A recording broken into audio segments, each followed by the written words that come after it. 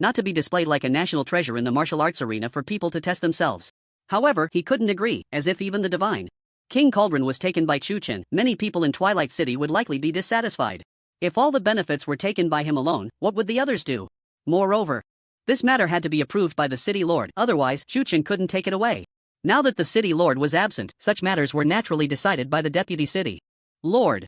Looking at the relationship between the two brothers, it didn't seem like they would agree. After all, the Emperor of Chu had wanted to take down Chu Chen for quite some time. Alright, let's not talk about this for now. How do you feel? Lu Sanjin said seriously. Chu Chen seriously felt the extra thing in his mind and said, pretty good, I feel like I can punch the fire god with one blow.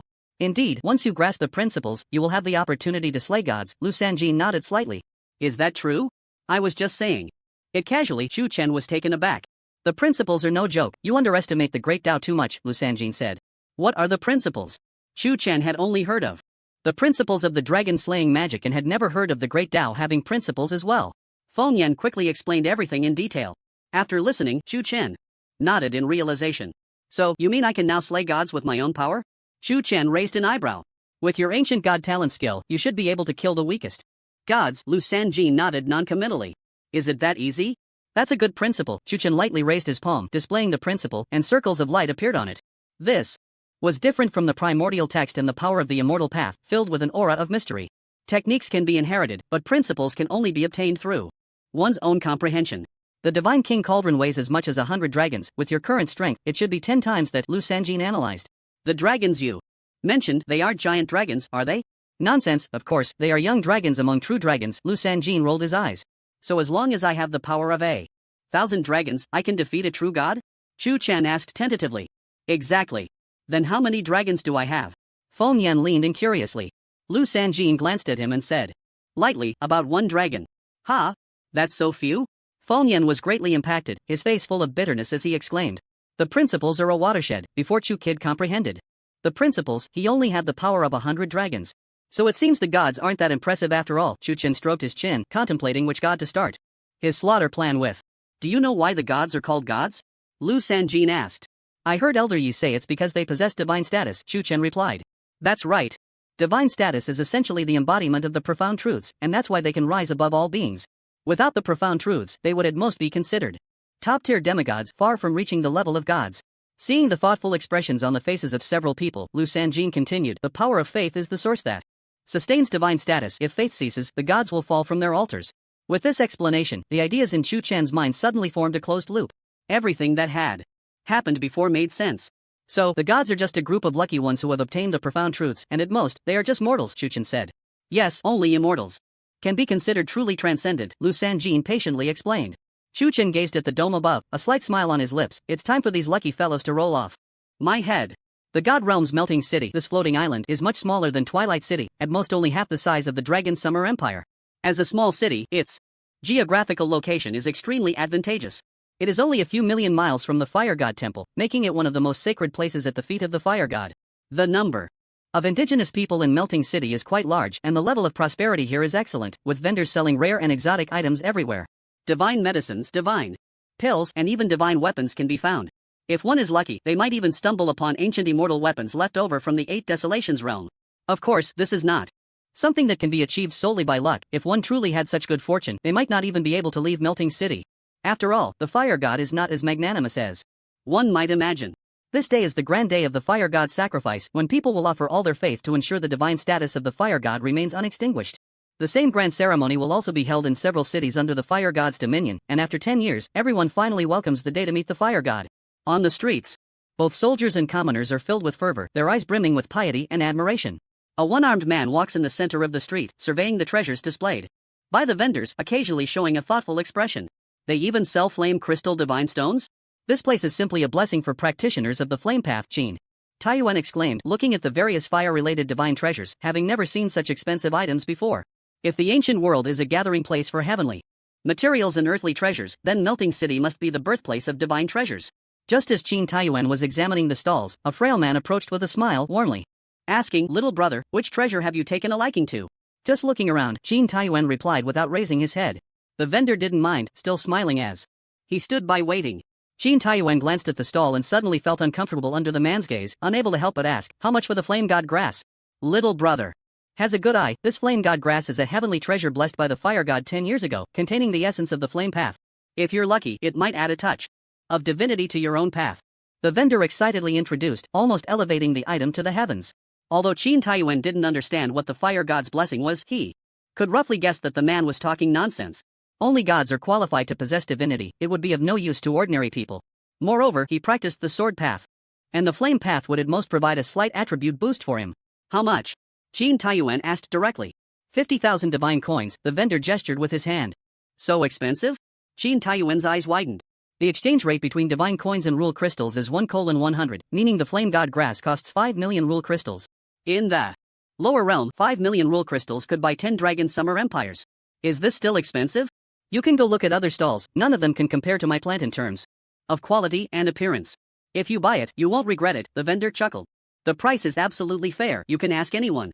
Qin Taiyuan frowned, thought for a moment, and still chose not to buy, casually placing the flame god grass back on the stall. I don't want it.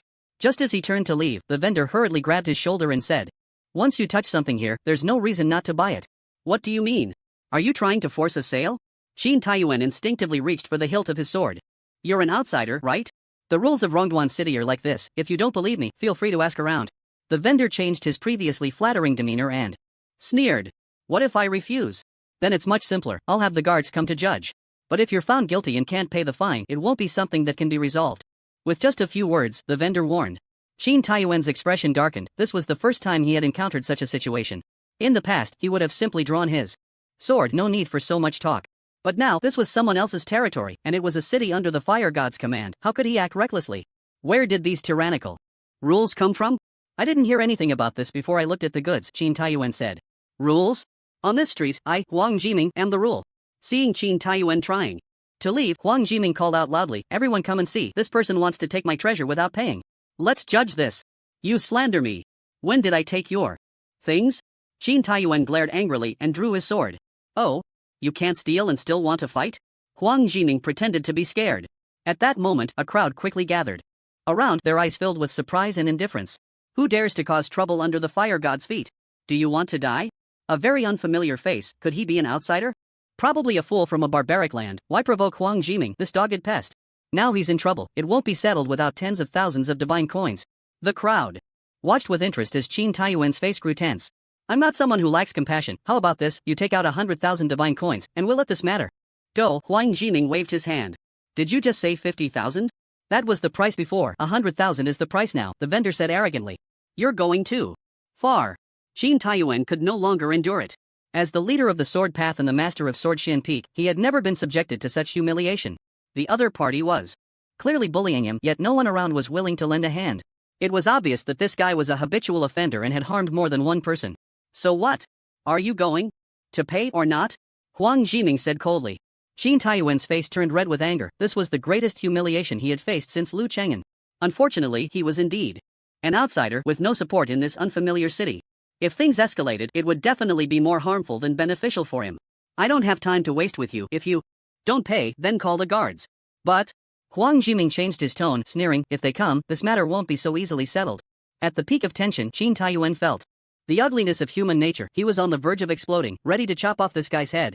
Just as he was about to make a move, a loud explosion came from the direction of the city gate.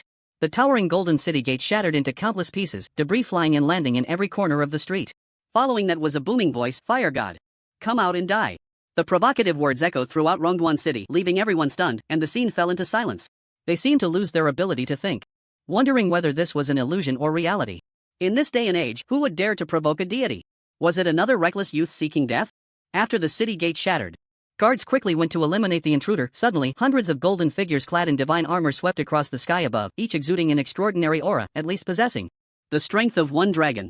Even more formidable were those with the strength of 10 dragons or more. Their presence shot forth like a rainbow, dazzling like the sun. Wherever they passed, storms surged, and Qin Taiyuan, standing on the street, felt a suffocating pressure. Who dares to be reckless in Melt City? Your grandfather is here, Fire God, why don't you come out to greet him? Bastard! Curses rang out, but soon the booming sounds of battle took over. The scale of the commotion was unprecedented in Qin Taiyuan's experience. Almost as if the world were collapsing. Each collision released shockwaves that could easily obliterate him. At that moment, Qin Taiyuan was very curious about who this intruder in Melt City was. That voice sounds a bit like Chu Chen? He couldn't tell if it was his imagination, but he suddenly felt the two voices were quite similar, both in tone and phrasing. However, he quickly dismissed this absurd thought. How could it be Brother Chu? He's probably being troubled somewhere just like me. Jin Taiyuan shook his head inwardly. Chu Chen's temperament was far more arrogant than his, and he was a rare troublemaker. Wherever he was, peace and tranquility were impossible. He would definitely cause chaos, leaving the people in distress. He knew this all too well. At that moment, Huang Jiming scoffed. Every year, there are reckless fools who want to provoke divine might, and in the end, they just end up as corpses hanging on the city walls. Isn't that right? They probably want to use the name of the gods to boost their reputation. I've seen plenty of clowns like that. How long do you think this fool can last? I bet he'll be killed by the God King in 10 minutes. 10 minutes? You really overestimate these ruffians. I bet it'll be at most 3 minutes. Laughter echoed in their ears. In this solemn and dignified city, people like Qin Taiyuan and the intruding fool were their favorite sources of amusement. Life was so dreary. Without some additives, wouldn't they be suffocated? Huang Jiming's gaze fell on Qin Taiyuan, warning, don't worry, once the guards deal with that fool, it'll be your turn. The sinister laughter made Qin Taiyuan extremely displeased, a chilling killing intent rising on his face. He tightened his grip on the sword in his hand, ready to fight his way out of here. He was just waiting for the battle at the city gate to end. Soon, the turmoil subsided and the space was calm again. 2 minutes, such a fast speed. It seems this fool's strength isn't that impressive. Isn't it thanks to the God King? Today is a grand ceremony, they must show their full strength. Indeed, who wouldn't want to perform well in front of the fire god? This is a chance for merit. The teasing continued, and it was clear they were used to this. Alright, now it's your turn. A glint of excitement and ruthlessness appeared in Huang Jiming's eyes. He could hardly wait to teach this outsider a lesson. However, at that moment, a figure descended from the sky, crashing heavily before everyone. Bang! A headless corpse fell at their feet, blood splattering all over them. The visual impact was no less than that of a collapsing dome. Haha, see? This will be your fate. Huang Jiming laughed loudly, his face twisted with malice. He could already imagine the scene of Qin Taiyuan kneeling before him, begging for mercy in the face of death. How satisfying would that be? It was almost unimaginable. However, the expected chorus of agreement did not come. Huang Jiming's laughter abruptly stopped as he looked at the others in confusion. He saw their faces turn pale, their bodies trembling uncontrollably, as if they had encountered something extremely terrifying. What are you afraid of? The guards won't turn on us. Huang Jiming said, puzzled. This is the God King's corpse, one person screamed in terror. What? Huang Jiming looked down and discovered that the corpse was clad in divine armor, holding a broken spear that had snapped in two. Analyzing the break, it was clear that it had been forcefully shattered by someone. A sudden chill ran through Huang Jiming's heart, and an ominous feeling arose within him. This was a divine weapon. Who had the power to directly break a divine weapon? Suddenly, a whistling sound echoed above everyone's heads, causing them to retreat in panic. The dull thud of flesh colliding with stone startled their hearts, making them jump. Hundreds of corpses lay sprawled on the ground, instantly staining the tiles a deep crimson. Blood flowed in torrents, pooling into a bloodbath. This scene left everyone wide-eyed, almost unable to believe their eyes. The God King has fallen? Throughout the invasions of the divine realm, they had only seen minor skirmishes. While there were certainly frictions among the gods, there had never been a life and death conflict. Now, during the fire god's memorial, who would dare to cause trouble at such a critical moment? Especially in the city of melted steel beneath their feet. Wasn't this slapping the fire god in the face? Gulp! Someone struggled to swallow, their lips trembling uncontrollably. It seemed this was serious, not mere words. Just how powerful was this person to achieve such a feat?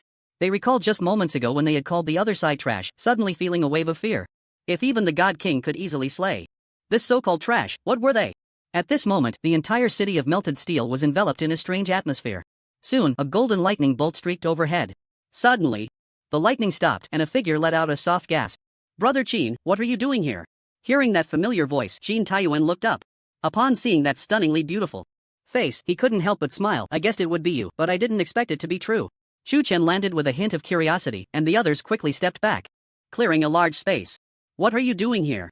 Where are Bu Jingyun and the others? Chu Chen looked around but didn't see the familiar faces. We've gone our separate ways. Qin Taiyuan casually exchanged pleasantries and continued to ask, what are you here for? To kill the fire god, didn't I just say that? Chu Chen replied nonchalantly. I heard. Qin Taiyuan smiled. This truly matched Chu Chen's character. Only he could be so audacious. Throughout the history of the divine realm, many had boasted about killing gods, but 90% couldn't even enter the fire god's temple. But perhaps because it was Chu Chen, Qin Taiyuan couldn't help but feel a ridiculous trust. Who is this guy? Chu Chen asked upon seeing Huang Jiming's hand gripping Qin Taiyuan's shoulder. Huang Jiming's pupils suddenly constricted, quickly withdrawing his hand, and awkwardly laughed. I just touched him casually. Nothing else. Oh? Is that so? Chu Chen looked at Qin Taiyuan, raising an eyebrow. No matter how well someone could disguise themselves, the eyes couldn't lie. Chu Chen clearly sensed the hidden malice and greed lurking deep within the other's gaze, though it was only a subtle hint, it couldn't escape his notice. Even though he and Qin Taiyuan didn't have a deep friendship, the other had helped him during the ancient world, and the promise made had yet to be fulfilled. Since he was here, killing one more or one less made no difference. Qin Taiyuan's face darkened, his sword pointing directly at Huang Jiming, and he said in a deep voice, "You unscrupulous merchant, unable to force a sale, yet you wish to humiliate me and take my life. Don't slander me. When did I do that?" Huang Jiming's eyelids twitched violently, hastily denying it. "Dare you swear on your Dao heart and say it again?" Qin Taiyuan stepped forward, his killing intent palpable. Huang Jiming was intimidated by his aggressive gaze, cold sweat pouring down. It wasn't that he feared Qin Taiyuan would act recklessly, but that the killing god beside him was simply too terrifying. Even many divine generals and kings were no match for him, having been dealt with in just 2 minutes. How could this little businessman be a match for him? Let's talk it out. Misunderstandings, it's all misunderstandings. Huang Jiming forced a flattering smile and hurriedly pressed down on Qin Taiyuan's long sword. But Qin Taiyuan's attitude was extremely firm, not backing down at all, fiercely pointing at Huang Jiming, his eyes almost spitting fire. He had suffered such a great loss and finally had a chance to hold his head high. How could he let it go with just a few words? Moreover, a sword cultivator should always move forward. If he retreated now, how could he face his own invincible heart? Seeing that Qin Taiyuan was unyielding, Huang Jiming's eyes rolled, and he flattered, "How about this? I'll give you this flame god grass and compensate you with another 100,000 divine coins, and we can consider this misunderstanding settled. What do you think?" Chu Chen, having listened, roughly understood the situation and spoke up. "What does Brother Qin think?" "That can't be counted." Qin Taiyuan blurted out without thinking. "Did you hear that? My friend said this matter won't be so easily passed over." Chu Chen smiled slightly. His smile was warm, like the spring sun, soothing to the heart. If it weren't for what had happened earlier, Huang Jiming would definitely have wanted to stab this seemingly foolish kid a few times. But the bloody truth lay before him. How could he maintain his composure? That smile was completely terrifying, almost seeing through his heart, laid bare without reservation. "How about this? You can pick any 3 items from my stall as an apology." Huang Jiming gritted his teeth and said painfully. The people around were quite surprised. They had lived on this street for nearly tens of thousands of years and knew their neighbors well. Huang Jiming was notoriously stingy, and it was almost impossible for an ordinary person to extract anything from him. Now, to save his life, he was willing to give away his collection? This showed how terrifying Chu Chen was in his eyes. "Just an apology?" Chu Chen asked with a smile. Huang Jiming was slightly taken aback, suddenly understanding, and hurriedly said, "I'll also give the little brother 200,000 divine coins, just to make a friend. A good compensation." Chu Chen nodded slightly and looked at Qin Taiyuan. "What? Do you think this time?" Qin Taiyuan thought carefully and realized that this didn't seem too bad. After all, he owed Chu Chen for his help. It was still a matter of human debt. If he had the strength to kill the God King, would this unscrupulous merchant even have the chance to stand before him and bargain? He would have killed him with a single sword long ago. "All right." Qin Taiyuan nodded stiffly. Seeing this, Huang Jiming felt a heavy stone in his heart quietly fall, secretly relieved. "All guests are welcome. What happened just now was my fault, and I apologize to the little brother here." Huang Jiming clasped his fists and bowed. Qin Taiyuan silently followed him to the stall, examining the goods on display, pondering which ones to choose. Meanwhile, Chu Chen looked up at the dome. At this moment, he could feel several impressive auras approaching the melting city. Can't hold back any more? In the next moment, a blazing firelight shot up, flames bursting forth, and a massive sun suddenly appeared above everyone's heads. Who dares to be reckless in the melting city? Upon hearing this voice, the citizens of the melting city felt as if they had found a savior, tears almost streaming down their faces. Under the sun, a woman radiating divine light floated, her brows filled with heroism, her figure graceful, and her long legs particularly eye-catching. Her appearance wasn't stunning, but her features were very striking. Especially her prominent nose, making it easy to remember her face at a glance. It's Princess Huayue. Princess Huayue has returned from battle. Every festival day, the offspring and beloved of the fire god return. I didn't expect them to come back so quickly. We're saved. Upon seeing her, the crowd cheered, pointing at Chu Chen and accusing him of his misdeeds. Huang Jiming was no exception. His flattering face instantly turned dark, like a character from a Sichuan opera changing masks. Princess of the Fire Moon is above. These two ruthless and greedy scoundrels not only want to seize my wealth but also my life. Please, make a decision for me. Her words were mixed with a sobbing tone, and she looked extremely pitiful. You wicked woman. Qin Taiyuan's anger surged, and he drew his sword. With a slash, a terrifying sword light spanning millions of miles shot out, instantly severing Huang Jiming's arm at the root. Ah! Beast! Accompanied by a spray of blood, Huang Jiming let out a painful roar and crawled towards the Princess of the Fire Moon, his eyes filled with resentment and hatred. You wait, Princess of the Fire Moon will definitely make a decision for us. You are doomed. You, thief. Die. Qin Taiyuan charged forward, but at that moment, a hand grasped his shoulder, preventing him from advancing. Brother Chu, no matter what this guy says today, I will kill him. Qin Taiyuan's face was filled with murderous intent. His expression is cold as eternal frost, making others feel as if they had fallen into an ice cave. Don't worry, I have no intention of letting anyone go, Chu Chen said calmly. But you just... Qin Taiyuan was slightly taken aback. Why let him go, you ask? Chu Chen's lips curled up as he gazed at the graceful figure in the void, saying, only by using a long line can you catch big fish. What use is it to kill a few nameless small fries? Hearing this, the furious Qin Taiyuan gradually calmed down and nodded, I understand. After saying that, he stood with his sword, choosing to fight alongside Chu Chen against the heavenly gods. Seeing his resolute demeanor, Chu Chen was quite surprised and curiously asked, aren't you afraid? A true man should be like this. You have the courage to declare war on the fire god, how can I shrink back? Qin Taiyuan replied. The princess of the fire. Moon looked coldly at the culprit who had invaded the melting city and caused great destruction, her face showing no expression. Yet, the aura of slaughter around her surged continuously, quickly gathering into a river of heaven. All around her were divine kings and generals, a battle-hardened army far stronger than the guards of the melting city. The weakest divine king possessed the strength of 30 dragons, while the strongest had even the power of 100 dragons. Their opponents in the battle across the heavens were the void creatures, lingering near the heavenly realms, fighting day and night, their understanding of the great path far surpassing that of ordinary divine kings. Some even possessed the strength to battle the fire god's avatar, while the strongest was naturally the leader of this divine army, the princess of the fire moon. She was not comparable to the two good-for-nothings, Fire Glory and Fire Fate, who couldn't even step onto the battlefield. In comparison, they were no different from trash. Now that the divine army had returned, encountering Chu Chen, rampaging through the fire god's territory, if they did not eliminate him, how could they establish themselves in the divine realm? You are so audacious, daring to kill my people on the day of the festival. What punishment do you deserve? The princess of the fire moon spoke coldly. Her voice was ethereal, possessing a unique beauty, yet filled with a different kind of dominance. This was the first time Chu Chen had seen the princess, and he couldn't help but feel curious. With such a good figure, you should go home and nurse children. Why? Learn to fight like a man? Damn mortal, you dare to insult this princess? Not even the 18 layers of hell can cleanse your sins. The princess of the fire moon said coldly. TSK, I was complimenting you. Why are you unhappy? Is having a good figure a bad thing? Chu Chen pondered while stroking his chin. This act was nothing short of a great insult. As the daughter of the fire god, she had borne immense pressure since birth. However, due to being a daughter, many people, like Chu Chen, held discriminatory attitudes. Who said women are inferior to men?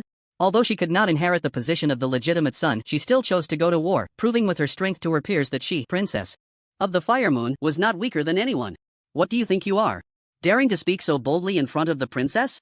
Huang Jiming jumped out and scolded loudly. Exactly. Don't you see what kind of person you are? Just a sneak attack. Do you really think you are someone important? When the princess of the fire moon makes her move, won't you be crushed like trash?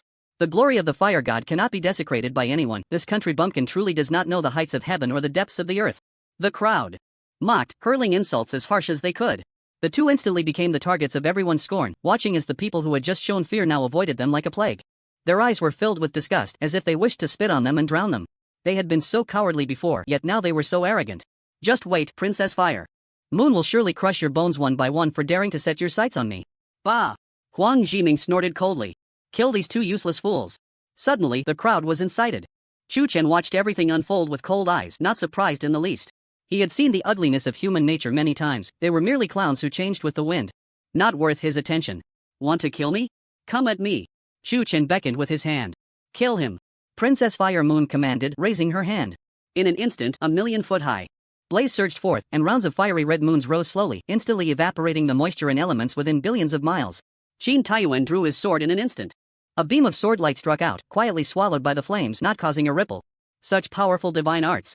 Chu Chen was not surprised by this situation, judging from the aura of Qin Taiyuan's sword just now. It had at most the power of 2 dragons, and of course, he could not be a match for a divine king. Moreover, they were a group of seasoned warriors in a one-on-one fight. Even if Qin Taiyuan risked his life, he might not be able to inflict any injury on the opponent. I'll do it. Chu Chen stomped his foot hard on the ground, his body shooting into the sky like a cannonball, and with all his strength, he threw a punch. Is this kid crazy? Using his body to fight against divine fire?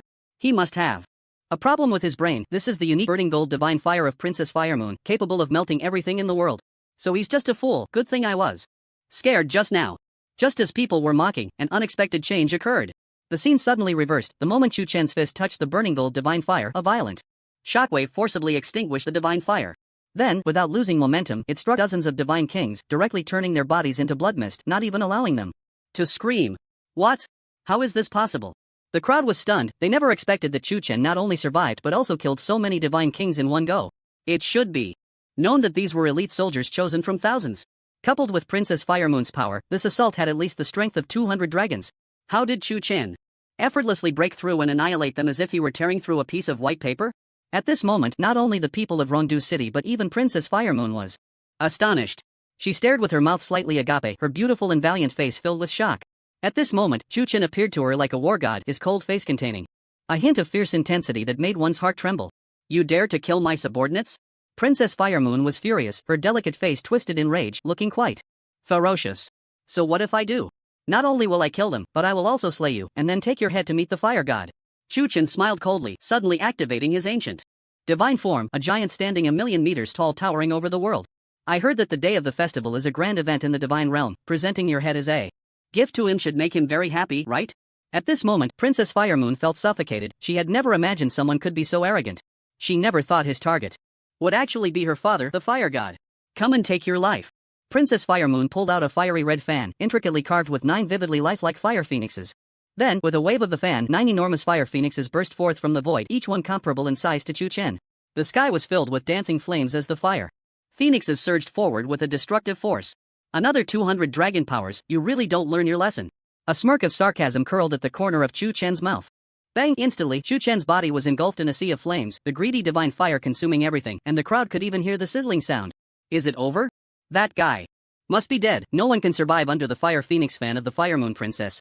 Phew! I thought something was going to happen. Luckily, he's just a wax-headed silver spear. However, the crowd's joy didn't last long before they saw a hand reach out from the sea of fire, fiercely grabbing the neck of a fire phoenix. Screech!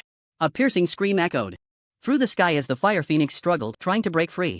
Beast, shut up! Immediately after, a figure engulfed in divine flames emerged from the fire, holding the fire phoenix as if it were a little chick. Chu Chen, unscathed, gazed at the dazed Firemoon Princess and gently snapped the fire phoenix's neck. I changed my mind. I want to tear you apart and beat you into submission. The fire phoenix summoned by the divine fan was so easily crushed by this ancient god before him. The process was as effortless as squashing a tomato with fiery divine essence spraying like juice, splattering into the melting city and igniting towering flames. Each of the 9-headed fire phoenixes was stronger than 100 dragons under the command of a god king, yet they had no power to fight back against Chu Chen. He had just been engulfed by the divine fire, feeling the weakening and changing breath of the opponent, but why was he still alive? This question not only puzzled the Firemoon Princess but also left the onlookers stunned, collapsing in fear on the ground. Ghost! This guy is not human. The Firemoon Princess came to her senses, her face flushed with shame and anger. How dare he publicly claim he would tear her apart in that place? Shameless villain, if I do not kill you today, how can I face the daughter of the fire god? The Firemoon Princess said coldly. That title is better off discarded. After today, the fire god will become history. Chu Chen indifferently tore apart the remaining fire phoenixes, his powerful body shaking, and a torrent of blood energy surged into the sky like wolf smoke. The overwhelming and domineering power shook the heavens and the earth, and the blood flowing through his veins sounded like thunderous roars. It was as if the blood was not an ordinary substance but transformed from chaotic divine thunder. At this moment, Chu Chen understood why the ancient god's body of the 7 stars could be so powerful. The blood contained an immense bloodline power. Perhaps due to his royal lineage, he felt he could easily subdue the Firemoon Princess with a mere gesture. This was not mere arrogance, it was the first time he felt such a surge of power.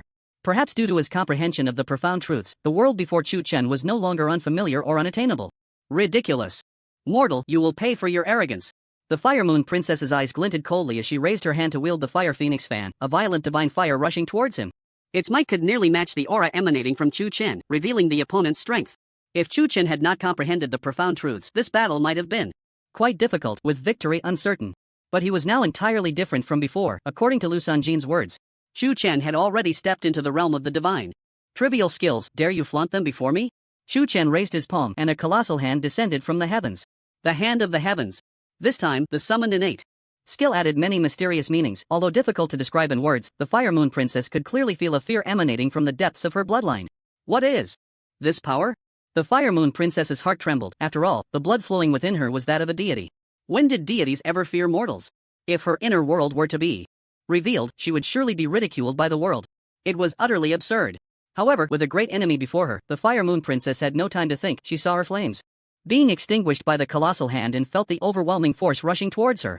Divine technique, divine fire yang flame erupted from the Firemoon Princess, unleashing a dazzling golden red light that nearly obscured the heavens and the earth. Countless flames flew out from within, transforming into brilliant sun flames, as radiant as flowers.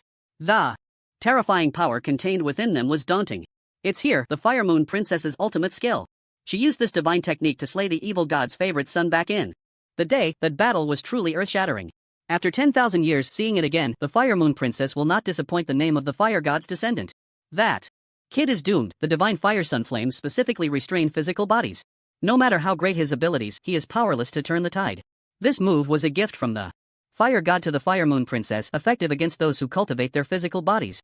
No matter how strong a person is, everyone has weaknesses, and Chu Chen was no exception. Soon, the sun flames struck the hand of the heavens, the piercing explosion nearly shattering people's eardrums. The flames burned every corner of the massive palm like maggots, gnawing at bones, greedily devouring energy. In the blink of an eye, the hand of the heavens was burned to nothingness. It worked.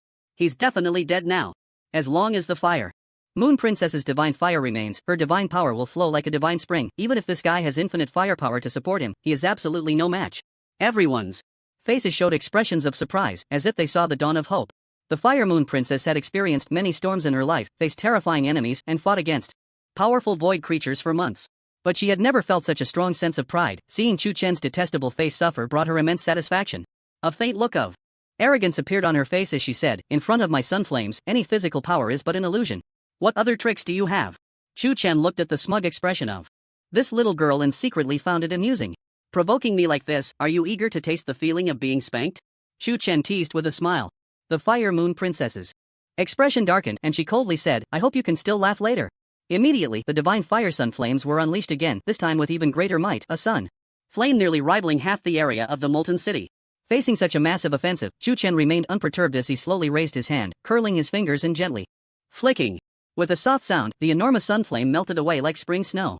What? The Fire Moon Princess's beautiful eyes widened, her face losing color as she couldn't help but scream.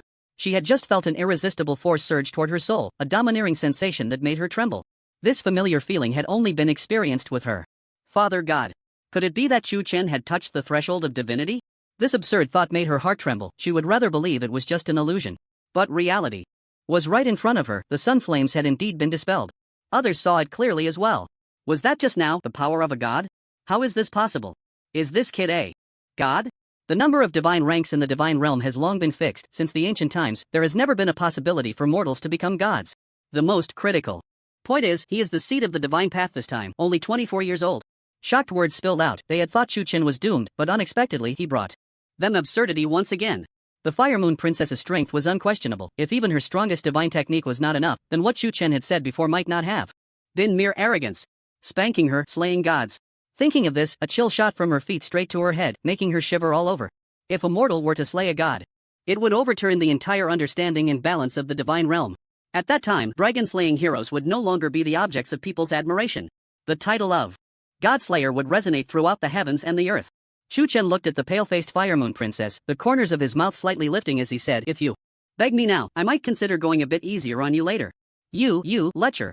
The Fire Moon Princess was instantly frightened pale by Chu Chen's aggressive gaze. I in the eyes of the other party, she was like a piece of raw jade, ready to be held and toyed with at any moment. With such a vast disparity in strength, no matter how great her abilities, she was powerless to change her fate. But the thought of being desecrated by lowly mortals ignited a surge of shame and anger within her. "Oh, so now you know fear? Where did that arrogant expression go? I prefer to see you defy to the death. It's much more thrilling that way." A wicked smile curved on Chu Chen's lips as he returned to his normal form and stepped closer. As the distance closed, the fear on Princess Huayue's face intensified, and she instinctively wanted to flee. She would rather bear the shame of a hasty retreat than allow her purity to be tarnished by mere commoners. But just as she prepared to move, Chu Chen suddenly appeared behind her, smiling, "If you dare take a step, I will destroy the entire Melt City. Let all your people die because of you." You. Princess Huayue was both shocked and furious, her delicate finger pointing at Chu Chen, unable to utter a word. Seeing the fear and cowardice on the faces of her people below, she closed her eyes in despair. She wanted to run, but thinking of Chu Chen's cruel methods, she dared not do so. How many fearless warriors were there in the vast Melt City? Perhaps a small number could stand against Chu Chen's might, but who could guarantee that everyone would be willing to die for the honor of the gods? Do you mean what you say? Princess Huayue asked, her eyes wide open. That depends on your performance, Chu Chen replied with a slight smile. Remember this, the humiliation you have given me today will be repaid 100-fold in the future. Princess Huayue spoke with grief and anger. Listening to her words, Chu Chen stroked his chin and said, "Why does that sound so familiar? It seems I said something similar back in the day." After saying this, Chu Chen reached out and grabbed Princess Huayue's shoulder, causing her to tremble involuntarily at the strong masculine aura She had never been touched by a strange man, especially one she looked down upon as a commoner, and her heart was filled with shame and anger, wishing she could self-destruct and perish with Chu Chen. But with the threat to the citizens of Melt City, how could she abandon them? Let go of the princess. Seeing Chu Chen truly touched the sacred being in her heart, the remaining God King shouted in anger. Shut up! With a casual wave, Chu Chen instantly turned the God King into a mist of blood. With a single strike, he killed the God King. It seemed they were not mistaken. Chu Chen indeed possessed immense power. Below, Qin Taiyuan was left dumbfounded, not expecting that. After months apart, the one he could easily crush back then had now grown into an unattainable existence. Perhaps slaying gods is not a joke. The thought of Chu Chen being able to kill a deity ignited a fervent passion within Qin Taiyuan. If that day were to come, his name would surely reach its peak. Others were mere mortals, standing shoulder to shoulder with the gods. But he, as a mortal, would suppress the gods. The two were worlds apart, completely incomparable. At that moment, Princess Huayue, witnessing Chu Chen's brutal actions, couldn't help but speak up. If you have the ability, come at me, why take it out on others? Shut your mouth. When did it become your turn to speak? If you're a servant, act like one. Keep your mouth shut when I haven't told you to open it. Chu Chen slapped her rear forcefully, causing Princess Huayue's face to flush red, her teeth clenched, her eyes nearly spitting fire. Lie down for me, what are you waiting for? Chu Chen patted his thigh. Princess Huayue shot him a fierce glare, as if she wanted to kill him with her eyes. Watch your eyes, be careful not to provoke me, or I'll strip you bare and hang you at the city gate. Chu Chen sneered. You dare? Princess Huayue shouted. What's there to be afraid of? Saying this, Chu Chen directly tore apart the armor on her body, revealing the fiery red bodysuit and pants underneath. You? Princess Huayue instinctively crossed her arms, her eyes reflecting shame and fear. She was not someone without shame. If she were truly stripped bare, she would undoubtedly become a laughingstock in the divine realm when the time comes. Where will her dignity be? It would be better to just die. At this moment, she was truly afraid. Chu Chen was completely an unreasonable, willful demon. She couldn't see through his thoughts, only knowing that she couldn't provoke him. What are you waiting for? Do you want me to personally invite you? Chu Chen asked with a smile. Princess Huayu hesitated and crouched down, her arms still crossed over her chest, her face flushed red like a ripe red apple. Chu Chen felt the sensation on his leg, chuckled softly, and swung his hand down forcefully. Slap! Princess Huayu let out a muffled groan, her brows furrowed, her teeth clenched, her face showing a look of embarrassment. It seemed she felt humiliated for making a sound. A good daughter should not make herself look like a rough man. Such good elasticity is truly wasted. Chu Chen clicked his tongue in regret and slapped down again. I will definitely kill you. I will. Princess Huayu gritted her teeth and said. Slap! Mind your identity, you are my prisoner now, don't think too highly of yourself. Chu Chen said slowly. As his hand kept coming down, Princess Huayu felt so angry and sad that she wanted to die on the spot. Thinking of Chu Chen's lowly status, her sense of humiliation deepened. Why don't you speak up about what's good or bad? If you don't shout it out, how will I know if you like it or not? Chu Chen's magnetic voice came from behind. But Princess Huayu had no time to feel it, she only felt disgusted by him. How does it feel to be looked down upon and pressed down? You should have never thought that your lofty self would have such a day. Chu Chen said. Princess Huayu remained silent, only looking ahead with red-rimmed eyes. The humiliation Chu Chen inflicted on her surpassed all the grievances she had suffered in her life. Princess Huayu had never experienced anything like this, not even on the battlefield when facing death. She had never regretted. As she thought about it, a tear like jade fell, wetting Chu Chen's knee. Noticing the dampness on his leg, he initially thought she was enjoying it, and for a moment, his expression was quite strange. But upon closer inspection, he found that Princess Huayu's body was slightly twitching, and the faint sound of her sobs came slowly. Chu Chen snorted coldly and kicked her away, saying dismissively, boring. Seeing herself escape from the sea of suffering, Princess Huayu, with tears in her eyes, said, Don't forget what you promised me. You must not take your anger out on Rongduan City. You still feel wronged? Soon, I will let you know what the gods have done to me. Chu Chen said coldly with a smile. What do you mean? Still playing? Dumb? You'll know when we get there. Where to? Of course, to the Fire God Temple. Hearing this, Princess Huayu's pupils constricted, her heart stopped, and she said fiercely, If you dare to go, you will pay for your evil deeds. Is that so? Chu Chen scoffed lightly and said, Then I can't wait. Boom! Rumbled, bells and drums sounded, and the Qin and Sa played together. The auspicious holy head of the dome celebrated and danced, and clouds filled the hall above. The Fire God Temple changed from its previous solemn atmosphere, now surrounded by a peaceful and lively ambience. The same scene played out in front of multiple gods' temples. Today was a grand day in the divine realm, a centennial festival that carried the continuation of the gods' divine lifespans. The power of faith accumulated by the people would be contributed on this day for the stability of the heavenly world, and also for the hope of receiving more blessings in the future. After all, their ability to live here relied entirely on the protection of the gods. Otherwise, they would be no different from mortals in the lower realm. The flow of divine kings was continuous, and an astonishing number of people entered the temple through the grand doors. The high-ranking fire god remained inside the temple and did not make an appearance. Although he did not show himself, every corner of the temple was under his watchful gaze, and no evil spirits dared to appear at this moment. The fire god sat on the divine throne, eyes closed in contemplation, his face calm and unruffled, making it impossible to discern his inner thoughts. Beside him stood a respectful divine attendant, holding a scroll and counting the number of people coming to offer their tributes. Divine Lord, this year's faith is much greater than usual. It seems the reverence of the people for you has risen several levels, a cause for celebration. The fire god merely responded with a light hum, saying nothing more. Additionally, the divine sons and daughters who were out in battle have returned. They will announce the results of the campaign at the upcoming festival ceremony, the attendant continued. After the festival, I plan to keep a few divine sons and daughters in the temple. Who do you think is more suitable? The fire god asked. Does the divine lord wish for them to take over the temple? The attendant dared to ask. The fire god slowly opened his eyes, his gaze radiating divine light, and the divine emblem on his forehead shone brilliantly, dazzling like the light of day. I believe that aside from the divine sons and daughters who are out in battle, there are also descendants of the divine lord within the temple who can bear great responsibilities. The attendant said. Go on. Fire Candle and Fire Order both possess the courage and determination to take on great tasks, and their strength is not to be underestimated. If they can be gradually taught from the basics, they will surely relieve the divine lord of worries in the future, the attendant respectfully stated. Back then, I listened to your suggestion and allowed Fire Fate and Fire Radiance to engage with temple affairs, but now? Those two useless sacks of bones were killed, and I was humiliated in front of the earth god and the mountain god. The fire god snorted coldly. The attendant immediately felt panic, kneeling in horror. It is my failure to supervise, I deserve to die 1,000 deaths. It has nothing to do with you, I trusted my sons too much, the fire god said lightly. He had hundreds of offspring, and the death of 2 was not a significant loss. But the humiliation and the pain of flesh and blood were unbearable. The fire god had underestimated Chu Chen, never expecting him to be so tenacious. Divine Lord, you can give them another chance, allowing the divine sons and daughters to have a place to prove themselves, the attendant suggested tactfully. What he wanted to express was that he did not want the divine descendants to merely be ornamental figures in the temple. Although no one openly criticized them, many whispered behind the scenes. Not every divine descendant was a remarkable talent. Many were just useless.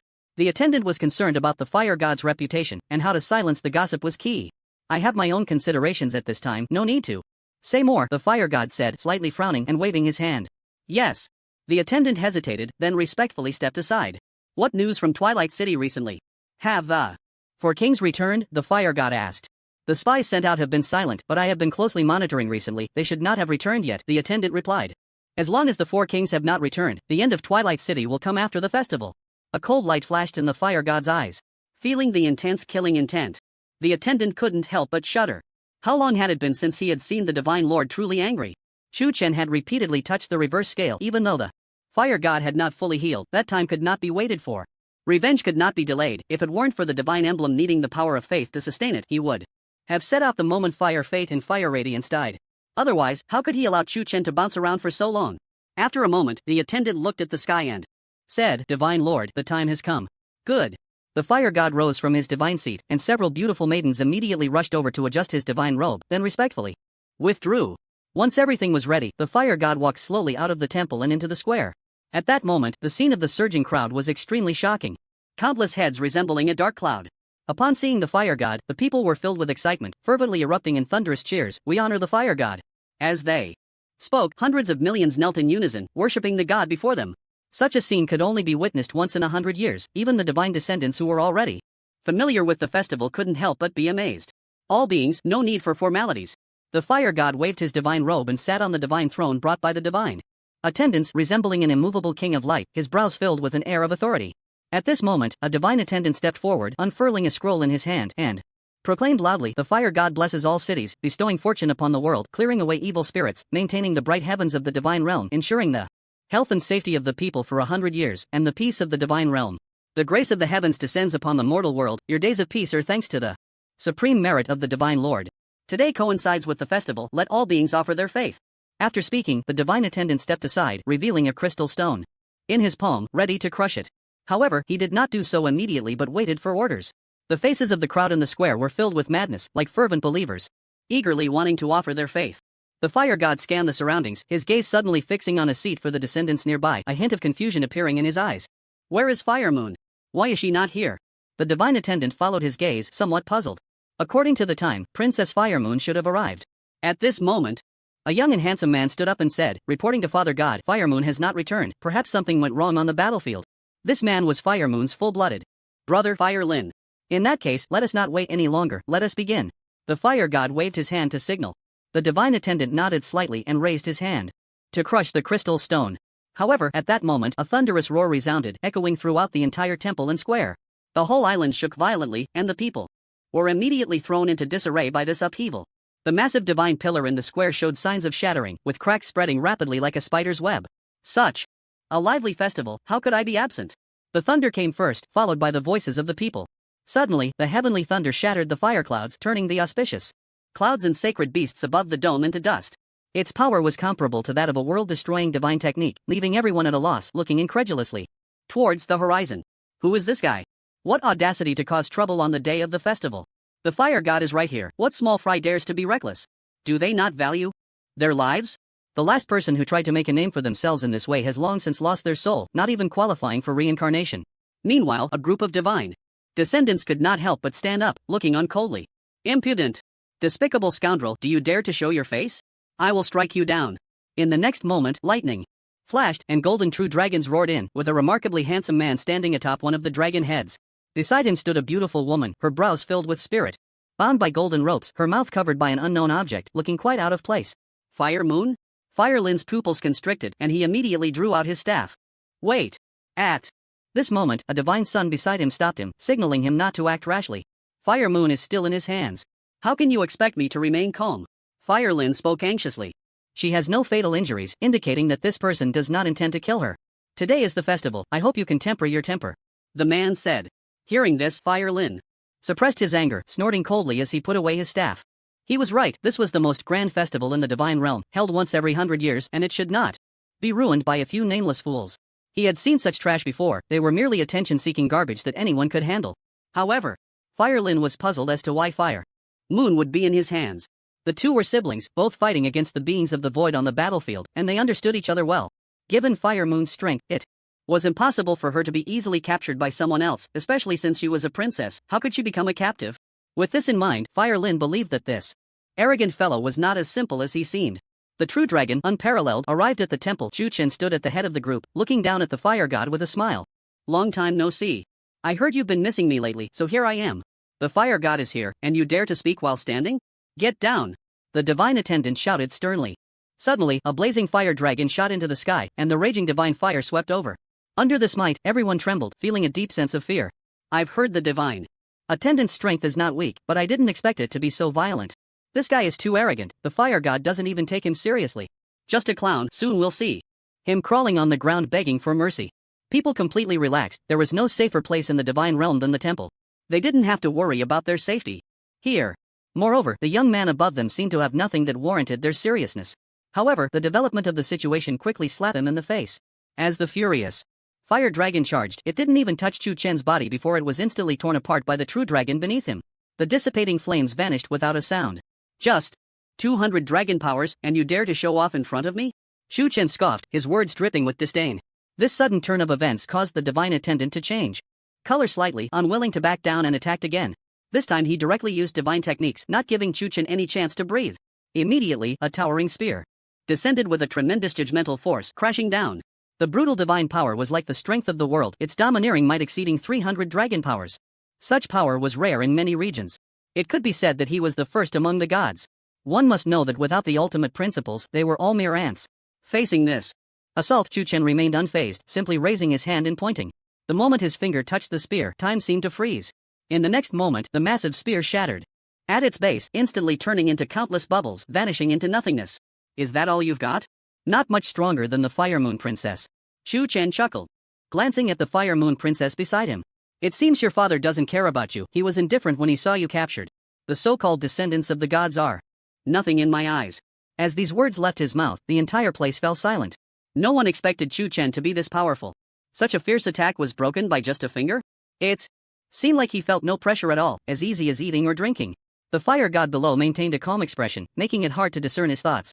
But Chu Chen knew that the other party definitely wanted to strike, but was held back by some kind of restriction. Old dog fire god, I'm here today to take your head. Do you want to come down yourself? Or should I do it for you? Chu Chen asked loudly. Boom, you bold fool. As soon as these words were spoken, hundreds of the fire god's descendants moved, drawing their divine weapons and flying forward to confront Chu Chen in midair. A myriad of momentum converged, and the bloodline of the fire god erupted violently. Raging flames surged into the sky, forming a dense defensive line like a net, creating a deadly formation. Chu Chen looked at the crowd before him, smiled, and said, "I'm not interested in your heads, if you know what's good for you. Get lost quickly and don't waste my time." "Humph. This realm is a line. If you dare to cross it, don't blame us for being rude." Fire Lin said coldly. "Also, return the Fire Moon and surrender. I might consider leaving you with a whole corpse." The group did not act rashly. They knew that if it came to a one-on-one fight, they would definitely not be Chu Chen's match. With the divine attendant's previous experience, trying to be a hero now would only make them look like clowns. "Just you few?" Chu Chen mocked with a smile, slowly raising his hand and saying, "Suppress." As soon as the words fell, an invisible force suddenly struck the chests of several people, instantly causing them to cave in. They let out muffled groans, their bodies instantly shattered and fell powerless. Fragments of their bodies dropped to the ground, and everyone retreated, their eyes flashing with terror. Dead? Dead? That is a descendant of the gods. How can this person be so audacious? He's doomed now. Even if the heavenly Tao comes, it won't save him. Princess Huoyue was completely stunned. She thought Chu Chen was just trying to prove something, but she never expected him to actually go for the kill. Her pretty face turned pale with fear, trembling uncontrollably. Watching her childhood friend die was a shock powerful enough to shatter her heart. Even seeing her subordinates fall on the battlefield outside the domain didn't elicit such a strong reaction. At that moment, the fire god could no longer sit still and coldly said, "Chu Chen, you refuse to walk the path to heaven and barge into hell. Today is your day of death." After saying this, a thick aura of malice suddenly erupted around the fire god, and the temperature dropped sharply. When a god is enraged, billions will fall. What? He is Chu Chen? Everyone suddenly realized, their pupils shaking. This name was already well known in the vast divine realm. Who didn't know of a bold seed of the divine path named Chu Chen, who had just entered the divine realm and killed the fire god's avatar? Although the divine realm is vast and boundless, comparable to the combined area of several sequential worlds, one cannot underestimate the speed of information dissemination, especially in a world where demigods are as common as dogs. A small piece of gossip can spread to every corner in half a day. Chu Chen's name lingered in people's minds like a legend. They could hardly imagine that this young man in his 20s not only killed a god's avatar and slaughtered a god's descendant but also dared to kidnap a princess? And now he stood above everyone, his proud and handsome face disdainfully sweeping over the descendants of the gods. Just moments ago, he had boasted about killing the fire god. All these deeds added a layer of mystery to his domineering demeanor.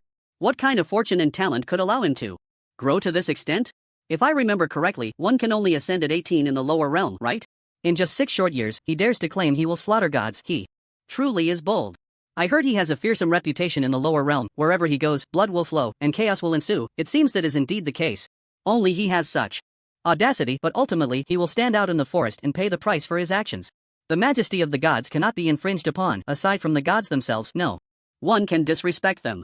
Chu Chen's strong physique did not stand out among the descendants of the gods. Although his face was extraordinarily handsome, he was still heavily overshadowed in terms of aura. Yet strangely, these descendants with divine bloodlines were no match for him. They couldn't even withstand a single finger. It was simply bizarre. Today, I will let you know what a true god is. The fire god trembled, and the divine mark on his forehead suddenly burst forth with an extremely dazzling golden red light. In an instant, many colorful lights floated above everyone's heads, all merging into the divine mark. The light emitted by the divine mark grew increasingly radiant, almost obscuring the heavens and the earth. Any misty aura and the divine realm's brilliant radiance paled in comparison. Is this the power of faith? Chu Chen watched as people offered their faith, their faces visibly paling. Some even lost dozens of pounds, their eye sockets sunken, cheekbones protruding, resembling those who had been drained. Yet there was not a trace of regret in their eyes. Instead, they were even more fervent and excited. For them, this was supreme glory. This was what being a believer meant. The fire god's majesty held a deeply rooted place in their hearts, and the traditions passed down through countless eras were taken for granted. Chu Chen had never witnessed the scene of collecting the power of faith. Now it seemed that this was simply overextending the soul power of the masses. Although the physical manifestation would quickly recover, the damage to the soul was permanent. It might not show immediate effects, but over time, it could cause potential harm to oneself. It could even lead to madness. I see, no wonder Elder Yi advised me not to take this path. Chu Chen suddenly understood. The so-called divinity is nothing but a scam. The gods scrape the power of souls to prolong the life of their divinity and maintain their status. What they do is no different from murder. The poor believers still think this is a form of glory. After being drained, they feel honored. How ridiculous! Chu Chen shook his head and laughed, feeling helpless about such behavior. When he was on Blue Star, people often said that those who are pitiful must have something hateful about them. He didn't understand the meaning of this saying back then. Now he does. Looking at the group of frenzied people below who were shouting for his execution, Chu Chen lost the last shred of compassion in his heart. Since there are no more concerns, let's go all out. Chu Chen's gaze suddenly turned cold as he stared at the person blocking his way and shouted, "Get lost!" Thunder followed his voice, and a violent wave of energy erupted from Chu Chen's mouth, instantly sending hundreds of people flying. Thick bolts of lightning coiled around them, shocking them into wild convulsions, their eyes turning white. The complete Thunder Road is no longer what it used to be. With Chu Chen's current strength, even without using his ultimate techniques, he possesses the power of 300 dragons. Of course, this is with the effect of the Supreme Path. In a state without any enhancements, as Lu Sanjin said, it would be the power of 100 dragons. After clearing the obstacles, Chu Chen rushed straight towards the fire god, his expression indifferent, a glimmer of killing intent flashing in his eyes. Just as Chu Chen was slowly advancing, the divinity finally absorbed enough faith and returned to the fire god's brow. Suddenly, the fire god opened his eyes wide, and two beams of scorching divine light shot towards Chu Chen, burning a pitch-black space wormhole in their wake. Facing the true god's assault, Chu Chen did not dare to be negligent and unleashed the chaotic divine thunder. To counter, boom! A massive explosion echoed across the sky, the shockwave instantly destroying the stone pillars in the square, shaking the temple and leaving traces of collapse. As the tide receded, the two were clearly entangled in battle, with Chu Chen transforming into an ancient god, his million-meter body smashing down towards the giant god before him. The primal aesthetic of violence was fully displayed, neither held back, both used their strongest powers to try to annihilate the other. Chu Chen was struck hard in the chest by a punch, his skin instantly showing a black burn mark, flesh mangled, and blisters forming. As he was pushed back, Chu Chen, unwilling to show weakness, kicked out fiercely, landing a blow on the fire god's arm, producing a crisp sound of bone cracking, causing the latter to stagger back. The two stood thousands of meters apart, both filled with killing intent. Gods are truly just a bunch of lucky fools. I thought they were some transcendent beings, but now that I see them, they are nothing special. Chu Chen's chest wound healed in an instant, leaving no trace of a scar. The fire god moved his injured arm, and the divinity flashed with a glimmer, completely repairing it. "You sharp-tongued brat, soon you will know what pain is," the fire god bellowed, summoning the path of flames, a torrent of fire snakes gathering and charging forward as a killing force. "Let me give you a piece of advice. You should use your true abilities, or you might end up capsizing in the gutter and becoming a laughingstock, and it won't be me," Chu Chen said coldly, a smile on his face as he lightly tapped the void. The Great Destruction Suppression Finger. A colossal finger descended, containing the power of several paths, suddenly launching a devastating attack. The fire snakes collided with the giant finger, but the imagined earth-shattering explosion did not occur. Instead, the fire snakes wrapped around the giant finger, suddenly contracting, trying to use their strangling power to annihilate this attack. The giant finger abruptly froze in mid-air, dimming slightly, the power of the paths being worn down significantly. However, at that moment, Chu Chen snapped his fingers and said, "Go." The colossal finger suddenly expanded, the powers of several paths erupting explosively. The immortal path, the destruction path, the soul path, the thunder path, the path of strength, seemingly unrelated rules of power bizarrely fused together at this moment, harmonizing as if they were a single living being. The fire snakes were suddenly crushed by a terrifying force that could uproot everything, vanishing in an instant. The towering giant finger of the fire god swept by with unyielding might, causing the space it passed through to shatter inch by inch, as elements surged madly into the wormhole, continuously flowing away. The fire god frowned at this sight, flipped his palm, and a fiery red long sword appeared in his hand. He then slashed out with the sword, directly cutting the giant finger in half, as flames fiercely devoured and extinguished the power of the great Tao. A divine artifact? Chu Chen raised an eyebrow, intrigued. "You little beast, this is what you forced me to do." The fire god's voice was like a 1,000-foot glacier, making one feel as if they had fallen into an ice cave. Immediately, he raised the fire god's sword high above his head and silently recited a spell. The divine light surged, and a vast, terrifying power continuously flowed into the fire god's sword. At that moment, people seemed to feel a fear from the depths of their souls, their bodies uncontrollably trembling. Some even fell to the ground, large patches wetting their pants, their teeth chattering. "It has appeared, the fire god's sword. Legend has it that the fire god used this move to split the realms and slay billions of invading void beings from the heavenly worlds. When the fire god is enraged, evil cannot be resisted. Chu Chen will surely have no place to be buried." Cheers erupted, as everyone wanted to see how tragically Chu Chen would die. The usually monotonous ceremony unexpectedly provided such an interesting scene, stirring the long silent people. "Kill him! Kill him!" The shouts were deafening, and under the anticipation of the crowd, the fire god finally gathered his strength and slashed out with his sword. A sword light spanning billions of miles swept forth, as the divine realm seemed to be cut in half, a pitch-black crack suddenly appearing. As the killing intent surged, Chu Chen let out a soft hum and slowly closed his eyes. Seeing this scene, the crowd was bewildered. What is this kid doing? Has he chosen to give up? He must be resisting no longer. This sword carries the power of a true god, and no one has survived under the true god's power since ancient times. In the end, mortals are still mortals. What a pity, I thought we would see a spectacular battle, but it seems it will end so quickly. Unless. At this point, the person chuckled silently. How could there be so many ifs in the world? If only Chu Chen were a bit stronger, it would only be a matter of how long he could hold on. The moment he stepped into the divine hall, the outcome was already determined. The fire god looked coldly at the closed-eyed Chu Chen, a strange feeling suddenly rising in his heart. What should have been a guaranteed victory now gave rise to doubt. How could I have this feeling? It must be an illusion. The fire god hurriedly brushed away the trace of unease and looked again. Just as the sword light was about to obliterate everything at an incredible speed, it was only a hair's breadth away from Chu Chen. Suddenly, a peculiar power appeared between heaven and earth. Chu Chen struck a strange pose, moving his hands in an extremely slow dance. It looked like an ordinary old man or woman exercising, but it contained an extremely profound Tao rhythm. What is that? People turned their gazes, their eyes filled with confusion. Strangely, under the seemingly feeble action, the sword light suddenly froze. It was not completely still, but rather moving at an extremely slow speed due to some kind of restriction. The hair's breadth distance never closed. Chu Chen still had not opened his eyes, and the movements of his hands gradually quickened. The power of the great Tao suddenly revealing behind him. The fire god sensed something was wrong and urgently needed power to slash out again, using the same divine technique. Twice was also a tremendous drain on the divine essence. After all, under the support of faith power, the mysteries were limited. Each use consumed a great deal of faith, and the fire god had no choice but to use it twice to subdue Chu Chen and establish his authority. With two attacks launched simultaneously, the pressure increased sharply. Yet Chu Chen seemed oblivious, his expression calm as he stopped his movements. Today, I shall tell the world that so-called gods are nothing but a scam.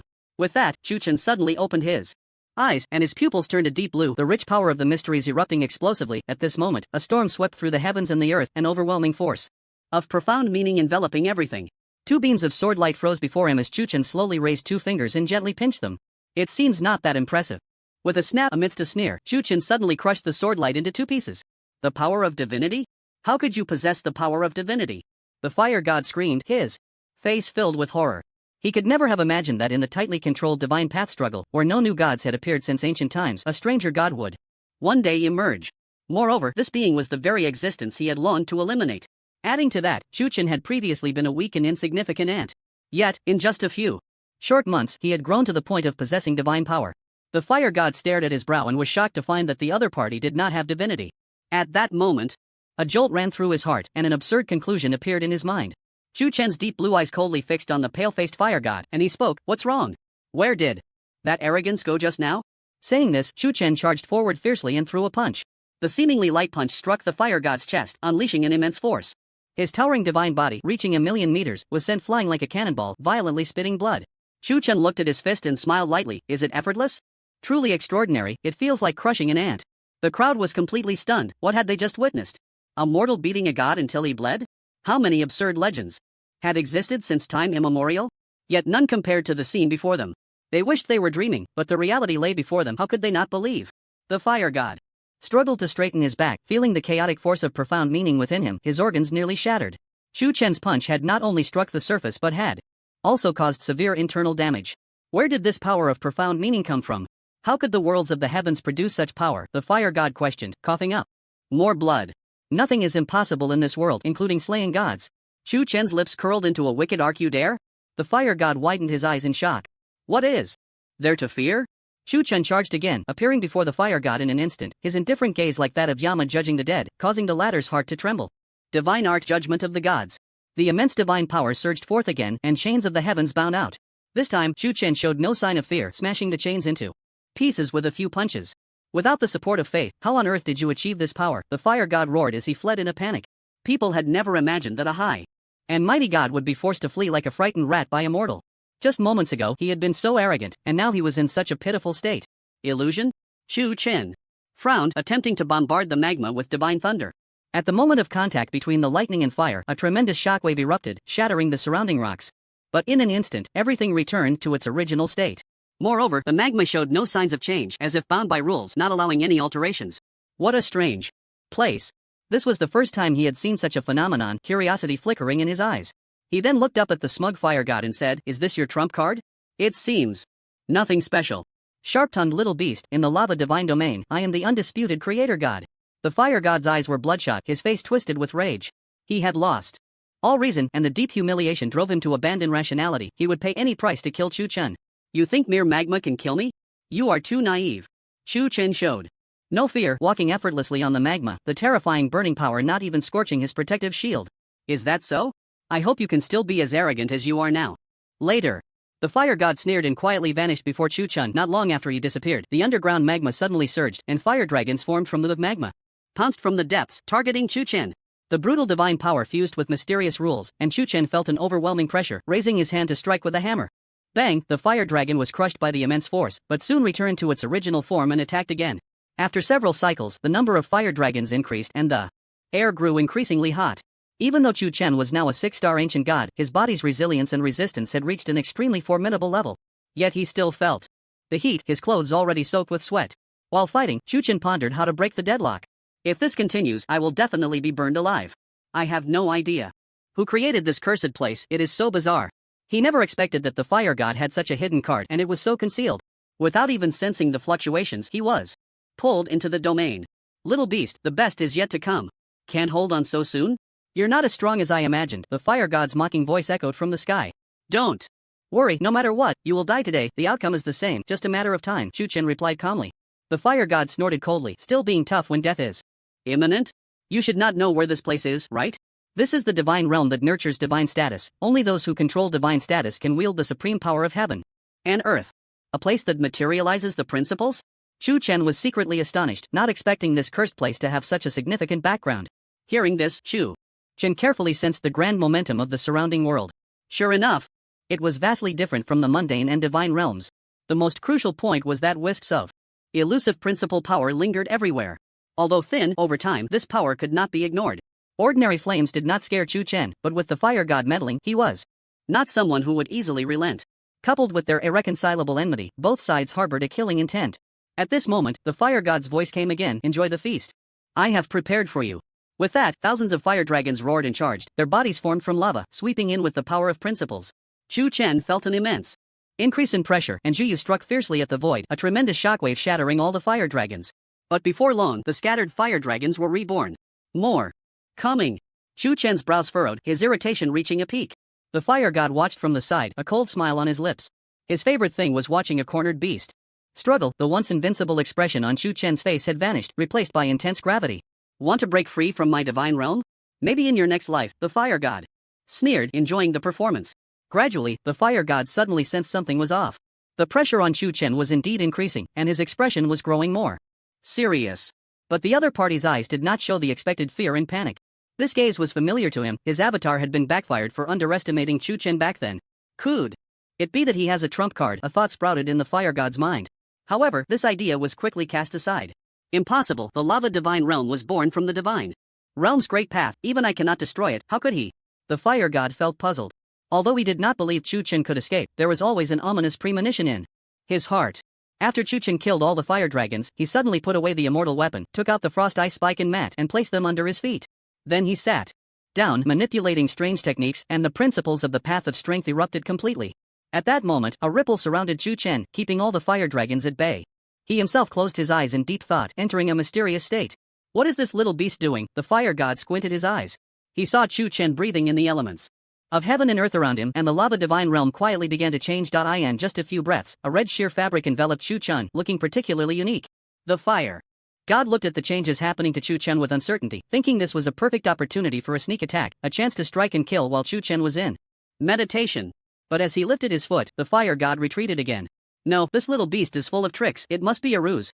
Once I show myself, he will unleash his killing move. And we will both perish. The more the fire god thought about it, the more uneasy he became, dismissing the idea of a sneak attack. Anyone still cultivating at a time like this must have a screw loose. He wouldn't be foolish enough to fall for such a low-level trick. Want to deceive me? You are far from it. Just as the fire god was feeling pleased with his own cleverness, a burst of fiery red light suddenly erupted from Chu Chen's body. The brilliance was dazzling and blinding. Feeling the rich fire element, the fire god's heart skipped a beat. At this moment, the complete path of flames? Seeing this scene, the fire god felt his worldview collapse. He had thought Chu Chen was just being mysterious, trying to trick him into revealing himself. But unexpectedly, he was serious. Cultivating in such an environment, under such circumstances. Was he for real? To comprehend the complete path of flames in such a short time, how could his talent be so monstrous? The fire god was instantly awestruck, his face turning pale with fear, while jealousy surged within him. Back in the day, when the myriad worlds had just separated from the 8 desolations, he too was a top genius. He had to struggle and suffer to obtain his divine status, looking down on all others. The treasures he had worked so hard to acquire seemed like mere air in front of Chu Chen, easily within reach. It seemed like it had been less than an hour since he sat down. Was it really that easy to comprehend the path these days? However, that was not all. In addition to the path of flames, a mysterious power of flame slowly emerged within Chu Chen. That power resonated with the aura of this lava divine realm. He wants to comprehend the mysteries here? The fire god's pupils suddenly constricted. Who gave him the confidence? His astonishing talent? The unique fortune of the ages? Or perhaps his overwhelming self-assurance? The fire god was utterly perplexed, his gaze sweeping over every inch of Chu Chen's body, not missing a single corner. He tried to sense how the other party was connecting to the path of the 8 desolations. As he pondered, his gaze suddenly fixed on the path's lotus seat, suspicion rising in his eyes. Perhaps this is the secret to his comprehension of the mysteries. Although it was difficult to discern the grade and secrets of the lotus seat with the naked eye, it was precisely because Chu Chen took out this item that he was able to evoke the complete path of flames. As for the ice bed beneath him, it might be used to resist the lava. After all, it had been quite a while, and the ice bed showed no signs of melting, not even a drop of water. Thinking of this, the fire god was shaken, a glint of greed flashing in his eyes. If I can obtain this lotus seat, wouldn't the mysteries be at my fingertips? Why would I need to be a lackey of the heavenly Tao? It could be said that fortune favors the bold. The fire god thought he was going to meet his end here, but unexpectedly, the heavens had given him a chance to break free from his shackles. As long as he obtained this lotus seat, he could leave the myriad worlds. In the future, he would soar high. Who could stop him? The fire god's breath quickened, an unnatural flush appearing on his face, his hands trembling slightly, excitement reaching its peak. You truly are my lucky star, let me take over everything about you. At this moment, he wanted to laugh out loud. But to avoid startling the snake in the grass, he chose to watch and wait. He would strike when Chu Chen was at his most relaxed, delivering a fatal blow. The fire god still feared Chu Chen's celestial weapon. If he were to be hit head-on again, even his divine status wouldn't save him. The power of faith was limited. Moments later, an unusual movement suddenly emanated from Chu Chen. A massive vortex suddenly appeared above his head, a tremendous suction force indiscriminately devouring everything around. Even the fire dragon was engulfed in a roar, disappearing into the vortex. Suddenly, a flash of red light flickered from Chu Chen's body, and the flame essence within him condensed slightly, pure energy coursing through his body, circulating along his meridians. The contact between thunder and fire did not produce the explosive vibrations one might imagine. These two explosive energies were not of the same origin. Yet, for some reason, they were as docile as little lambs, showing no hint of power. The devouring force of the vortex grew stronger, encompassing the entire lava divine domain, with all the flame essence lingering in the air completely swallowed up. While it might not seem significant when considered alone in sufficient quantity, it was still a considerable power. And what Chu Chen aimed for was the power of the essence here. He sensed something was off as soon as he stepped into this divine domain, but due to his understanding of the essence, apart from vigilance, he felt nothing but surprise. To the fire god, it might be an opportunity, but for Chu Chen, was it not the same? Therefore, he directly took out the Taoist mat to comprehend the path of flames. All he wanted was to leverage the situation. Half an hour later, the flame essence in the lava divine domain had become pitifully thin, and the magma beneath his feet no longer birthed fire dragons. The scorching sensation in the air was also rapidly decreasing.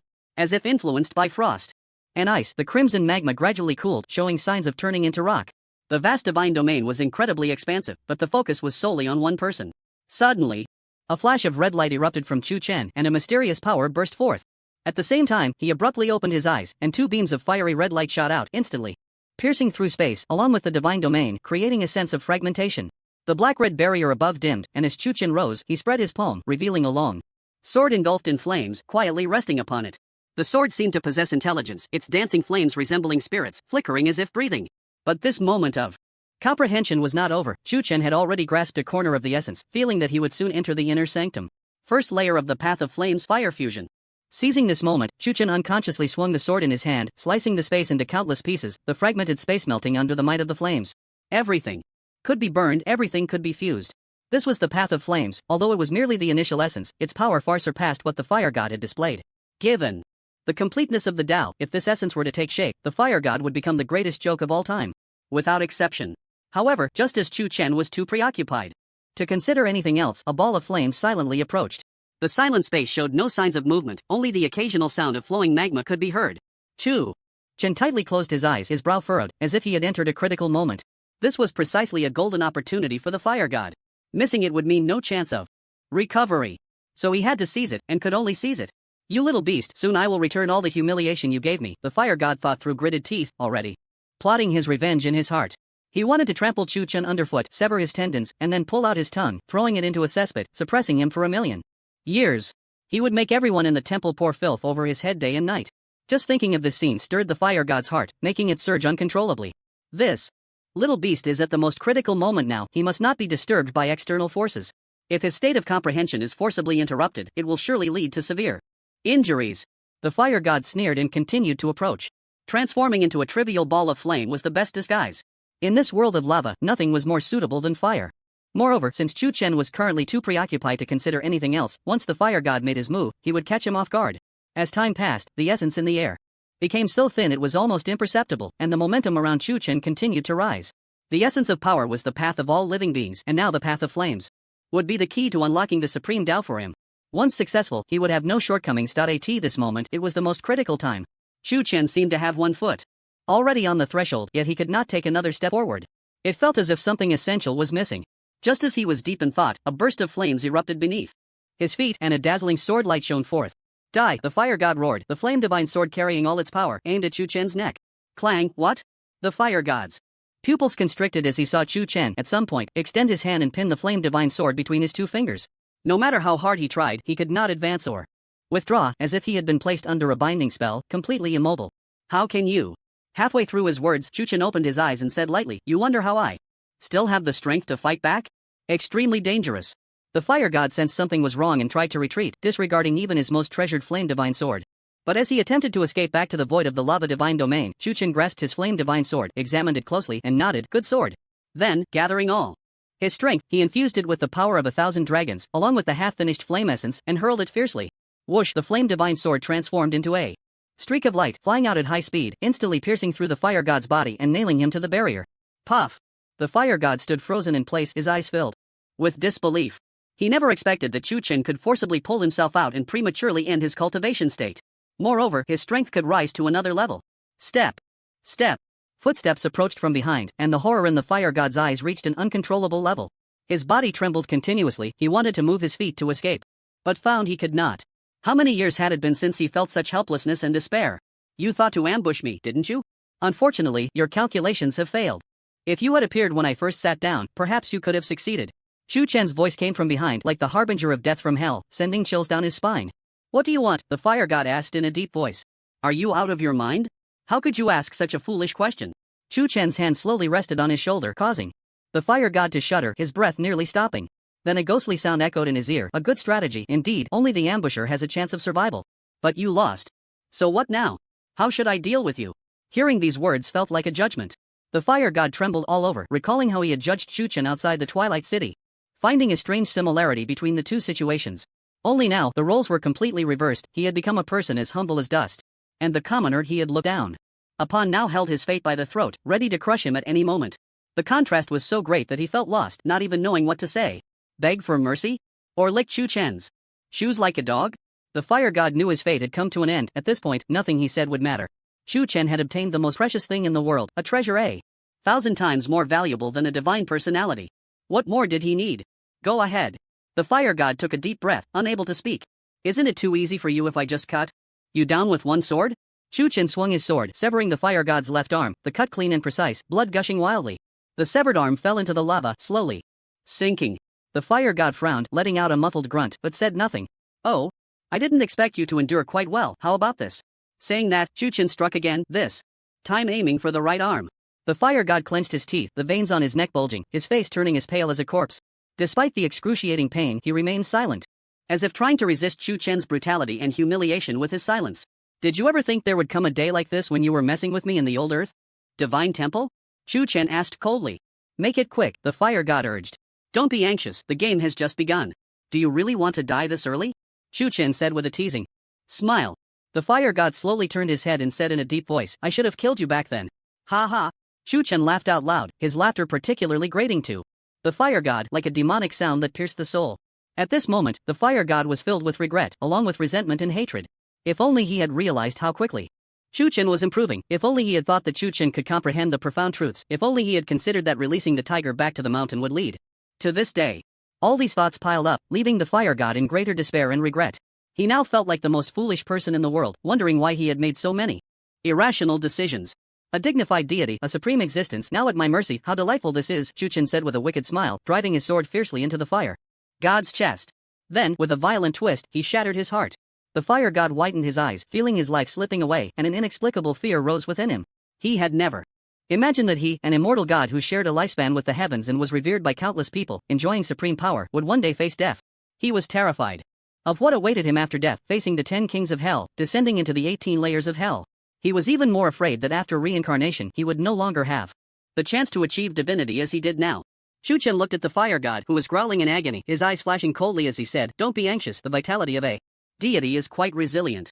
You won't die so quickly, and I won't let you die so easily." "What do you want?" the fire god asked weakly. "I suddenly have an idea.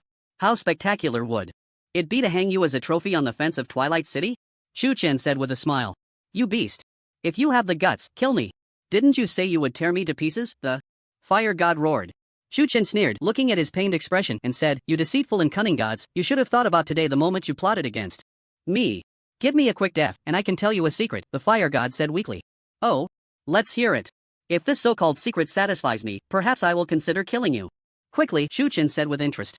The fire god gasped for breath and said, "The worlds will soon be destroyed, and the other gods are looking for a way out. Right now, apart from the Eternal Tower, there is only one last path to take." Shu Chen's eyes flashed with light at these words, and he pressed, "Speak. The core of the world. Only by shattering the core of the world can the shackles be broken and one go to the 8 desolations." Shu Chen's eyelids twitched violently as he suddenly grabbed his neck. "If the core of the world is destroyed, will the beings of the worlds have a chance to survive? Naturally not.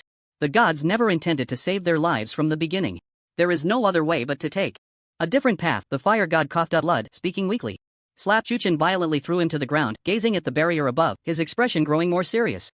If the core of the world were to be destroyed, not to mention the countless beings, Twilight City would also be in danger. The Eternal Tower is not omnipotent. If even the core is destroyed, it would cut off everyone's escape route. Only the gods could escape, and even their descendants would have to be buried with them. What a ruthless heart. Are you willing to risk everything? Shu Chen's expression gradually turned cold, a sneer appearing at the corner of his mouth. Very well, this is the perfect opportunity to catch them all. Shu Chen sensed that the worlds were heading towards collapse, and the gods residing in the divine realm could not have failed to foresee this. Therefore, this plan for annihilation was likely a result that had been discussed long ago. The core of the world is the most important thing in the planes. Everything is supported by it to maintain stability. The heavenly Tao would not allow the gods to touch the core of the world, so Shu Chen speculated that they might have a way to deceive the heavenly mechanisms. As for what the method is, it doesn't matter. What matters is the timing of this plan's implementation. When do we start? Shu Chen kicked the fire god, who lay like a dead dog. In a month, the fire god replied. Weakly. So soon? Shu Chen frowned, a sudden sense of urgency rising in his heart. He was glad to have learned this news in advance, otherwise, in a month, he would face the annihilation of Twilight City and countless beings from the myriad worlds. I've told you everything you wanted to know. You can fulfill your promise now. Come on, give me a quick end. The fire god said. Shu Chen glanced at him and replied indifferently, I've seen those in a hurry, but I've never seen someone so eager to die. The fire god looked at Shu Chen's expression and spoke with difficulty, I know you want to stop them. Going to the Yellow Springs now is just taking a step ahead of you. We will meet again down there soon. Then your calculations might fall through. I never do things without certainty, and Shu Chen chuckled lightly, teasing, I could kill 1,000 worthless beings like you. Just wait, I will enjoy the showdown there. The fire god laughed heartily, inadvertently pulling at his wound and coughing heavily, clearly in a state of exhaustion. If it weren't for the divine essence keeping him alive, he would have been a corpse by now. Shu Chen expressionlessly reached out and pinched the diamond crystal on his forehead, saying, Before you watch the show, shut your dog mouth. With that, he suddenly exerted force. The fire god let out a series of extremely mournful screams, and the entire lava divine realm trembled. Shu Chen narrowed his eyes, a fierce glint flashing in them, as he channeled all his power into his arm. At that moment, he resembled an ancient god of 9 stars, mighty and overwhelming. As he stepped on the gaping hole in the fire god's chest and exerted force again, blood sprayed, flesh tore, and the divine essence was directly pulled out by Shu Chen. Damn little beast. Return my divine essence. The fire god suddenly sprang up from the ground as if revived. Get lost. Shu Chen didn't even look at him, kicking him away with a thundering force, dragging him across the ground, leaving a long trail. The fire god suffered another heavy blow, struggled to rise, but after several attempts, he fell down weakly. Shu Chen examined the divine essence in his hand, feeling the surging power within, and couldn't help but smile. Just one step away, using this divine essence to make up for it is just right. The path of flames was not a direction he was familiar with, although he had the assistance of the lava divine realm and the path lotus. Comprehending the essence was not a simple task. Even with exceptional conditions, advancing further was as difficult as ascending to the heavens. Even the most extraordinary genius from the 8 desolations couldn't succeed in such a short time. The last piece of the puzzle that Shu Chen needed could be perfectly filled with the divine essence. You taking the divine essence is useless, my soul is already bound to it. You have no chance of becoming a god. The fire god's voice echoed from afar, filled with resentment and hatred. The divine essence was his last shred of dignity and the foundation that allowed him to endure. He had given everything in his life for this small crystal. It was because of this crystal that he enjoyed the best things in the world and held an unparalleled status. He could give up his life, his position, and his face.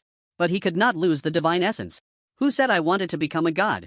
This thing is meant for comprehending the essence. You worthless beings just pride yourselves on it, treating it as a symbol of status, Shuchen scoffed. What do you want to do? Naturally, to complete what remains unfinished.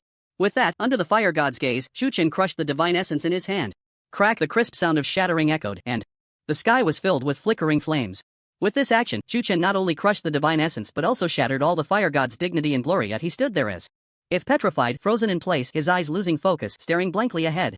Shuchen opened his mouth to inhale, suddenly drawing in all the red light that had dissipated into his abdomen, hurriedly taking out the frost ice crystal to enter a meditative state. In the next moment, circles of red light appeared behind his head, and a devouring vortex reappeared above him. This time, Shuchen's target was not the power of the profound truths drifting in the divine realm, but the abundant fire elements.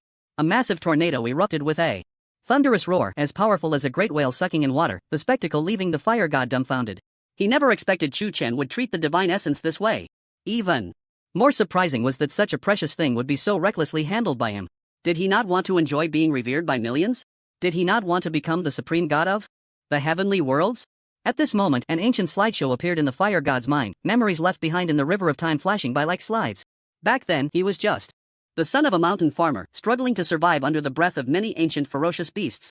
The three of them only wanted to live an ordinary life, but the iron law of the survival of the fittest extinguished his meager wishes. It was an unremarkable day when he witnessed his parents die tragically under the feet of an ancient ferocious beast while trying to protect him. Blood flew everywhere, the squelching sound of flesh being crushed still echoes in his mind. To survive, to slaughter all the murderers, to take revenge. He embarked on a path that most humans would not dare to imagine. To become a god. After years of effort, spending countless energy and time, he finally obtained the coveted divine essence.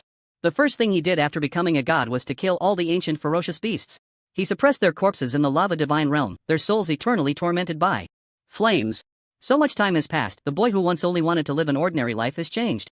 He became a legend, an object of reverence for countless youths who rose from humble beginnings.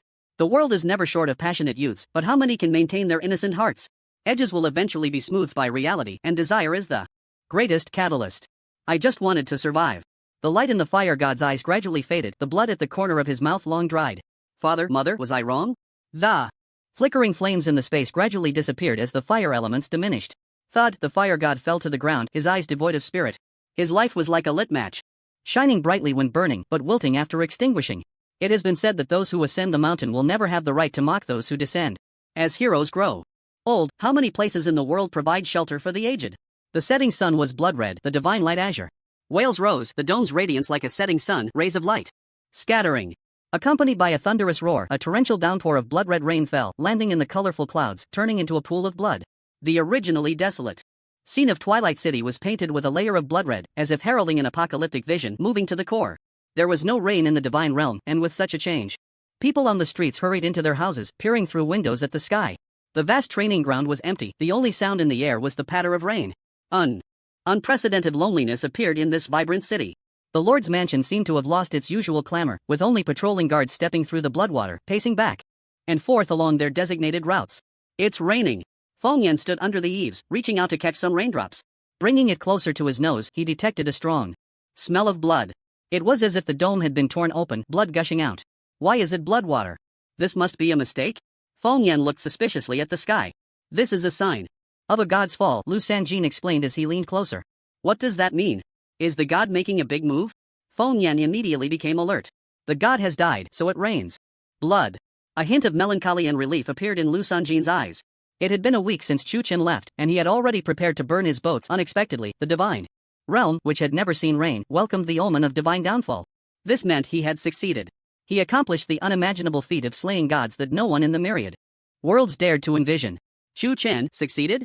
Feng Yan asked in disbelief, his eyes wide open. Lu Sanjin remained silent, quietly appreciating this long-awaited rainy day. My heavens! Feng Yan felt as if his brain had been stuffed with a stone, suddenly at a loss for words. His mouth gaped wide, almost able to fit a fist inside. Many sarcastic remarks were stuck in his throat, and he didn't know where to begin. At that moment, he felt he should display a shocked expression, yet he couldn't manage to do so. Perhaps it was disbelief in the reality, or perhaps it was the feeling that Chu Chun had committed an unpardonable act. In his mind, gods were always sacred beings that could not be desecrated. Although he had experienced many things that revealed the truth, concepts like these were deeply rooted in his heart and could not be easily uprooted. Just then, Jiang Bujue and Lu Taiqing arrived. Gazing at the scene outside, unable to suppress their feelings of awe. In the end, Brother Chu has succeeded. Lu Taiqing sighed deeply. Yes, he has achieved a feat unmatched in ages, thus he is undoubtedly the foremost among the myriad worlds. Jiang Bujue nodded slightly, his eyes filled with complex emotions. Then we should also be famous, right? Being associated with the Slayer of Gods, this honor might count for something? Lu Taiqing opened his folding fan and smiled leisurely. It might also be a disaster, there are over 100 gods in the world, and no one knows what will happen in the future. A glint of sharpness flashed in Jiang Bujue's eyes. Lu Sanjin interjected, or perhaps, there will be no future. What do you mean by that, Chief Steward? Lu Taiqing asked curiously. You should be able to feel it, the elements have become thinner. In the divine realm it is so, and the lower realms will undoubtedly be even more tragic. The myriad worlds are heading towards death, and it won't be long before the beings of the lower realms return to nothingness. After saying this, the few of them carefully sensed the surroundings, and their pupils suddenly shook. Lu Sanjin was right, the elements had become alarmingly sparse, and even those who had just transitioned found it difficult to conjure basic skills. This was undoubtedly devastating news for mortals. After all, many technologies and constructions relied on elements to maintain their daily operations. How could this happen? What is going on? Feng Yan stood frozen in place. In the age of decline, it has always been like this. The myriad worlds have been wailing, but you just haven't noticed. Lu Sanjin said indifferently. What should we do? Is there a solution? Feng Yan asked anxiously. Of course, before the world is destroyed, as long as you ascend to immortality, all problems will be resolved. Are you joking? Feng Yan chuckled dryly. I'm not joking, this is the only solution. Lu Sanjin said seriously. Feng Yan looked at his expression, his face slightly changed and then became grave. Then, will we all die? Feng Yan asked again. If the myriad worlds cannot escape the fate of destruction, what significance does everything Brother Chu has done hold? Lu Taiqing sighed. The atmosphere fell into an eerie silence, and the few of them said nothing, just staring at the scene before them. As long as you stay in Twilight City, this steward will naturally find a way to ensure your safety. Lu Sanjin said. What about the others? Jiang Bujue was the first to break the silence. Dead.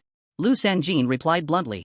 There are many pitiful people in the world, but Lu Sanjin is not a saint and cannot save everyone. He can only extend a helping hand within his means. Such is fate, I have nothing to say. Lu Taiqing shook his head and turned to leave. I wonder how that old man of mine is doing. Jiang Bujue unconsciously thought of his master, the old man who was one of the two remaining sparks of the Taoist sect, who had taught him to become accomplished. Feng Yan had no such attachments, but upon hearing this news, he felt somewhat uncomfortable. After all, the destruction of the world is not something that can be easily brushed aside. When that brat Chu comes back, we can start preparing. With that, Lu Sanjin vanished without a trace. Only Feng Yan remained under the eaves, his lonely figure resembling an ancient pine that stands firm against the winds of time. At that moment, a whimpering sound came from behind him. Feng Yan turned to look, only to see Zai Zai curiously gazing at him as if inquiring about his condition. You're here? Feng Yan forced a smile and hugged Zai Zai close. The two of them looked out at the scenery, neither speaking. After a while, Zai Zai let out a soft sound and wriggled restlessly. I'm not in the mood to play with you right now, maybe later. As he spoke, Feng Yan lowered his head, a bitter smile on his face, maybe there will be another chance. Aya? Zai Zai looked at Feng Yan's expression in confusion, reaching out a paw to touch his face, as if trying to comfort him. Feeling the warmth from the paw, Feng Yan smiled and said, I'm fine, just suddenly feeling a bit homesick. Then his expression froze, and he sighed helplessly, people like me, where is there still a home? Zai Zai, you should be like me, a lonely soul, right? Aya. That's right, wherever Chu Chin is, that's your home. Aya? It's nothing, just missing my father a bit. Feng Yan gazed ahead, the melancholy in his brows lingering, hard to dissipate. In the lava divine domain, Chu Chen had been sitting cross-legged for an entire day. The fire elements here had been completely devoured, leaving no remnants. The surrounding magma had lost its vitality, many of it solidifying into blocks. This ancient and primal domain seemed to have lost all life, on the brink of destruction. Suddenly, Chu Chen opened his eyes wide, two beams of fiery divine light shooting from his pupils, instantly piercing through the barrier and melting it into nothingness. The first layer of the flame principle fire fusion, is it really this easy? Chu Chen tentatively summoned the flames, and a golden red lotus flower appeared. The stunning fire-red lotus, like a celestial being from a painting, carried a breath of pure and flawless essence. Beneath its beautiful exterior lay an incredibly terrifying power. If I can combine the supreme path with my innate immortal path, can its power surpass 2,000 dragons? Chu Chen pondered secretly, examining it for a moment before releasing it. The golden red lotus slowly spun in mid-air, exuding a hint of liveliness, looking almost like a living creature. The flame principle contained within was 1,000 times more concentrated than the wandering principles of the lava divine domain. It is no exaggeration to say that even the fire god, facing it with all his might, would be utterly unable to withstand this power. If it were to spread that the fire god was killed by flames, it would probably be deemed the greatest joke in the world, Chu Chen thought with a hint of dark amusement, suddenly glancing at the silent body not far away, revealing a trace of deathly aura. Dead? He had thought the fire god would hold on to life with infinite hope, perhaps enduring for a while during his comprehension of the principles. Unexpectedly, he was so resolute, unwilling to even see him one last time. What a pity, I was still thinking about what he would have thought seeing me comprehend the principles. With a sigh of regret, Chu Chen stepped forward, looking at the unblinking face, a strange feeling rising in his heart. Even in death, the fire god's gray-white eyes revealed a strong unwillingness. When a person is about to die, their words are kind. I wonder what he said in his final moments. Chu Chen felt curious. Recalling the words spoken not long ago, he stored the fire god's body in his backpack and looked up at the sky. The lava divine domain had clearly lost all its brilliance, becoming a useless land. Originally sustained by the power of the principles, the endless magma returned to nothingness, no longer a threat. A place where divine status is born, yet devoid of the brilliance of principles. What use is there in keeping it? Chu Chen smiled lightly, waving his hand to push out the fire lotus. As the fire lotus flew towards the barrier, it emitted a blinding light. Boom! An earth-shattering explosion echoed, and the violent waves of flames ravaged in all directions, the terrifying heat instantly melting everything in the divine domain. The first layer of the ultimate meaning, fire fusion, combined with the supreme Tao, can unleash at least 1,500 dragons worth of power. At this moment, if there were anyone else present, their hearts would surely tremble in shock from this force. The one who wielded this power, Chu Chen, stood at the center of the storm, observing the impact of this explosive force with a faint smile on his lips. The gods regard the seeds of the divine path as prey. Since the divine rank can help me comprehend the ultimate meaning, why can't we switch identities? Fire was not a domain that Chu Chen excelled in, nor were there any spells to assist him. So the power could not be maximized. The ultimate meaning of strength was bound to the ancient god's bloodline. The stronger the power, the greater the might. Until he reached the 7-star ancient god, it could not serve as a trump card. That leaves only the ultimate meaning of thunder. Chu Chen gazed toward a corner of the sky, a glint of brilliance flashing in his eyes. That direction was the Thunder God Temple, a powerful deity that dominated a corner of the divine realm. If the strength of deities were ranked, the Thunder God would undoubtedly be among the top tier, far stronger than the heavily injured Fire God. Moreover, the Thunder God's followers were more numerous, and the power of faith he could summon was more abundant. Since the Thunder God descended, I've wanted to catch a glimpse of his true form. Now that you treacherous deities wish to act against me, don't blame me for being rude. Just as Chu Chen was about to launch his hunting plan, a group of figures suddenly appeared ahead. Just by looking at their faces, Chu Chen couldn't help but smile knowingly. And said, the descendants of the deities have come to greet me. This grand display truly surprises me. Cut the nonsense. Where is my father? Fire Lin stepped forward coldly, questioning. Shameless harlot, I advise you to surrender. Those who commit many injustices will meet their end. The evil deeds you have done will eventually bring retribution. Princess. Fire Moon's brows were filled with frost, and her killing intent was openly revealed. Seeing their aggressive demeanor, Chu Chen couldn't help but chuckle. Are you really that foolish or just seeking death? Since I have the courage to hunt the old dog of the fire god and can walk out of the lava divine domain unscathed, do you think I would fear a bunch of useless trash like you? Lava divine domain? Fire Lin frowned, confusion flashing in his eyes. So you didn't know about the existence of the divine domain? Chu Chen shook his head, feeling a sense of pity for these people. The descendants who held the fire god in high regard were completely in the dark, perhaps lacking even the most basic care in their daily lives. The fire god didn't even know why he had so many children. Could it be that they were merely tools, responsible for suppressing beings from beyond the realm? If that were the case, the fire god had once again refreshed his understanding. It was unimaginable that a person could be so heartless, not even caring for their own children. Stop wasting words. With him, we will attack with all our might. Even if he has heaven-defying power, he cannot possibly deal with our combined techniques. Fire Lin proposed. That's right, we should relieve our father of his worries. Let's go all out. As soon as the words were spoken, a wave of heat filled the air, and flames poured down from the sky. Meteorites, fire serpents, fire meteor divine techniques, over 100 divine techniques descended, the scale comparable to a casual strike from the fire god. But that was all. Showing off in front of an expert, a bunch of fools. Chu Chen regarded them indifferently, raising his hand to summon a canopy made of flames, directly blocking all their attacks. Fire Lin and the others saw their attacks land on the canopy without causing a ripple, even being completely devoured, disappearing without a trace. What? How could this be? Princess Fire Moon was particularly shocked, her beautiful face turning pale in an instant. This kid actually masters the path of fire? And why does he also have the aura of a divine rank? Inconceivable. Who exactly is this guy? The shock didn't stop there. After withdrawing the canopy, Chu Chen flicked his finger, and a palm-sized lotus flower slowly flew toward them. I accept this gift from you. Now it's my turn to return the favor. As he spoke, a sense of unease arose in everyone's hearts, and they instinctively felt the urge to escape. But it was too late. The fire lotus reached them and suddenly exploded. Boom! The overwhelming force of destruction instantly vaporized dozens of people, while the remaining slightly stronger individuals had their bodies melted halfway, their screams echoing endlessly. A massive lotus cloud rose slowly, such a beautiful sight that it was hard to associate it with a massacre. Chu Chen admired his masterpiece, the corners of his mouth involuntarily lifting as he softly said, "Well, it's good. They can reunite as father and son in the afterlife. I suppose that counts as doing a good deed." After saying this, Chu Chen turned and left, allowing the flames to rage and the suffering to continue. Not long after he departed, the commotion in this place attracted people from the surrounding cities. When they discovered countless large and small black holes appearing in the void, they couldn't help but gasp in shock. What is the work of whom? Such immense power was not something an ordinary person could achieve. After all, the space of the divine realm was still relatively stable, not as fragile as the mortal realm.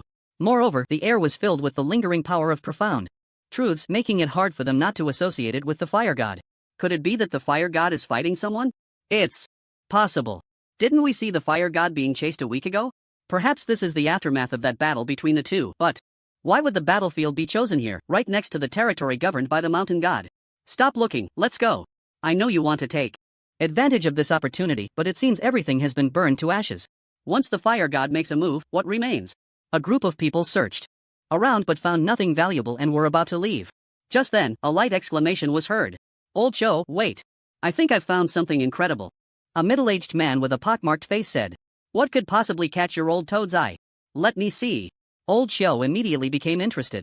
The old toad picked up a fragment of a gold-red seal from a crack in space, covered in dark marks, mostly gone, leaving only a corner. Looking at the marks, it's definitely been melted. It's the work of the fire god. The old toad nodded secretly, examining it closely. Is this thing valuable? How many divine coins can it be worth? Old Shio leaned in for a look. Perhaps due to his limited knowledge, he couldn't guess the true nature of this seal. However, one thing was certain, this item was forged from Flame Sun Divine Iron, which had an annual output of only 100 pounds. It was produced in the territory governed by the fire god and was strictly controlled only for use by the divine temple. It was nearly impossible for outsiders to obtain such divine iron. Suddenly, the old toad's expression grew serious, panic etched across his brow. Oh no, it seems we stirred up trouble. What's the rush? If the sky falls, a tall one will hold it up. This thing can't be cheap, right? I estimate it's worth at least 100,000 divine coins. Old Shio chuckled, drooling with greed. 100,000 divine coins could sustain an ordinary person in the divine realm for decades. If this seal were complete, its value would at least multiply tenfold or 100-fold. Even though it was a fragment, finding it was already a stroke of incredible luck, and he didn't dare to ask for more. The old toad slowly returned the fragment to its original place and said solemnly, "Let's go." What are you doing? Why put back a treasure you found for free? Are you out of your mind? Old Shio became anxious and hurriedly tried to pick it up again. Slap! The old toad grabbed his hand, shaking his head. "This thing is not something you or I can touch. It could easily endanger our lives." Old Shio was taken aback at first, seeing that the other's expression and eyes didn't seem to be joking, and teased, "You're not saying this on purpose, are you? After I leave, you'll turn around and want to keep it for yourself? Don't worry, you found this thing. I only want 20%, the rest is yours." Old Shio was unconcerned, prying his hand open and continuing to reach down. The old toad was very firm, gripping his wrist tightly, preventing him from going any further. Despite old Shio's good temper, he was now getting angry, dissatisfied. "We're brothers, there's no need to be like this, right? This is just something someone else discarded. Why make it sound so serious? I've searched for treasures for tens of thousands of years. When have I ever lied to you? And whether it's dangerous or not, can't you use your own pig brain to think it over?" The old toad's tone grew a bit heavier. Old Shio sneered. "Who knows if you're just putting on a show? Anyway, I've set my sights on this thing today." With that, old Shio directly swatted his hand away and greedily grasped the fragments in his hand. "Indeed, it's a good treasure. There's no worry about it being hard to sell. Earlier, that old Imogai said he wanted the Flame Sun Divine Iron to make a weapon for his grandson, and now I can fulfill his wish." Old Shio smiled contentedly. Seeing his stubbornness, the old toad couldn't persuade him any further and could only sigh inwardly. Human nature is inherently greedy. No one rises early without profit. In the face of immense benefits, how many can maintain their rationality? But if the benefits are great enough, even the old toad might be dominated by desire. "Let's search again. Maybe there are other fragments that have been overlooked," Old Shio suggested enthusiastically, starting to look in other places. Soon after, Old Shio discovered a slightly more complete seal, which had only melted by 20%. Before he could express his surprise, a hand suddenly reached out from the black hole. "Put it down." Old Shio's heart instantly sank, and for a moment, he couldn't react, trembling as he looked at the black hole. "Are you human or ghost?" Not far away, the old toad hurriedly stepped forward and said, "Senior, please forgive us, we accidentally trespassed here and meant no offense." After saying that, he signaled with his eyes, and old Qiu came to his senses, quickly saying, "Yes, yes, yes. We were just passing by." Moments later, a face that was completely disfigured appeared before the two, startling them. The face was covered in charred marks with two eyeballs protruding, and the features were almost unrecognizable, looking terrifying like a ghost. This face was undeniably frightening. Their breathing nearly stopped, and they didn't dare to exhale. The aura from the other party was equally terrifying, capable of extinguishing them with a mere gesture. With a strong presence before him, old Qiu regretted it deeply, praying that this person would spare him. He wished he could slap himself. Had he known, he would have listened to the old toad, otherwise, how could he have gotten into so much trouble? Where is Chu Chen? Is he still around? The person asked coldly. Replying to the senior, "We don't know anyone named Chu Chen. There was no one here when we arrived," the old toad respectfully answered. "They are all dead."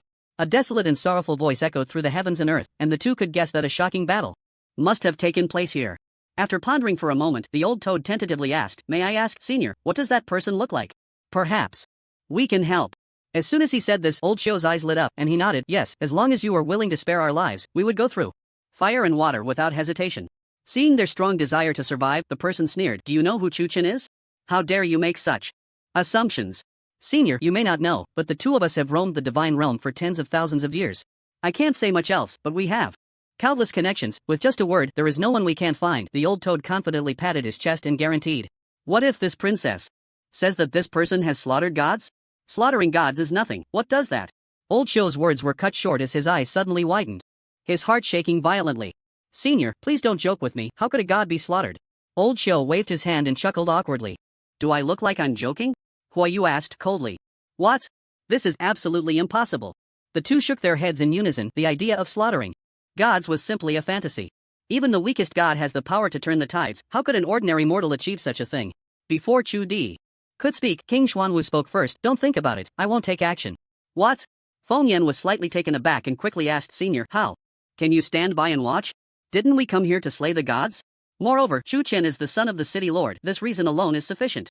The Black Tortoise King quietly gazed ahead and slowly said, "If he encounters a life-threatening situation, I will naturally intervene without needing any reminders from you. Isn't it enough that Chu Chen's life hangs by a thread now?" Feng Yan asked again. However, as soon as the words fell, the heavenly punishment and infernal fire suddenly engulfed Chu Chen's body. At that moment, everyone widened their eyes, their hearts trembling as they watched the scene unfold. The heavenly punishment was unstoppable. Even if Chu Chen summoned the immortal gate and wielded the supreme power of the immortal path, he could not withstand this damage. No matter how strong the immortal path was, it could not surpass the lofty will of a dimension. Chu Chen's transgressions would naturally invoke the punishment of the heavenly way. Ha ha ha. Little Chu Chen, I don't even need to lift a finger to destroy you. Once the heavenly way unleashes its infernal fire, even the 9-star ancient gods would have to suffer. A wild laughter erupted from the thunder giant cauldron. Although the figure of the thunder god remained hidden in the shadows, people could imagine how excited he must be at that moment. The infernal fire of calamity burned away all filth. In the eyes of the heavenly way, Chu Chen was the root cause of pollution in the myriad worlds. In a hazy moment, people saw the giant in the flames rapidly shrink at a visible speed, the hissing sound resembling the cracking of burning wood. What should we do now? Feng Yan stood frozen, helplessly gazing into the distance. He knew that Chu Chen had an unwavering determination to win and that he had to shatter the god's conspiracy to save the people. After countless calculations, he never expected the thunder god would attempt to turn the tables in such an extreme manner. The word sacrifice represented a desperate gamble. The choice made by the thunder god forced Chu Chen to adopt the same extreme approach. Because at this moment, he was unable to unleash any greater power. The 2,000 dragon powers were nearly at their limit. Even using the 6-star ancient god's innate skill, fighting Saint Dragon would be difficult to match. Summoning the immortal gate might have been a spur-of-the-moment decision. But it was indeed the best option for Chu Chen. Proud as he was, he could not allow the Black Tortoise King to intervene when facing the thunder god. After all, this battle was initiated by him. The assistance of others was merely out of obligation. At this moment, everyone could feel Chu Chen's aura continuously weakening. The infernal fire burned the karma. Not long ago, he had killed 1 billion beings, and this evil consequence was now rebounding. "Senior, do you mean that Chu Chen can get through this crisis?" Feng Yan asked through gritted teeth. "It is a matter of time and fate. If he survives, it will be his rebirth. If he cannot survive, I will preserve a wisp of his soul," the Black Tortoise King replied. "Can a wisp of soul still be reborn? In the 8 desolations, there are countless heavenly materials and earthly treasures. There will always be a way." "So, you are betting?" Feng Yan turned to look. The Black Tortoise King remained silent, tacitly agreeing with this statement. Feng Yan furrowed his brows. The thing he disliked most in his life was gambling. It was filled with too much uncertainty, and no one could guarantee the outcome. Moreover, it seemed that the probability of Chu Chen surviving was at most only 10%. This 10% was still under the condition of not fully understanding whether he had any trump cards that could surpass the will of the heavenly way. Lu Taiqing looked at Feng Yan's worried expression and comforted him. Brother Feng need not worry too much. Brother Chu is a person of destiny. Since he has chosen this path, we should unconditionally believe in him. That's right. Before coming here, I specifically calculated an omen, and it is an excellent one. Jiang Bujue nodded. It's all my fault for being too weak. Over the years, I've been unable to help at all, always dragging behind. Feng Yan's eyes were filled with self-reproach. Brother Chu is a person who distinguishes between gratitude and resentment. Everything you do is remembered in his heart. What need is there for brothers to calculate gains and losses? Lu Taiqing patted his shoulder. Hearing this, Feng Yan's self-reproach deepened. One cannot bind themselves to another with shackles just because of a little kindness. He had his own goals and future. How could he abandon his true self for a couple of life-saving favors? Chu Chen, while you have not completely perished, I will bestow this divine art upon your friends so they can witness the supreme majesty of the true gods. The thunder god smiled ominously, and the swirling vortex on the giant cauldron suddenly aimed at the direction of Twilight City. Twilight City has invaded the divine temple, slaughtering a billion souls. What crime should they bear? They should be punished. The divine army roared in unison. I, the god, wield the heavenly punishment and shall execute all from Twilight City to honor the souls of the people. Kill without mercy. Kill without mercy. With that, all the divine army moved in unison, and the battle was about to erupt. Watching the furious gods charging forward, Emperor Chu stepped out and declared loudly, Twilight City guards, heed my command, prepare to face the enemy. Kill. Accompanied by a tremendous roar, countless powers and spells collided, unleashing an overwhelming force. This battle, seemingly one-sided, signified the accumulated grievances of countless years between the two sides. Now that the opportunity had arrived, they had to fight with all their might. Clang! A massive staff suddenly smashed a divine general into a pulp, and Feng Yan drew his sword, swiftly beheading a divine soldier and charging fiercely at the next. With the 8 trigrams of heaven and earth above his head, the sea settling, needle in hand, and a demigod-level longsword at his waist, he looked every bit the warrior. Feng Yan had long been holding back a breath of anger, with no outlet, and now he had found the perfect moment to release it. You beasts, I've been displeased with you for a long time, come on. Once the sea-settling needle was unleashed, Feng Yan felt as if he had entered a realm of no one, although he only had the strength of a dragon. Dealing with divine soldiers and generals was no problem. Coupled with the mysterious sealing technique, he could easily eliminate mere shrimp soldiers and crab generals. Just as he was about to behead the 10th divine soldier, a fierce wind howled towards him. At that moment, Feng Yan's skin prickled, and he instinctively turned to defend. Clang! The anticipated pain did not come. Instead, a snot-nosed little child with a sky-high braid appeared before him, grinning widely. Brother, don't be afraid, Sanhua will help you beat him. Ha? Okay. Feng Yan instinctively replied, and then he saw Sanhua raise an axe taller than himself and cleave the ambushing divine general in half. The technique was decisive and ruthless, without a hint of hesitation. It looked like the work of a skilled assassin. So fierce?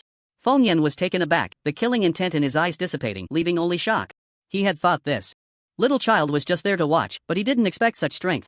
At that moment, Feng Yan suddenly remembered seeing Sanhua lift a cauldron. When he first entered Twilight City, he indeed seemed extraordinary. Wait, the God King's cauldron? Feng Yan suddenly awakened, as if grasping something, and looked sharply at the figure in the center of the blazing fire, a glint flashing in his eyes. The bloody conclusion of war would inevitably be tragic. In any era, any world, any region, whenever battles were involved, all that remained were dried blood and bones. Just like the ancient battlefield of the third sequence, that black soil was stained with crimson blood. Millions of years have passed and it remains unchanged. The divine realm is the same. The colorful clouds have long lost their former brilliance. Blood gathered into a sea, and large blood bubbles surged up, then burst. It was like fleeting life, appearing particularly fragile in the face of sharp blades and domineering fists. Lu Taiqing and the others were already blinded by rage. They had never experienced such a grand scene, their chests filled with anger and tension. Kill, kill, kill. The disparity in strength between the two sides was significant. The citizens of Twilight City were all skilled, striking with lethal force. After all, they had the power to battle hundreds of gods and billions of divine soldiers, and now there was only one thunder god, which was naturally not a problem. Even though there were 4 kings in Chu Chenqiu present back then, there were no ordinary people from the 8 Desolations realm. The battle was overwhelmingly one-sided, with the number of divine soldiers continuously decreasing, and at this moment, the Black Tortoise King still had not moved. He was like the divine beast Xuanwu, suppressing a region, possessing the weight of hundreds of millions of tons. Just standing there gave an immense sense of impact. In the darkness, the Thunder God felt tremendous pressure, and until now, he had not made a move. The ultimate technique containing 4,000 dragons had long been brewing, yet he still feared the strength of King Xuanwu and did not dare to act recklessly. If he failed, he would perish. If this move did not kill him, he would become a mortal of world-destroying caliber. At that time, let alone King Xuanwu, anyone could crush him to death. Cautious as he was, he would not act lightly. He could only probe the current strength of King Xuanwu to make plans. King Xuanwu, it has been many years since we last met. Are the other three kings well? The voice of the thunder god slowly emerged. This should not be something you have time to care about. In the past, we were opponents. You and I need not stand on opposing sides. We are merely trying to survive. Why fight to the death? In my view, why not turn swords into plowshares? You walk your sunny path, and I will walk my narrow bridge. How about that? Not impossible, but you must first order your divine army to cease hostilities, and then we can discuss this matter. The thunder god fell silent. To have him stop now would be like laying down his blade and surrendering. Moreover, King Xuanwu's methods were unfathomable. If the battle ceased, no one knew what crazy things he might do. I can agree to stop, but you must leave immediately, and I will treat this matter as if it never happened, said the thunder god. You have a broad mind, my lord.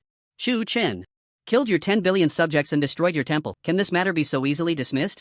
King Xuanwu replied slowly. It is merely a misunderstanding. To have a friend like you, what does it matter if it costs 100 billion subjects? I have roamed the 8 desolations for many years, and the friends I have made are as numerous as the clouds, countless. But there is one principle that cannot be broken. King Xuanwu slowly extended a finger. What principle? Not to associate with snakes and rats. Boom! A thunderclap erupted, and the thunder god's giant cauldron shook violently, the vortex nearly on the verge of explosion. Are you playing me? The thunder god said in a deep voice. You should think carefully about how to deal with the ancient god's counterattack. Where did that come from? Halfway through his words, his voice abruptly stopped. A figure no larger than a fist suddenly shot up from the flames, and a violent wave of energy erupted, the aftershock instantly killing thousands of divine soldiers. The sudden change made everyone's gaze shift. What is that thing? A thunderous dragon roar echoed, and boundless flames flickered and vanished as if they could extinguish at any moment. Then, a massive true dragon emerged, bathing in the flames, charging out fiercely, stirring the heavens and the earth. The enormous thunder god's cauldron shattered with a single sweep of the divine dragon's tail, breaking into countless fragments that fell everywhere.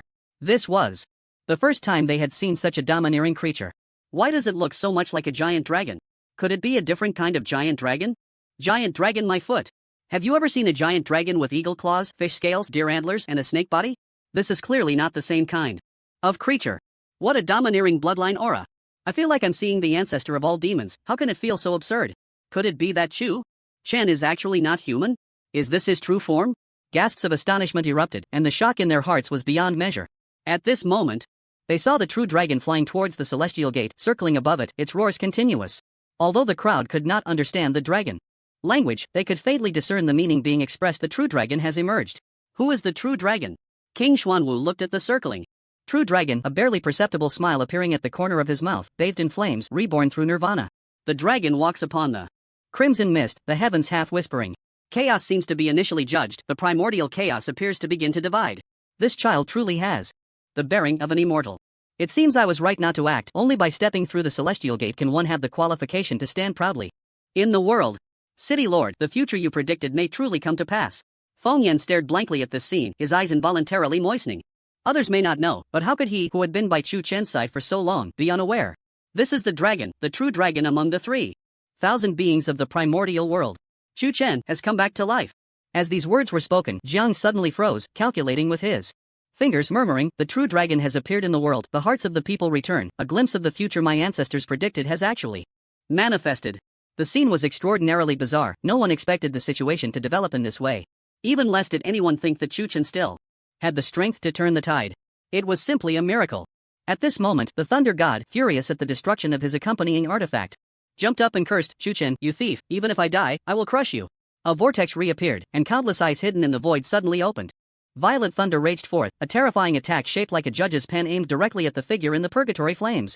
Not good, the thunder god wants to launch a sneak attack while Chu Chen is undergoing his rebirth. Feng Yan shouted. The suddenness of the attack caught everyone off guard. Their attention was entirely drawn to the true dragon. The Black Tortoise King suddenly stepped into the void, directly creating a bottomless black hole beneath him, rushing towards the purgatory flames. His speed was as fast as lightning, almost surpassing the limits of what the myriad worlds could bear. Wherever he passed, the space shattered inch by inch. Even the great forces of heaven and earth could not withstand it. If this were in the 8 desolations, he could cover a distance of 10,000 miles in a single step. But here in the myriad worlds, he could not exert his full strength. The judge's pen arrived before the purgatory flames, and everyone almost stopped breathing, their eyes wide open at this scene. Once this technique erupted, not only would Chu Chen's efforts be in vain, but he would also face death and annihilation. Senior, hurry up. Feng Yan thought anxiously. Under the gaze of the crowd, the judge's pen pierced through the figure within the purgatory flames, and the momentum suddenly came to a halt. At that moment, time seemed to freeze in the world. People's breaths abruptly stopped, staring intently at the figure in the sea of flames. They saw clearly that Chu Chen had indeed been pierced by the judge's pen. This was the Thunder God's ultimate killing technique, the judge of all realms, the ultimate divine art, comprehended at the moment of merging with heavenly punishment upon becoming a god. In conjunction with the purgatory flames, the damage was explosively enhanced, capable of instantly obliterating any being in the myriad worlds. Even gods of the same level could not withstand this move. This is why it was said that the Thunder God's attacks were unparalleled. It hit. It feels surprisingly easy. Nothing unexpected happened. I was scared to death. When that giant python appeared, I thought Chu Chen was going to make a comeback. Luckily, the God Lord didn't give him a chance. Once the judge appears, all beings perish. Even if the heavenly path manifests, it cannot save him. The end of the story is often not so satisfying. Some rejoice while others lament. The rejoicing ones were naturally the divine army under the Thunder God, even if they would ultimately be defeated. Witnessing such an arrogant genius die before their eyes meant they would not be lonely on the road to the underworld. It was not in vain to have walked through the mortal realm. The sorrowful ones were the citizens of Twilight City, who had high hopes for the young man, now defeated so thoroughly that they could not help but sigh inwardly. Impossible, Chu Chen hasn't lost yet. Feng Yan clenched his fists tightly, his nails digging into his flesh, lost in thought. He recalled the moment when Chu Chen lifted the Divine King Cauldron. At that time, he was pointed at by thousands, questioned by the masses. Most were there to watch the joke. No one believed he could lift it. Some even mocked him for overestimating himself, saying he was not even as good as the three flowers. That little doll. But in the end, not only did Chu Chen lift it, he also broke the record of Twilight City, comprehending the profound meaning in an incredibly short time, achieving the impossible. For him, nothing was impossible. You must come back to life, you are Chu Chen. Feng Yan gritted his teeth and said. The heart-stopping moment felt particularly distant. Everyone felt a gentle breeze, as if the Grim Reaper had passed by them. They vaguely smelled the stench of decay, particularly foul. Without a doubt, this was the odor emanating from the purgatory flames. Black Tortoise King, your rescue seems too late. This is your city lord's son. Is this how you act as a protector? The Thunder God laughed heartily. Finally, the wish has been fulfilled. This great worry in my heart has finally been resolved. Although a great price has been paid, it is not irrecoverable. As long as the plan is completed and I leave the world of the heavens with my divine power, I will no longer need any damn faith power in the future. Moreover, the sky is high, and the birds can fly freely. No matter how great Chu Chenshio's abilities are, can he control the entire 8 desolations? Thinking this way, the Thunder God felt extremely good, casting aside the previous gloom, his mind clear and unburdened. Especially at the moment he pierced through Chu Chen. He felt as if he had taken revenge, an exhilarating sensation. There is no greater joy in life than this. I advise you to quickly offer your neck for self-immolation and apologize, otherwise you might not be able to withstand Chu Chenshio's wrath. With that, the Thunder God laughed again, his tone exceedingly arrogant, making the Chu Emperor wish he could immediately sign a contract with the Lord of Hell and turn the world upside down. Do you really think I came to save him? The King of Xuanwu stood before the flames of hell, seemingly unaffected by the might of divine punishment, looking up at the sky. Oh, I know this realm has shackles on you, preventing you from unleashing your full power. If you charge in like this, are you not here to save someone, but to help collect the corpses? The Thunder God teased. Shut your damn mouth. When did it become your turn, you treacherous little man, to slander my brother? Feng Yan stepped forward and scolded. The Thunder God turned to look, seeing Feng Yan like an angry little bird, his face flushed as he cursed. Where did this little brat come from? Do you know what happens when you offend a deity? The Thunder God said coldly. Pa, you have the face to call yourself a deity? The face of the gods has been completely tarnished by you treacherous people, only capable of sneak attacks. What kind of hero are you? Impudent. Boom. Suddenly, a thunderbolt that pierced the heavens and the earth struck down, its might comparable to a casual strike from Chu Chen. Although the Thunder God had temporarily lost his power, his control over the great Tao remained. Dealing with someone who only had the strength of a dragon was simply too easy. As the attack approached, the Chu Emperor snorted coldly, raising his hand to summon the 6 paths, devouring the thunder. You, using your strength to bully the weak, have lost the demeanor of a deity. This seems inappropriate, doesn't it? The Chu Emperor asked with an unfriendly expression. So it turns out you are the young lord of Twilight City. I have resolved the power struggle for you. You should be very grateful to me, right? The Thunder God, surprised by the one who made the move, continued. If Chu Chen is dead, you will sit firmly on the cloud platform. Who else has the qualifications to compete with you for the position of young lord? Shut up, you have no right to call my young lord brother by name. The Chu Emperor's killing intent surged, his eyes suddenly turning into black holes, devouring the surrounding elements. A little brat just starting to grow teeth. You are indeed not bad, but compared to your dead brother, you are still far too lacking, the Thunder God said. Are you so sure he is dead? The King of Xuanwu asked suddenly. What? Can you still perform the divine art of resurrection? Even if you have the power to reach the heavens, with the heavenly Tao of the world of the heavens not extinguished, you should not be able to do it, right? The thunder god laughed loudly. Short-sighted. Open your eyes and see clearly. Saying this, the king of Xuanwu flipped his palm, grasping a blood-red gem-like crystal, and suddenly shoved it into the sea of hellfire. No destruction, no establishment, only after destruction can there be establishment. Born as a true dragon, how can one fear death? This is the essence of the divine beast Phoenix. This is the first thing I can do for you in the world of the heavens. To possess both dragon and Phoenix, such beings are rarely heard of, but you are the son of Chu Qianqiu. Boom! At this moment, the boundless hellfire suddenly surged, the blazing flames soaring into the sky, spreading to the dome, as if to burn the divine realm to ashes. What the hell is this? What have you done? The thunder god, seeing this, felt as if facing a great enemy, unable to help but exclaim. When the essence of the phoenix merged into the sea of flames, a high-pitched phoenix cry and dragon roar emerged, and the body that should have been soulless moved imperceptibly. It was this extremely tiny detail that signified the rekindling of life. Impossible, absolutely impossible, he is dead, this is sorcery. The thunder god looked at this scene in disbelief. The king of Xuanwu's expression remained unchanged, his gaze calm, as if everything was under his control. I said before, I did not come here to save anyone, but to wait for this moment. Bang bang bang. The powerful heartbeat suddenly echoed with life, and under everyone's watchful eyes, a hazy figure suddenly opened its eyes. Although there was no spirit in those eyes, people could feel the surging vitality, like a newly sprouted sapling that had instantly grown into a towering tree. The essence of the phoenix? This is the treasure of the divine beast Phoenix clan. How did you get it? Moreover, only those of the Phoenix clan have the ability and qualification to refine it. Ordinary people simply cannot withstand the divine power of the phoenix. The thunder god shook his head repeatedly, greatly shaken, unable to face this fact. The king of Xuanwu slightly raised his eyelids and said, it's fine to tell you, because Chu Chen's mother is a pure-blooded phoenix. Boom, like a stone stirring up 1,000 waves, it was as if a thunderclap had exploded in everyone's minds. All eyes widened, mouths agape in shock, wishing they could swallow their fists. Those words from the king of Xuanwu seemed to shake the heavens and earth, sending people's souls into turmoil. It can't be true, right? Chu Chen is actually a descendant of the phoenix? That's a divine beast. A primordial being on par with the true dragon in the 8th desolate realm. What is a true dragon?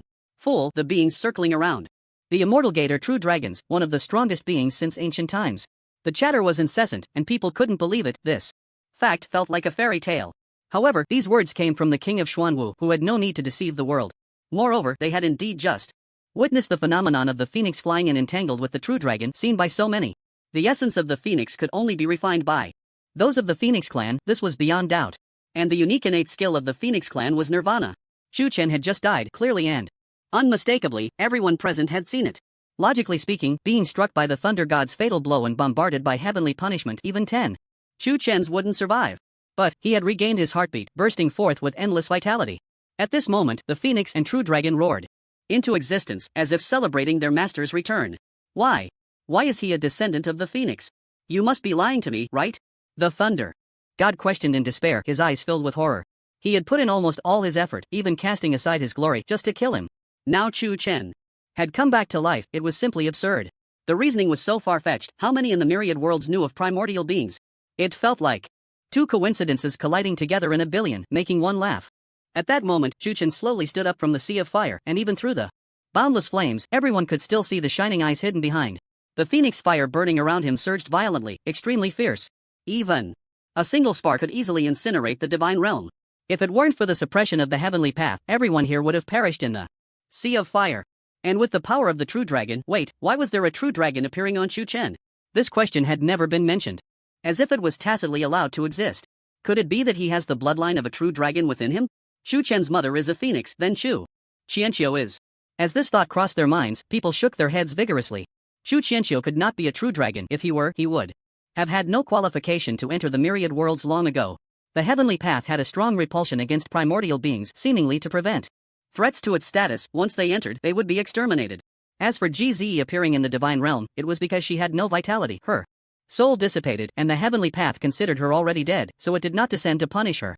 As for Chu Chen, naturally, it was due to the system's reasons. As Chu Chen's body continuously grew, reaching heights of 100 meters, 1,000 meters, 10,000 meters, 100,000 meters, the speed of growth was as swift as the mythical tree. At this moment, people wondered, after the rebirth through nirvana, was Chu Chen still Chu Chen? Or perhaps the consciousness controlling the body had long since dissipated, giving birth to an entirely new awareness? In the midst of these speculations, Feng Yan suddenly recalled something, abruptly grabbing Lu Taiqing's shoulder, his gaze intense as he asked, have you heard any rumors About Chu Chen when he first changed jobs? What? Lu Taiqing, who was deeply engrossed, was suddenly interrupted but did not get angry, responding instinctively. I don't know much either, just heard someone mention it casually, saying that when Chu Chen first changed jobs, he almost got killed by a purgatory fire phoenix in a dungeon. Feng Yan explained. Upon hearing these 4 words, Lu Taiqing abruptly turned his head. Are you sure it was a purgatory fire phoenix? It can't be wrong, Chu Chen mentioned it to me later, the exact words were. Feng Yan racked his brain, then suddenly slapped his thigh. The purgatory fire phoenix is his father's pet, said to be there to protect him. Incredible, the purgatory fire phoenix is a being from the 8th Desolation Realm, and it can freely enter and exit 2 planes. Lu Taiqing couldn't help but exclaim. Do you think there might be a connection between the two? Feng Yan asked again. That's certain. I once read about the purgatory fire phoenix in Demon God Chronicles. This creature can traverse space at will, ignoring the laws of space, and feeds on fierce beasts, extremely violent. Lu Taiqing slowly recounted. But I remember that purgatory fire phoenix seemed to be only at the mythic level. Is it really that strong? Lu Taiqing shot him a sideways glance, annoyed. The first sequence. World is the root of the myriad worlds, with the greatest restrictions on the great Tao. How could a being from the 8th Desolation Realm maintain its full strength? Feng Yan instinctively glanced at the Black Tortoise King, nodding in realization. That makes sense. Lu Taiqing took a deep breath. Striving to remain calm, Brother Chu actually has such a significant background. He never mentioned anything about his mother before. I didn't expect his biological mother to be a pure-blooded phoenix. That's an unparalleled bloodline. With the true dragon and phoenix within him, along with the royal ancient god bloodline and the incredible skill of infinite firepower, it's no wonder his talent is so monstrous. In just a short quarter of an hour, Chu Chen's body had grown to 1,000,000 meters, returning to his previous level. The phoenix's nirvana, breaking and then standing. After this, how terrifying will his strength be? The phoenix's 9 lives of nirvana, each time stronger than the last. This is just the first time, so the enhancement shouldn't be too terrifying. This time is probably just a simple resurrection. People discussed Chu Chen's fate, secretly praying it wouldn't be too against the heavens. This child was already enough of a prodigy. In the distance, the Black Tortoise King listened to these words, his eyes flickering. Suddenly, a golden 5-pointed star abruptly appeared on Chu Chen's brow, and his momentum surged explosively. His body also grew, the surrounding space unable to bear its weight, crazily fracturing. 110 million meters, 150 million meters, 200 million meters.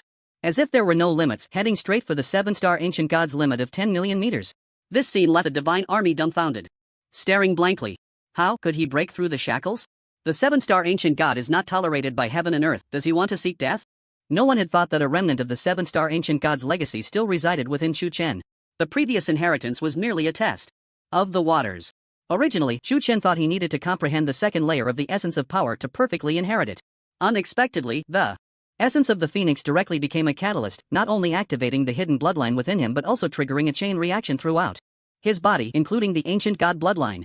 The Black Tortoise King had played a great game. What is nirvana? To be placed in a dead end and then reborn. To be shattered and reformed, to have the soul crushed and reorganized with unimaginable pain. The Phoenix clan's innate skill, unique throughout the ages, requires them to break through shackles at certain stages. A full 9 lives, an advantage that no race can possess. Accompanied by a roar under the gaze of the masses, Chu Chen's body astonishingly crossed the sea of flames, standing tall like a peerless giant, surrounded by rich primordial energy. The 7 5-pointed stars on his forehead were particularly prominent, exuding a domineering and powerful aura. It felt as if he was the only choice to stand tall in the world.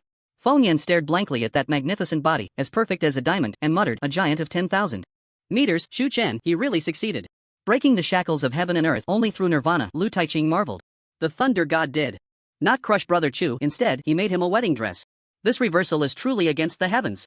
Jiang Bujue nodded slightly, believing that his divination would not be wrong. From the beginning, Chu Chen was never the short-lived person he appeared to be. His future was not in this tiny place beneath his feet, but in a vast world of infinite possibilities. 7-star ancient god, royal bloodline, phoenix bloodline, true dragon phenomenon. A miraculous fusion. Su Yueshi's beautiful eyes were filled with shock. Chu Di gazed complexly at the phoenix and true dragon circling the dome, feeling emotional. Since the two were brothers, the blood flowing within them must be the same. This meant he also possessed the new phoenix bloodline and should not be envious. But the true dragon was an irreplaceable existence, and combined with the ancient god's body, it was as if all the good fortune in the world had been monopolized by Chu Chen. No wonder the Black Tortoise King was indifferent to the Thunder God's killing move. This risky play is indeed exquisite. Some were joyful while others were worried, but this time the roles were completely reversed. On one side, there was harmony, while on the other, there was a deathly silence.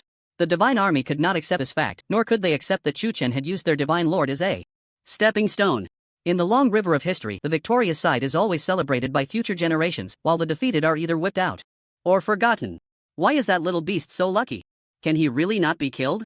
If he truly succeeds in Nirvana, who in the world can be his opponent? From now on, will the name of the divine realm change hands? Alongside their anger, there was also unwillingness. Why should Chu Chen have such good fortune? Why wouldn't he just die? Wait. Look, the heavenly Tao's restrictions have appeared. At this moment, a divine king pointed to the dome, and everyone's gaze turned in unison. They saw thick chains, as large as dragons, descending from the sky, suddenly locking Chu Chen's body, restricting his actions in place, unable to move. Only a tiny distance remained to reach 10,000 meters. But it was at this moment that the heavenly Tao was stirred. So that's it, the seven-star ancient god is not tolerated by the heavens, this power is too strong, even the heavenly Tao is afraid. Ha ha ha. In that case, isn't Chu Chen's success about to fail?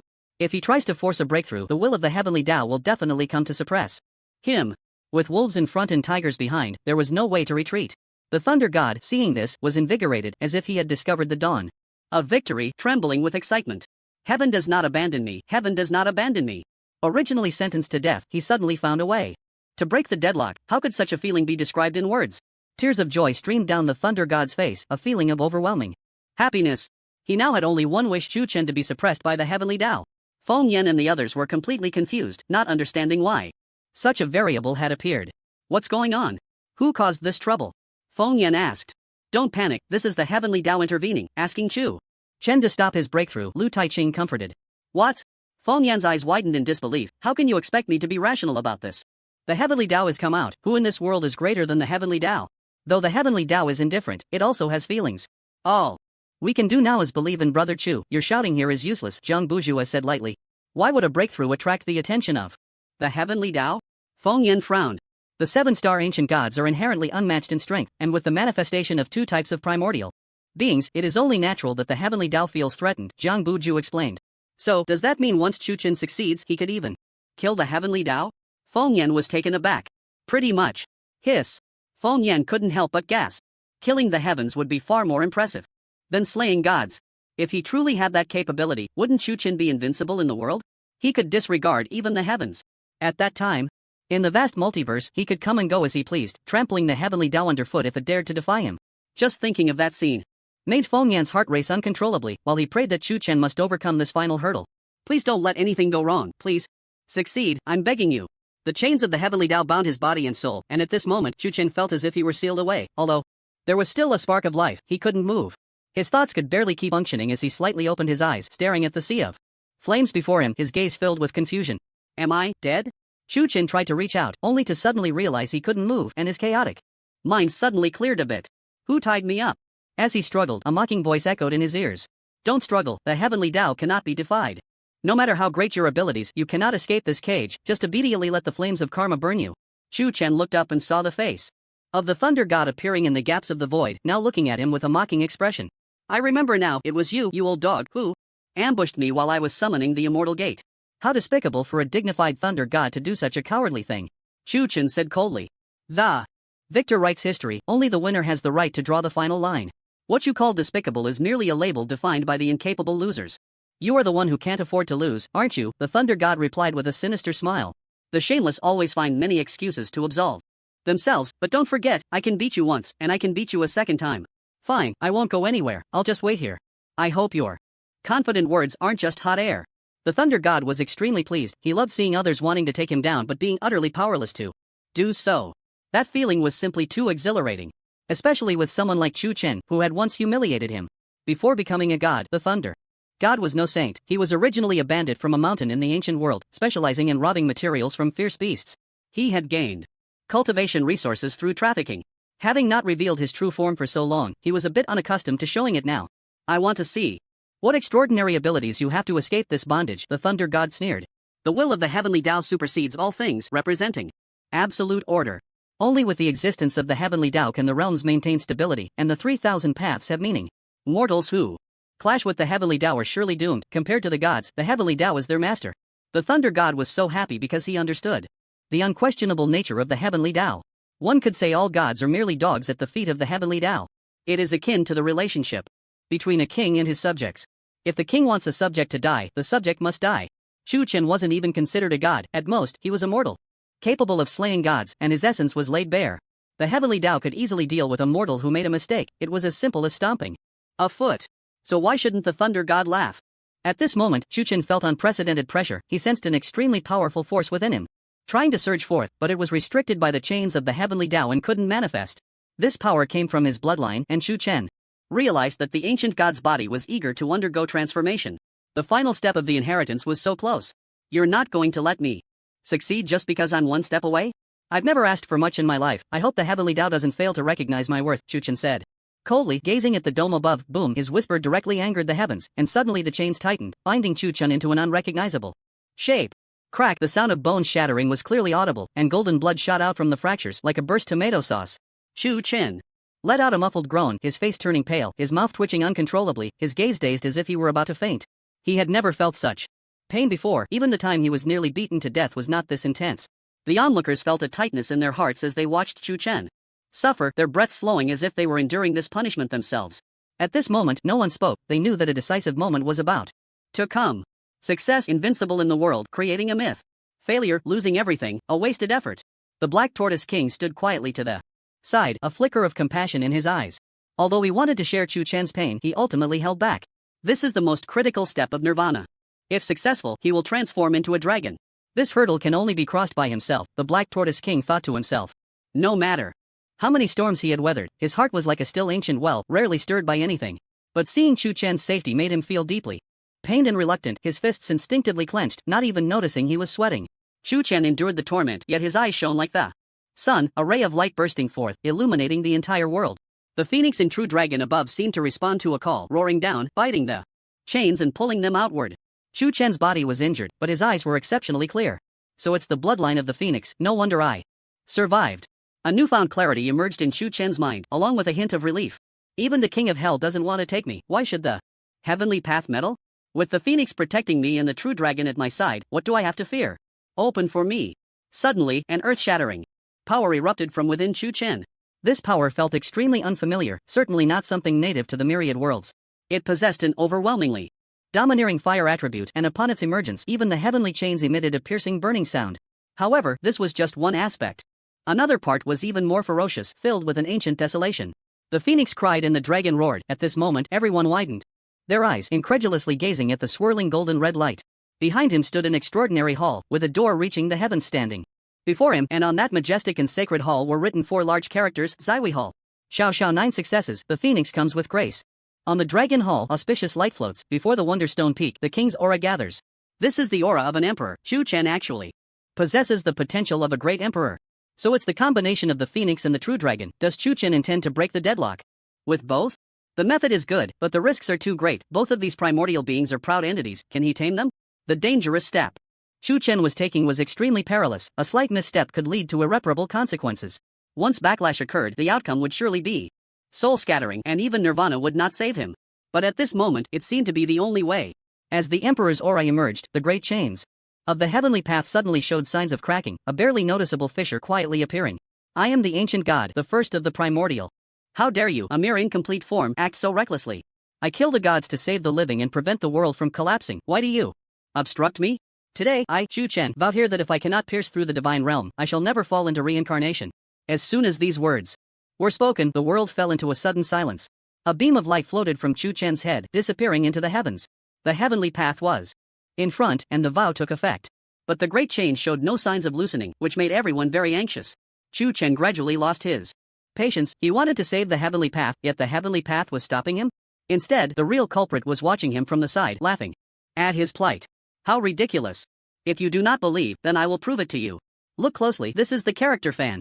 After saying this, Chu Chen's tiger-like body trembled, and suddenly a gigantic and mysterious character appeared before him. The moment this character emerged, the divine realm shook, and the space cracked apart for countless miles. The chains of the great Tao seemed to sense their master and suddenly loosened a bit. This is the character Wang. Another character from the primordial era appeared, both characters racing side by side, causing further turmoil in the divine realm. An invisible storm of void swept out, instantly tearing apart a city 100,000 miles away. The hundreds of millions of inhabitants within were instantly reduced to ashes. Before the characters of the primordial era, any form of power had to bow in submission. Even the heavenly Tao was no exception. This is the character Long. Accompanied by a loud explosion, the space beneath Chu Chen's feet suddenly collapsed, revealing a massive black Whole. The chains of the great Tao trembled wildly, emitting waves of mournful cries. It sounded less like fear and more like a plea for mercy. It's not over yet, why the hurry? Chu Chen's lips curled up, and his pupils suddenly expanded. Suddenly, a golden red light shot out from his eyes. The light suddenly swelled in mid-air, transforming into the phantom of a phoenix. With the phoenix's emergence, the world bowed in submission. These three are all manifestations of the ancient god's path of the common people. Next is my path of the common people. Chu Chen gently pointed with his curved hand, and the soaring phoenix froze in place, revealing its essence. In an instant, celestial music echoed through the heavens and earth, and one after another, fairy-like figures emerged from the celestial gate. They held various musical instruments, their graceful forms mesmerizing. Upon seeing this, Lu Taiqing's body shook, and he exclaimed, "This is the sacred music of the celestial sound, this is the myriad manifestations of the common people." Immediately, the phoenix phantom slowly unfolded like a painting, revealing the things contained within its essence. The essence bloomed like flowers, with the flower crowns formed from the fire of the phoenix, surrounded by a sea of flames.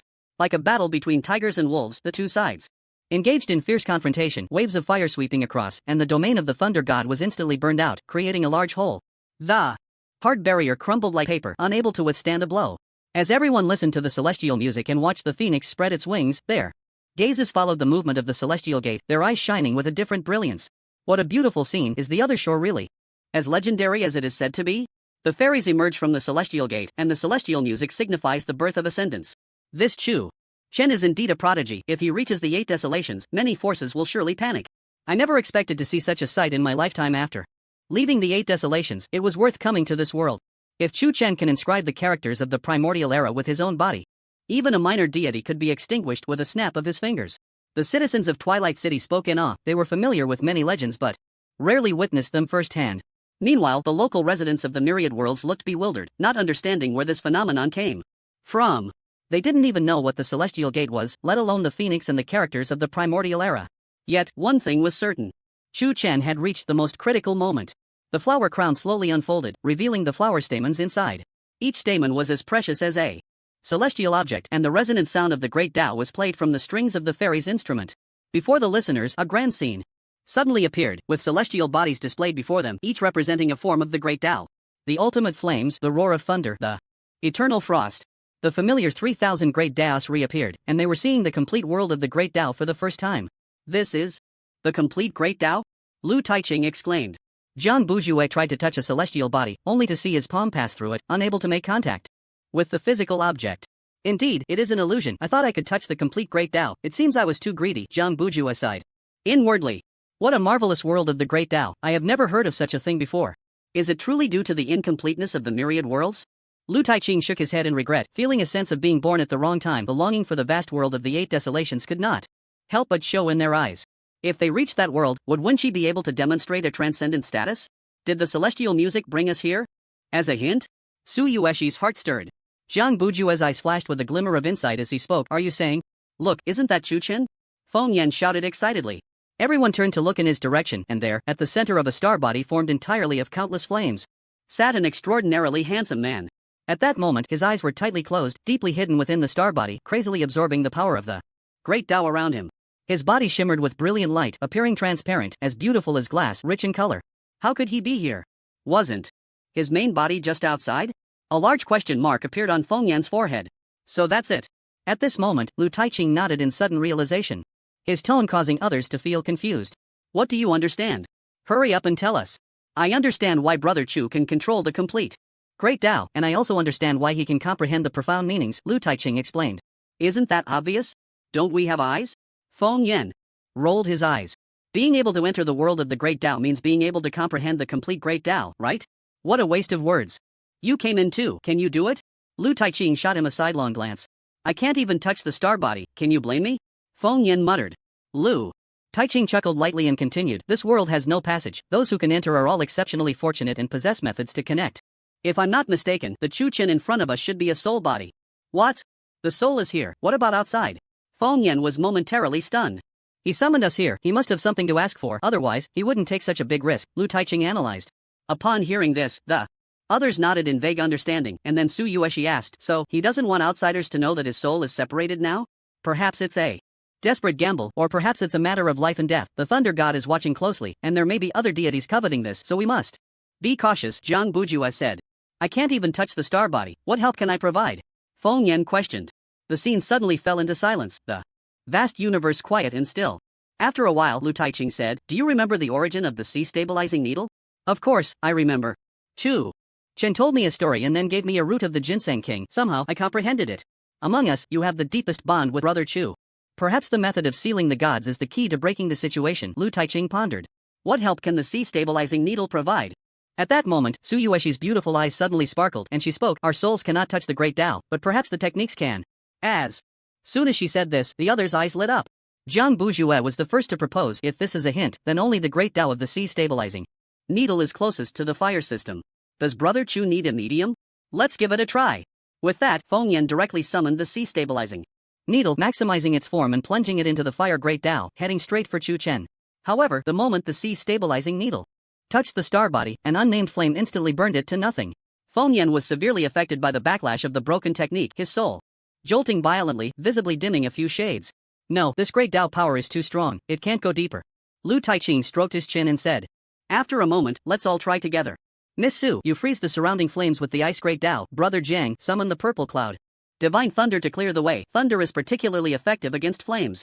I'll summon the mountains and rivers to delay the world, and Brother Feng will strike last. Upon hearing the plan, everyone fell into deep thought. This kind of cooperation seemed feasible. Will this work? It feels a bit forced, Feng Yan complained. We can only give it a try. Brother Chu's current state is a bit dire, and perhaps we need to wake him up. At this point, Lu Taiqing paused for a moment, gazing leisurely into the void, and whispered, moreover, we don't have much time left. The situation outside is severe. We can't delay for too long, or it will lead to changes. Then let's get started quickly. Feng Yan said seriously. Su Yueshi nodded at the others. Formed hand seals, and suddenly a huge blue and white star array appeared before her. Forbidden spell, extreme cold storm. A mass of frost and snow burst forth from the star array, violently descending upon the celestial body. We can't afford to rest for a moment, Brother Jiang, hurry. Lu Taiqing reminded. Jiang Bujue decisively took action, removing his Taoist robe and pointing to the sky. A bolt of purple divine thunder crashed down. As it fell, Su Yueshi's forbidden spell lasted only a blink of an eye before it broke. But it just happened to create a tiny gap, through which the purple divine thunder entered, stirring the insides of the celestial body into chaos. It was as if a drop of water had fallen into a boiling pot of oil, resulting in a tremendous explosion, flames soaring into the sky. It's my turn. Lu Taiqing's brow furrowed, exhaling a breath of literary energy, and fiercely condensed. The nation and its people, crashing into it. Thousands of mountains, rivers, and towns struggled to move forward amidst the aftermath of the explosion. The power of the great Tao colliding continuously, yet unable to advance further. Only success is allowed, failure is not. Lu Taiqing turned and said. Feng Yan took a deep breath, and the sea-stabilizing needle appeared once more. This time he exerted all his strength, unleashing all his soul power, hoping to successfully enter the celestial body.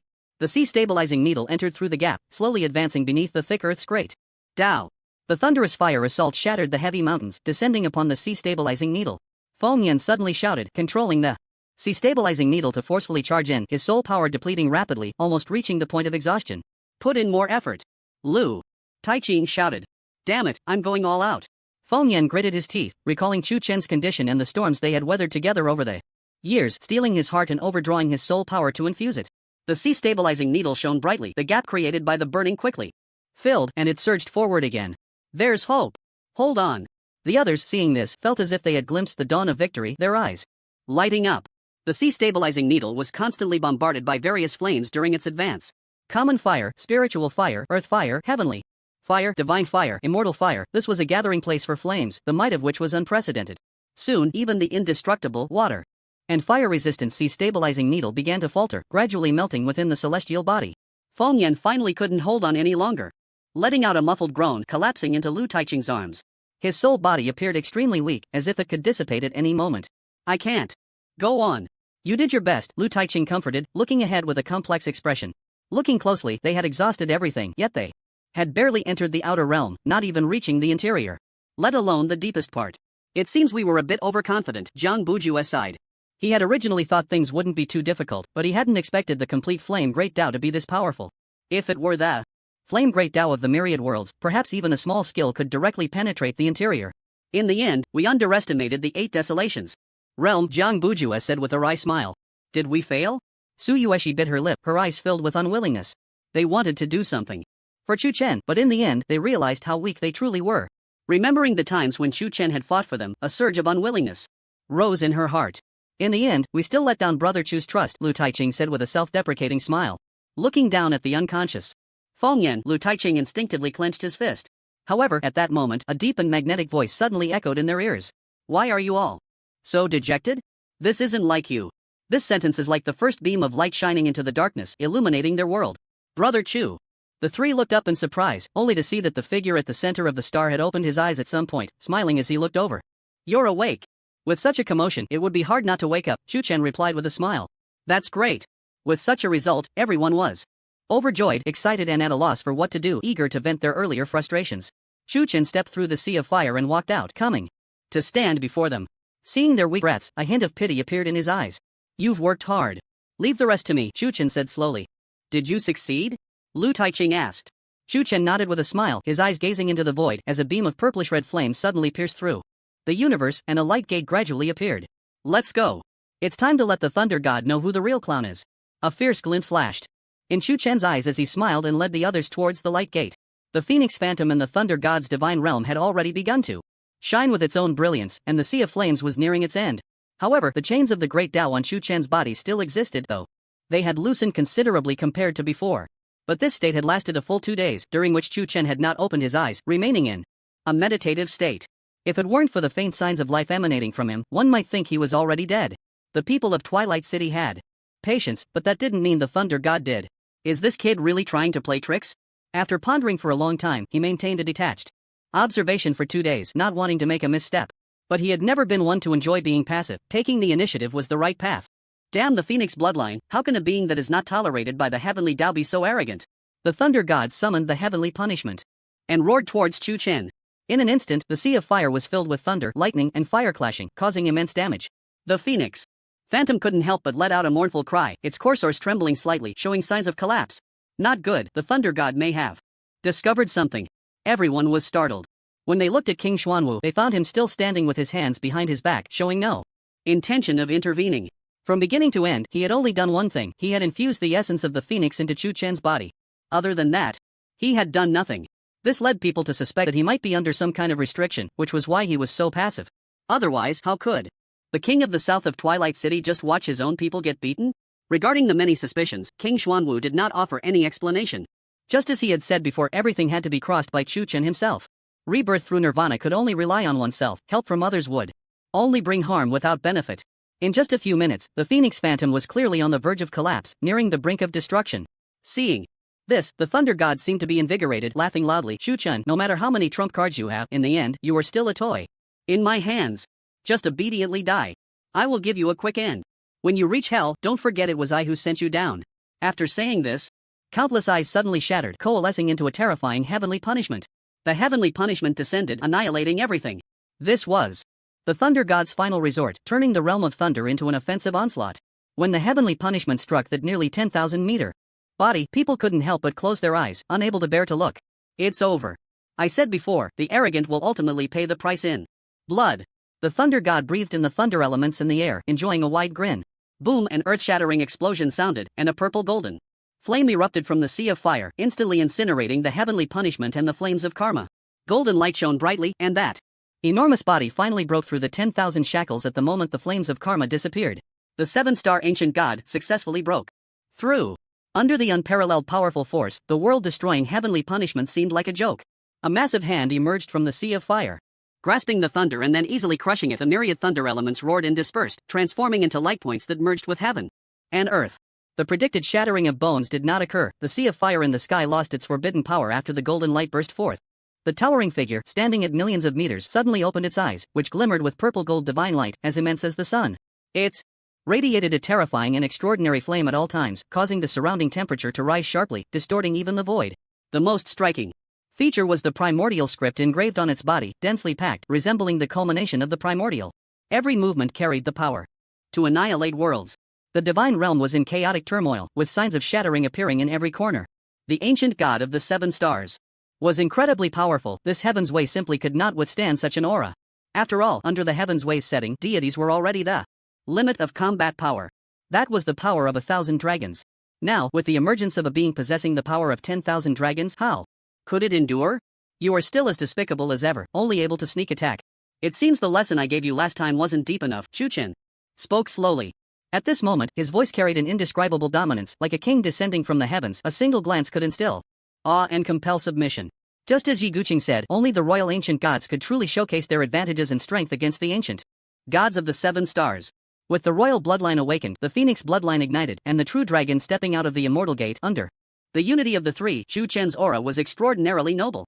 Even without using any spells, he could easily annihilate anyone. You actually extinguished the karma fire? What great audacity! The thunder god was filled with fear and retreated a few steps in shock. Gazing at the current Chu Chen, the overwhelming pressure nearly suffocated him, and his legs uncontrollably wanted to bend. For the thunder god, who had held a high position for many years, this was an utter humiliation. How could he kneel before a mere commoner? Even as he exerted all his strength to resist the fear within, he still trembled uncontrollably. At this moment, Chu Chen was terrifying. Chu Chen casually plucked a ball of karma fire and played with it in his hand, chuckling. Even the will of heaven cannot stop my breakthrough. What is a mere karma fire worth? The thunder god looked at his relaxed demeanor, his heart sank, and he screamed, "You have stepped into the second layer of the flames mystery? Congratulations, you guessed right." Chu Chen's eyes shot out a beam of purple gold light, transforming in midair into a vividly alive phoenix.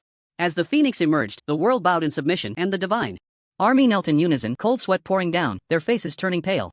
They did not wish to do this, but an irresistible force surged from their bloodline, compelling them to act. "What are you doing? Stand up." The thunder god, seeing this, was furious and shouted, "I am your god, why do you bow to him?" Ah. Chu Chen looked at his furious expression and couldn't help but sneer. Isn't it normal to submit to the strong? If you lose your divinity in their eyes, you are nothing. The thunder god, struck at his weak point, turned ashen, his heart sinking to the bottom. Now stripped of all power, he knew it was futile to turn the tide. Chu Chen had become unfathomably strong. Even if all the powers of the deities combined, they would not be his match. At least with the power of 10,000 dragons, this force could destroy the worlds with a snap of his fingers. It could be said that his offensive had completely become a wedding dress for Chu Chen. Just thinking about this made the thunder god feel like he wanted to spit blood in frustration. Chu Chen, don't be too complacent. Don't forget that the chains of the great path are still binding you. Until the chains are removed, let's see how you escape. The thunder god coldly snorted, his expression fierce yet inwardly anxious. Chains? Chu Chen lowered his eyelids and looked at the chains wrapped around his body. Suddenly, the muscles in his arms bulged and he forcefully shattered them. With a crisp cracking sound, the chains of the great path instantly turned into countless fragments under the immense force. Chu Chen twisted his neck and moved his body a bit, asking with a half smile. "You didn't remind me, and I almost forgot. This thing is quite tough. It takes about 30% of my strength to break free." 30%? The crowd's pupils suddenly constricted at his words.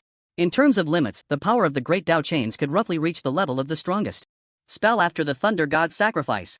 That is to say, 4,000 dragon power. If calculated this way, doesn't that mean Chu Chen's upper limit is 20,000 dragons? Hiss. This child is indeed terrifying. The Xuanwu king has bet right this time. To possess 20,000 dragon power without using any spells, if he were to use his innate skills, wouldn't he be able to reach 100,000? Don't forget, Chu Chen has an innate skill that has a certain probability of exploding with 10 times the damage, which means 200,000 dragons. That's too exaggerated. This level of power in the 8 desolations would at least be at the level of a prince, right? The crowd exchanged glances, swallowing hard. The so-called prince is nothing but a local tyrant. Even the weakest existence rules over regions 1,000 times larger than the divine realm. A 24-year-old prince. It's simply unimaginable. One must know that. Chu Chen possesses such strength in a world regarded as barbaric by the people of the 8 desolations, where resources are so scarce. If he were to go to the 8 desolations, he would surely soar like a dragon in the sky, shaking the universe. However, what they did not know was that Chu Chen's innate skill, the primordial holy fist, has a 1% chance of unleashing 100 times the power. 2 million dragon power. Once triggered, these people's jaws would probably drop to the ground in shock, right? Moreover, after breaking through to the 7-star ancient god, he mastered a new innate skill, Sunluo Phoenix Seal. Once used, it can enhance the area within the Sunluo dead domain, pulling the souls of enemies within the dead domain into the Sunluo world, while their physical bodies are impacted by the Sunluo Phoenix Seal. If this move is enhanced by the second layer of the flame principle, it could at least break through 10,000 dragon power. Damage is secondary, the main point is the soul attack. A domain that acts on the soul is extremely rare throughout the entire 8 desolations. Thus, it can be seen that Chu Chen's combat power has greatly increased after the breakthrough. Strong enough to make even the people of Twilight City feel alarmed. The Xuanwu king looked at the extraordinary Chu Chen, a hint of appreciation flashing in his eyes. His task was considered successfully completed. Free from the shackles of the great Tao, Chu Chen savored the taste of freedom, his gaze falling on the thunder god miles away, and he smirked. "I don't have many good qualities, but I do hold grudges. So tell me, how should we settle this score between us?" At this moment, the Thunder God was completely frightened by Chu Chen's monstrous power, trembling as he stammered, "You're successful. Breakthrough is also partly due to my contribution. Given that, why don't we just let it go?" "Is that so?" Chu Chen raised an eyebrow at the pleading tone. "The mighty Thunder God is actually begging a mere mortal like me for mercy. This doesn't seem like the style of the gods. Have you been possessed by a ghost?" The Thunder God forced a smile and said, "We never had an irreconcilable hatred. Wouldn't it be better to have more friends than enemies?" "Oh?" Chu Chen looked at him with interest, stroking his chin curiously. "If I remember correctly, you didn't say that just now, did you?" The Thunder God's face stiffened, feeling Chu Chen's unfriendly gaze, his heart suddenly stopping. Suddenly, a purple gold flame appeared at the tip of his index finger, nurturing a vividly lifelike little phoenix, looking quite exquisite. The scene was beautiful, but everyone present could feel the heart-pounding wave of destruction emanating from it. They had no doubt that this seemingly insignificant flame, if it fell at their feet, would directly destroy an entire sequence world. This was the power of the second layer of the flame. Principle, Flame Devour. Coupled with the lethality of the phoenix fire, the Thunder God was nothing but a plaything in front of this flame. "Wait. I have something to say." The Thunder God, seeing this, hurriedly stopped, his heart almost leaping to his throat. He did not possess the power of nirvana. Once dead, he would truly be dead, with no chance of resurrection. For someone like the Thunder God, who held a high position, the more one had and enjoyed, the less one wanted to die. The defiance and determination of his youth had long been cast aside. Even survival was better than losing dignity. "Save your words for the King of Hell." As he spoke, Chu Chen suddenly vanished from his spot, holding a flame and reappearing right in front of the Thunder God. He then pointed his finger sharply at the Thunder God's chest. Feeling the extreme threat of death, the Thunder God's pupils suddenly constricted, and terror magnified countless times at that moment. The searing flame instantly turned the Thunder God's armor to ashes, and his body, which had never been harmed for countless eras, was charred black. In just an instant, his internal organs and blood vessels evaporated completely, and to the outside world, the Thunder God looked like a person whose body had been hollowed out halfway. "Wait. I will tell you the location and secrets of the world's core. Don't kill me." The Thunder God shouted with all his might. Chu Chen paused his movements, a fierce glint appearing in his eyes as he coldly replied, "I already know everything you're going to say. The Fire God has informed me of it all." With that, Chu Chen's finger shot directly towards the Thunder God's head. The flame radiating a shimmering purple golden light looked magnificent, but the power it contained made the Thunder God feel as if he had fallen into an ice cave. "Don't you want to know why we are fighting here, yet no gods have appeared?" The Thunder God, unwilling to give up, gritted his teeth and shouted. Chu Chen paused again, a flash of insight crossing his eyes. Indeed, they had been here for at least a week, making such a commotion, yet no gods had intervened. Given the nature of the gods, they should not have stood by and watched. He had speculated about this, but had treated it as a test from the other gods and hadn't paid much attention. Now, the Thunder God linking their concealment to the world's core piqued his interest. "Go on, I'll give you 10 breaths of time," Chu Chen said lightly. "If I tell you, will you spare my life?" the Thunder God gasped, pleading. "You have no right to bargain with me. You have 9 breaths left." Faced with Chu Chen's threat, the Thunder God found himself in a difficult position, but he did not want to die so easily. He had not yet escaped the shackles of the heavenly Tao, nor had he witnessed the magnificent world of the 8 desolations. A strong sense of unwillingness and regret surged within him. He regretted not killing Chu Chen before he rose to power. The gods realized the Fire God was dead and understood the plan was exposed, so they entered the world's core earlier, leaving me to control the movements of the divine realm, the Thunder God explained. Chu Chen frowned and asked, "You guessed I would come looking for you from the very beginning?" The Fire God's divine status was taken, and with the appearance of the flame's profound meaning. "We had already guessed you would come for the Thunder attribute divine status. So your plan was advanced?" A sense of ominous premonition arose in Chu Chen's heart. Indeed. According to the plan, the world's core is likely on the verge of shattering. The corners of the Thunder God's mouth curled up, his expression defiant. Chu Chen suddenly grasped his head and said in a deep voice, "Tell me the location of the world's core now." "It's useless. Even if I tell you now, not even a 9-star ancient god could stop it.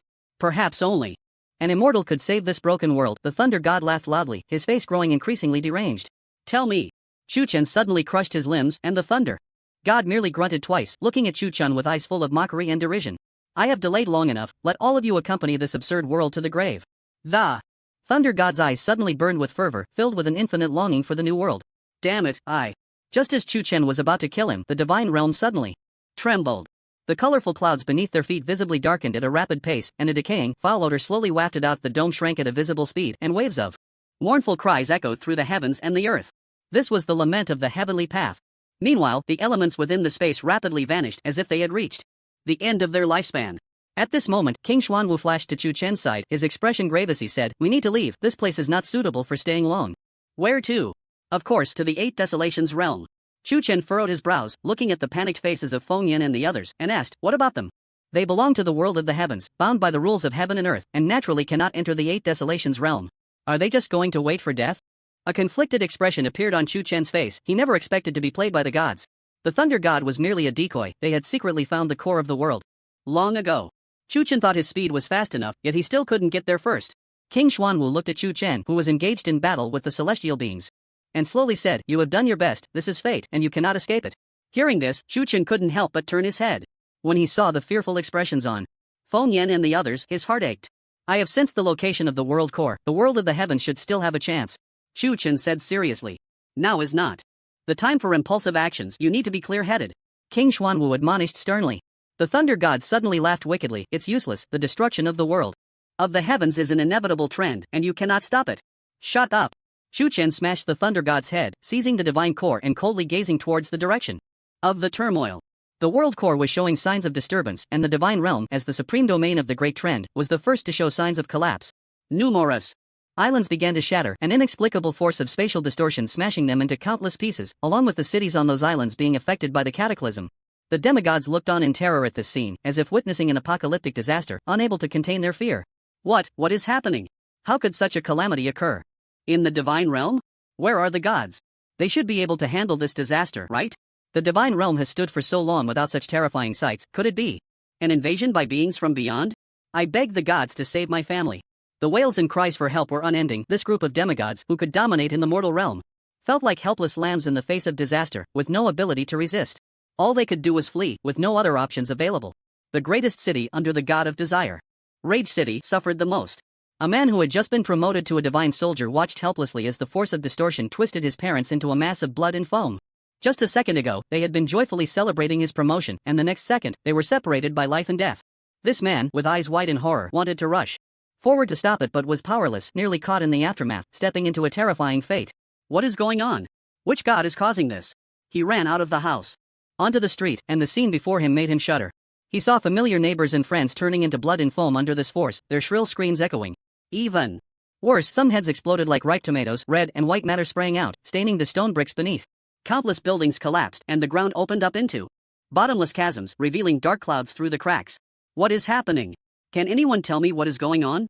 This divine soldier helplessly held his head, his eyes blood-red, howling in despair. He had faced many difficulties, but he had never seen anything so hopeless. As the first city under the god of desire, it was impossible for the god to ignore such a disaster. But after so long, the god of desire had yet to appear. This left the divine soldiers even more desperate, all praying for someone to help them. Similar scenes were visible throughout the divine realm. The apocalypse came extremely quickly, leaving no time for people to react. The elements in the air grew increasingly thin, and some people even lost their connection to the great path, becoming mere mortals devoid of magic. They could never have imagined that the instigator of all this was the deity they revered. The unfolding of this conspiracy did not take into account the subjects who had served them for many years. As the saying goes, if one does not act for oneself, heaven will punish them. Yet for the sake of personal desires, they slaughtered countless beings. This could no longer be called selfishness, it was the obliteration of humanity. The divine realm was like this, and the mortal realm was even worse. The scenes visible across various sequential worlds were basically the same. The sky shattered, the heavens tilted to the northwest. The Milky Way hung upside down, and the sun and moon changed their paths. Almost infinite waters from the Sea of Realms surged out from the broken places, causing the land of the divine continent to sink, inundated with vast oceans.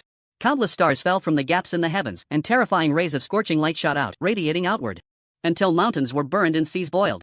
The number of monsters in the desolate mountains and wilds sharply decreased, and many adventurers were so frightened by this scene that they stood frozen in place. What the hell is that? The sky is shattered? How is the Sea of Realms water flowing in? Has the world barrier broken? Is the end of the world in the age of magic coming? Run!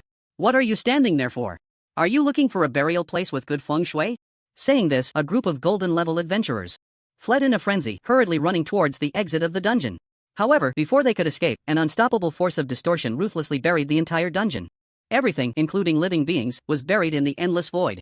The same was true for dungeons and secret realms. As the subspace of the sequential world, they were the most fragile, shattering instantly with even the slightest impact. In just a few minutes, the death toll exceeded hundreds of millions, including many races other than humans. This crisis left the powerful of all races with no way to cope. They exerted all their strength to rescue their kin, even attempting to emulate the myth of Nuwa mending the sky. But when they reached the heavens, they were submerged by the surging waters of the Sea of Realms, turning into sludge. As the elements rapidly weakened, people gradually found that they could not even use their skills, escaping had become a luxury. The waters of the Sea of Realms affected half of the Dragonxia Empire's territory, and many cities were submerged. At first, people thought it was just a minor natural disaster and did not pay much attention. But as time passed, they gradually realized something was wrong. Some attempted to escape via magical high-speed rail, but before the train could depart, the entire platform was smashed by meteorites, resulting in countless casualties. Donghai City in Jiangnan Province. The hometown of the Dragonxia Empire's star figure, Chu Chun, had developed rapidly in recent years, transforming from a once poor area into a thriving one. Many people smiled happily at the sight of their demolished old homes. Liu Yang was part of the second generation of demolishers, but this joy did not last long before it was ruthlessly shattered by an apocalyptic event. His internet cafe was currently packed with people when a loud explosion was heard, and the entire building collapsed. Tian, come here. Liu Yang hurriedly pulled out his shield to block the falling boulders, pushing them aside, and tried to use his skills, only to find that the elements could not gather. Cursing under his breath, he held his girlfriend in his arms and ran outside. Yanggu, what happened? Tiantian's face turned pale as paper, panicking. I don't know, but judging by this momentum, it should be a natural disaster. Liu Yang looked at the sky with a grave expression. Boom! The building housing the internet cafe collapsed with a roar, and Liu Yang watched helplessly as his years of hard work went to waste, his heart aching. Help! Save me! At that moment, a cry for help came from afar. Liu Yang instinctively stepped forward, ready to save the person. But when he saw the direction from which the voice came, his footsteps suddenly halted, and his pupils shrank sharply. The person calling for help was instantly struck by a meteorite, turning to ashes under the extreme heat rays, and the terrifying shockwave completely shattered the surrounding buildings. Liu Yang's heart raced like never before. He had never encountered such a ridiculous and terrifying scene in his life, and for a moment, he forgot to save himself. Suddenly, the water from the boundary sea surged out from the end of the street, rushing towards Liu Yang. The force was as fierce as an 18-level tsunami crashing into the city, leaving one in despair. Especially when skills could not be used. It felt utterly powerless. Yanggu, we need to run. The little sweetheart in his arms was so frightened that her face turned pale, devoid of color. As the boundary sea water approached, a gentle force suddenly enveloped the two, pulling them away from danger. Looking down at the crowd submerged below, Liu Yang licked his dry lips and swallowed hard. Tian, are you hurt? The first person Liu Yang thought of was his girlfriend, and he asked. I'm fine. Little sweetheart regained her composure, patting her chest in relief, and then began to observe their surroundings. The two were taken by a mysterious force to a magical airplane, and through the glass beneath their feet, they could see the devastation in Donghai City. The familiar streets and neighborhoods had collapsed, and their home had also turned to ruins in this disaster. The source of all this was the boundary seawater, and it was unimaginable that a flood could destroy an entire city, leaving many powerful beings powerless to respond. What on earth is happening in this world? Liu Yang murmured. In a daze. Suddenly, he remembered that someone had saved him, and as he looked around, he was startled to find a graceful figure standing beside him. Liu Yang was first taken aback. Then overjoyed. Yushu? What are you doing here? After years apart, Chen Yushu had transformed from a shy girl into a poised and confident woman, her professional outfit accentuating her curvaceous figure. Her exquisitely beautiful face was striking, especially with her makeup that could captivate young men with every smile and frown. However, the air of authority around her gave off a vibe that kept people at a distance, making her seem unapproachable. Chen Yushu glanced at him and said irritably, shouldn't you thank your savior first? Liu Yang suddenly snapped back to reality and chuckled. Thank you for saving my life. Liu, will repay you 100-fold in the future. Seeing his flamboyant demeanor, Chen Yushu couldn't help but chuckle, her cold expression melting away. In that moment, she seemed to shed her disguise and return to their student days. You haven't changed at all in 3 years. You've changed quite a bit, you're even more beautiful now, Liu Yang praised without holding back. Stop flattering me, saving you comes at a cost. I'll remember this debt and settle it with you once it's safe, Chen Yushu said playfully, clearly not falling for his compliments. Liu Yang smiled nonchalantly. After all these years of friendship, was she really going to talk about money? Those words were probably meant for the others on the magical airplane. By the way, how did you end up in Donghai City? I remember you were in the provincial capital all these years, right? Liu Yang asked curiously. Chen Yushu rubbed her temples and replied helplessly, recently, the elemental concentration has sharply decreased, and many of our branches have been complaining about sales issues. Donghai City was the first place I came to inspect. Upon hearing this, Liu Yang nodded in agreement. The energy used in his internet cafe came from elemental power, and now that the elements had diminished, Donghai City had started generating power using outdated fuel and solar energy, significantly increasing operational costs. So, it seems this disaster had been foreshadowed, Liu Yang sighed. Yes, it's not just the first sequence world. I've received news that the other 9 sequence worlds have also been impacted similarly, with the 9th sequence world suffering the most, with almost no survivors left, nearly on the brink of collapse. That's terrifying. Is the world of the heavens going to end? Liu Yang was stunned, a sense of ominous premonition and despair surging within. He originally thought that only the Dragon Summer Empire would be affected, but he didn't expect the impact to extend to the entire celestial world. If that were the case, wouldn't it be the end of the world? Don't worry too much, the Elder Council is already discussing solutions, and I believe there will be results soon, Chen Yushu reassured everyone on the magic plane.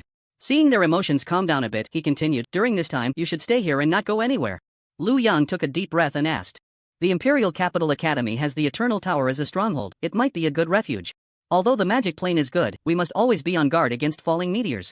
And consider energy consumption, it's ultimately not a long-term solution. Moreover, Xiaolang Tian is a counselor at the Imperial Capital Academy, and we are graduates, so with this connection, we might be able to secure a refuge. Chen Yushu nodded, you're thinking along the same lines as me. I've already contacted Xiaolang Tian, now we just wait for a reply. If it's convenient, we can head to the Imperial Capital Academy immediately. Hearing this, Lu Yang secretly breathed a sigh of relief, standing by the cabin window and looking at the flames rising into the sky and the city submerged in water, a hint of reluctance appearing in his eyes. The world is like this, I hope Shu Chen on the divine path is safe. In the divine realm, Shu Chen held the heavenly realm and looked at the state of the mortal world alongside the Black Tortoise King, a flicker of anger flashing in his eyes. How inhumane. Such actions are bound to destroy countless lives. The Black Tortoise King showed a look of compassion, nodding, the gods truly deserve to die. They do this not only for freedom but also to resolve the disaster once and for all. The disaster you speak of refers to us? Exactly.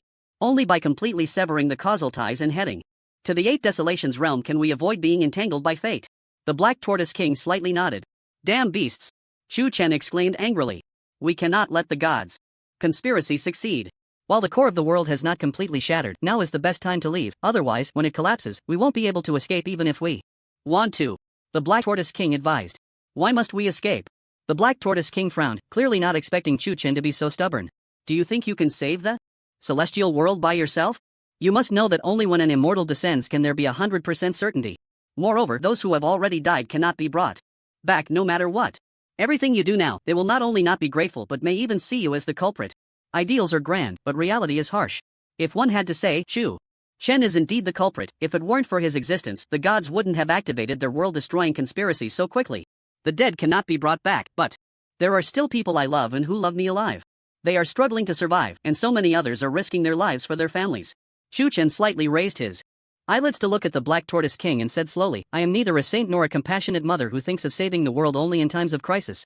I must kill the gods. And I must save the living. After saying this, a pitch-black celestial lotus suddenly bloomed beneath his feet, giving birth to numerous golden lotus seeds. A merit phenomenon? The Black Tortoise King's pupils slightly constricted at the sight. He did not expect that a single sentence from Shu Chen could invoke a heavenly phenomenon. What a monumental achievement that was. Even among the many strong and talented individuals in the Eight Desolations realm, they would never touch even a fraction of such merit in their entire lives. Shu Chen gazed in the direction of the world's core and declared loudly, I walk the path of the supreme and the path of the living. Since I have chosen to tread this road, I will see it through to the end. Saving billions is saving, and saving one is also saving. I cannot bring back the dead, but the living have the right to continue living.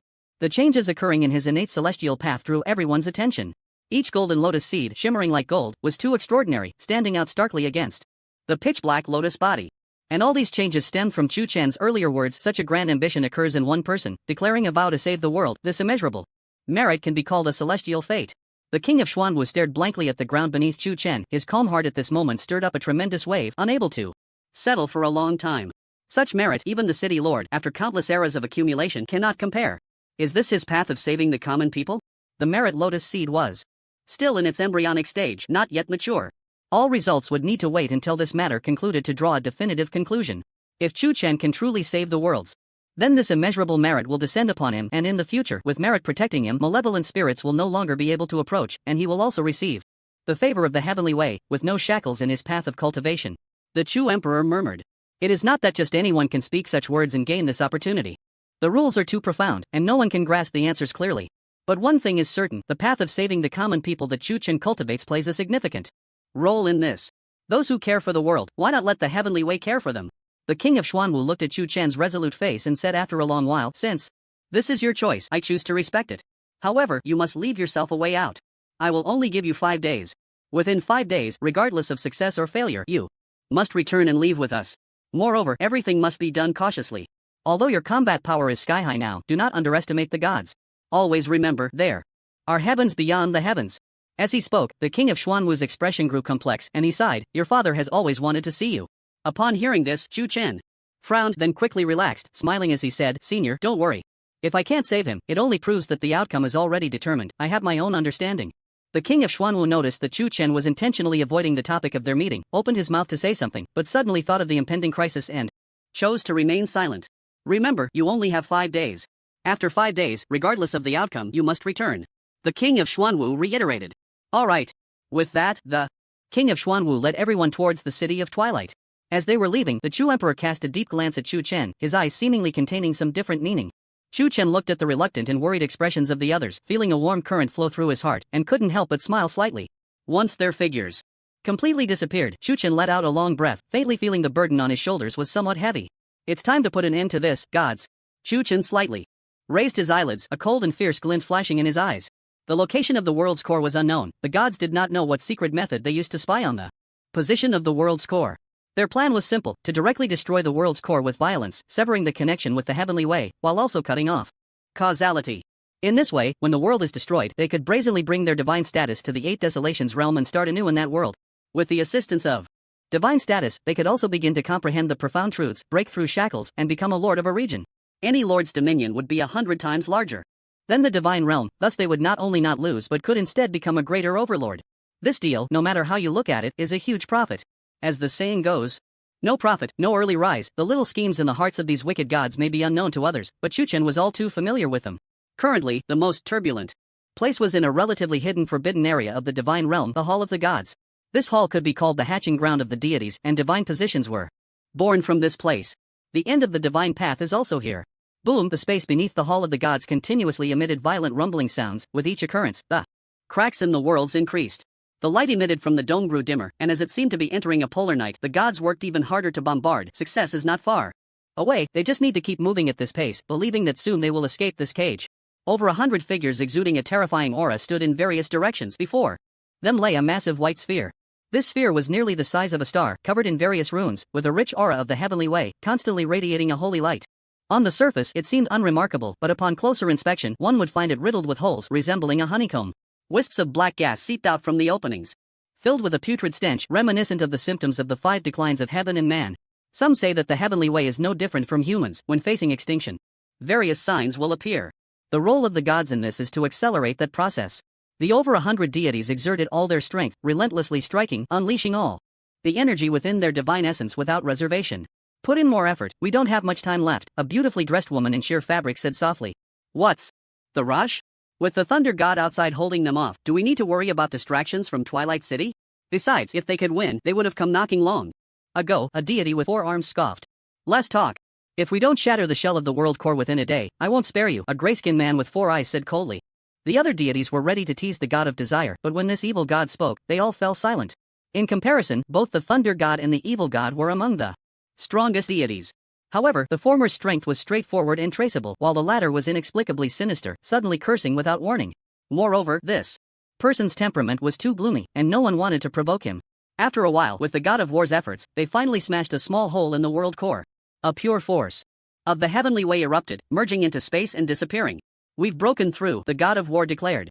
Upon hearing this, the deities gathered around him, peering into the world core through the opening. "It turns out it's rotten to the core. I told you the worlds of the heavens were beyond saving, but you didn't believe me," the wolf god teased, looking at those beside him. "Destruction is an inevitable trend. What we are doing is merely ending the suffering of the worlds of the heavens, giving all living beings a reprieve." "That's true. Next, we can directly destroy the core and complete our rebirth." Suddenly, a cry interrupted the actions of the gods. "Wait. There seems to be a person inside the core? A person?" The gods were initially stunned, then looked through the fist-sized hole with suspicion. The aura of the heavenly way was thick and hazy, but through the mist, it indeed seemed that a figure could be seen. Strange, how could there be someone inside the world core? The god of war frowned, unwilling to give up, and continued to look. "Perhaps it's an incarnation manifested by the heavenly way. Let's see clearly first." Saying this, the god of light snapped his fingers, and a beam of dazzling white light dispelled most of the heavenly way's aura, illuminating the entire inner core space. The broken scenery was striking, like a rotting apple, with not a single inch of intact space visible. Wisps of black gas continuously eroded the interior, like carrion-eating insects, gnawing at every corner like maggots. Each time they consumed a bit, the elements of the worlds of the heavens would decrease by a bit. Although it was extremely subtle, over time, the difference became quite apparent. So that's it, the end of the law era is caused by this black ass. The worlds of the heavens were already half-baked, it's only natural that they developed poorly. What a pity for such a good opportunity. If it weren't for the impact of beings from beyond the domain, perhaps the heavenly way of the worlds of the heavens could have fully developed. The gods all felt regret and sorrow if they had noticed the decline of the heavenly way earlier. Perhaps they could have saved it. The inevitable result of destruction is already upon them, and to survive, they can only act this way. The god of light illuminated the space, and the gods scanned their surroundings, finally spotting the figure that the god of war had just exclaimed about in one corner. The person appeared ordinary, dressed in a light yellow robe, wearing a mail crown, with a long sword at his waist. At first glance, he did not seem as terrifying as imagined, and even the aura he emitted was quite ordinary. There was no trace of the heavenly Tao's presence about him. A mortal, the evil god squinted his eyes. How strange, how did a mortal get in? Could this person be a bastard child of the heavenly Tao? The core of the world is an unparalleled secret, known only to us. He even entered without breaking the outer shell. And look at what he is doing. The gods focused their gaze and were astonished to find that the man was holding a golden-green long sword, gently sweeping through the black mist, cutting away the evil gas. In this vast space, more than half of the black mist had been eradicated, leaving only half a space remaining. Although the areas that had been cleansed did not sprout new things, they could maintain their state under the influence of the heavenly Tao's aura. What does this mean? Is he saving the worlds? The god of war was stunned, completely unprepared for such a scene in the core. This left him utterly bewildered. After a moment, the many gods exchanged glances, each seeing the flickering cold light in the other's eyes. The evil god took the lead in attacking, coldly saying, "You have quite the audacity to intrude into the forbidden land of the heavenly Tao and act unlawfully. Do you know what punishment you deserve?" The man in the yellow robe paused, slowly raised his head, and a plain face revealed a smile. "There is no need for the gods to place such a heavy hat on me. Whatever you wish to do, the divine realm is well aware, no need to hide. Since you know, then hurry up and get out. Are you waiting for me to personally invite you?" The evil god snorted coldly. The man in the yellow robe smiled dismissively, continuing to wield his long sword, saying lightly, "If you have such ability, feel free to try. A nameless junior dares to be arrogant before me. I want to see just how much courage you have." A purple-black star array appeared in the evil god's eyes, and a strand of curse silently entered it. The power of the curse was extraordinarily sinister, especially the evil god's curse, which, once set, could be considered a terminal illness in the world.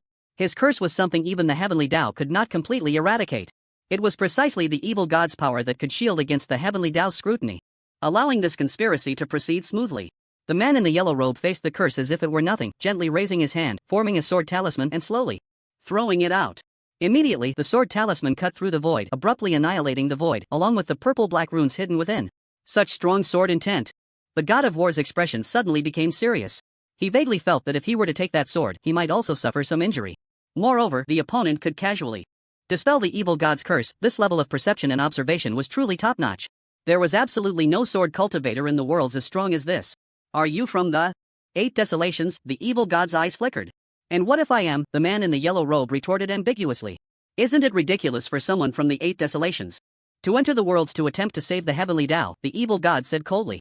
"Better than being a thief guarding the treasure, don't you think?" As soon as these words were spoken, they immediately enraged the gods, each one burning with anger, feeling greatly insulted. It was as if they had been caught secretly doing something wrong. And the other party was just an outsider. Nonsense, simply absurd. "If you dare to speak further, do not blame us for being rude," the god of war retorted without a change in his expression. "What rudeness? I am helping to cleanse the evil from the worlds, and instead of being grateful, you want to attack this benefactor? Who is truly the ridiculous one?" Bold. The gods roared in fury, immediately activating their divine powers, brewing divine techniques. Countless profound meanings appeared, and the entire hall of gods was surrounded by a myriad of colors, the power of destruction stirring restlessly. The man in the yellow robe remained completely unperturbed, merely brushing his long sword lightly to give it a sheen. "I've long wanted to witness the tricks of those who seek fame and reputation. Bring it on, not a single one of you should be left out." The man in the yellow robe stood with his sword, his robe fluttering gently. Observing his calm demeanor, the gods felt a stir in their hearts, but it was quickly overshadowed by hostility. The arrow was knocked and had to be released. If they retreated now, there would be no second chance. The heavenly Tao was not so easily deceived. In other words, they had only this one opportunity. "Don't be careless, everyone attack together," the evil god said in a deep voice. "All right." Just as the divine arts erupted, the man in the yellow robe put down his sword and smiled at the gods behind him. "You've come? The god of war suddenly sensed an unusual aura and instinctively turned his head. He saw a fist imprint growing larger in his vision until it covered everything. Bang! The god of war was directly struck away by the immense force, spitting out a mouthful of blood midair, crashing heavily against the core of the world. He then slumped down like a puddle of mud, collapsing to the ground. "Who The evil god felt a panic rise in his heart and quickly summoned a shield to protect himself. The other gods turned their heads upon hearing the commotion, only to see a handsome man bathed in divine light approaching, his stern face resembling that of a god of death. Wherever his gaze fell, the gods felt like prey under the hunter's watch, their hearts tightening. Chu Chen stared intently at the interior of the world's core, and upon seeing the face of the man in the yellow robe, a smile appeared on his stern face. Senior Yi, it has been quite a struggle to find you. The two exchanged glances, and Yi Guqing showed no surprise at Chu Chen's arrival, as if he had known he would come. Although not surprised upon seeing the greatly changed Chu Chen, especially noticing the extremely rich aura of nobility and dominance around him, a hint of unusual color flashed in his eyes. This little guy has changed quite a bit. This aura. Phoenix bloodline? And the 7-star ancient god? The power of the true dragon. The three extremely domineering auras combined together, seemingly three entirely different attributes, yet when they appeared on Chu Chen, there was no conflict. Instead, it was quite harmonious. He had seen such a scene before. Chu Chen had displayed this talent when he obtained the 3000 Dao. Initially thinking it was due to a unique soul attribute, he now understood the reason. Yi Guqing sheathed his sword and stepped forward, chuckling lightly. You arrived 2 days later than I expected. But still in time. Chu Chen felt elated upon seeing the familiar senior and couldn't help but grin. I was delayed a bit while dealing with the Thunder God. If it weren't for the Heavenly Dao's interference, I would have arrived 7 days ago. I see different potential in you. It seems you haven't let your talent go to waste. Senior flatters me. My achievements today are entirely thanks to your guidance and help, otherwise I wouldn't have been able to leave the primordial world. The path of cultivation is like rowing upstream. If you don't advance, you retreat. We are merely passing boats, helping each other along the way. The two exchanged compliments, completely disregarding the gods, treating them as if they were air. The evil god was first startled when he noticed the newcomer, but upon realizing it was Chu Chen, his shot deepened. From their conversation, he caught extremely crucial information. The Heavenly Dao intervened? The Thunder God has fallen? The gods, who were unaware of the battle situation, seemed to be in a fog, only able to glean bits and pieces of the outside circumstances. Although they couldn't grasp the overall picture, one thing was certain: Chu Chen knew this unexpected guest, who was even a guide for him on the path of immortality. Such a relationship made the gods wary. A visitor from the 8 Desolations was certainly no ordinary talent. After all, those who could withstand the constraints of the Heavenly Dao were not simple figures. After listening for a while, the evil god's expression kept changing, and he impatiently interrupted. Enough. This is the Hall of the Gods. Do I need to emphasize this several times? You little rascals, hurry up and get out. A roar of fury erupted, and the two of them tacitly stopped their discussion, turning to look at the sinister god with a gloomy expression. You must be Chu Chen, right? How dare you slaughter deities and defy the heavens? You have quite the audacity. You don't even regard the intervention of the Heavenly Dao, yet you brazenly intrude upon the Hall of Gods. Such a crime, dying 1,000 times wouldn't be enough to atone. However, the sinister god glanced at the recovering war god from the corner of his eye, and spoke in a calm tone. Heaven has a virtue of mercy. If you leave now, I can overlook the past, but the opportunity is only once. Upon hearing this, a mocking expression appeared on Chu Chen's face as he teased. So shamelessness is contagious. You must be the sinister god, right? You seem to be just as despicable as the god of fire and the god of thunder, pretending to be a big shot. I'm here for you all. Before the sinister god could react, a brilliant beam of light suddenly appeared behind him. What a big mouth. I want to see how you resist. The war god stood up, his aura skyrocketing, and his battle intent manifested as golden armor, fully armed to the teeth. At first glance, he looked like a mech shining in the world, extravagantly magnificent. The battle intent surrounding the war god was extremely fierce, and with every move, it seemed as if millions of soldiers were charging forward, the will to kill spanning the heavens. Immediately, a golden spear appeared in his hand, and at the same time, a tall warhorse appeared beneath him. With a fierce momentum, he charged forward with the spear raised. The war god's fury surged forth, all his battle intent coalescing at the spear tip, a will that could pierce the heavens spreading out. The other deities, seeing the war god go berserk, all showed a hint of surprise in their eyes, not expecting him to act so decisively. It seems Chu Chen's insult was too lethal. The war god's temper flared up immediately. If it weren't for Chu Chen's sneak attack, would the war god be so easily repelled? The other side is merely taking advantage. They were full of confidence in the war god's combat power, and regarding Chu Chen's strength, it was not something they cared about. As long as the people from Twilight City didn't come, they had a 90% chance of winning. You little brat, die. The war god roared, and the warhorse beneath him transformed into a streak of light, swiftly piercing through Chu Chen's body, flying past him. At that moment, time seemed to slow down. Even the flow of the great Tao appeared to slow. The way of war truly lives up to its name. Since ancient times, the war god has not made a move, and now seeing it again, his style is as impressive as ever. Chu Chen completely did not anticipate that the war god would rise up to kill, nor did he expect that the war god's power could influence the local space and the momentum of the world, right? Once the spear is out, who can rival it? Chu Chen is still too impatient. The deities wore smiles on their faces, casually commenting. In fact, they had no need to panic. Over 100 deities together represented the strongest force in the world. The absence of the god of thunder and the god of fire was not a big deal. Even if a few cracks appeared, it wouldn't affect the overall situation. After the war god's strike ended, he slowly rested the spear on his shoulder and said, in a deep voice, "You should never have provoked me, this is your fate." After saying this, the momentum of the world around Chu Chen immediately returned to normal and he swayed slightly, appearing as if he was out of strength. However, the smiles on the faces of the gods did not last long before they suddenly froze. They saw that the part of Chu Chen that was struck had torn his robe, revealing a small hole the size of a spearhead. But there was not a single trace of injury on the flesh beneath the robe, not even a broken skin. How is this possible? He took the full force of the war god's strike with his body, and yet not a drop of blood was shed? This is too exaggerated. What is his flesh made of? How could it be so strong? Could it be that we are seeing things? Did the war god only graze the edge of his robe?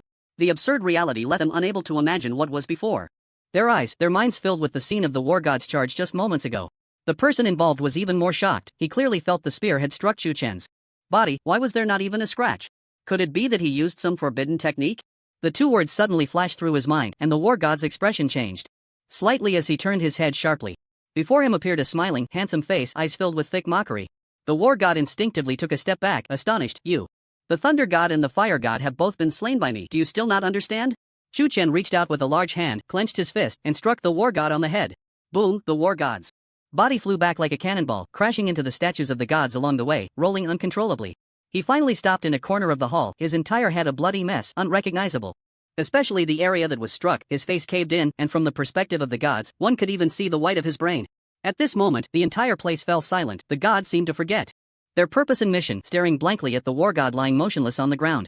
After a while, the god of desire's beautiful eyes flashed with a hint of fear, trembling as he said, "That punch just now actually gave me a sense of death threat." The god of love beside him was also extremely frightened, swallowing hard and saying, "The war god was killed in one move?" The god of mountains took a deep breath, trying to remain calm, but the turmoil in his heart could not be suppressed. What has this child experienced? We have all overlooked his current identity as a 7-star ancient god. If the first sneak attack was an accident, they accurately sensed Chu Chen's power during the second strike. The power of 10,000 dragons. A single punch contained the power of 10,000 dragons. How could they fight back?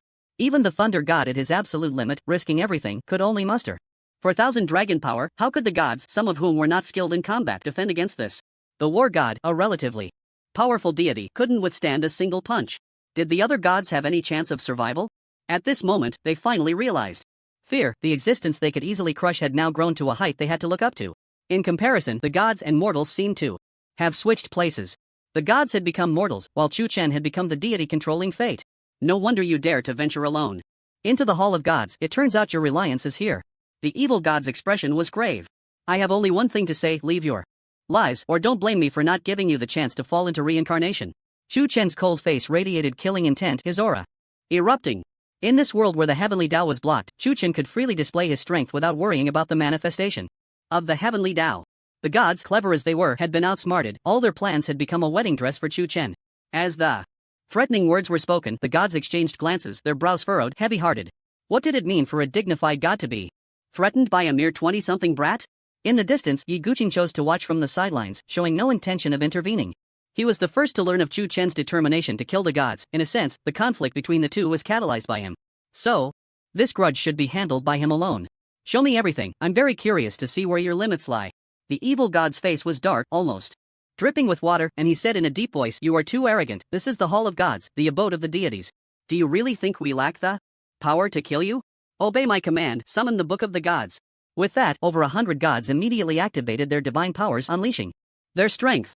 At that moment, the entire hall shook violently, and an ancient book suddenly appeared on the ceiling.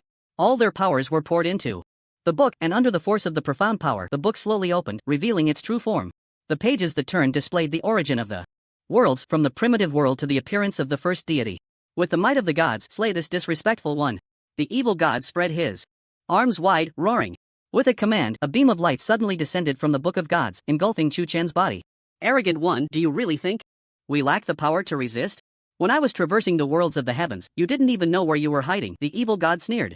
After a single move, the faces of the gods turned pale, clearly indicating that this attack had taken a significant toll on them.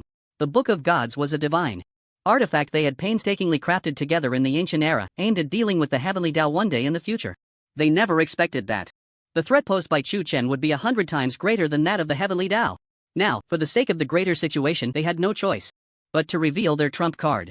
The Book of Gods did not disappoint them. This strike contained at least 20,000 dragon powers, far exceeding their expectations. Enjoy this grand feast. The Book of Gods will erase all traces from you until you disappear, the god of mountains thought to himself, secretly relieved. After many twists and turns, things had gone relatively smoothly, but Chu Chen's power was truly terrifying, reaching a point that could not be ignored. If they did not directly use their trump card, they would surely lose more gods. By that time, even the greatest abilities would be powerless to change the outcome. The evil god looked at the beam of light for a moment, then turned to the core, Yi Guqing, a relaxed smile appearing at the corner of his mouth. Now, it's your turn. Yi Guqing asked without changing his expression. Are you so sure that the Book of Gods can kill Chu Chen? The body of the 7-star ancient god is not so easily defeated. Ha ha ha. The evil god suddenly burst into laughter, his voice filled with mockery. Who said I want to kill him? I just need to delay for a few days, and when the core of the world shatters, all of you will die. Looking at the increasingly ferocious face of the evil god, Yi Guqing knew that this person had gone mad. And it was a madness that ran deep, willing to do anything to achieve his goals. The gods were too eager to escape this cage, recklessly cutting off all retreat. I see, it seems you are not too foolish after all. Yi Guqing nodded in understanding, then smiled lightly. But you underestimate Chu Chen too much. The ancient god is just one of his cards. You don't need to put on an act here. No one understands the power of the Book of Gods better than I do. The evil god's words were interrupted by the horrified voice of the god of love beside him. Look! The beam of light is changing. The evil god, observing the calm expression on Yi Guqing's face, furrowed his brows and turned to look. When he saw a blazing flame igniting within the beam of light, his expression changed drastically. The power of the fire god? No! Wait, the essence of flames. It's even at the second level? The evil god was momentarily stunned, his entire being feeling as if it had been filled with lead, unable to move. Aside from him, the other gods also looked as if they had seen a ghost in broad daylight, terrified and at a loss. Boom! A violent purple gold flame erupted from within the beam, surging forth with a phoenix's cry, instantly shattering the massive beam of light, along with the Book of Gods above them, consumed by this flame that burned everything. Immediately after, a figure bathed in flames emerged from within. Long hair transformed into dancing flames, a primordial symbol appeared on his forehead, and his eyes were composed of fire, looking extremely otherworldly. Indeed, it was otherworldly. At this moment, Chu Chen was no longer the fierce and domineering figure from before. He resembled a transformed demon. Or like the Lord of all fires. The beauty of the was fully displayed at this moment, with tiny flames dancing like the spirit of a phoenix, constantly moving in the void. These little sprites seemed to possess intelligence, weaving back and forth, leaving behind an unfathomable black fissure in their wake. The scene was beautiful, but the hidden danger was unprecedentedly terrifying. Chu Chen tore through the beam of the Book of Gods, walking slowly forward. With each step he took, the hearts of the gods couldn't help but beat faster. As the distance closed, the gods felt the terrifying pressure from the phoenix. Even more, as if a mountain was pressing down on their chests, making it hard for them to breathe. The impact and pressure from the primordial beings made the so-called gods appear particularly weak and helpless, trembling uncontrollably. Could it be a phoenix? What a powerful bloodline. This child actually possesses the bloodline of a phoenix? What is the thunder god doing, allowing this brat to grow? The gods were both shocked and fearful, their eyes filled with terror as they faced Chu Chen's approach, their feet retreating uncontrollably. No matter how powerful the gods were at this moment, they felt as small as ants. The evil god immediately lost the will to resist. Even the Book of Gods could not control the opponent, and they had no room for a comeback. Now he gradually understood the immense pressure the thunder god and the fire god had faced. Chu Chen could no longer be described as a prodigy. He did not even regard the heavenly Tao. Perhaps in his heart, the gods were already in his grasp. His coming was not merely to stop himself so simply, but to fulfill the oath he had made earlier. Stop. Are you really prepared to eradicate us completely? Even if the core of the world remains intact, without the maintenance of the gods, the 3,000 paths will fall into chaos, and the world will still not be at peace. The evil god quickly thought, speaking calmly. Upon hearing this, Chu Chen paused, a cold glint flashing in his eyes. The evil god was overjoyed. He knew he had grasped Chu Chen's lifeline. The lives of the common people were his Achilles' heel. As long as he held on to this point, there was a chance. Seeing Chu Chen stop, the evil god pondered for a moment and said, "You want the common people to be well, and we want to escape from our cage. The two can coexist without conflict. There is no need for us to fight to the death. Destroying the core of the world is only a last resort. Now that I see you possess the strength of over 10,000 dragons, we can find another way to resolve this predicament. What do you think?" The other god's eyes lit up upon hearing this, fully aware of the evil god's intentions. Chu Chen listened without changing his expression and said, "You want me to deal with the heavenly Tao?" "Exactly, you only need to help us sever the shackles with the heavenly Tao. Everything that has happened before can be treated as if it never occurred. Having one more friend is better than having one more enemy, isn't it?" The evil god continued to elaborate. Chu Chen quietly watched his deep gray face, saying nothing. The atmosphere fell into silence, even the sound of breathing became barely audible. The gods dared not breathe, anxiously waiting for Chu Chen's response. If he could agree to this condition, it would undoubtedly be a great boon for them. After all, destroying the core of the world was not without risk. If they made a mistake, it would lead to an irretrievable end. This guy seems to be moved. Indeed, young people are easy to deceive. The evil god has him stunned with just a few words. A hint of mockery appeared in the eyes of the god of desire, secretly pleased. The other gods shared the same thought. The heavy stone in their hearts slowly falling. With the conditions in place, everything would be easier to discuss. After a moment, seeing that Chu Chun had not yet agreed, the evil god asked, "What are you still considering, Your Excellency? Is there any other concern regarding this win-win situation? Feel free to speak, we can discuss any issues together." Chu Chun slightly raised his eyelids and said, "There are no concerns, I was just thinking about what method would be best to torment shameless scum like you." As he said this, Chu Chen's lips curled up, wearing a mocking smile as he asked, "Do you think it's better to kill you directly, or to keep you around and torment you slowly until the heavens and the world come to an end?" "What?" The evil god's smile suddenly froze, and he chuckled dryly. "What do you mean, Your Excellency? Am I not sincere enough?" Chu Chen sneered, "What a load of nonsense. About sincerity, why should I help you deal with the heavenly Tao? Compared to going against the heavens, isn't it simpler to eliminate you worthless bunch? Moreover, what right do you have to ask me for help? Not long ago, you were thinking of killing me, and now you want to deal with the heavenly Tao. How is that different from recognizing a thief as your father? Besides, have you forgotten that I previously made an oath to pierce through the divine realm? If you want to survive, the best way is to kill me, there is no other way." After saying this, Chu Chen suddenly raised his palm, the center of his hand branded with the purple gold characters of the primordial, which suddenly transformed into a phoenix in an instant. The heavens and the earth changed color, and a torrent of phoenix fire erupted, quickly turning the ceiling of the Hall of Gods and the surrounding statues to ashes. The art of slaughter surged forth, causing the gods to furrow their brows sharply, and they immediately unleashed their strongest divine techniques to resist. In that moment, a myriad of colorful powers spread out, and they all exerted their utmost effort to withstand the damage brought by the divine beast. "Ah! Save me!" The god of mountains was the first to scream in agony, as he was turned to char in the blink of an eye, his body rapidly shrinking until it turned to powder, scattering in the wind. Ding! His divine essence fell to the ground, emitting a shimmering glow. "You little beast, do you really want to wipe us out completely?" The evil god's eyes widened in rage as he watched one god after another fall, as if plunging into an ice cave. At the same time, his heart burned with fury, not out of sympathy for the gods' deaths, but because with each death, their combat power diminished significantly. Chu Chen chose this method of picking them off one by one, catching them completely off guard. "Aren't you the ones trying to wipe us out? For your own selfish desires, you would sacrifice billions of lives. I am merely acting on behalf of heaven. What wrong have I done?" Chu Chen said calmly. The evil god struggled to resist while enduring the pain brought by the phoenix fire, unable to suppress his cries of agony. He had never suffered such excruciating injuries in his life, especially that feeling of loneliness and helplessness, waiting only for death, which filled him with despair. How many years had it been since the establishment of the divine realm? The gods had never been so embarrassed. They had always believed themselves to be the apex predators of the food chain, with all living beings relying on their breath to survive. If it weren't for us, countless races would have long been reduced to fodder for ancient, ferocious beasts. If it weren't for us, how could there be such a peaceful era? The evil god shouted. Chu Chen remained unmoved, slowly saying, "The evil god can be you or someone else. The so-called prosperous era is an inevitable trend, the result of the endless efforts of countless generations. Where were you when the abyssal race ravaged the myriad races in the worlds? Where were you when the elements of the heavens were thin? Where were you when the worlds of the heavens had gaps, allowing beings from the 8 desolations to invade? When the common people worshipped the gods, offering faith and seeking blessings, where were you then?" With 4 consecutive questions, Chu Chen questioned the gods on behalf of the common people, which was also the answer he sought in his heart. It was precisely because he had climbed up from the dust that he understood what ordinary people truly wanted. Power, status, money, beauty, these are certainly things everyone desires. But the foundation that supports desire is always peace. Without a peaceful world, what difference is there from a savage world? The so-called gods, in his view, were merely decorations, never showing up across so many eras, nor had they ever done anything for the common people? And the only means of connecting with the lower realms was through a temple maintained by trade?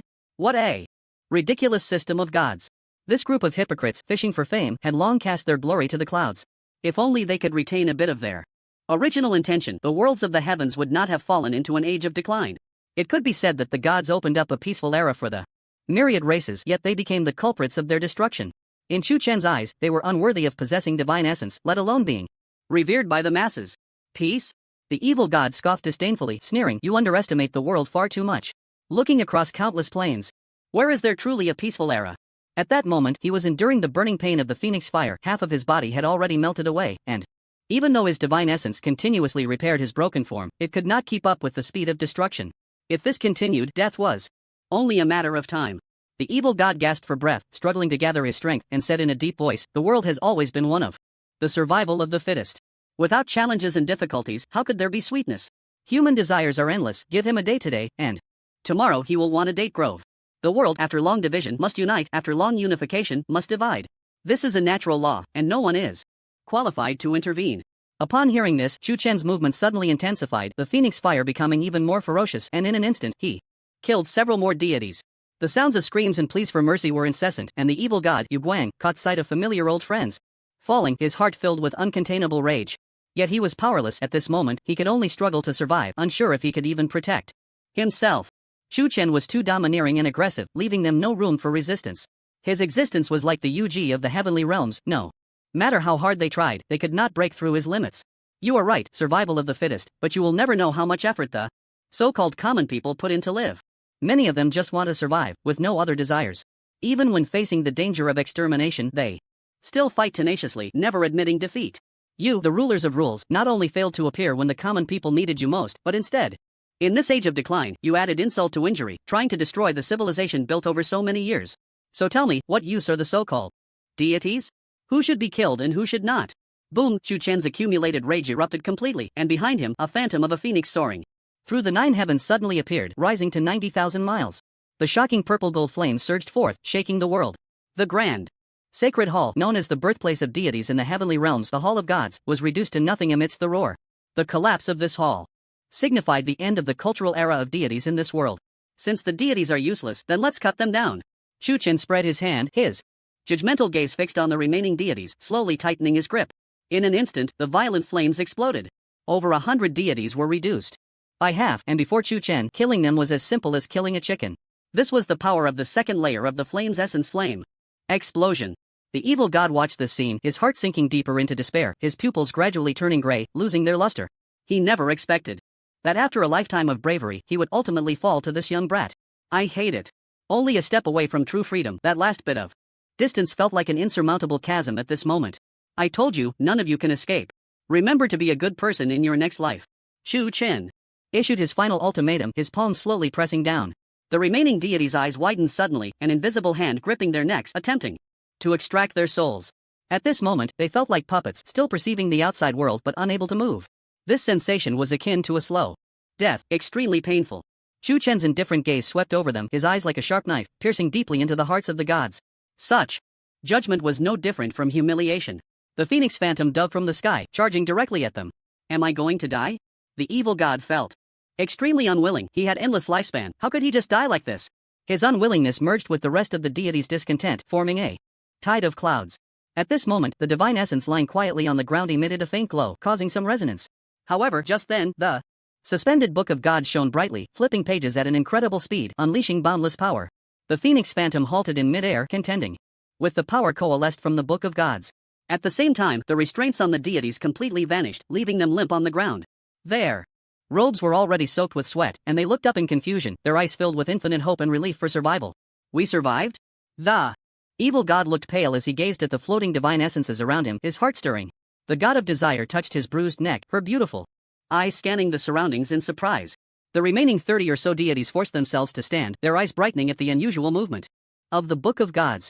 I understand now, this is the will of the deities helping us. Chu Chen is the godslayer, the book of gods will not stand idly by. The god of love exclaimed in delight, this also means that they still have hope. The evil god did not relax because of this, the battle was not over. And anything could happen. However, after this incident, he would not repeat the same mistakes. A mere lifeless object dares to obstruct me? Chu Chen snorted coldly and struck out with his hand. A colossal hand descended from the sky, forcefully swatting the book of gods away, causing the pages to show signs of collapse. The will of the gods and the will of the heavenly path share a similar essence. The former is a blend of the power of faith from multiple eras, possessing an extremely strong force of the common people. This means that what is opposing Chu Chen now is not the gods, but the common people. The will of the common people, you little brat Chu Chen, are committing a great act of rebellion. The evil god saw hope and felt invigorated. Everyone, please join forces to eliminate this child. Restore the clear skies of the world. They all understood this was the last opportunity, and without hesitation, they nodded and summoned the last remnants of power contained within their divine essences. Rays of light poured into the book of gods, and its aura grew increasingly powerful, almost breaking through the shackles of the heavenly path. Chu Chen coldly watched their struggles and slowly said, "A mantis Trying to stop a chariot, even sacrifice is futile. Using the will of the common people to oppose Chu Chen, these wills are, in a sense, part of faith. Any living being contributing to the power of faith leaves a portion infused into the Book of Gods. Now, this artifact forged by the heavenly path sensed the danger of the gods' demise and suddenly stood up. The faith contributed by countless beings born over so many eras shows just how powerful it truly is. This force is difficult for even the heavenly path to control, especially in a situation where it is blocked, growing wildly and explosively. Coupled with the divine essences that fell from the deceased gods, their desires for freedom and resentment towards Chu Chen surged forth. 5,000 dragons. 10,000 dragons, 20,000 dragons. The space trembled continuously, and the divine realm showed signs of collapse, with nearly half of the sky islands instantly destroyed. During the rise of this momentum, billions of citizens were affected, turning into blood mist, suddenly exploding. Blood transformed into a crimson light rushing towards the Book of Gods, adding to its momentum. The evil god, seeing this, was overjoyed and laughed. Chu Chen, do you see? The common people have eyes, they want to stop you from continuing this great act of rebellion. You are the one who caused their deaths. You are the murderer, you have provoked the wrath of the masses, wait to face punishment. There is no place for you in the worlds of the heavens. Your final destination is still death. Even with extraordinary abilities, you cannot escape the lock of the Book of Gods. The evil god saw the hope of turning the tide and wept with joy. One of the greatest fortunes in life is to see the dawn of hope in times of despair. Just like the protagonist in adversity, a turning point will always appear at the most dangerous moment. At this moment, the evil god felt like the chosen one, even fate favored him. The other gods were also extremely excited, exclaiming in delight, "Heaven does not abandon us, we will eventually go to the 8th desolate realm." Chu Chen, keep being arrogant. Let's see how long you can keep it up, haha. The Book of Gods is indeed the strongest trump card of the gods. This is an artifact forged by the heavenly path, and its power is indeed formidable. If this trend continues, perhaps breaking through 100,000 dragons is not a dream. What about the 7-star ancient gods? Aren't they destined to be annihilated? Mockery and ridicule filled the air, and the gods seemed to already see the outcome of victory, completely lowering their guard. With the Book of Gods backing them, what was there to worry about? The evil god grinned sinisterly and said, "If you leave now, you can live a little longer. Perishing along with the worlds you long for is also a blessing, along with the common people you worry about. You can't even take care of yourself and still think about saving the world? Dream on.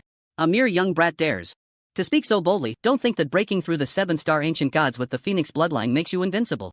Remember, this is the divine realm, the world of the gods." Chu Chen looked calmly at the self-satisfied evil god, chuckling lightly. What a crowd's wrath. To have someone as shameless as you in this world is truly an eye-opener for me. No matter how you argue now, I will never forgive what you have done. Surrender. The evil god smiled smugly. Chu Chen narrowed his eyes, a cold smile playing at the corners of his mouth, memorizing the smug faces of the gods one by one. It is said that a gentleman takes revenge 10 years later. Chu Chen prided himself on not having such a broad mind. He couldn't wait that long. He wished he could kill all these cowardly, black and white reversing scoundrels immediately. Since you are so confident, I want to see just how powerful the Book of Gods really is. Chu Chen shouted, directly summoning the ancient god. Everyone saw a giant towering 10,000 meters high suddenly stand between heaven and earth, bathed in golden divine light, with thick primordial energy swirling around like clouds and mist. His eyes shone like the sun, radiating blinding brilliance. At this moment, Chu Chen resembled a creator god, exuding an overwhelming aura with every gesture. The gods felt in their hearts that he was the one and only god in this world. Such an absurd intuition arose in the minds of the deities, leaving them at a loss. 20,000 dragon powers? Such immense strength just in his physical form? The love god was stunned in place. Isn't the 7 stars ancient god only supposed to have 10,000 dragon powers? Why is he so special? Don't worry, what does 20,000 dragon powers matter? Facing the Book of Gods, he will still die. This statement served as a shot of adrenaline for the gods, their hearts stirring and slowly calming. Indeed, they had to believe in the Book of Gods now. The outcome of this battle depended entirely on this book. Their future fate rested on today. The battle unfolded faster than imagined. As soon as Chu Chen summoned his true form, an invisible shockwave struck his chest, causing him to lean back. He grabbed the dark clouds to steady himself and retaliated. With a punch, his massive fist crashed down on the Book of Gods like a meteorite. A shield appeared on the surface of the book, absorbing all the force. Without even a ripple, Chu Chen, unwilling to be outdone, unleashed a flurry of punches, the endless wind of his fists transforming into a tornado that wreaked havoc. Bang bang bang. In just a few seconds, he had struck over 1,000 times, showcasing his violent power to the fullest. The explosive sounds continued, a grand spectacle coalescing into a black hole, wildly devouring everything around. In comparison, their battle resembled the end of the world. The surrounding disasters were like pebbles dropped into a lake, causing hardly any ripples. Is this all you've got? I don't think it's as strong as imagined. Chu Chen was enjoying himself. He loved this kind of punching bag. Each punch felt exhilarating, and he hadn't experienced such a thrilling physical battle in a long time. Now, in terms of physical prowess, no one in the heavenly realms could match him. Perhaps there were stronger beings in the 8 desolations, but all he wanted to do now was crush this book. Just as Chu Chen was having a great time, a page from the Book of God suddenly fell, shattering in midair. With a soft chime, a large bell emerged from the void, suddenly covering Chu Chen's entire body. The surface of the bell was filled with divine scripts intricately linked in a mysterious way, condensing a magical power. At a glance, the gods immediately recognized its origin. This is a formation? The great formation of all heavens, a formation manifested by the power of the world. Gasps of surprise erupted. They had never expected the Book of Gods to possess such a clever method of confinement. Now that Chu Chen was enveloped by the bell, it was equivalent to being wrapped in a sequential world. To escape, he would need the power to shatter worlds. In other words, with the will of the living, he was now an enemy of the world. The evil god sneered repeatedly. At this rate, in less than 2 hours, he will be refined and perish. This was not a simple confinement formation. It contained powerful refining forces. If he couldn't escape within the designated time, in 2 hours, Chu Chen would turn into a pool of blood. Such ruthless methods were appalling. Chu Chen never expected to be dealt with by a book. The scene inside the Great Bell was not pitch black, instead, it was filled with blazing flames. Watching this, he was reminded of the story in Journey to the West, where Sun Wukong was trapped in the furnace of Taishan. Lao Jun. Now, he was just like Sun Wukong at a moment where his life hung by a thread. He certainly did not think of himself as invulnerable to fire and water, nor as a legendary figure who could develop the fiery eyes of truth at a critical moment. Looking at the sea of flames before him, he felt no heat under the enhancement of the Phoenix bloodline. The fire of the Phoenix is the ancestor of all fires. Even the sparks manifested by the Book of the Gods could not inflict pain upon him. The most deadly threat came from the bizarre rules within the Great Bell. He could feel his strength and vitality gradually ebbing away. It was as if they were being stolen. Things seem to be more complicated than I imagined, Chu Chen pondered, then thought to himself, I need to speed up. Every second of delay could mean the deaths of millions outside. In a moment where his life hung by a thread, there was no room for carelessness. This thought directly ignited all his power, summoning the primordial text. Primordial Sacred Fist. Boom, the fist light containing the power of the primordial transformed into a beam of light that violently struck the Great Bell, causing it to sway slightly. Double damage isn't enough? Chu Chen frowned and continued to use the primordial Sacred Fist. He had infinite firepower to support him, so he didn't have to worry about any consumption. This was his greatest advantage. Immediately, Chu Chen crazily used the same move, smashing it against the Great Bell again and again. A 50% chance of triggering double damage, a 30% chance of 5 times damage, a 10% chance of 10 times damage, and a 1% chance of 100 times damage. What seemed like unreliable probabilities might be unattainable for an ordinary person in a lifetime. But for Chu Chen, he possessed the most outrageous passive skill in the world. Accompanied by a tremendous buzzing sound, the Great Bell suddenly trembled, shaking more violently than before. The hearts of the gods outside the bell were in their throats. With each tremor of the bell, their hearts beat in sync. That kid shouldn't be able to escape, right? After all, the power of the world isn't so easily broken, the god of desire asked uncertainly. Don't worry, even if we give him 100 years, he won't be able to escape, the evil god said calmly. However, despite saying this, he still felt uneasy. No one knew what strange trump cards Chu Chen had left. Moreover, a few of the tremors were so intense that it seemed as if the Great Bell would be shattered. Suddenly, a furious roar erupted, and everyone widened their eyes in disbelief, looking towards one corner of the Great Bell. A piece of shattered debris flew out, and a dazzling beam of light shot out from the opening, illuminating the world. At that moment, people experienced a brief blindness. They instinctively closed their eyes, their hearts racing. The Book of the Gods, bring out all your tricks, I'll take them all. After the explosive sound came a voice that resonated through heaven and earth, and the gods suddenly realized Chu Chen had escaped. As the light dissipated, the gods slowly opened their eyes, and the first thing they saw was Chu Chen, like an unparalleled killing god, smashing through the light barrier and grasping the Book of the Gods in one hand. This is impossible. How could he escape so easily? The goddess of love was filled with panic, unable to believe what she was seeing. It should take at least 100,000 dragon powers to shake the power of the world. How did he do it? The god of desire was also stunned, her pretty face turning pale with fear. The evil god silently watched Chu Chen's frenzied fighting methods, his heart sinking to the bottom. Don't panic. The outcome is not yet determined. It's too early to say anything now, the evil god said sternly. How could the gods remain calm? So much had happened today, their emotions were like a roller coaster, fluctuating wildly. They were very afraid that after holding on to hope, Chu Chen would deal a fatal blow to himself. This feeling of falling from heaven to the depths was hard to accept. In the silence, a shocking wave suddenly erupted in the void, a violent force sending the gods tumbling, scattering them everywhere. What happened? The god of desire scrambled to his feet in panic and looked up, only to see that Chu Chen had completely changed his appearance. At this moment, besides the divine light radiating from his body, he was also engulfed in purple gold flames. What was most peculiar was that this flame combined with the primal energy of the universe, creating an amplification effect. Moreover, the world power of a 100,000 dragon forces was rendered utterly insignificant in the face of this combined power, unable to stir even the slightest ripple. The once overwhelmingly powerful Book of Gods now felt like a toy in Chu Chen's hands. The phoenix fire spread from his arm to the book, incinerating the pages clean.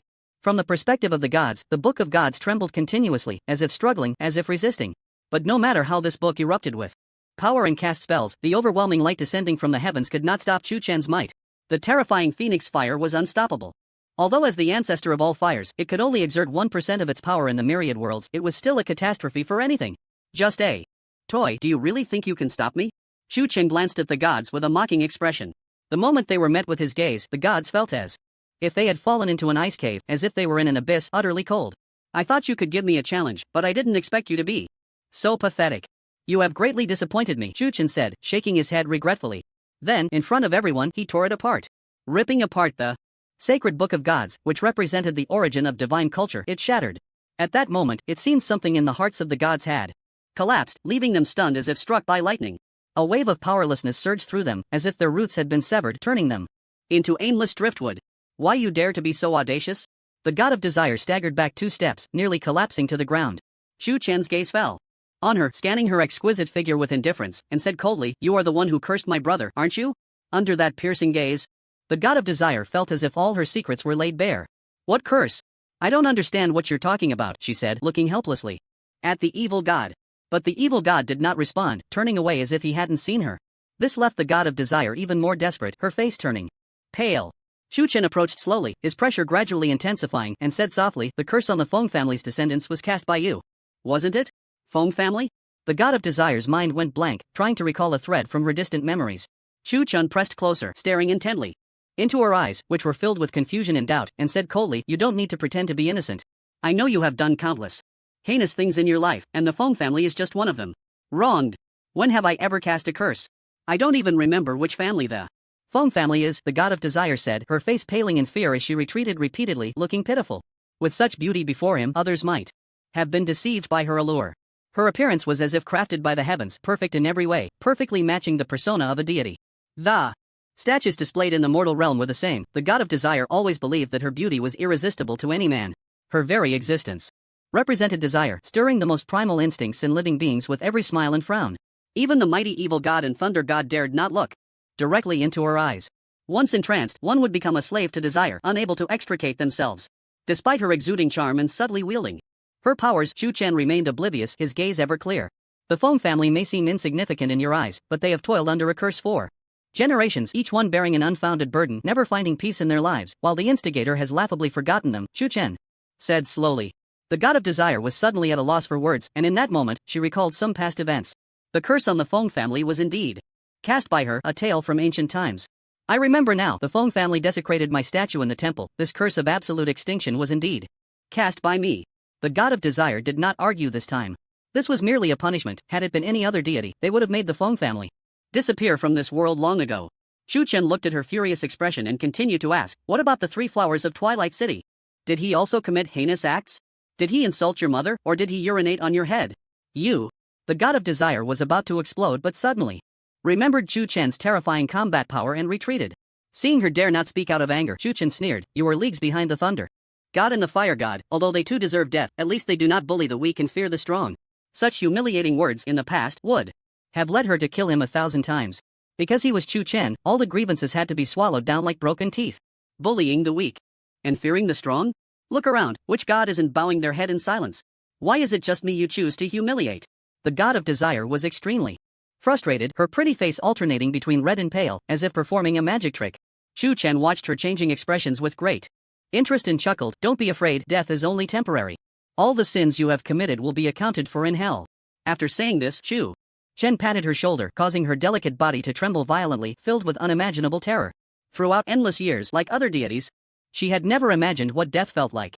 Now, anticipating the end, a chill crept into her heart. "Please, I am willing to do anything for you, I beg you to spare my life." The god of desire suddenly grasped Chu Chen's wrist, pleading. Chu Chen paused, turned to look at her tearful, beautiful face, and a smile appeared on his face.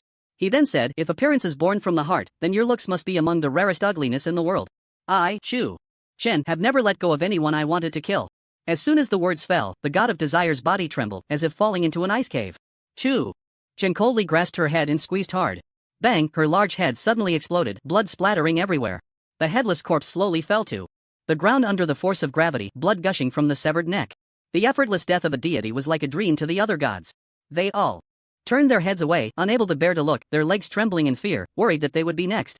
A general's success comes at the cost of countless bones. The defeated will never have the right to decide the future.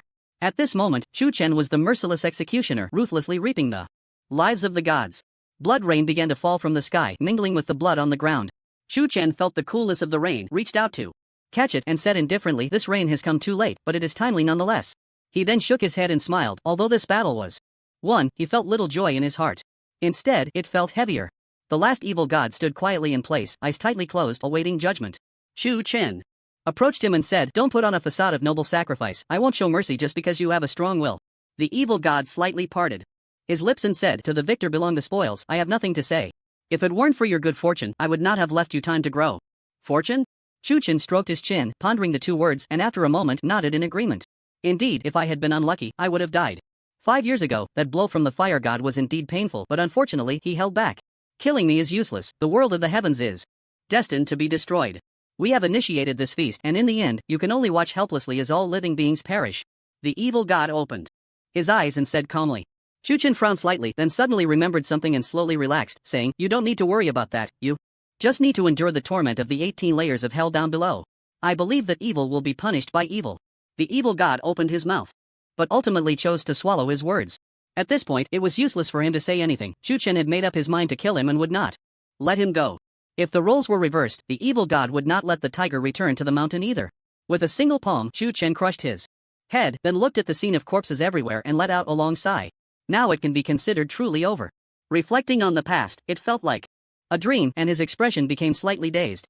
No one could believe that 6 years ago he was still sitting in a high school classroom filled with endless confusion about the future, and one day he would stand at the pinnacle of the world, stepping on the corpses of gods. This could no longer be described as a miracle. Even if the world were to collapse, no one would believe it. But he truly did it, overturning an entire civilization with his own strength. There was a sense of accomplishment. After all, he was ridding the world of evil. But this was not the end. What needed to be resolved next was the main event. At that moment, Yi Guqing walked over with a serious expression and said, "We need to speed up. There are changes in the mortal realm." "What's going on?" Chu Chen asked as he walked. Yi Guqing did not answer directly but pulled Chu Chen into the core of the world, pointing at the virtual screen ahead. "Look." Chu Chen gazed intently, and when he saw the scene within, his pupils suddenly constricted.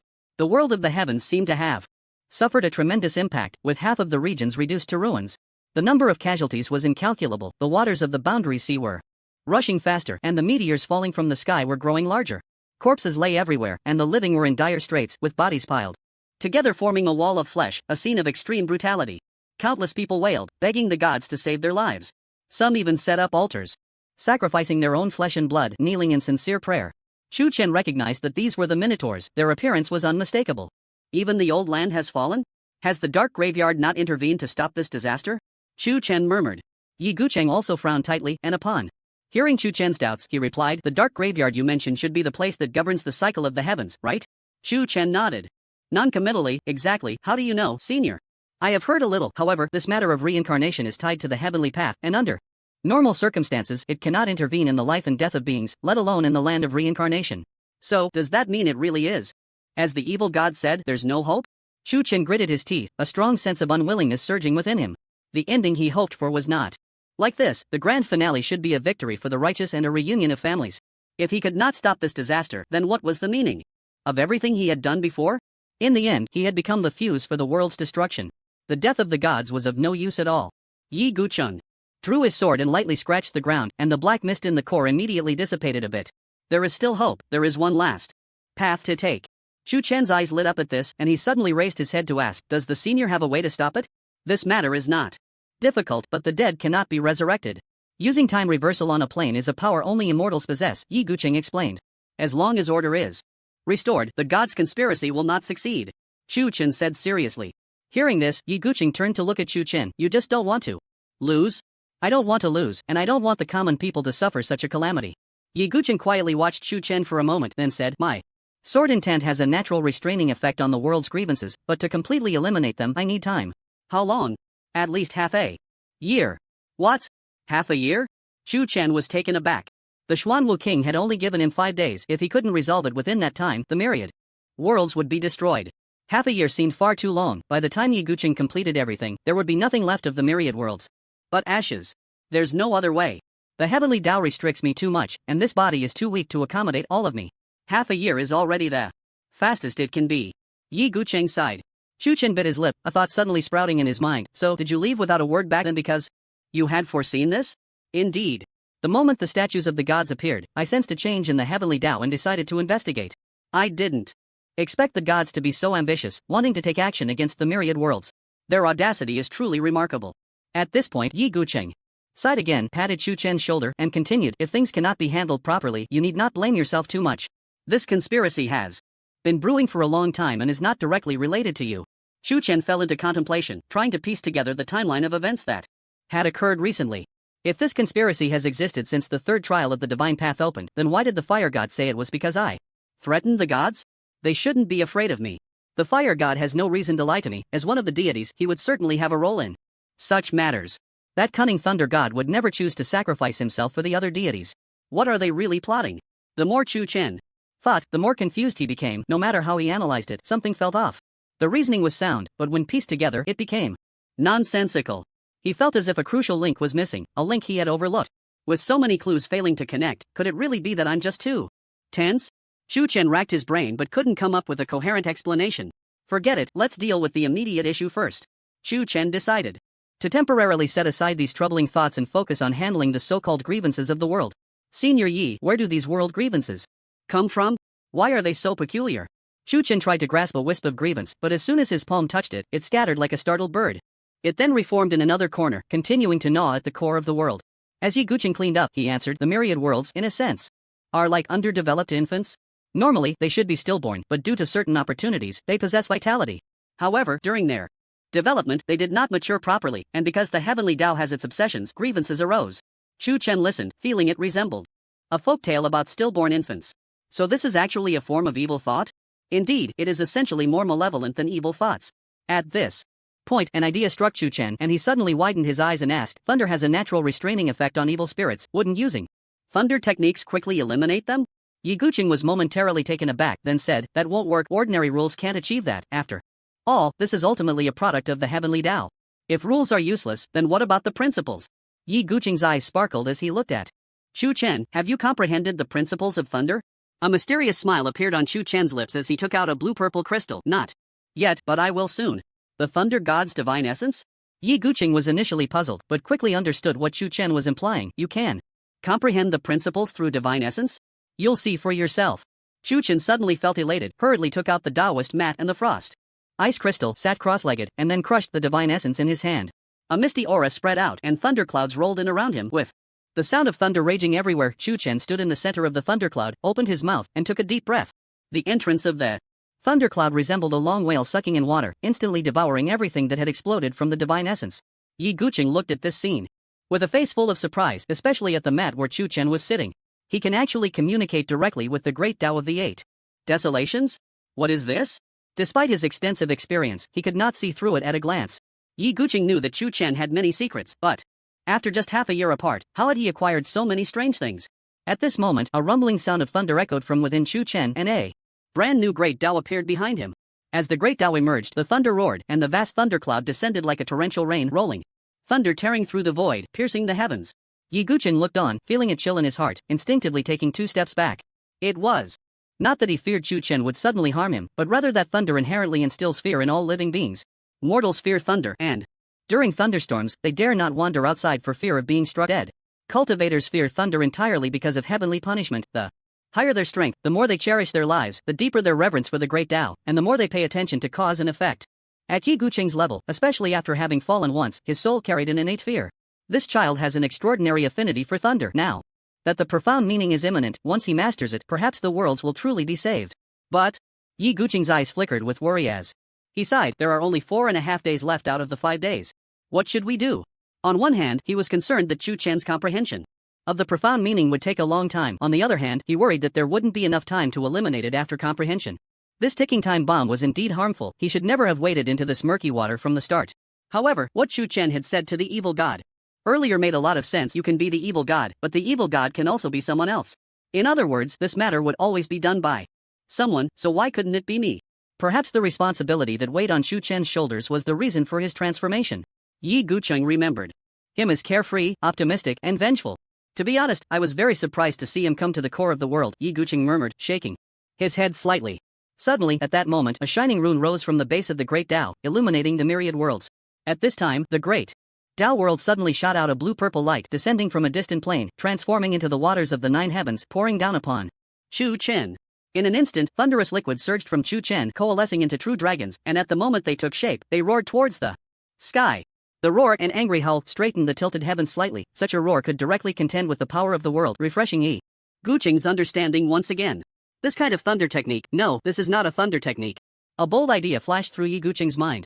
But he quickly suppressed it, shaking his head repeatedly. Even he found it absurd and dared not mention it. This was a true dragon, without a doubt.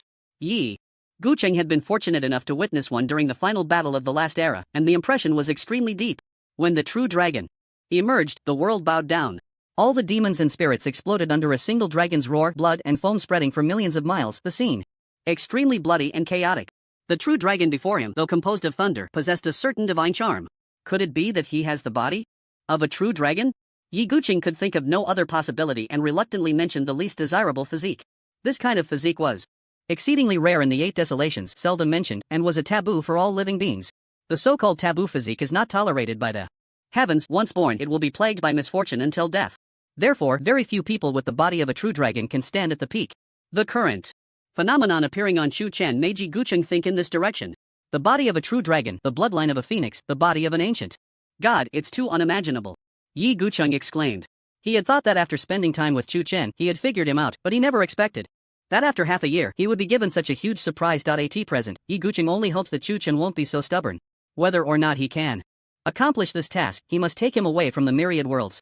His talent and potential, if not used to break through to the immortal realm, would be too much of a waste.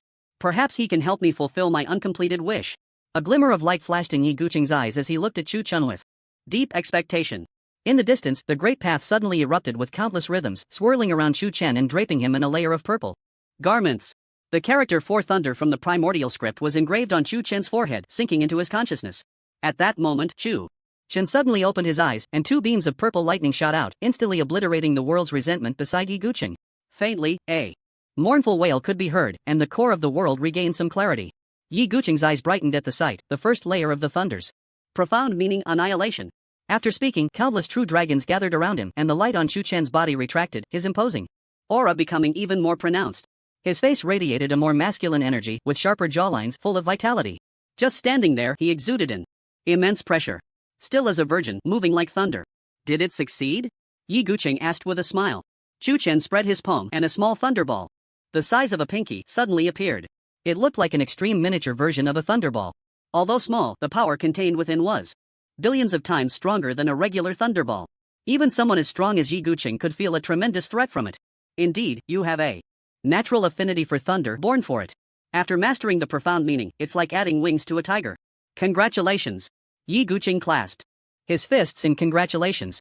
It seemed that even he himself was unaware that since learning about Chu Chen's almost heaven-defying talent and potential, his words unconsciously carried a hint of kindness and respect. Senior is overpraising me, this is merely a natural progression. Chu Chen smiled and waved his hand. Although I haven't known you for long, we can consider ourselves friends across generations, so there's no need to call me senior. Just call me Uncle Yi. Chu Chen was slightly taken aback, then nodded, Uncle Yi. Yi Gucheng felt a surge of emotion and couldn't help but pat Chu Chen on the shoulder. I have said before, the myriad worlds are too small to contain a true dragon like you. The vast expanse of the 8 desolations is where you can truly spread your wings. I understand what Uncle Yi wants to say, but until this matter is resolved, I find it hard to be at ease. Chu Chen nodded slightly. Seeing the determination in his eyes, Yi Gucheng knew that further persuasion would be futile and could only say, then I will assist you in resolving this matter. Thank you, Uncle Yi. Chu Chen grinned. The two discussed a solution and then began to eliminate the world's resentment. Although the core of the world was not large, it contained a different small world within. Its area was about twice that of Twilight City, or 10 times that of the Longxia Empire. The world's resentment was almost everywhere, and completely eliminating it was a monumental task. Yi Gucheng was not wrong, just by himself, it would take him more than half a year to clean it up. Now with Chu Chen's addition, combined with the natural restraint of thunder against evil, the time was greatly reduced. While the two were clearing it, the people of Twilight City were welcoming the baptism of blood rain. This celestial phenomenon seemed to have arrived just in time. Lu Sanjin stood quietly at the city gate, looking out through the gaps in the copper railings forged from divine blood, lost in thought. After a while, sensing a sudden presence beside him, he spoke, "What does King Xuanwu think of Chu Chen? Has he met your expectations?" The newcomer was none other than King Xuanwu, one of the 4 kings of Twilight City, who bore the Xuanwu bloodline and was one of Chu Qianqiu's most capable subordinates. He had accompanied Chu Qianqiu in establishing a territory in the 8 Desolations since childhood, and their bond was extremely deep. After all, he is still a child, acting on impulse. He will need proper guidance in the future, King Xuanwu replied. Oh, Lu Sanjin raised an eyebrow and turned to look at the calm-faced King Xuanwu. You shouldn't be the type to meddle in others' affairs, so why the sentiment today? Chu Chen is a rare piece of uncut jade. If not properly carved, it will turn into a worthless piece of waste jade, King Xuanwu said. Then who do you think is better, Chu Di or Chu Chen? Lu Sanjin tossed out the question with a smile. He expected an immediate answer, but instead, King Xuanwu pondered for a while. Seeing his serious expression, Lu Sanjin also put away his teasing demeanor and quietly awaited a response. After a moment, King Xuanwu spoke. Each has its merits. Chu Chen has slightly more potential, but Chu Di also has his strengths, especially that mysterious power within him, which I cannot see through. Lu Sanjin knew what he was referring to and smiled without speaking. Who do you think is more qualified to be the heir to the city lord? This time it was King Xuanwu who asked the question. The atmosphere suddenly fell into silence, and Lu Sanjin, unusually tight-lipped, seemed reluctant to get involved in the succession issue. This isn't like you, there's nothing difficult to say here, why are you hesitant? King Xuanwu asked in confusion. I just think your question is quite foolish, Lu Sanjin replied. Lu Sanjin, what do you mean? King Xuanwu narrowed his eyes, cracking his knuckles with a popping sound. Lu Sanjin glanced at him sideways, scoffing, his lips curling up to reveal a row of big white teeth. I'm not like you who enjoys playing the middleman. Is there any need to think about this? The heir must be Chu Di. Why? Do you think Chu Di will be able to take on great responsibilities in the future, more so than Chu Chen? King Xuanwu, setting aside his desire to punch him, waited curiously for an answer. As Chu Qianqiu's strategist, Lu Sanjin wouldn't have survived this long without some skills. Having gone through so many storms together, King Xuanwu had a great deal of trust in this chief steward's methods. Now that they had differing opinions on the heir, he was eager to know the reasoning behind it. After all these days of contact, can't you see the difference between the two? Lu Sanjin asked, his tone implying, how could you be so foolish? King Xuanwu certainly picked up on it, but instead of getting angry, he pondered the deeper meaning of the words. You mean Chu Chen has no interest in this? He won't compete with Chu Di? Exactly, Chu Chen has never cared about the throne of the heir, not in the past, and he won't in the future. In that case, isn't it a done deal for Chu Di to inherit? That depends on what the city lord thinks. Chu Chen is naturally free-spirited and yearns for freedom, unwilling to be bound by rules. Lu Sanjin paused slightly, glancing at King Xuanwu, who was listening intently, and continued. Chu Di, on the other hand, grew up in Twilight City, has his own insights and innovations regarding rules, and he enjoys the feeling of power. After hearing this, King Xuanwu nodded seriously. You're right, that kid Chu Chen is indeed much more carefree. So you never intended for Chu Chen to take over from the beginning? Lu Sanjin looked at him as if he were an idiot and said, if you don't make contact, how can you rashly draw conclusions? You can only make decisions after understanding. Does the city lord know? He will know. King Xuanwu sighed deeply, a hint of helplessness appearing in his eyes. He realized that Lu Sanjin had already secretly arranged everything with this strategic demeanor. Calling him here was merely to act as a messenger and, furthermore, to pave the way for Chu Chen. What? A cunning old donkey. So you plan for me to take Chu Chen away, far from the world of the heavens? King Xuanwu asked. Exactly, the destruction of the world of the heavens is a foregone conclusion. Even if Chu Chen can save it, he will surely have a knot in his heart.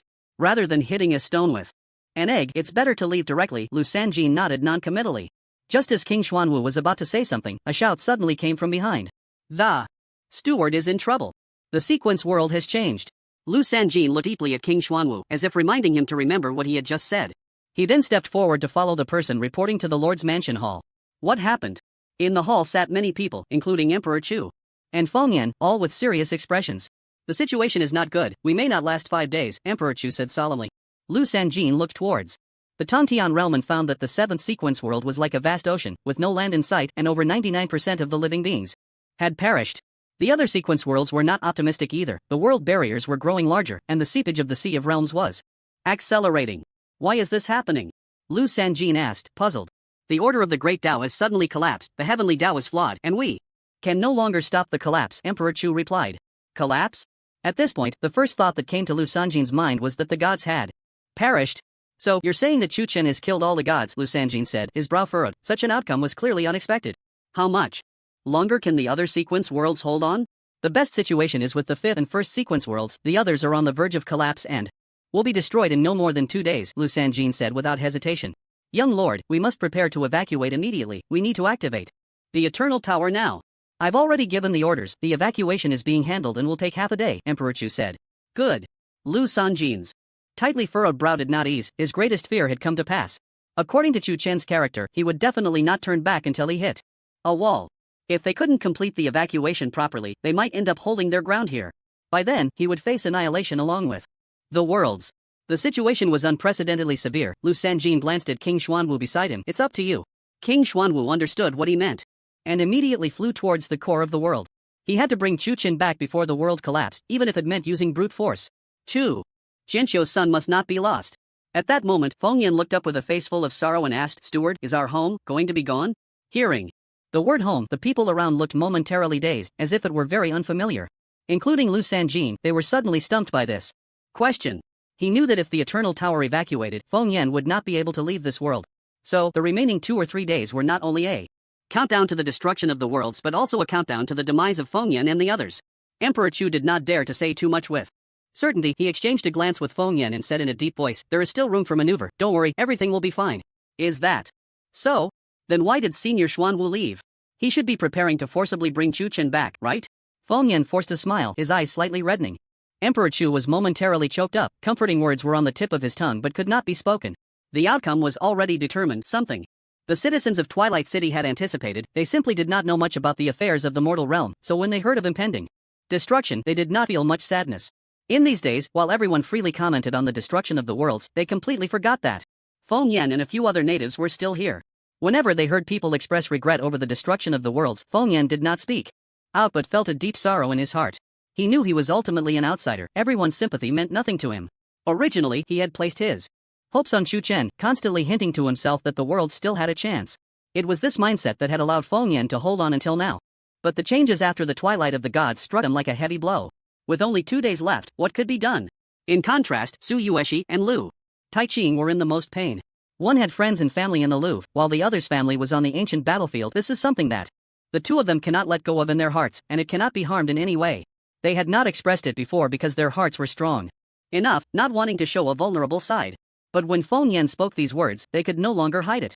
Su Yueshi's delicate face was instantly drenched in tears, her body trembling slightly as she said in a sorrowful voice, Master, you can just say it directly. It's okay. Lu Taiqing's usual carefree demeanor changed completely, his face filled with sorrow and pain. Chief Steward, please just say it.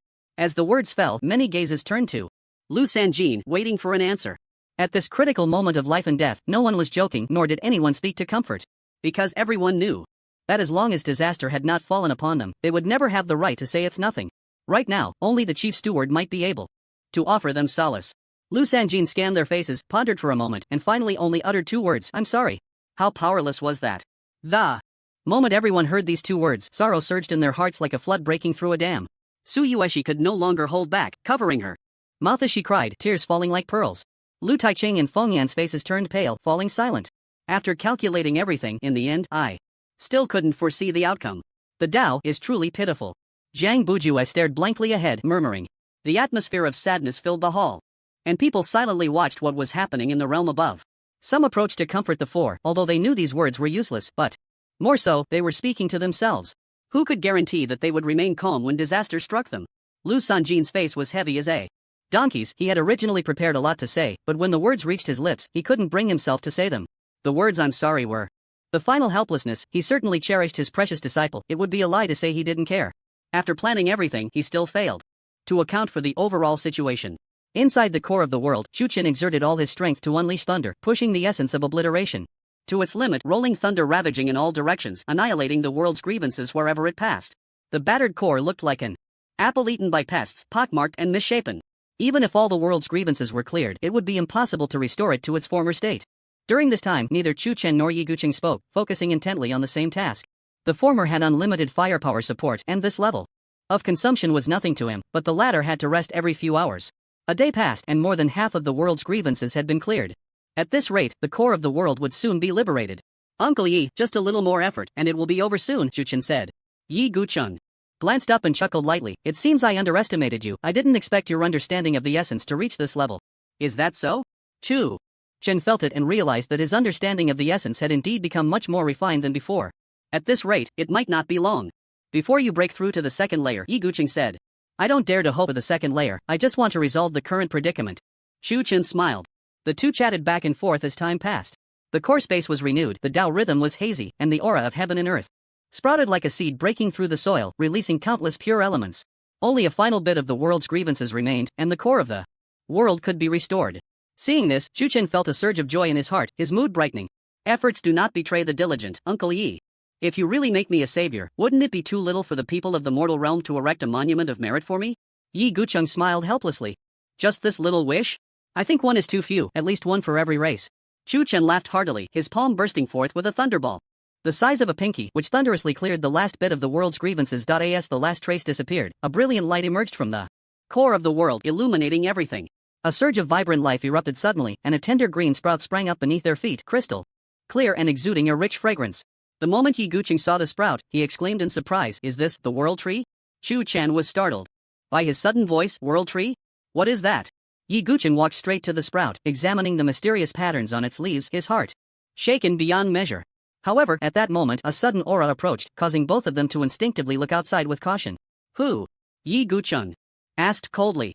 Soon, a tall figure walked in from outside, looking extremely astonished, as if he had seen a ghost in broad daylight, his eyes nearly popping out in shock. Seeing the unfamiliar visitor, Yi Guqing immediately drew his sword. However, before the sword's light could appear, Chu Chen grabbed his wrist and said, "Uncle Yi, don't panic, it's our person." Yi Guqing had 3 reasons for drawing his weapon. First, the timing of the visitor was impeccable, coinciding with their moment of clearing the world's resentment.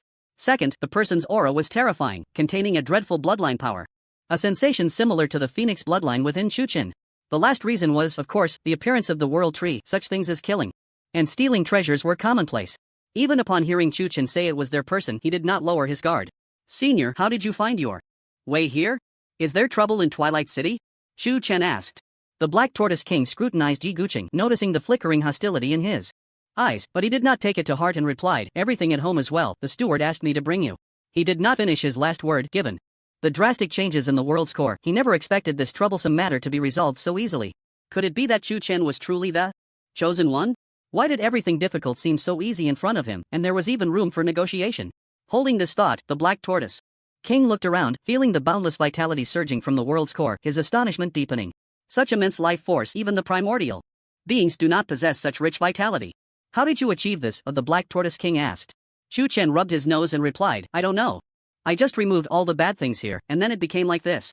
At that moment, the Black Tortoise King suddenly noticed something that shocked him greatly. He saw that the damaged area was actually starting to grow. Although the curvature was extremely slight, it was indeed a sign of growth. It should be known that the world's core is the root of the heavenly Tao, and no treasure in the myriad worlds could repair the heavenly Tao like this. Even treasures like those in the 8 desolations are extremely rare, mostly found in places where even immortals dare not enter. But here he saw it. How could this not be shocking? The world's core can actually be repaired. Perhaps in the long run, it can truly undergo a transformation, the Black Tortoise King said in astonishment. Then, out of the corner of his eye, he suddenly caught sight of a tender green bud, and his body flashed. Yi Guqing frowned and immediately drew his sword to block the advancing Black Tortoise King. "Forgive my intrusion, but this thing cannot be touched or defiled by anyone." The Black Tortoise King looked into Yi Guqing's eyes, sensing a sharp sword intent, knowing that this person was also from the 8 desolations and likely held a high status. It is said that the Black Tortoise is the king of water control, unmatched in defense. Yet, this person's sword intent subtly conveyed a threat. How long had it been since the Black Tortoise King felt such a sensation? "What do you mean by this? Is the world's core already your forbidden treasure? Not even a glance is allowed? No need to put a label on me, this thing is too precious, concerning the fate of the myriad worlds, and must be guarded against." Yi Guqing did not show the other party a good face. The two stood in a tense standoff, leaving Chu Chen beside them in a state of shock. "What's going on? It's just a ceiling, why does it seem like you want to take action? Seniors, please don't be like this. You are both the people I respect the most. It's just a seedling, there's nothing to see." Chu Chen took on the role of peacemaker and stepped forward to separate the two. "Shut up," they said in unison. Chu Chen helplessly pouted, deeply feeling the truth in the saying that strong people have stubborn tempers, and simply chose to stand by and watch. It was the first time he had seen Yi Guqing so serious, suddenly realizing that this inconspicuous seedling must be something extraordinary. However, after watching for so long, he still couldn't figure out what was so precious about it. The king of Xuanwu's arms were enveloped in a layer of blue light and a vast amount of water vapor spread out, shaking the surroundings. So it's a seedling of the world tree, no wonder you're as anxious as a hopping rabbit. Yi Guqing snorted coldly. Now that you know, why don't you hurry and leave? The matter here has been resolved, no need for you to worry. Leaving is certainly not a problem, I'm just afraid that some people will guard against theft and affect the future of the worlds. Ridiculous, I have never done such a shameless thing. Hee hee, who knows? With treasures in front, even saints might have their hearts stirred. Yi Guqing could no longer tolerate it, immediately drew his sword, and a flash of swordlight flickered out, cutting through the 3,000 water vapors. The King of Xuanwu, unwilling to show weakness, summoned the Xuanwu body, suddenly transforming into the immovable king, grasping the sword energy. Chu Chen looked at the two, filled with killing intent, and sighed helplessly. Here we go again. To avoid a battle breaking out here, he chose to grit his teeth and intervene, forcibly separating the two. Alright, both of you calm down. What's the origin of the world tree seedling? Can you explain it to me? Upon hearing Chu Chen's words, the two finally withdrew their imposing presence and coldly turned their heads away. Yi Guqing sheathed his sword and slowly said, I have only heard of the world tree in legends. It is said that this tree can support heaven and earth, radiating the essence of the Tao. If it can grow to maturity, it might even give rise to countless dimensions, extremely miraculous. After hearing this, the king of Xuanwu also joined in the explanation. Indeed, and the world tree itself has infinite mysteries. Each leaf is a supreme treasure, comparable to divine weapons. Chu Chen listened, still confused, not understanding where the value lay. So, the worlds are saved? Yi Guqing waved his sword, flipping over the base beneath the world tree, discovering that the roots were firmly embedded inside, and went deep into the ground. I see, it seems that the birth of the worlds is certainly not a coincidence. This seed of the world tree has long been here. What do you mean? Chu Chen leaned in for a closer look. It means that the world tree existed first, allowing the worlds to exist for such a long time. If that's the case, then why is the world heading towards destruction? Chu Chen asked in confusion. At this moment, the king of Xuanwu stepped forward and said, perhaps some force has prevented the world tree from growing, leading to the worlds being unable to sustain themselves. Upon hearing this, Chu Chen suddenly understood and spoke. World resentment? Exactly, it is because of this that the world tree cannot sprout, and the core of the world shows symptoms of a stillborn. Yi Guqing nodded. Now it was Chu Chen's turn to be puzzled. If, according to their words, the world survived because of the world tree, then where did the world resentment come from? Since the heavenly Tao was born because of the world tree, why didn't the gods, as representatives of the heavenly Tao, notice this? Various mysteries surfaced in his mind, and Chu Chen increasingly realized that this matter was not as simple as he had imagined. Let's not think about these troublesome matters for now, kid, you're in for a big fortune. Yi Guqing patted Chu Chen's shoulder. Uncle Yi, what do you mean by that? Chu Chen was taken aback. Yi Guqing smiled mysteriously, leading Chu Chen to stand before the world tree seedling, reaching out towards the leaves. However, before he could touch it, an irresistible invisible force suddenly knocked his hand away. Yi Guqing took a few steps back, leaning against Chu Chen to steady himself, before he could regain his composure. Did you see that? The world tree has a spirit, those unrelated cannot approach it, let alone comprehend its profound essence.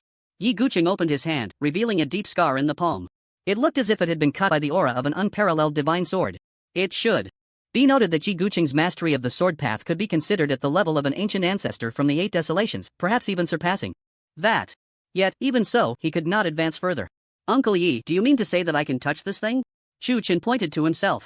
Did you not swear an oath to save the heavenly Tao earlier? Yes, does that have anything to do with this? Of course. Yi Guqing rubbed the scar, the piercing pain causing him to frown, and as he used his power to heal, an invisible force of the heavenly Tao obstructed the process. The heavenly Tao of the myriad worlds is one of the products of the world tree. In our terms, it is a separated soul, and the two are actually one. The heavenly Tao was conceived before the world tree sprouted, which may lead to the emergence of resentment. A premature birth? Chu Chen said. You could say that. Therefore, when you made the oath to the heavenly Tao, it was equivalent to making a deal with the world tree. Now that the deal is complete, it will pay its price. Chu Chen nodded, roughly understanding what he meant. So what benefits can it give me? Yi Guqing glanced at the eager Xuanwu king, secretly amused, and then said, the greatest power of the world tree lies in the mysteries of time and space. As long as you comprehend it here, with your talent, you could fully master it in less than 3 months. This is an enormous benefit for you. If your strength is sufficient in the future, you could rely on the primal chaos energy combined with the two to create a true small world. The mysteries of time? The mysteries of space? Chu Chen's heart stirred, and a fiery light suddenly appeared in his eyes, wishing he could swallow the world tree whole. Time and space are the supreme rules, the foundation upon which the 3,000 paths hatch. Nothing escapes their constraints. Those who possess time and space hold the world. Mastering the mysteries of these two is as difficult as ascending to the heavens. Chu Chen had not found any related celestial bodies even in the great Tao world he entered through the great Tao mat. Moreover, among the gods, there are no gods of time. or space.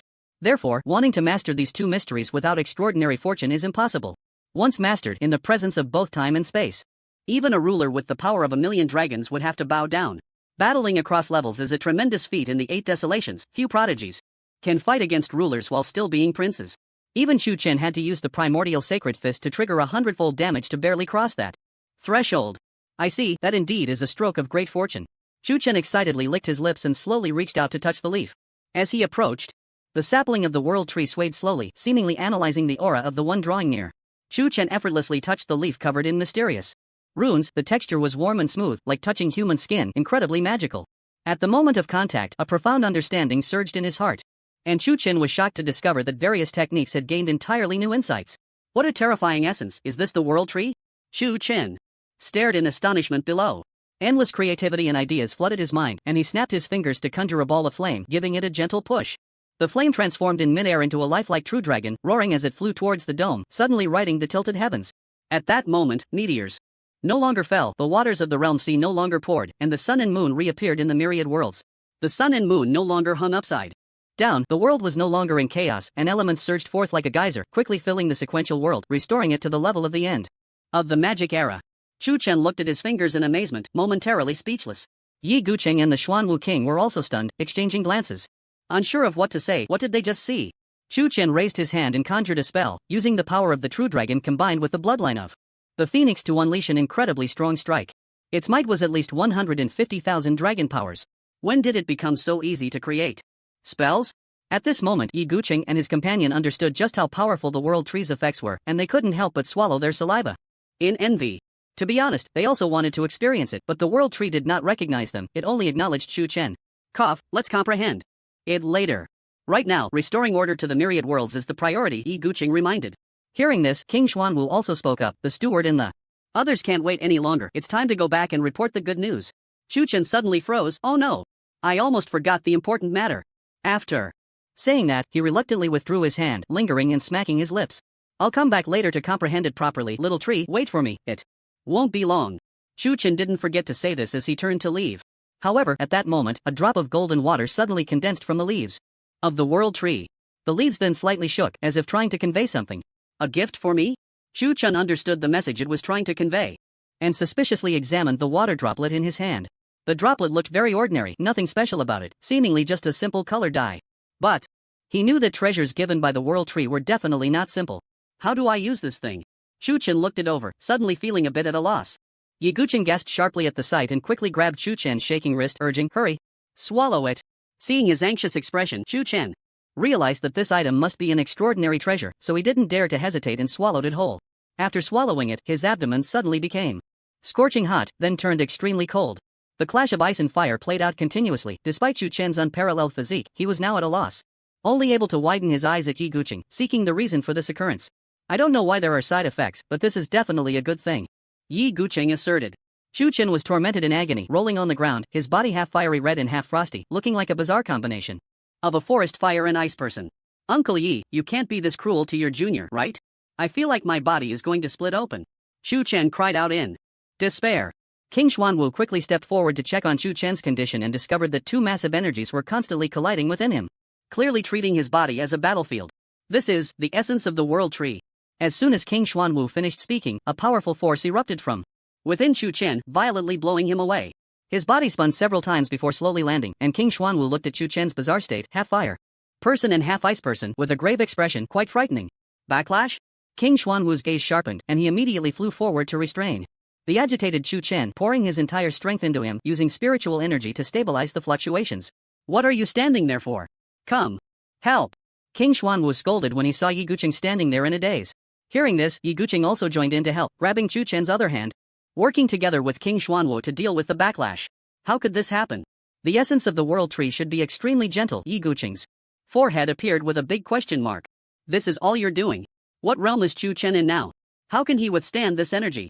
Has your brain been eaten by a dog? King Xuanwu scolded without holding back. How was I to know things would turn out like this? The essence of the world tree cannot be stored in vessels. If not consumed now, it will soon dissipate into the heavens and earth, Yi Guqing retorted directly. Absurd. Where did you hear such nonsense? I've lived this long and have never heard of this thing evaporating. Why would I lie to you? Would I harm him? Who knows what you have inside you?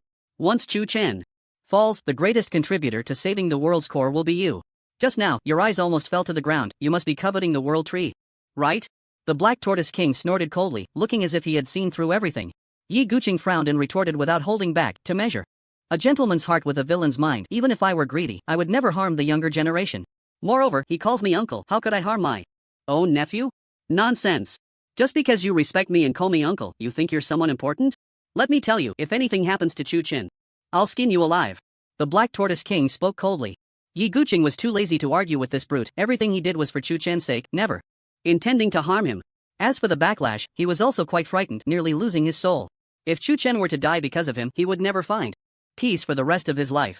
Right now, the two were desperately balancing the two energies for Chu Chen, working hard to extract the essence of the world tree and infuse it into every corner of his body. This source of power was immense. Even a strand of hair could rival a precious noble-grade pill. Moreover, it had extremely marvelous effects. After a while, they saw the phoenix bloodline within Chu Chen boiling, greedily devouring this power.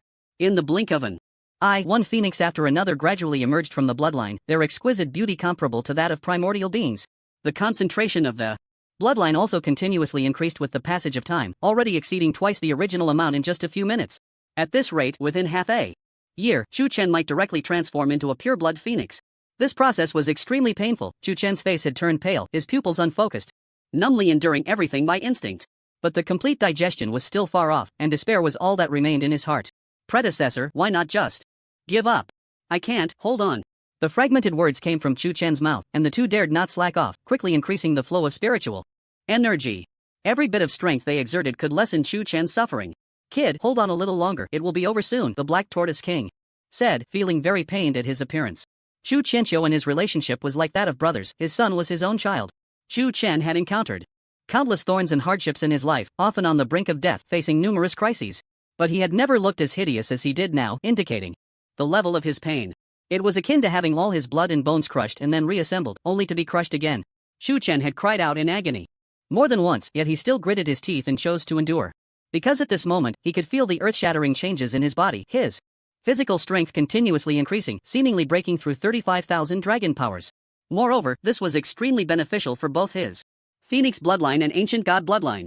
At this pace, he might even break through to the 8-star Ancient God. Damn it, can I really die from pain in this life? Chu Chen bit his tongue to force himself to stay alert, coordinating with Yi Guqing and the Black Tortoise King to slowly deliver the source power. Time passed second by second, and none of the three spoke again. The sapling of the world tree swayed slightly, as if curious about what they were doing. Everything now was fresh for it, akin to the infant stage of human growth. Half a day passed, and Chu Chen had now adapted to the pain, with his physical condition greatly enhanced. Meanwhile, the Black Tortoise King and Yi Guqing, in order to help Chu Chen refine, were already drenched in sweat, their faces slightly pale. This level of consumption was considerable for them. After all, they did not have infinite energy and were not perpetual motion machines. Although the time was long, the benefits were extremely obvious. Chu Chen's physical strength had now broken through the 50,000 dragon barrier. The concentration of his bloodline was also more than twice as high as before. The power of bloodlines is determined from birth and is difficult to change later. However, the origin of the world tree can achieve this, highlighting its preciousness. With this enhancement, Chu Chen's use of Phoenix Fire or the true form of the Ancient God will have a greater boost. This opportunity is more abundant than all he has encountered before combined. If it weren't for the critical moment they are in, he would have laughed out loud. After a moment, the two slowly opened their eyes and let out a long breath. Finally, it's over. The Black Tortoise King took out a handkerchief to wipe the sweat from his face and sat down on the ground, feeling relieved. Yi Guqing was the same, completely soaked, as if he had just bathed in a pool. Although refining the origin of the world tree seems a bit hasty now, the effect is indeed excellent. We've only refined 1/10, and the rest is sealed by us. When Chu Kid reaches the Emperor realm, he can continue refining. The Black Tortoise King said with satisfaction. The two never expected the world tree to offer such a generous gift. It should be noted that the origin power within it is not much, as it is still in its seedling state. I'll remember this debt, and we'll settle it later. The Black Tortoise King huffed in dissatisfaction. I am always at your service. Yi Guqing replied casually. The Black Tortoise King had fought alongside Chu Chenqiu in the 8 Desolations for many years and had never seen such a bold and reckless person. Yi Guqing seemed unhinged, but his sword intent was extremely strong, even he felt a hint of crisis. At that moment, a dazzling light flickered from Chu Chen, and a golden little figure suddenly appeared above his head. The moment the little figure appeared, it immediately attracted the attention of both. Upon seeing the real thing, they were struck as if by lightning, standing there in a daze. Clang, there is a saying, sword is the life of a sword cultivator. The sword never leaves the body, the sword never leaves the hand. Yi Guqing clearly failed this saying as the sword in his hand fell to the ground, completely unaware. Staring blankly ahead. His eyes were filled with disbelief and shock, and the calm heart he had maintained for many years was repeatedly struck today, creating ripples. The Black Tortoise King, in comparison, was much better off, but still appeared uncontrollable, his legs moving uncontrollably towards Chu Chun. The two were like walking corpses, completely losing their previous demeanor as experts, just moving forward mindlessly. Halfway through, Yi Guqing murmured, "Golden body of merit? Is this real?" As they approached, they suddenly discovered that the little figure's features were exactly the same as Chu Chen's, with a divine aura between the brows. A miniature version of the phoenix and true dragon circled beside the body, wrapped in a grayish-yellow primordial energy, making it hard to see clearly. The rarity of this thing is comparable to the world's wonders, and throughout history there have not been many. Even in the era Yi Guqing lived in, it had not appeared many times. And those who possess the golden body of merit are all saints of the age, their greatness comparable to that of the creator. Yi Guqing recalled figures from the previous era and blurted out, "The Saint Buddha of Benefaction, this is the only person I have ever seen with a golden body of merit. I didn't expect that besides the Buddhist sect there could be others who possess it. The Saint Buddha of Benefaction is an extremely terrifying figure, and his terror lies in the words benefaction. The Saint Buddha spent his life on a journey, leaving behind good deeds wherever he went, helping at least over 100 million people. It is said that his cultivation method is like this: when all beings thrive, the Buddha's path thrives." In a battle, Yi Guqing personally witnessed the Saint Buddha of Benefaction refuse a request from a peak-level emperor to guard and preach in his divine kingdom. Without a doubt, the Saint Buddha rejected this proposal. His life was forever in the mortal world, unable to part with the mundane. Such an answer naturally angered that emperor, who furiously attempted to forcibly capture the Saint Buddha to suppress him beneath the divine kingdom in order to stabilize the divine kingdom's fortune. The number of participants in that battle reached as high as 100,000. More than 10 emperors, with the rest being powerful nobles, each comparable to Chu Chun. If faced with an overwhelming onslaught of lethal moves, the sage Buddha of salvation merely summoned his golden body of merit, and with a single utterance of Umatba, he caused the sun, moon, and stars to fall, and billions of mountains and rivers rushed forth. With just one move, he resolved the crisis and subdued over 100,000 people from the divine realm. Some said the sage Buddha was not a saint, but a demon. Others claimed that to save others, one must first save oneself, and that the Buddha was the epitome of good deeds in this era. Regardless, his merits were immeasurable, recognized by the heavenly way. With this alone, his future was boundless. He had never faced divine punishment, and even when breaking through to a higher realm, he had never encountered thorns. In addition, the benefits were numerous. The Buddha's life could be described as a myth, respected by countless people. If it weren't for the final battle of the era, perhaps he would have already attained Buddhahood, becoming an existence on par with immortals. Alas! Yi Guqing sighed with a complex expression. Though the path ahead is smooth with merits, one cannot avoid the envy of petty people. Isn't that a challenge in itself? King Xuanwu looked at his melancholic face and deeply empathized. Although no one in this era had fully condensed their golden body of merit, some had formed a prototype and were about to touch the threshold. Those individuals were all of royal caliber, immensely powerful, with countless generals under their command. Perhaps the future will bring a bloody storm. King Xuanwu expressed his concern. At this moment, Chu Chen had completely forgotten the passage of time, immersing himself in his own world, devoid of desires. The golden body of merit was continuously nourished by the source of the world tree, slowly growing like a sapling, becoming more solid. Meanwhile, a layer of golden light enveloped Chu Chen's body, resembling golden armor, looking particularly extraordinary. Those who did not know would think it was a Vajra of the Buddhist sect cultivating the supreme Buddhist path. The concept of merit was profound and unfathomable, impossible to trace or measure its source. But it was certain that those recognized by the heavenly way would have an exceptionally smooth future. It was akin to having the heavenly way supporting you from behind. How significant was that? Yi Guqing and King Xuanwu were immensely envious, their faces nearly touching the ground, occasionally making sounds of admiration. I must admit I misjudged. This kid Chu indeed has extraordinary fortune. Unpredictable. Indeed, saving the worlds of the heavens can earn one merit. If this deal were known to those in the 8 desolations, perhaps the threshold would have been broken long ago. King Xuanwu nodded in agreement. In contrast, the worlds of the heavens were still in the stage of civilizational development, and their top combat power was not considered high in the 8 desolations. The strongest deities were not even at the level of kings, so saving the world did not require much strength. But the 8 desolations were different. To save the world there required one to be an immortal. Thus, Chu Chen was essentially testing the waters, and with the assistance of favorable timing, location, and harmony among people, he happened to encounter the world tree. Coupled with his previous oath to the heavenly way, all these factors combined seemed to naturally lead to his current achievements. After a long while, the fluctuations on Chu Chen's body gradually calmed down, slowly returning to tranquility. He slowly opened his eyes, looking at the 2 concerned seniors before him, and couldn't help but smile, saying, "Seniors, Uncle Yi, I'm fine. Of course, you won't be in danger. How could the golden body of merit put you in peril?" Yi Guqing replied with a smile. Golden body of merit? Chu Chen asked in confusion, then suddenly remembered something and slowly summoned the golden figurine from his mind, floating it in his hand. Is this what Uncle Yi was referring to? Seeing Yi Guqing's hesitant expression, King Xuanwu explained the matter of the golden body of merit. After he finished speaking, Chu Chen nodded in bewilderment, realizing that this object in his hand was a rare treasure that could be encountered but not sought. Thus, after playing with it in his hand for a while, he carefully returned it to his mind. Is there any discomfort in your body? How much of the world's source have you refined? King Xuanwu asked with concern. Chu Chen sensed the situation within and observed the world's origin curled up in a corner, responding, I feel like I'm closer to the world now, and the power within my bloodline has strengthened significantly. Looking at the flickering light of Chu Chen, the two nodded slightly, realizing that he was no longer the same as before, clearly having obtained the qualification to enter the 8 Desolation's realm. If it had been the old him, they might have worried whether he would be killed as soon as he entered. But now, seeing this, their concerns had long been cast aside. Let's go, it's getting late, said the king of Xuanwu. As they were about to leave, Chu Chen bid farewell to the world tree once more, saying, thank you, little tree. I'll come back to see you after I settle the people in distress. The sapling of the world tree swayed slightly, as if urging Chu Chen to hurry back and play with it. Sensing the meaning behind its movement, a smile appeared on Chu Chen's lips. All right, I promise you. With that, the three of them exited the core of the world, and at the moment of departure, a layer of white light flashed, and the shell suddenly repaired itself, looking as if the previous destruction had never occurred. Soon, the entire core of the world vanished into the void, leaving only wisps of breath behind. Seeing this scene, Chu Chen couldn't help but wonder, where is the little tree going? The world tree consumes an immense amount of energy as it grows, and in the future, it will become the foundation of the plane, so it naturally cannot stay here, Yi Guqing said. Does Uncle Yi mean it's going to find a place to shelter? Exactly. The true world tree is incredibly tall, even immortals cannot shake it in the slightest. As it grows, this plane will continue to expand and become more stable. Chu Chen nodded in understanding, gazing at the area where the core of the world had disappeared, feeling a sense of emotion.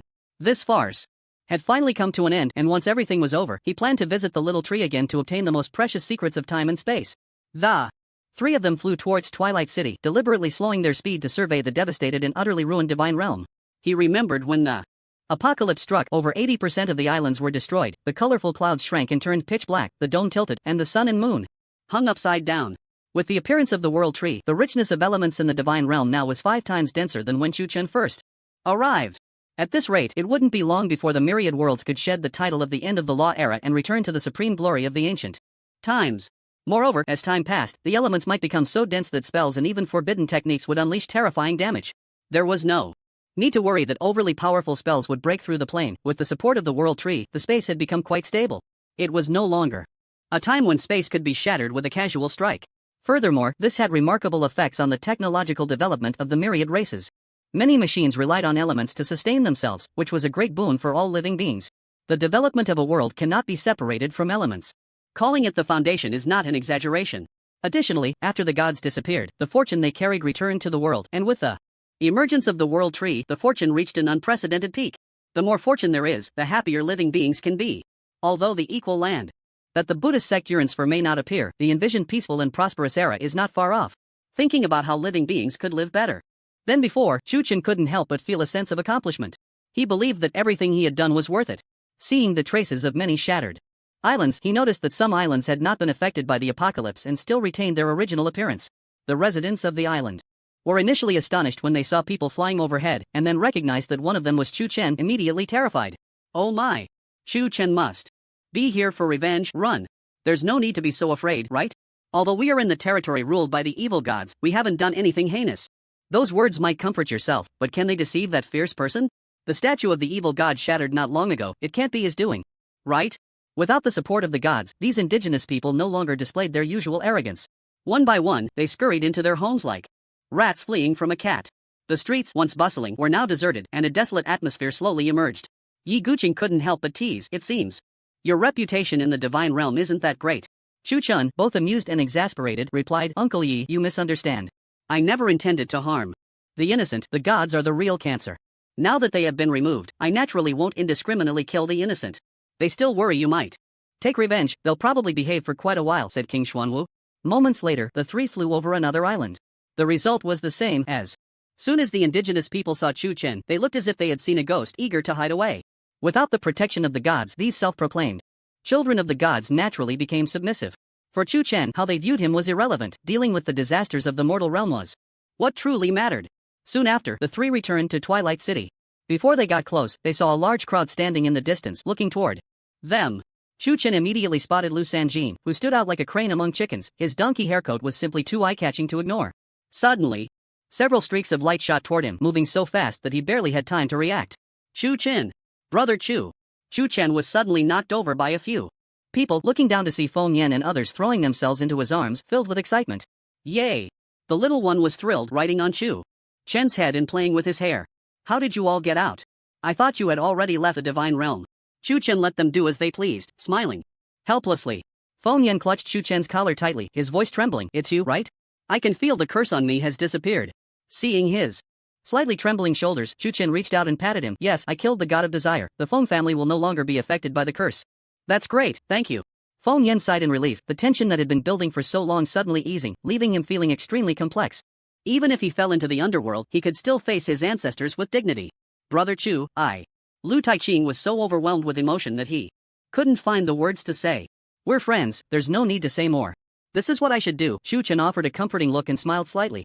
Lu Taiqing nodded heavily, the heavy stone in his heart finally falling. These days felt like years, no one knew the immense pressure he had been under. The Louvre was his only home, with many people inside. He didn't want them to be harmed. But he felt powerless, having to place his hopes on Chu Chen. Coupled with the threat of death, at that moment, he felt utterly hopeless. But then, one day, the dark dome suddenly shone with light, and a true dragon formed from flames. Boldly restored the tilted dome. At that moment, he knew hope had arrived. He wasn't the only one with such thoughts. Su Yueshi and Jiang Bujue felt the same. However, they were a bit more reserved and didn't throw themselves at him like Feng Yan did. Thank you, the two sincerely clasped their fists in gratitude. Seeing their increasingly gaunt and exhausted faces, Chu Chen couldn't help but feel a pang of sympathy and hurriedly stepped forward to support them. Saying, we're friends, it feels a bit distant to talk about thanks. Moreover, I saved this world, not the people. If thanks are to be given, it should be me thanking you. The two looked up in surprise, exchanging glances, puzzled by the warm smile on Chu Chen's face. Thank us? Seeing their silly expressions, Chu Chen smiled and said, of course, if it weren't for your prayers day and night behind my back, I wouldn't have had such a smooth journey. Su Yueshi understood the deeper meaning in his words, and her eyes couldn't help but show a strong sense of admiration as she raised her hand to bow again. Jiang Bujue felt quite emotional, and his mind involuntarily recalled the words his master had entrusted to him when he led the Dao sect. Roaming the world, the dragon soars to the 9 heavens. At first, he couldn't understand it until he witnessed the scene of a true dragon soaring into the 9 heavens not long ago, which made him finally comprehend. It could be said that the wisest and most fortunate decision he made in this life was to befriend Chu Chen. Brother Chu's righteousness. I admire you. Jiang Bujue bowed again. Chu Chen looked at the two of them and couldn't help but laugh, feeling both amused and helpless. However, this time, he didn't support them, he just smiled and accepted it. This gesture was not only a thank you for himself but also a way to give an account to himself, who had been worried these past few days. At that moment, Chu Chen finally understood the saying that saving a life is better than building a 7-story pagoda. Perhaps a kind act done without intention could change someone else's life. He looked at the familiar faces in front of him and couldn't help but feel a wave of emotion. Although the time was short, it felt like it had been a long, long time.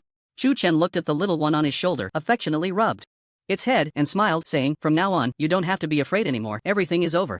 Eek? The little one tilted its head, seemingly confused. Blinking its big watery eyes, then suddenly grinned, revealing 2 adorable dragon teeth. Seeing this, Chu Chen laughed heartily and led the group to the entrance of Twilight City. At this moment, Lu Sanjin had been waiting there for a long time, having witnessed the reunion scene between Chu Chen and his friends. His eyes curved into crescent moons. You're back? Yes. Chu Chen looked at the citizens of Twilight City and the city guards, seeing the relief in their eyes, and instinctively waved his hand.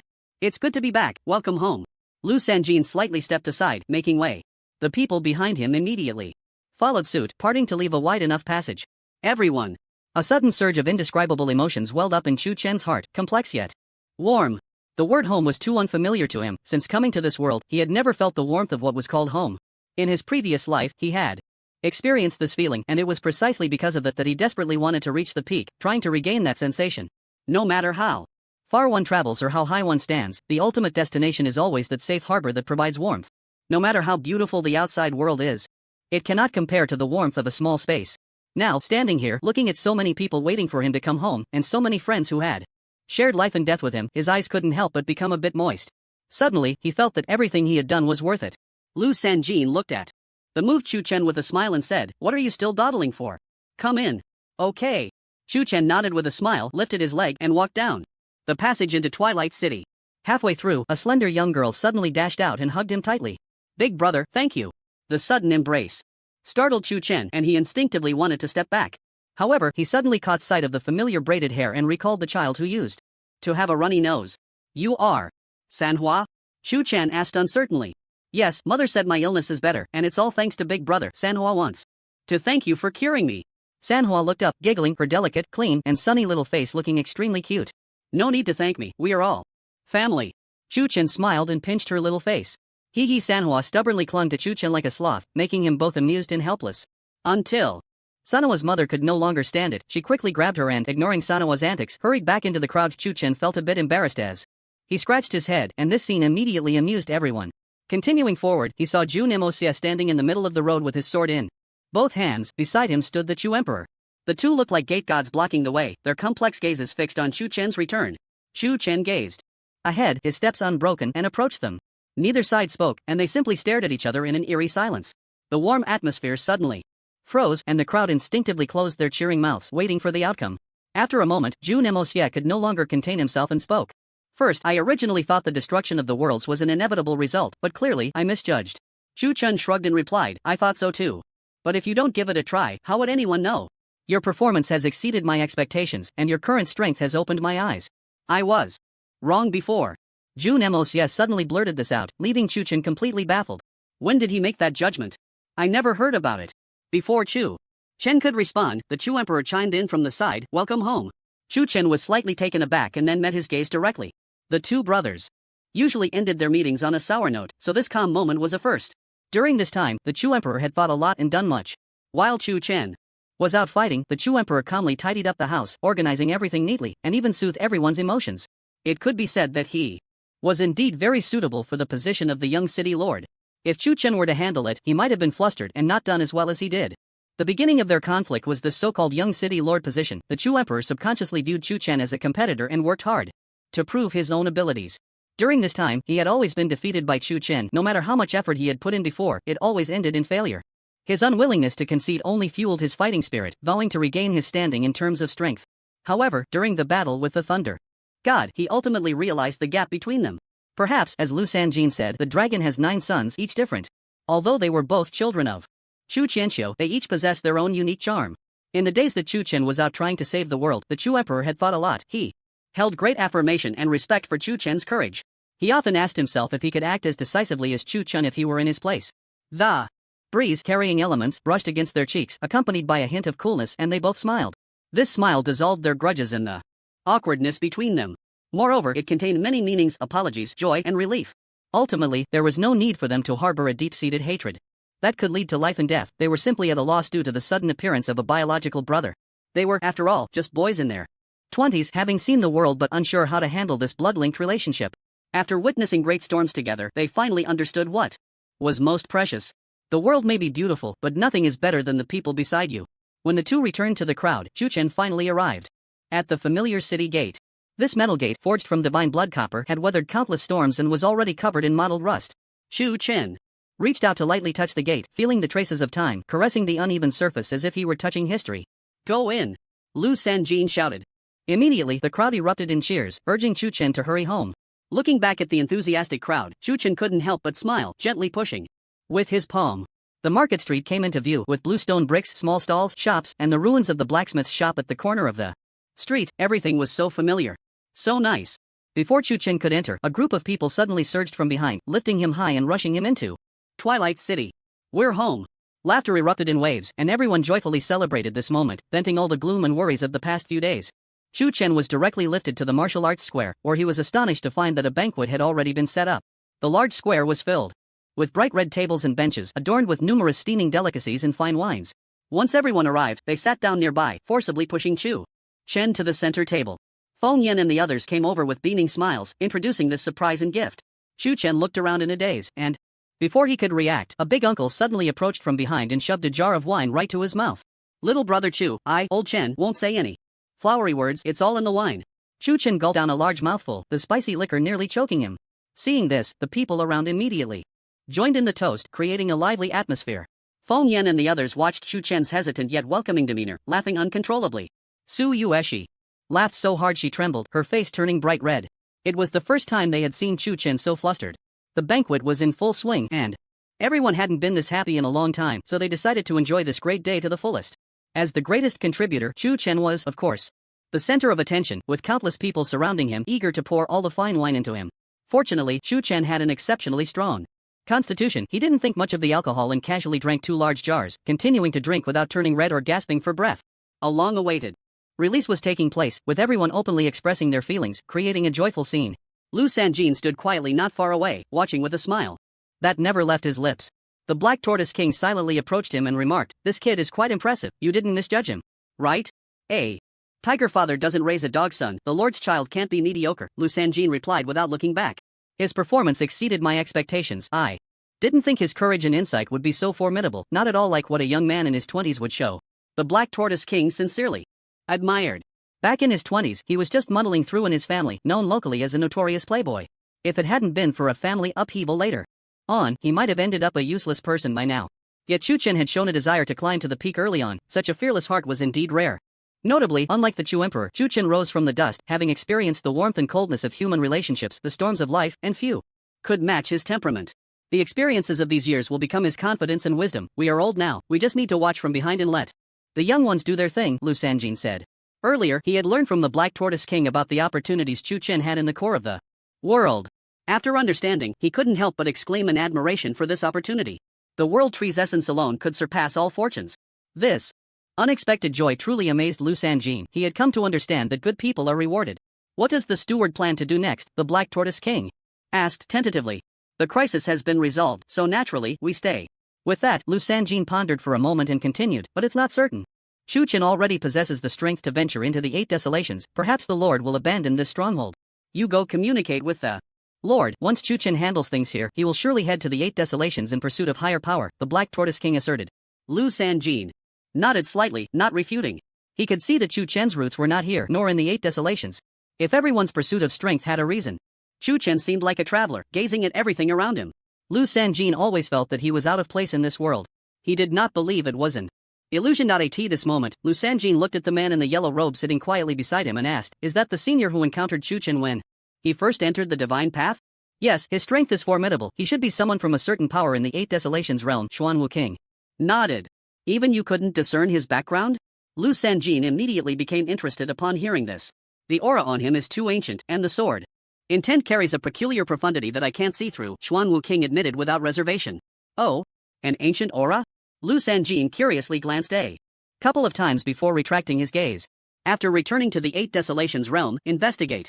The people around Chu Chen must be thoroughly understood.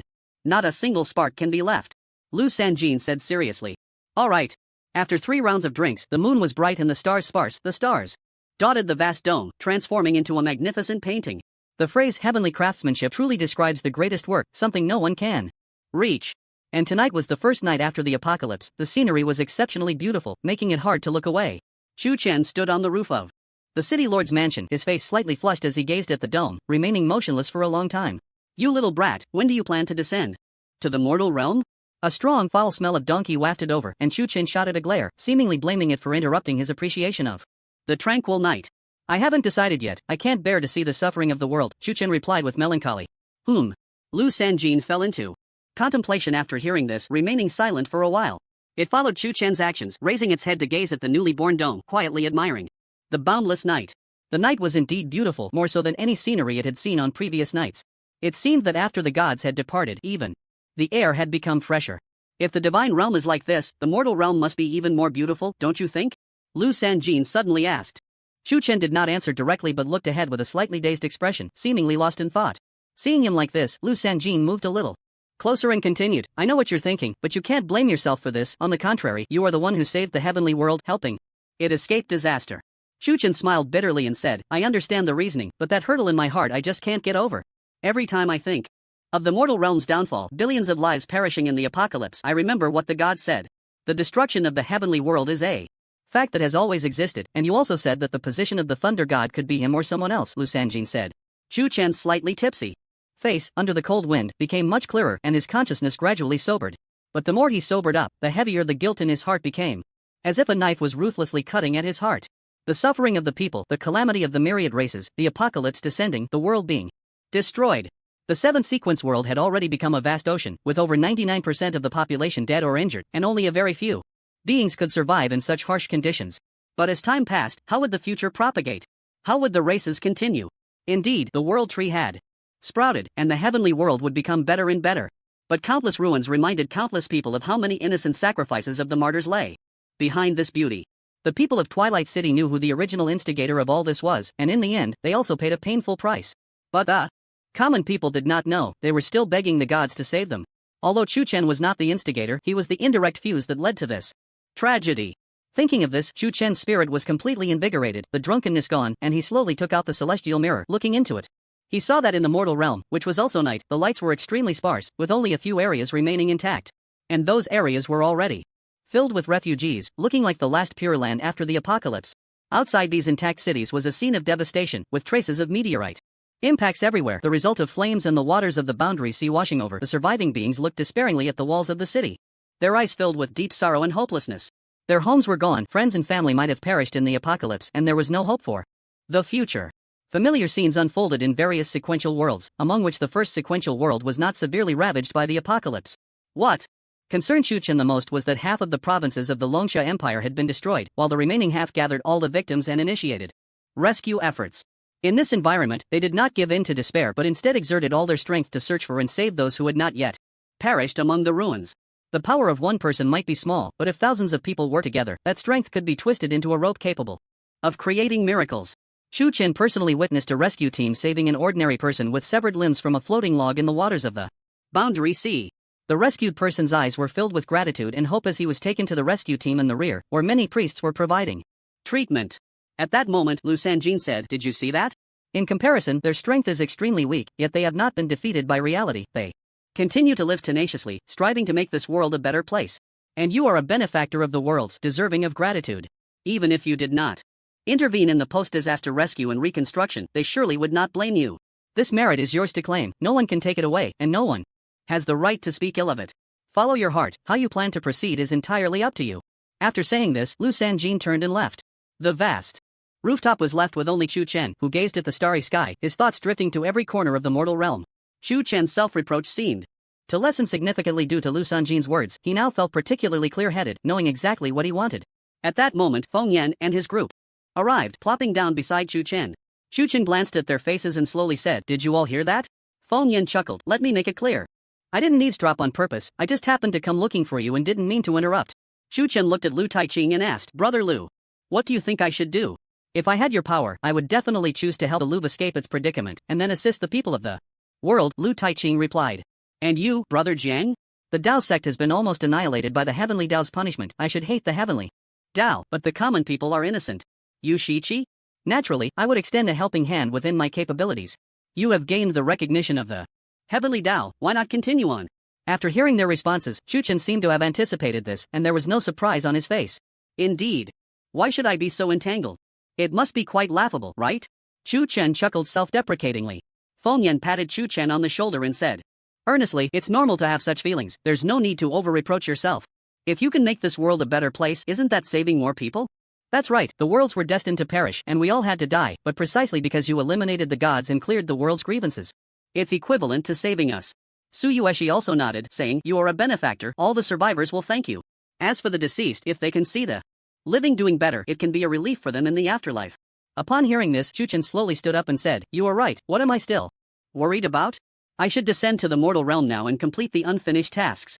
The group exchanged glances, seeing the ease in each other's eyes, and the tension that had been stuck in their throats finally eased. At that moment, Chu Chen suddenly turned and asked, "Who among you is willing to help me restore order to the sequential worlds?" The four chuckled lightly, stood up in unison, and said in chorus, "I am willing." Joy flickered in Chu Chen's eyes as he nodded slightly. "There's no time to waste, we set off now." "Wait. Now the divine path is severed, and the only passage to the lower realm is closed. How do we get down?" Feng Yan asked. "Don't worry, I have a way." Chu Chen directly took out a huge teleportation portal from his backpack and placed it on the ground, lightly tapping the anchor points on the light gate and placing several crystals of the laws into the grooves. In the next moment, the light gate shone brightly, and a vortex suddenly appeared. The others were instantly stunned, looking at Chu Chen's masterpiece in disbelief. Chu Chen stepped in, turning his head to say, "What are you waiting for? Come in." "Oh, okay." The four followed closely behind and stepped inside together. In the ancient Battlefield of the third sequence world, a dim yellow light gradually spread from the distant east, the faint glow illuminating the world and shining upon this worn-out land. The originally pitch-black soil had lost its vitality under the erosion of the Sea of Realms, becoming even more desolate. Many nations had established outposts and defenses here, suffering devastating blows. Numerous races were also engaged in post-disaster reconstruction, first striving to rescue the victims, then dealing with the clearing of the ruins. But now, a problem lay before them. The Sea of Realms water could not be contained in any vessel. Upon contact, it would corrode. Meteorites and the like were easier to handle, but the Sea of Realms water was the most troublesome. This thing was like a maggot, and as time passed, it would affect other regions. Eventually, the areas they managed to survive in would also be eroded clean. In the Dragon Summer Empire Storm Tower, the members of the council were passionately discussing post-disaster tasks, all believing that rescue was the most urgent and should be prioritized.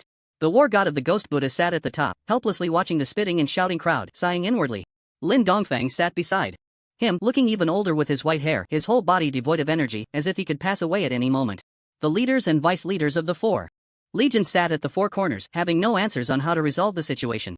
The other council members were red-faced and arguing fiercely, an array of curses flying, seemingly unwilling to back down until they had drenched each other in verbal blood. You son of a bitch.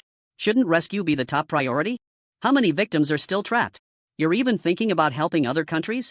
Are you a traitor to the Dragon Summer Empire? We should prioritize. Based on urgency, the Northern Bear Kingdom is the most severely affected by the natural disaster, but they are also the country least affected by the Sea of Realms water. If we extend a helping hand now, they will help us afterward. Wouldn't that be great? What a load of crap. Our people are in dire straits. And instead of worrying, you want to save outsiders. Tell me, are you a female spy from the Northern Bear Kingdom? I'm thinking of the bigger picture. For the sake of the Dragon Summer Empire, I'm willing to go through fire and water. The argument never ceased, and even more council members joined this battle. Yang Ji, responsible for recording the meeting minutes, couldn't help but sigh, his brow full of worry. When will this end? He was originally tasked with writing down the important events of Chu Chen's life, but unexpectedly, he had been recording for several years, and he hadn't even finished the history of Donghai City, almost dying in the office. The council, seeing his efficiency so slow, simply gave up on having Yang Ji continue writing and reassigned him to be a parliamentary recorder. This was essentially a demotion. Yang Ji could have enjoyed a glorious life but ended up as a mere clerk. Now he had to endure so many people who did nothing but hurl insults at each other. He was already tired of such days. Yang Ji looked out the window of the storm tower, a deep worry appearing in his eyes. I wonder if Ping Ping and Jia are safe. He was in the third sequence world, while his wife and child were in the first sequence world. Having not returned for so long, coinciding with the natural disaster, the couple was separated by a world, missing each other but unable to meet. In Longjian City, there are many people with similar circumstances to him, among which the homes of the warriors from the four major legions are almost all in the first sequence world. To protect the Longsha Empire, they cannot take care of their families, let alone return to protect their loved ones at this critical moment. Thinking of this, Yang Ji felt even more sorrowful and sighed heavily again. Well, I might as well just do my job honestly. I can't let the people of Luo have anything to say. As Yang Ji raised his pen, the Ghost Buddha war god suddenly opened his eyes, glancing towards the door with a soft sound. The next moment, a loud bang echoed from the base of the tower, accompanied by a violent hurricane that blew away the arguing council members. The members, barely stabilizing themselves, immediately felt dizzy, and after regaining their composure, they angrily shouted, "Who is it? Who dares to cause trouble during the council meeting? Bastards! Do you know what punishment you deserve for invading this place? Where are the guards? Why aren't you quickly capturing them? Are you all just eating for nothing?" The furious voices were incessant. The council members were already in a bad mood, and now being disrupted like this made them forget the counter-arguments they had prepared. The Ghost Buddha war god sat silently in his high position, his eyes fixed on the large door below. His gaze bright. Step, step, step. The steady sound of footsteps echoed, and an inexplicable aura suddenly descended, silencing everyone. In the quiet atmosphere, only the sound of footsteps intertwined, and everyone looked down, trying to see the face of the intruders.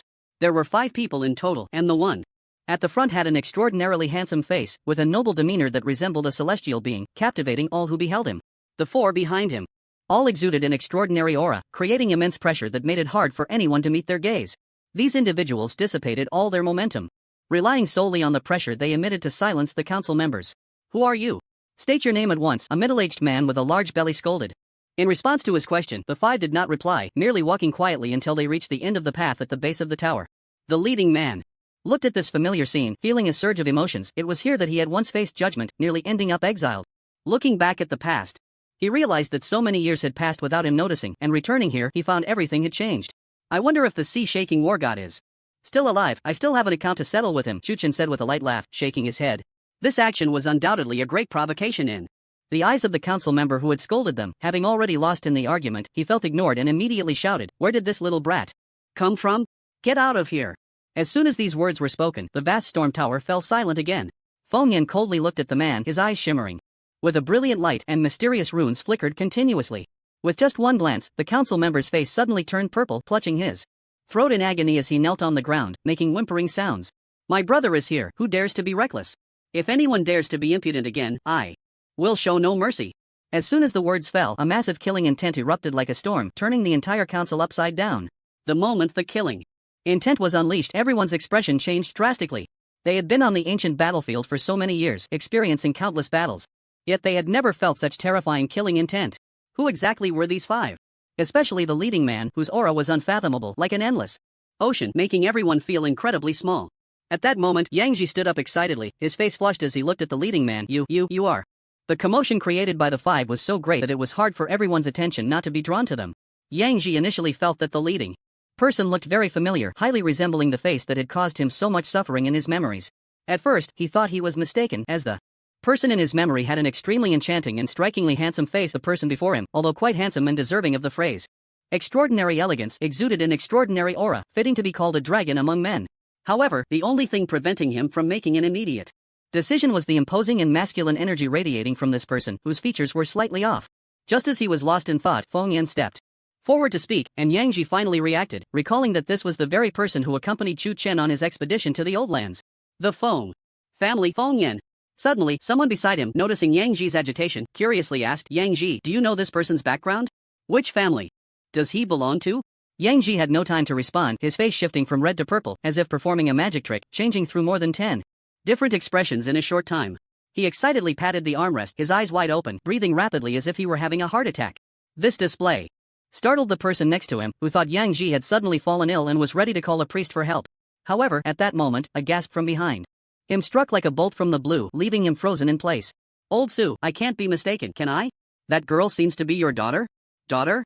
As soon as this was said, the atmosphere in the room suddenly fell silent, to the point where one could hear a pin drop. Breathing became much quieter, and many dared not exhale, recalling stories about the Su family's youngest daughter. As one of the few participants in the ancient battlefield's divine path trials, Su Yueshi was undoubtedly among the best. When the projection of heaven and earth was released, everyone in the mortal realm could see the performance of the prodigies inside. Su Yueshi displayed immense talent and potential in the first trial, quickly becoming the hope of the Longsha Empire. In the second trial, she showcased exceptional strength, revealing two hidden professions, space and ice, shocking the world. On that day, the Su family was declared by the Council of Elders to be elevated to imperial nobility, with a hereditary seat.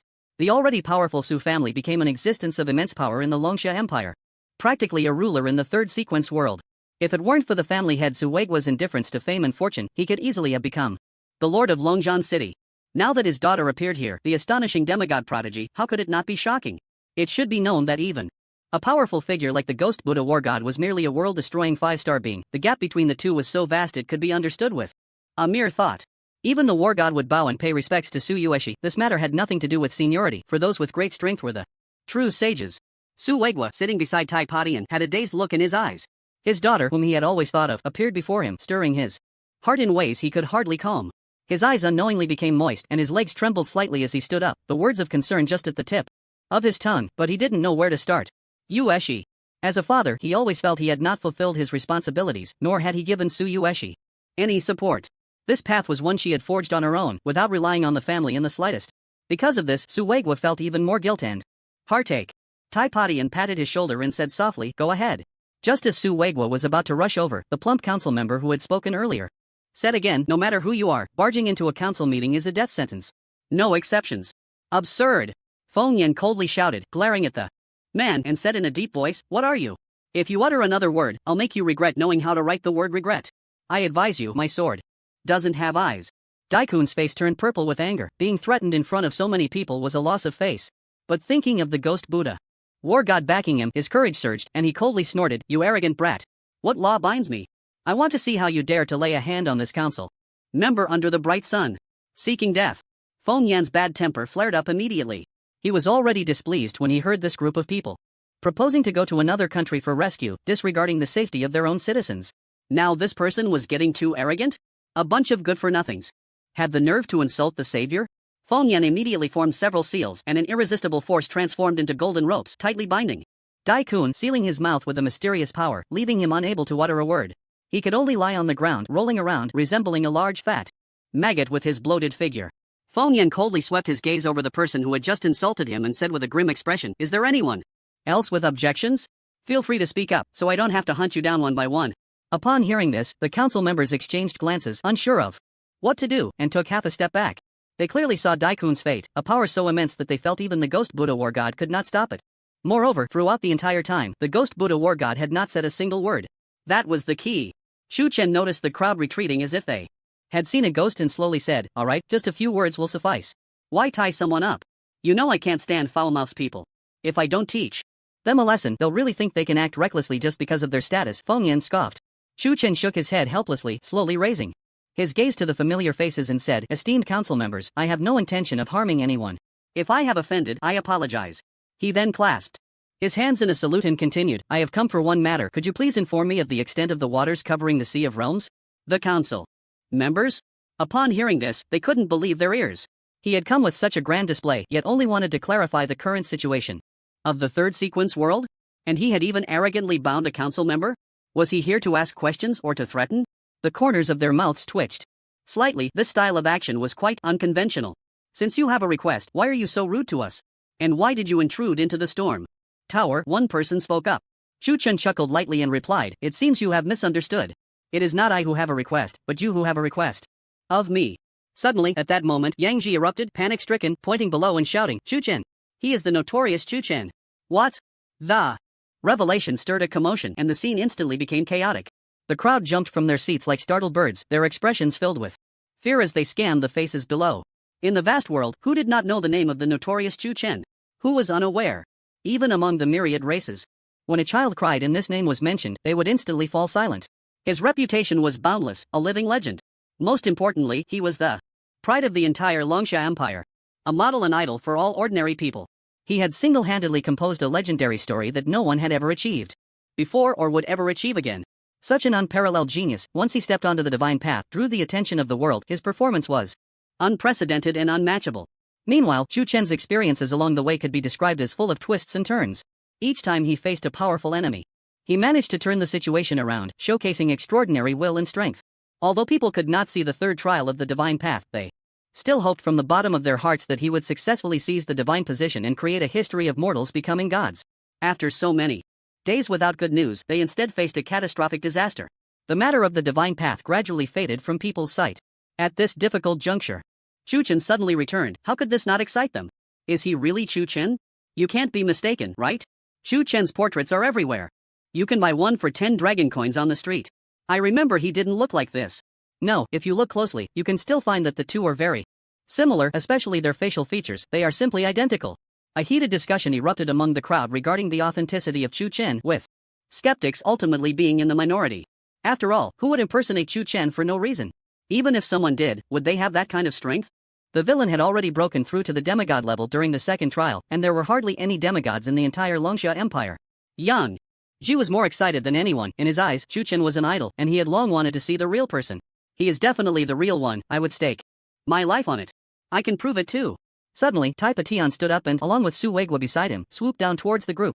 Both of these council members held significant status. One was the son of the White Tiger Legion commander, having reached the world-destroying level at a young age. The other was the powerful head of the Su family. Under everyone's gaze, the two approached the five. Su Weigua looked at his daughter, who had lost much weight compared to before, and felt a pang of sorrow in his heart. He gently said, "Yushi." His palm lightly brushed her cheek, and Su Yushi looked at her increasingly aged father and immediately spoke, "Dad, I'm back. It's good that you're back, it's good." Su Weigua's tears streamed down his face. Aside from guarding peace in his territory, his other lifelong wish was for his daughter to be safe. As a parent, how could one not worry about their children? The two reunited after a long separation, talked about the changes during this time, and no one interrupted them. Meanwhile, Tai Patian directly patted Chu Chen on the shoulder, saying with satisfaction, "Not bad, you've gotten stronger. Uncle Tai, long time no see." Chu Chen smiled slightly. Hearing this, Tai Patian was momentarily taken aback, then burst into a big laugh. "I didn't expect you to remember this old man." "What are you saying, Uncle Tai? We have a bond of life and death, how could I forget?" Chu Chen bowed respectfully. Chu Chen always held deep respect for his seniors, which had nothing to do with strength. It was purely because the Tai family had taken care of him. If it weren't for his words, Chu Chen might have fallen when facing the World OSS back then, and there would be no today. Is Grandpa Tai doing well? Chu Chen asked. He's doing well. He recently broke through to the world-destroying level, and his lifespan has been greatly extended, Tai Pation said cheerfully. Chu Chen's return could be said to be a double blessing. With him around, wouldn't the post-disaster work in the Longxia Empire be easily resolved? The council members watched the familiar interactions among the few and couldn't help but feel a tightness in their hearts. Oh no. He can't really be Chu Chen, can he? What were we just doing? It's over. He won't take his anger out on us, will he? Everyone knows that the villain Chu Chen kills without mercy and is ruthless, never showing any leniency. It's all your fault. If it weren't for you blabbering nonsense, I wouldn't have been misled. A few council members angrily kicked Dai-kun a few times, wishing they could chop off his pig head to offer as an apology to Chu Chen. Dai-kun lay on the ground, wanting to cry but having no tears, regretting it deeply. He never expected the newcomer to be Chu Chen. If he had known earlier, he would have been the first to rush up and curry favor. How could it have come to this? Soon, many council members came down, flattering Chu Chen and bowing to him. Their respectful demeanor was as if they were seeing a deity. Those who didn't know would think the hierarchy had reversed, with this young man being their father. Brother Chu, I was blind just now. I hope you can forgive our unintentional actions. It's all Dai-kun's fault for spreading rumors. Otherwise, we wouldn't have been so presumptuous. Yes, Brother Chu's presence here has already made the storm tower shine. How could we have spoken such offensive words?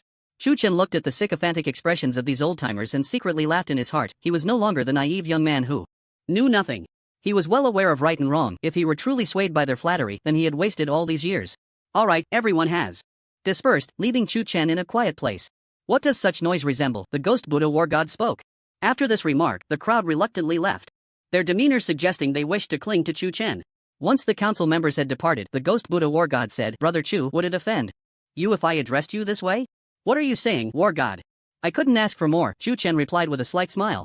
That's wonderful, please follow me, the ghost Buddha war god said, lightly tapping the air with his finger, and a portal suddenly appeared before them. Upon seeing this, Su Yueshi immediately said, Dad, I'll go in with them first and come back later to see Mom. Go ahead, Su Weigua smiled and waved his hand. The five then stepped forward and entered the small world. After a dizzying spin, they arrived in the small world created by the ghost Buddha war god. Observing the contrasting scenery of yin and yang, they felt a stir in their hearts. This small world doesn't look big, but it's quite complete, just lacking vitality, Lu Taiqing said after surveying the surroundings. At this level, it's already quite good, considering the limited power, Zhang Bujue remarked. Following the boundary of yin and yang into the temple, the ghost Buddha war god waved his hand, summoning several tables and chairs, and gestured, Please sit. Ancient battlefield, Dragon War City. Have you heard? The Council of the Tower of Storm has been cancelled today, a street vendor whispered to a couple at his stall. The two, who were selecting their desired goods, paused at this statement, puzzled. Isn't the council just about discussing disaster relief? Its cancellation doesn't really concern us, right? After all, it's just a bunch of people talking nonsense, the girl said. Exactly, but it's just a formality. The real work is still left to the soldiers of the four great legions. They won't be on the front lines. The vendor nodded in agreement, then added, but the reason for this cancellation is quite explosive. Can you guess who has returned? Upon hearing this, the couple immediately became interested, putting down their items, curious. Who? The vendor mysteriously beckoned them closer and whispered, the head of the Feng family, Feng Yan, the daughter of the Su family, Su Yueshi, and the fierce one, Chu Shun. Boom, what? The couple exclaimed loudly, their eyes wide with shock as they stared at the vendor. Passers-by were also taken aback, thinking the sky had fallen. Shu, keep it down, why are you making such a fuss? The vendor frowned. You can't be lying to us, right? They are the seeds of the divine path, and have already reached the third stage of the divine path. How could they possibly return in such a short time? The boy's face was filled with disbelief. Chu Chen was his idol, the faith of all commoners who had changed their professions. His existence inspired everyone to have an invincible heart, climbing upward fearlessly, even if it meant being shattered to pieces. Now, with such a huge revelation from the vendor, was he trying to trick them into spending money? Here? You must be lying, you just want us to buy more things, right? I know business is tough, but you can't betray your conscience like this. How can you casually say such ridiculous things? The girl was somewhat angry. Her idol was naturally Su Yueshi, representing the pride of all women. Su Yueshi's rise signified that in the face of divine positions, there was no distinction between genders, those with strength could stand out, and women were no less than men. The vendor, seeing their disdainful expressions, helplessly explained, why would I lie to you? Business is indeed tough, but I wouldn't stoop to such a level. If I were truly lying, how could I continue to do business in the future? This statement was quite reasonable. The boy thought it over and realized there was indeed no reason to lie, so he asked, then why announce it so cautiously? Shouldn't such news be widely publicized? The girl also sensed the problem and nodded. saying, exactly, the return of the fierce ones should be a good thing. How could the council members cover it up? The vendor chuckled and, with a hint of secrecy, said, you know Counselor Daikun, right? Yeah, he's the idiot who suggested prioritizing help for other countries. Why mention him? This person, after seeing the fierce ones, shamelessly declared he would sanction them, even claiming they disrespected the council and the god of war. But the fierce one hadn't even moved, and with just a glance, the head of the Feng family sealed him. The vendor animatedly recounted the story, gesturing as if he had witnessed it himself. Is that true? Counselor Daikun is a world-destroying wizard, and he was defeated by just a glance, the boy asked incredulously. Is there any doubt? A distant relative of mine is a guard in Longjian City, and he happened to be on duty at the Storm Tower today. Everything I just said is what he saw with his own eyes. Every word is true. The vendor patted his chest in assurance. The God Road seed is indeed extraordinary, no wonder it's the pride of those who have entered the third level of the God Road. The boy's chest ignited with fervor, feeling exhilarated. Many people were already displeased with Dai Kun. He always liked to go against others and had no substance, with suggestions that made no sense. If it weren't for his uncle being a member of the Elder Council, he would have been kicked off the stage long ago with such abilities. Now that Fengyan had helped them vent their anger, both felt a sense of relief. As for why it hasn't been widely publicized, it's naturally to avoid the ears and eyes of the plunderers. When they are caught off guard, we can take them all at once. The vendor raised an eyebrow. That makes sense. The two nodded solemnly, and the boy said, the plunderers are incredibly brutal and greedy, causing disasters for their own selfish desires. They deserve to be punished by everyone. The vendor agreed, these plunderers are weak, but their ability to escape is top-notch. If this news spreads, they will surely flee in panic. That would be great. Thank you for the information, brother. The boy clasped his fists in gratitude. Remember, this news must not be widely spread. Everything should be based on official announcements, the vendor warned seriously. Don't worry, how could we be careless in matters of national importance? You can rest assured about that, the couple nodded earnestly. The same thing was happening in every street and alley of Longjian City, where people quietly spread the news of the God Road seed's return. Initially, they intended to keep it a secret, but the matter was too sensational. For days, people had been holding back their excitement, and now was the perfect time to stabilize public sentiment. How could they not spread the word? Upon hearing this news, everyone was invigorated, countless shadows lifted, and life felt hopeful again. At the same time, they were also curious about what Chu Chen looked like. Many said he was much more handsome than before and radiated masculinity. The name of the fierce one, even after many years, still resonated loudly. Have you found out? When will the fierce one meet the public? I don't know, I heard they were taken away by the Ghost Buddha God of War, seemingly to a small world for discussions. They are here to understand the situation first. They will likely soon engage in rescue efforts. Everyone, don't worry, just wait, the fierce one will decide. Chu Chen's arrival was like a shot of adrenaline, more effective than anything else. It was like a drop of ink falling into a lake, creating ripples of ink. The gray, lifeless Longjian City was revitalized, and this momentum quickly spread to other cities. Just as legends about Chu Chen circulated through the streets and alleys, the five were sitting in a small world discussing rescue plans with the Ghost Buddha God of War. How long do you plan to stay this time, Brother Chu? The Ghost Buddha God of War asked straightforwardly. Until the waters of the Sea of Realms disappear, until the disasters brought by the meteor belt are extinguished, until our homeland is rebuilt, Chu Chen replied. The Ghost Buddha God of War was slightly taken aback, looking at Chu Chen with surprise, clearly not expecting his ambitions to be so grand. Younger brother, you may not know this, but the area affected by this natural disaster is extremely vast. Over 70% of the entire third sequence world is covered by the waters of the Boundary Sea, not to mention the areas impacted by meteorite strikes. The Ghost Buddha War God sighed deeply at this point and said helplessly, the ancient battlefield is somewhat fortunate, the affected area is not too extensive, but there are still many displaced people. The regions where survival is possible only account for 20%. Besides providing for our own citizens, we have also taken in many beings from other races. Chu Chen quietly listened to his account of the situation, not surprised by his summary. The third sequence world has not suffered severely compared to many other sequence worlds, and still has a chance for salvation. In contrast, the seventh sequence world has completely fallen. Even if the waters of the Boundary Sea and meteorite debris were cleared away, it would not be able to save those who have perished. At this moment, Fengyan spoke up. Actually, the main issue now is divided into two parts. One is the waters of the Boundary Sea, and the other is the meteorite debris. As long as we clear both, we can initiate the reconstruction plan. Right? The Ghost Buddha War God nodded, then shook his head and said, this matter is already incredibly difficult. We are powerless against the waters of the Boundary Sea, and there are also the influences of the plunderers, making it even more challenging. Plunderers? The five of them looked up simultaneously, exchanging glances filled with confusion. The Ghost Buddha War God sighed, took out a holographic crystal, and projected an image, saying, please take a look. Immediately, the image displayed a scene where a group of beings with various appearances ruthlessly slaughtered the rescuers, not even sparing the victims, and then began to loot their belongings. Some beings seemed particularly interested in the male members of the human race, not even sparing the corpses, grabbing them and running off to engage in unspeakable acts, creating an utterly disgusting scene. In addition, it seemed that the fallen meteorites concealed mineral veins which the plunderers claimed for themselves, extensively cultivating them and treating the rescuers as slaves, forcing them to dig. The more brutal ones even invaded the cities sheltering disaster victims, crazily destroying and looting property. Beasts. Feng Yan was extremely furious, smashing the armrest of his chair into powder, veins bulging on his forehead, his face turning red. The gods were already shameless enough, but he never expected that this so-called group of plunderers would be so rampant in the face of disaster, taking advantage of the chaos. Their actions undoubtedly aimed to profit from the disaster while obstructing rescue efforts. Who are these people? Lu Taiching also asked angrily. The ghost Buddha war god said with a serious expression.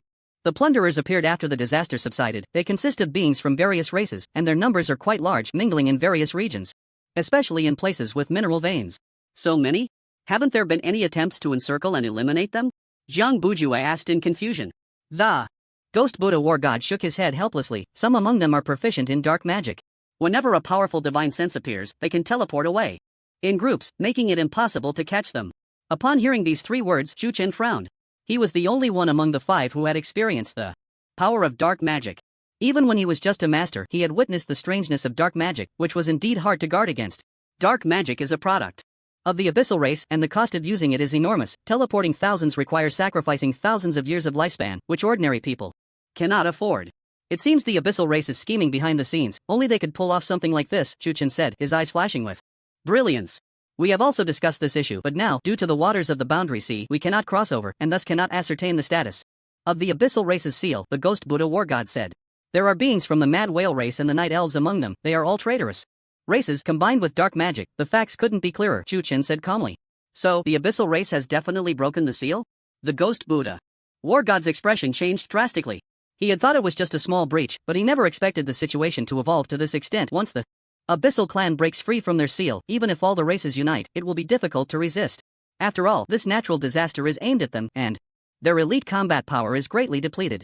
In contrast, the abyssal clan survives underground, and with the seal in place, their losses are almost negligible. With one side unchanged and the other weakened, the gap is evident.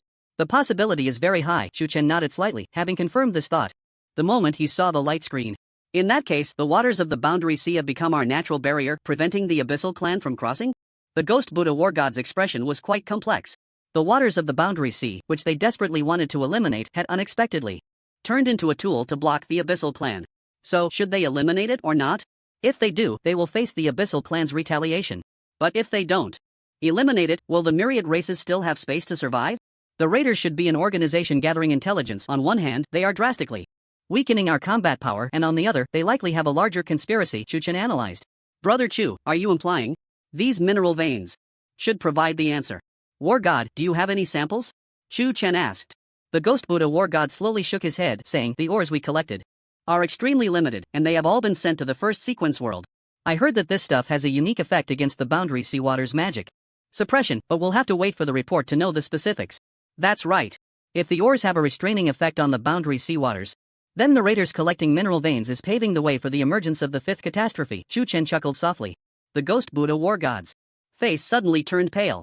Once the 5th catastrophe emerges, the first target to be eliminated will definitely be the human race's stronghold in the ancient battlefield. Originally, the Night Elves were the first line of defense, but now that they have turned against them and relocated as a whole, they have become the first line of defense. The situation is extremely severe, and the ghost Buddha war god couldn't help but stand up, raising his leg to walk out. Why? Is the war god in such a hurry? Chu Chen asked with a smile. It's already a critical moment, how can you still be smiling, Brother Chu? The ghost Buddha war god was quite puzzled. Chu Chen stood up, patted his shoulder, and gently said, it's just the 5th catastrophe, how strong can it be compared to a deity? Yes, war god, there's no need to worry. With us here, these problems can be easily resolved, so you can rest assured. Feng Yan casually waved his hand. You all. The ghost Buddha war god looked at their relaxed demeanor, almost unable to believe his eyes. The seeds of the divine path are indeed powerful, but no matter how strong, they cannot surpass the old demigods. The strength of the abyssal clan is no joke. Back then, the myriad races united and exhausted their strength just to seal them, unable to eradicate them completely.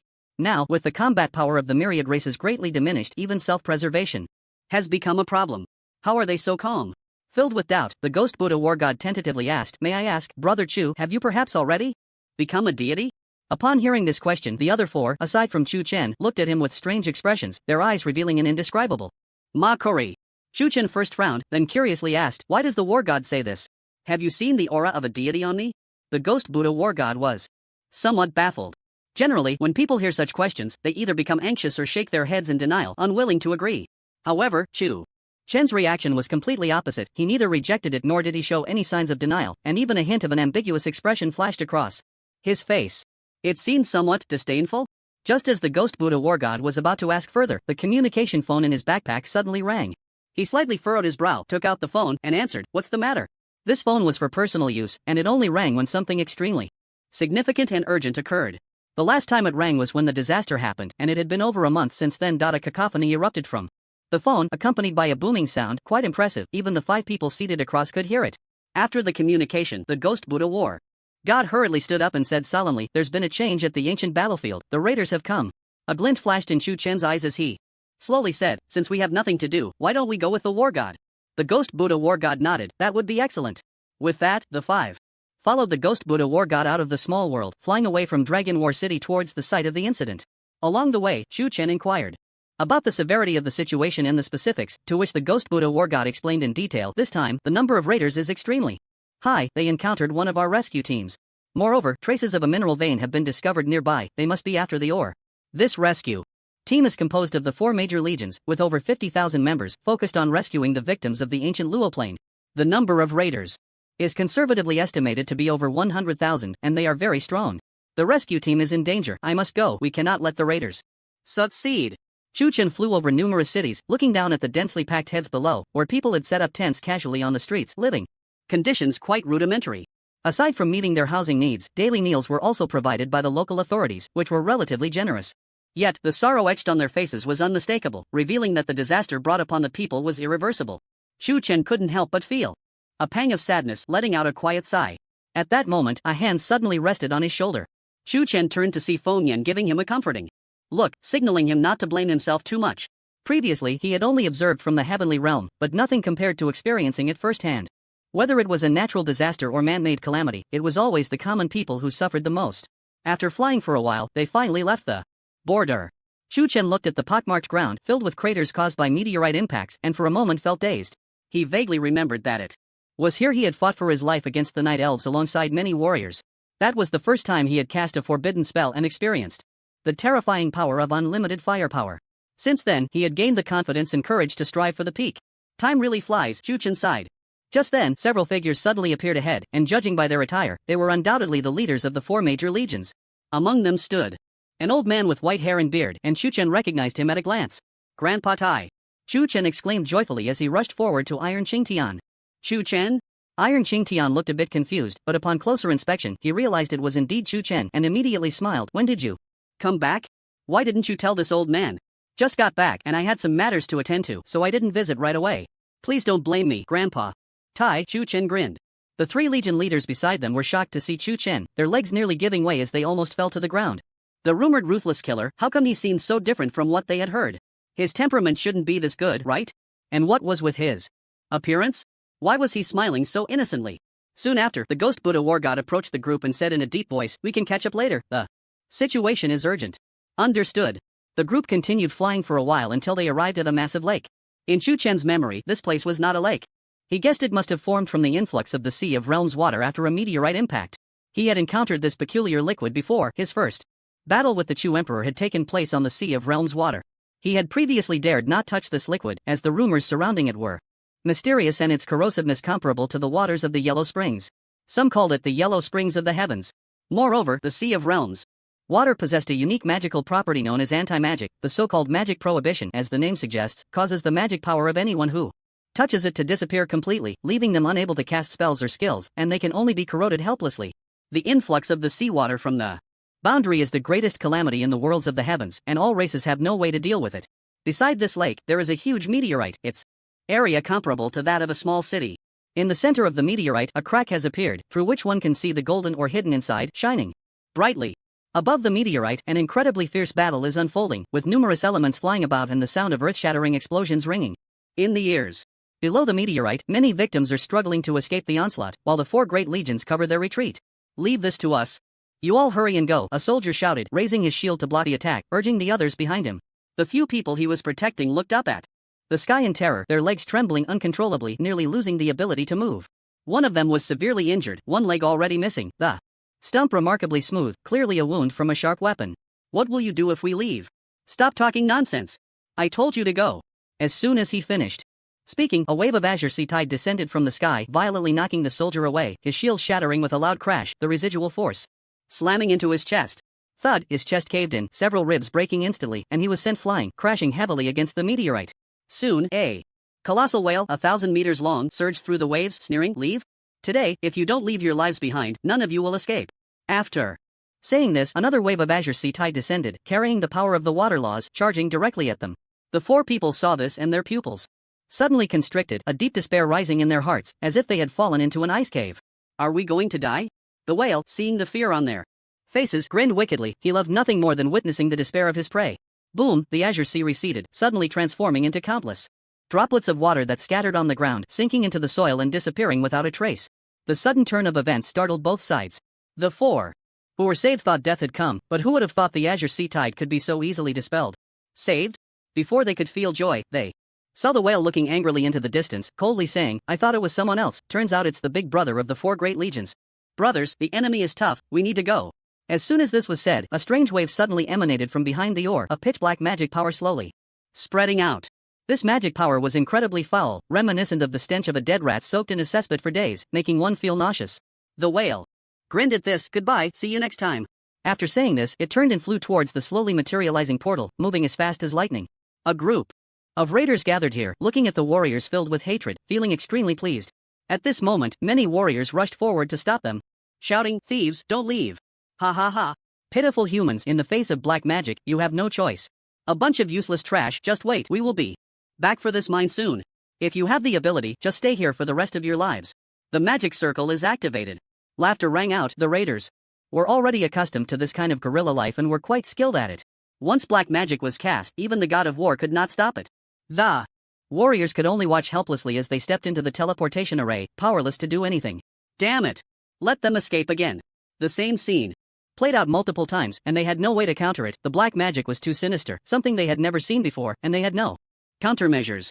Moreover, this group of raiders was quite powerful. Even if they tried to hold them back, they would inevitably suffer heavy losses.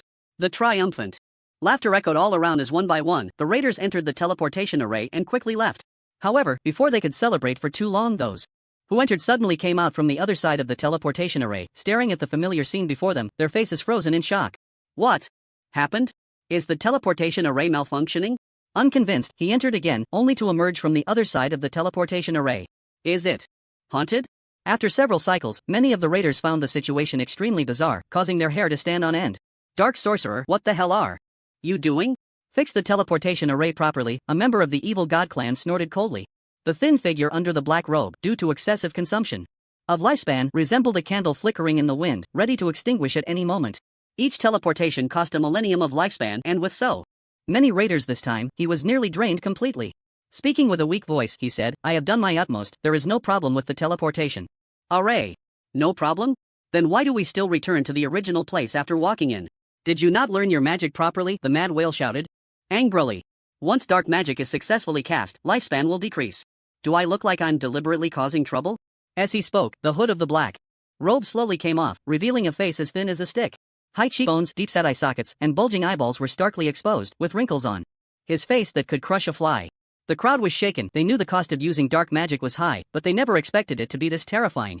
Originally, this person was a world-destroying dark sorcerer with a lifespan of 100,000 years. When he came with them, he still had a relatively young appearance. In the blink of an eye, he had become a frail old man, and his hunched posture deeply impacted their souls. If it's not your problem, then what is going on? You've never made a mistake before.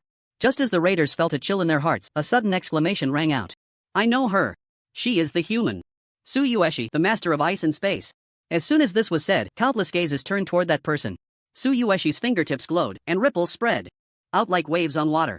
This realm was completely sealed, covering an area of hundreds of millions of miles. No matter how bizarre the dark magic was, it could not escape her grasp. The human prodigy Tsuyoshi? The mad whale instinctively took a few steps back, looking at her in terror, his eyes filled with fear. What? How could she be here? The raiders' hearts jumped. The ghost Buddha war god stepped forward and coldly said, "You who have committed heinous acts and colluded with the Abyss clan, leave yourselves to me. Run." The raiders did not dare to confront them head-on, they were not fools. A group of legendary and semi-divine beings fighting was not a sign of sanity. "Where do you think you're going?" The ghost Buddha war god formed seals with his hands, and a wailing, ominous sound echoed from all directions. The world instantly transformed into a hellish scene, with a biting cold wind like blades, howling endlessly. On the other side, the scene was entirely different, with Buddha light illuminating the world and the sound of sacred chants echoing. One after another, holy monks of the Buddha manifested, saving all beings. Under this overwhelming divine awareness skill, the raiders immediately crumbled, their bodies in the ghost domain turning to pus and dying an untimely death. As for those in the Buddha domain, their bodies froze in place like the Vajra of the Buddha, radiating a strong aura of Buddha power. 100,000 raiders died in an instant, and the ghost Buddha war god, with a heart set on killing, unleashed his strongest killing move, leaving no survivors. The war god truly lives up to being the guardian deity of the Dragon Summer Empire. His strength is indeed unmatched. This is the power of a divine awareness expert. If it weren't for the dark sorcerer's presence, they wouldn't dare to be so rampant. In the end, this is still thanks to Tsuyoeshi's arrival, otherwise, the ghost Buddha war god would have faced a setback. The seed of the divine path has actually returned. Have they successfully obtained the divine position? The crowd marveled at this scene, their eyes filled with strong hope and excitement, kneeling on the ground. "Thank you, Senior, for your rescue. Your great kindness will never be forgotten." The group of poor souls trapped in the waters of the Boundary Sea finally found redemption, their gratitude boundless, each expressing heartfelt thanks. "Please rise, everyone. As a member of the Longsha Empire and a part of the Sioux family that protects the nation, it is my duty to safeguard the people," Tsuyoeshi said, her delicate hand waving gently, an invisible force lifting them up. Seeing Tsuyoeshi's warm gesture, the crowd felt even more grateful, continuing to express their thanks. The ghost Buddha war god, seeing the crisis averted, spoke. Alright, we will take them back to the base. I will send someone later to bring the ore back." Just as he summoned the man-flying boat, a terrifying force suddenly swept in from afar, shaking the ground. Strange black clouds rushed in, spreading a sinister aura that instantly engulfed the bodies of the raiders. The emergence of extraordinary evil power made everyone alert, all gazing seriously at the black clouds on the horizon. What is that? Such a familiar scent. It seems to emit the same smell as the ancient battlefield soil before a natural disaster, though it is much fainter compared to this. A pharmacist sniffed hard, his nose twitching, and then his expression changed drastically as he exclaimed, "This is evil energy, it is the aura of the Abyssal clan. The Abyssal clan is here." "What?" At this, the crowd's faces changed dramatically, all staring in horror at the horizon, their pupils shaking in shock. If the raiders were a group of devils that preyed on the living, then the Abyssal clan were demons that devoured people without spitting out bones. Both were terrifying. The former had already caused immense headaches for the world, while the latter was a nightmare in the hearts of mortals across countless eras. Wasn't the Abyssal clan sealed? Why are they appearing now? This defies logic, and there is the Boundary Sea water blocking the way. How did they cross? Is the fifth calamity finally about to emerge? Just as they glimpsed the dawn, they fell into hell, their hearts sinking to the bottom, panic etched on their faces. The ghost Buddha war god looked gravely at the approaching black clouds, his hands beginning to tremble slightly. There was no way around it, the brutality of the Abyssal clan was deeply ingrained in everyone's blood. From a young age, their mentors had informed them of how evil this species truly was. Wherever the Abyssal clan passed, not a blade of grass would grow, light would be obscured by black clouds, the soil would deteriorate, and any plant would fall into silence. The desolate scenes of the ancient battlefield were vividly recalled, and the ghost Buddha war god clenched his fists, a deep sorrow appearing between his brows. "Brother Chu, leave this to me, you all take the people and go first." The ghost Buddha war god took a deep breath and said solemnly. Chu Chen raised an eyebrow, looking at him in surprise, clearly not expecting him to say such a thing at this critical moment. Captain Zhu Kei wiped the cold sweat from his face, anxiously saying, "What about you, war god?" The determination in the ghost Buddha war god's eyes was stronger than ever, and he said seriously, "I am the war god of the Longsha Empire. I will surely protect this land." "You cannot, war god. If we leave together." This statement was immediately met with opposition from the crowd. They were not inexperienced adventurers and understood the potential consequences of such words. Leaving him alone to face the Abyssal clan could very well lead to disaster. They had already lost many warriors and could not afford to lose another leader. They absolutely refused to retreat. "First, nonsense. I command you to leave. Who dares to defy me?" The ghost Buddha war god shouted angrily. At that moment, a sinister laugh suddenly echoed from the black clouds above them. "Leave? Without my permission, none of you will leave today." The people looked up in response, only to see a completely golden flying boat resting atop the black clouds filled with evil beings. That is, the banner of the fifth calamity. They have truly emerged. Ghouls, Abyssal Cerberus, evil mages, the butcher of hatred, they have all come. What should we do now? The myriad clans are facing disaster, and the leaking roof coincides with the night rain. How should we respond? As the crowd saw the evil creatures from the ancient texts appear, they immediately felt a chill run down their spines, goosebumps rising all over. Their eyes involuntarily glanced at Tsuyoshi, hoping that she could withstand the invasion of the Abyssal clan at this moment. Although they knew this wish was somewhat absurd, she was the only one they could pin their hopes on, the daughter of the Su family, a prodigy of the human race. A sinister laugh echoed from Su Yuan, sending shivers down the spines of those who heard it, as if they had fallen into an abyss. Kill my clan's treasure-hunting hounds, and today none of you shall leave. Treasure-hunting hounds? People stared at the flying boat beneath their feet, suddenly struck by a possibility. The alchemist who had spoken earlier suddenly said, I understand. That flying boat is forged from meteorite ore. Chuchen narrowed his eyes slightly, a barely perceptible cold light flashing in them. Small skirmishes could be tolerated, but if the Abyssal clan were to emerge and launch a large-scale invasion, it would not be so easy for them to succeed. The world they had worked so hard to save could not be allowed to be destroyed by this group of pests. At that moment, the Ghost Buddha war god stood in front of the crowd, frowning and saying, This is the realm of the myriad clans, I ask you to retreat quickly. I do not wish to be the eternal sinner who ignites this war, so please leave. Ha ha ha, we, the fifth calamity, have emerged, and we will surely wash away the humiliation you have inflicted upon us in this era. You sealed my clan for an entire era, imprisoning us in the dark abyss without light. The Abyssal King has long wanted to settle this score with you. Fortunately, the emergence of the calamity has helped my clan break the seal, otherwise, we would not know when we could appear. You waste of the myriad clans, the fifth calamity will cleanse all living beings. This battle begins. Here. Tremble. The sinister words from Su Yuan made everyone uncontrollably shiver, yet their eyes were filled with an inexplicable determination. Each person knew in their heart that the Abyssal clan was the enemy of the myriad clans. They sought to invade this peaceful land, leaving no room for anyone to survive. Countless heroes from ancient times had devoted themselves to stopping their evil deeds, sacrificing their lives to pave a broad path with their own flesh and blood. As their descendants, how could they fall behind? The Abyssal clan deserves to be exterminated. You have never won since ancient times, and you will not in this end-time era either, one person shouted. That's right.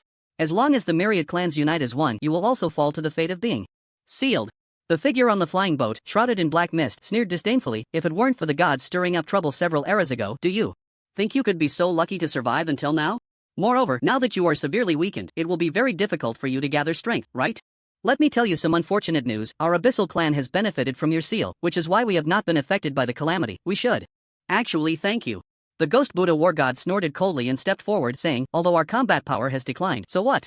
The gods will still protect us again. Oh, you still don't know. The figure in the black mist grinned maliciously and said, the gods have all fallen, you fools are still kept in the dark? Don't spread such alarmist talk. How could the gods be destroyed? The Ghost Buddha war god shouted. Naive fools, feel for yourselves whether you can still transmit faith. If you don't believe it, ask the divine seed beside you if he knows the outcome. The Abyssal clan's evil true laughed loudly. Impossible. The crowd immediately closed their eyes and silently recited the names of their gods in their hearts. However, after several attempts, they were shocked to find that the once bright beacon had disappeared. Not only that, they tried to transmit their meager faith power to the gods. But no matter how they communicated, there was no response. How could this be? How could the gods fall? They are the supreme gods. It can't be, absolutely not. This person must have used some method to sever faith, disrupting us. Miss Su, tell us, he is lying, right? Tsuyoshi welcomed the gazes of the crowd, her brows furrowing slightly. She unconsciously glanced at the calm and composed Chuchen, trying to find a solution in his eyes.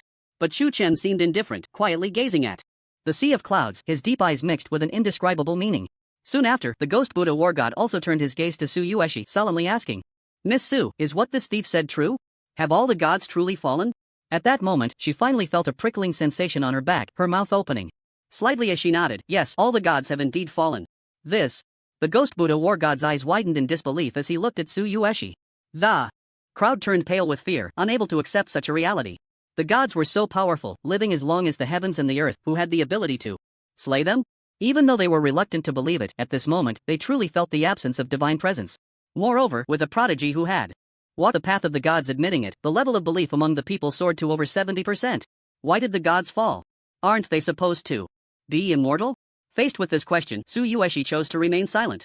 Although she knew that the instigator of it all was Chuchen, and that his slaying of the gods was for the sake of the heavenly realms and the common people, explaining it now would clearly be futile. It was best left for the true deity to clarify.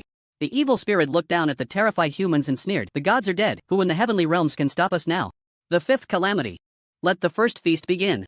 As soon as the words fell, the abyssal beings on the flying vessel leaped down, charging towards the humans below. Their blood red eyes fixated on the crowd, as if they regarded them as prey. These abyssal deities were all at least legendary level, with the evil spirit mage even reaching mythical status. As for the abominable butcher, it had attained a terrifying world-destroying level. The so-called butcher was a creature stitched together from various beings, wielding a curved hook and a meat cleaver, with an enormous belly, pale skin, and seams all over, looking particularly grotesque. Especially its head, which formed a jarring proportion with its body, sending chills down one's spine. Roar! A brutal roar echoed through the sky as ghouls and abyssal three-headed dogs led the charge, entering the crowd and starting to slaughter. All soldiers, listen up. Exterminate the abyssal beings, not a single one can be spared. Yes. With the military order given, the soldiers immediately drew their weapons and charged forward, recklessly rushing into battle. Their chests burned with fury, a fire that burned away all fear. For the safety of the people behind them, they had to hold the first line of defense, never allowing them to advance even a step. This was the ironclad rule of the four great legions and the reason for their formation. They had trained for so long, precisely for this day. Countless heroes had once braved fire and water to block their advance, now that the world had changed drastically, with elemental concentrations even higher than in ancient times, why couldn't they do the same? Kill! Kill! The roars echoed back and forth, and in close combat, there would surely be injuries. The ghouls had extremely tough bodies, especially their incredibly sharp claws, which were 3 meters long, larger than their entire bodies. The abyssal three-headed dogs were still incredibly fierce, even more so than those Chu Chen had encountered before. A body 1,000 meters high could create a shockwave upon landing, and all three heads simultaneously exhaled abyssal breath, making it difficult for even legendary shield bearers to withstand. The evil spirit mage's skills were also quite strange. They were exceptionally adept at black magic, with all their skills carrying curse attributes. Once cast, any person touched would have their attributes reduced by 50% across the board. This was a terrifying statistic, with the disparity in strength already vast. How could they withstand the onslaught of these beings that felt no pain? As for the abominable butcher, it was even more unreasonable, casually unleashing attacks with a power that rivaled forbidden spells. If it weren't for the current stability of the space, this strike would have shattered the area. Within 100 miles, the demon Buddha war god charged at the front line, single-handedly withstanding the assault of several hate butchers. He was already a powerful being, unafraid of the confrontation, and with each strike, he could sever a portion of flesh from the butcher. Blood filled the sky, and the setting sun looked like blood. Unbeknownst to them, they had clearly fallen into a bloody battle. The four major legions had as many as 50,000 warriors, while the Abyssal clan had unleashed a force of 200,000 evil beings, even more than the number of raiders. In such a situation of disparity in strength, compounded by overwhelming pressure, the four legions quickly fell into a state of collapse. Evilgen watched the scene, excitedly licking his lips, unable to wait to leap down. Blood food, this king is coming. His sinister laughter echoed through the heavens and the earth as he swiftly flew towards a myth-level priest, reaching out with a massive hand, a bony palm aimed directly at the priest's chest. The priest was completely unprepared for the ambush and, caught off guard, unleashed a divine shield. Crack! The shield shattered as easily as paper, and the bony palm continued its advance, heading straight for the heart. Evilgen's terrifying smile appeared before him, and the priest instinctively screamed, filled with despair. Don't panic, you will be honored to merge with this king. Evilgen grinned greedily, unable to resist the taste of blood any longer. However, at that moment, an irresistible force suddenly descended, slamming Evilgen to the ground. Bang! With a loud crash, the ground suddenly caved in, creating a bottomless pit. The priest, still shaken, looked ahead, his dazed eyes slowly regaining focus, glancing down in panic. To his astonishment, half of Evilgen lay in the pit like a dead dog, his body twisted and mangled. The once invincible face was now grotesque, with a gaping wound through his chest that covered his entire belly. Purplish-red blood gushed out, staining the black soil with a ring of purple hue. Thank you for your rescue, Senior. The priest bowed gratefully towards the direction of the imposing presence. We're all on the same side, no need for courtesy. A lazy voice sounded in his ear, and the priest suddenly turned to look. He saw a sharply defined, handsome profile before him, a face as if carved by a knife, with deep-set eyes that struck at his heart. Looking at this face, the priest suddenly remembered that this man had always stood beside Tsuyueshi. This extraordinary visage was indeed unforgettable. The priest had seen countless talented heroes in his life, but this young man, with such spirit and demeanor, was a first. He had thought he was merely a guard beside Tsuyueshi, or perhaps a servant from the Su family, responsible for handling affairs. But he never expected that he hadn't even seen the opponent's move before Evilgen was defeated. May I ask your esteemed name, Senior? The priest respectfully bowed again. In the world of the heavens, age does not determine status. As long as one is powerful, they can be called Senior. Chu Chen was naturally easygoing and indifferent, disliking various formalities, but he would always address those he respected as seniors. However, hearing a middle-aged man over 1,000 years old call him senior felt somewhat off-putting. I am Chu Chen. So it is Senior Chu. The priest's eyes suddenly widened, and he looked up sharply, finding this face increasingly familiar, his heart involuntarily shaking. So it is Chu Tianjiao. Forgive my rudeness. The priest repeatedly apologized in panic. Chu Chen? This guy looks a bit dim-witted, it's just a name, is it that frightening? Using the word rudeness, how scared must he be? Chu Chen instinctively rubbed his chin, pondering that he must find some media to rebuild his image in the future. After the priest was saved, the morale of the four legions soared upon seeing the evil being severely injured. With the fierce one in battle, what do we have to fear? Brothers, kill for me. Chu Chen has returned. What of the Abyss clan? What of the fifth calamity? They will die just the same. The fierce one's strength is unfathomable, merely a demigod. If you have the guts, let the Abyssal Emperor come out and fight. Look at this momentum, perhaps the fierce one has already attained divinity. The warriors were incredibly excited, and with a solid backbone, their fears vanished, unleashing all their strength to deliver fatal blows to the evil beings. These evil creatures, with almost zero intelligence, felt no fear and charged recklessly. In their eyes, there was only flesh and blood. Brothers, the fierce one has arrived, kill them all. Leave not a single piece of armor behind. The stirring roars continued, and a new round of slaughter slowly unfolded. Chu Chen glanced at Feng Yan and the others, giving a barely noticeable nod. The latter understood and immediately joined the battlefield. With these few powerful individuals, each possessing the strength of a dragon, the battle turned overwhelmingly in their favor. Feng Yan wielded the sea stabilizing needle like a mad dragon emerging from the sea, stirring the battlefield into chaos. Lu Taiqing, holding a folding fan, appeared ethereal in his white attire. His words transforming into countless mountains and rivers, annihilating hundreds of loathsome butchers with the might of the nation. Jiang Buju formed seals with both hands, unleashing the purple sky divine thunder into the heart of the enemy forces, as if entering a no man's land, electrifying these evil beings into charred remains. Su Yueshi was straightforward, having been taught by Lu Sanjin, she had reached a terrifying understanding of spatial and ice rules. With just a flick of her fingers, snow fell from the sky, the temperature plummeted, and the moisture in the air instantly crystallized into ice, turning a million miles into a world of ice and snow. This was a forbidden spell, absolute zero. The people of the four legions stared in awe at this overwhelming power. So strong. Is this the true strength of the heavenly prodigy? It's 100 times more powerful than the Ghost Buddha war god, right? I didn't expect the Abyss clan to be so vulnerable before the heavenly prodigy. Have they all become gods? It was almost unimaginable that such damage could be inflicted by mortals. It is no exaggeration to say that even if the Ghost Buddha war god exerted all his strength, he might not even last half a move. There was absolutely no exaggeration in this. Although the warriors were not as strong as them, they had experienced many life and death battles and had some discernment. If these individuals were this strong, how powerful must Chu Chen, the #1 prodigy of the myriad worlds, be? With this thought, many gazes unconsciously fell upon the distant, extraordinarily handsome young man, their eyes filled with intense fervor. At this moment, Chu Chen looked calmly at the battle, seeing the Abyss clan's forces vanish in an instant, his gaze fixed on the pit below. The Abyss clan is too weak, anyone from the divine realm could wipe out this trash. Chu Chen thought to himself. In the face of absolute strength, any schemes and tricks were insignificant. The evil being had planned to use the flying ship forged from or to cross over and fire the first shot, to diminish the prestige of the myriad clans. Little did he expect that the grand debut would encounter the fierce god, Chu Chen. Had he received news in advance, even with 100 boldness, he would not have dared to come out. He would have certainly hidden away in the dark abyss, waiting for a more suitable opportunity. Although the Abyss clan did not know who had killed the gods, the previous performance in the second trial of the divine path was still fresh in their minds. It could be said that the greatest obstacle to their dominance over the myriad worlds was this fierce one. The evil being lay in the pit, struggling painfully. Just moments ago, his body felt as if it had been struck by a primordial being, completely falling apart. There was not a single good piece of flesh or bone left. If it weren't for the Abyss clan's robust physique, he would have surely been reduced to ashes. Yet, although he was still alive, his heart was filled with an overwhelming fear. Damn human, when the Abyssal Emperor emerges, I will make sure to crush you to dust. Xiaojin crushed a rune, sending out a message. Awake? At that moment, a magnetic voice suddenly came from beside his ear, startling him. Seeing the visitor, Xiaojin gritted his teeth and said, "Murderer Chu Chen, I never expected you to survive." Chu Chen, hearing this, was quite puzzled and asked, "Why wouldn't I be able to survive?" The fall of the gods, the calamity of the divine realm, I never thought your luck would be so good, that the force that destroyed the civilization of the gods did not affect you. Xiaojin said halfway, pulling at his wound, and suddenly spat out a few mouthfuls of purplish-red blood, his expression growing increasingly feeble, his life force continuously ebbing away.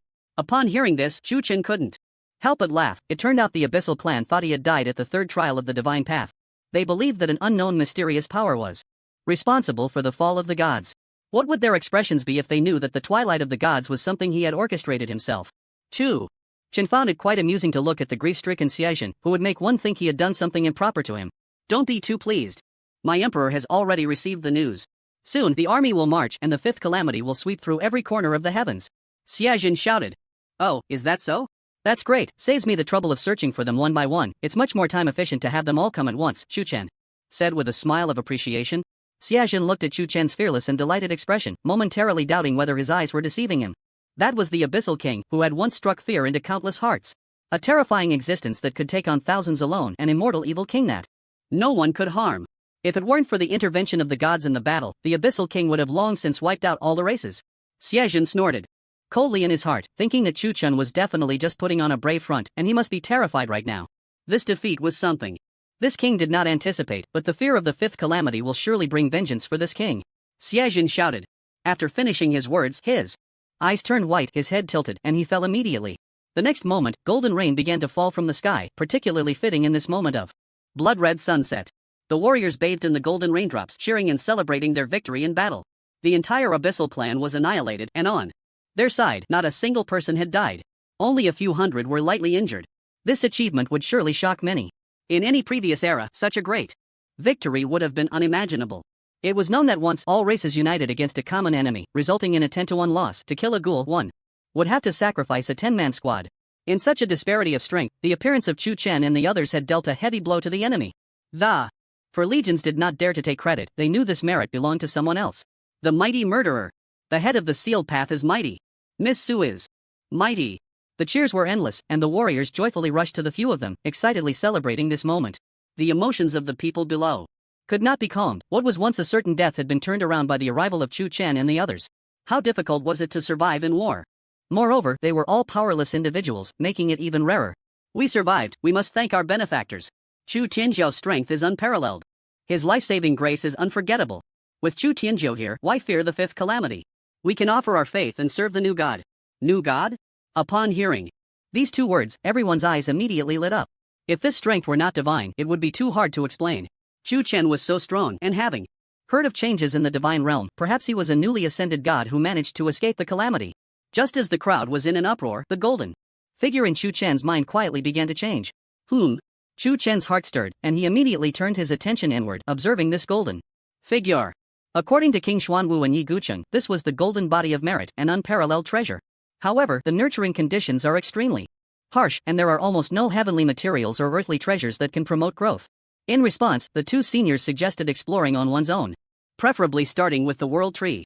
However, due to the calamities in the mortal realm, Chu Chen had no choice but to descend to the mortal world. Unexpectedly, after resolving the Abyssal clan, his merit golden body actually underwent a change. He saw the features of this small figure slowly appearing, with the outlines of the eyes, nose, mouth, and ears taking shape. At that moment, Chu Chen's whole body trembled, and his power surged uncontrollably, breaking through from 150,000 dragon power to 170,000 dragon power in an instant. An increase of a full 20,000 dragons. How much of the world tree's essence would it take to achieve this? At the prince level, every bit of power enhancement is incredibly difficult, requiring countless time and resources. Such things are basically non-existent in the myriad worlds. Chu Chen had originally thought to set aside the matter of enhancing his strength, but unexpectedly it turned out to be 20,000 dragons in the blink of an eye. What a tremendous surprise this was. It should be known that Feng Yan had to risk everything for just one dragon power. If these few people knew about Chu Chen's change, they would probably be envious to the point of spitting blood. Merit is connected to my very being. If one day my golden body is fully nurtured, perhaps I could directly surge to 1,000,000 dragon power? A hint of joy appeared in Chu Chen's eyes. Feeling the strengthening power within him, he sensed that he was gradually approaching the primordial beings. Whether in bloodline or profound meaning, his potential had undergone an unparalleled transformation akin to being reborn. However, the changes did not stop there. He saw the merit golden body grow slightly in a short time. Although the change was only the size of a hair, it was still caught by the sensitive Chu Chen. Chu Chen's consciousness focused on the slowly falling golden light points, and he guessed that this should be the culprit. After carefully sensing it, he was astonished to find that these light points actually contained the will of the common people. Isn't this the will of the people? Chu Chen's heart shook violently, and he quickly withdrew his consciousness. Looking down at the common folk, from their eyes, Chu Chen saw gratitude and respect, but more than that, admiration. So that's it, saving the common people is indeed a great merit. This is immeasurable merit.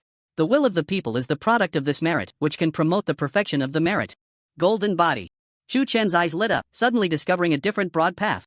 Killing the Abyssal clan was, after all, an indirect salvation of the common people.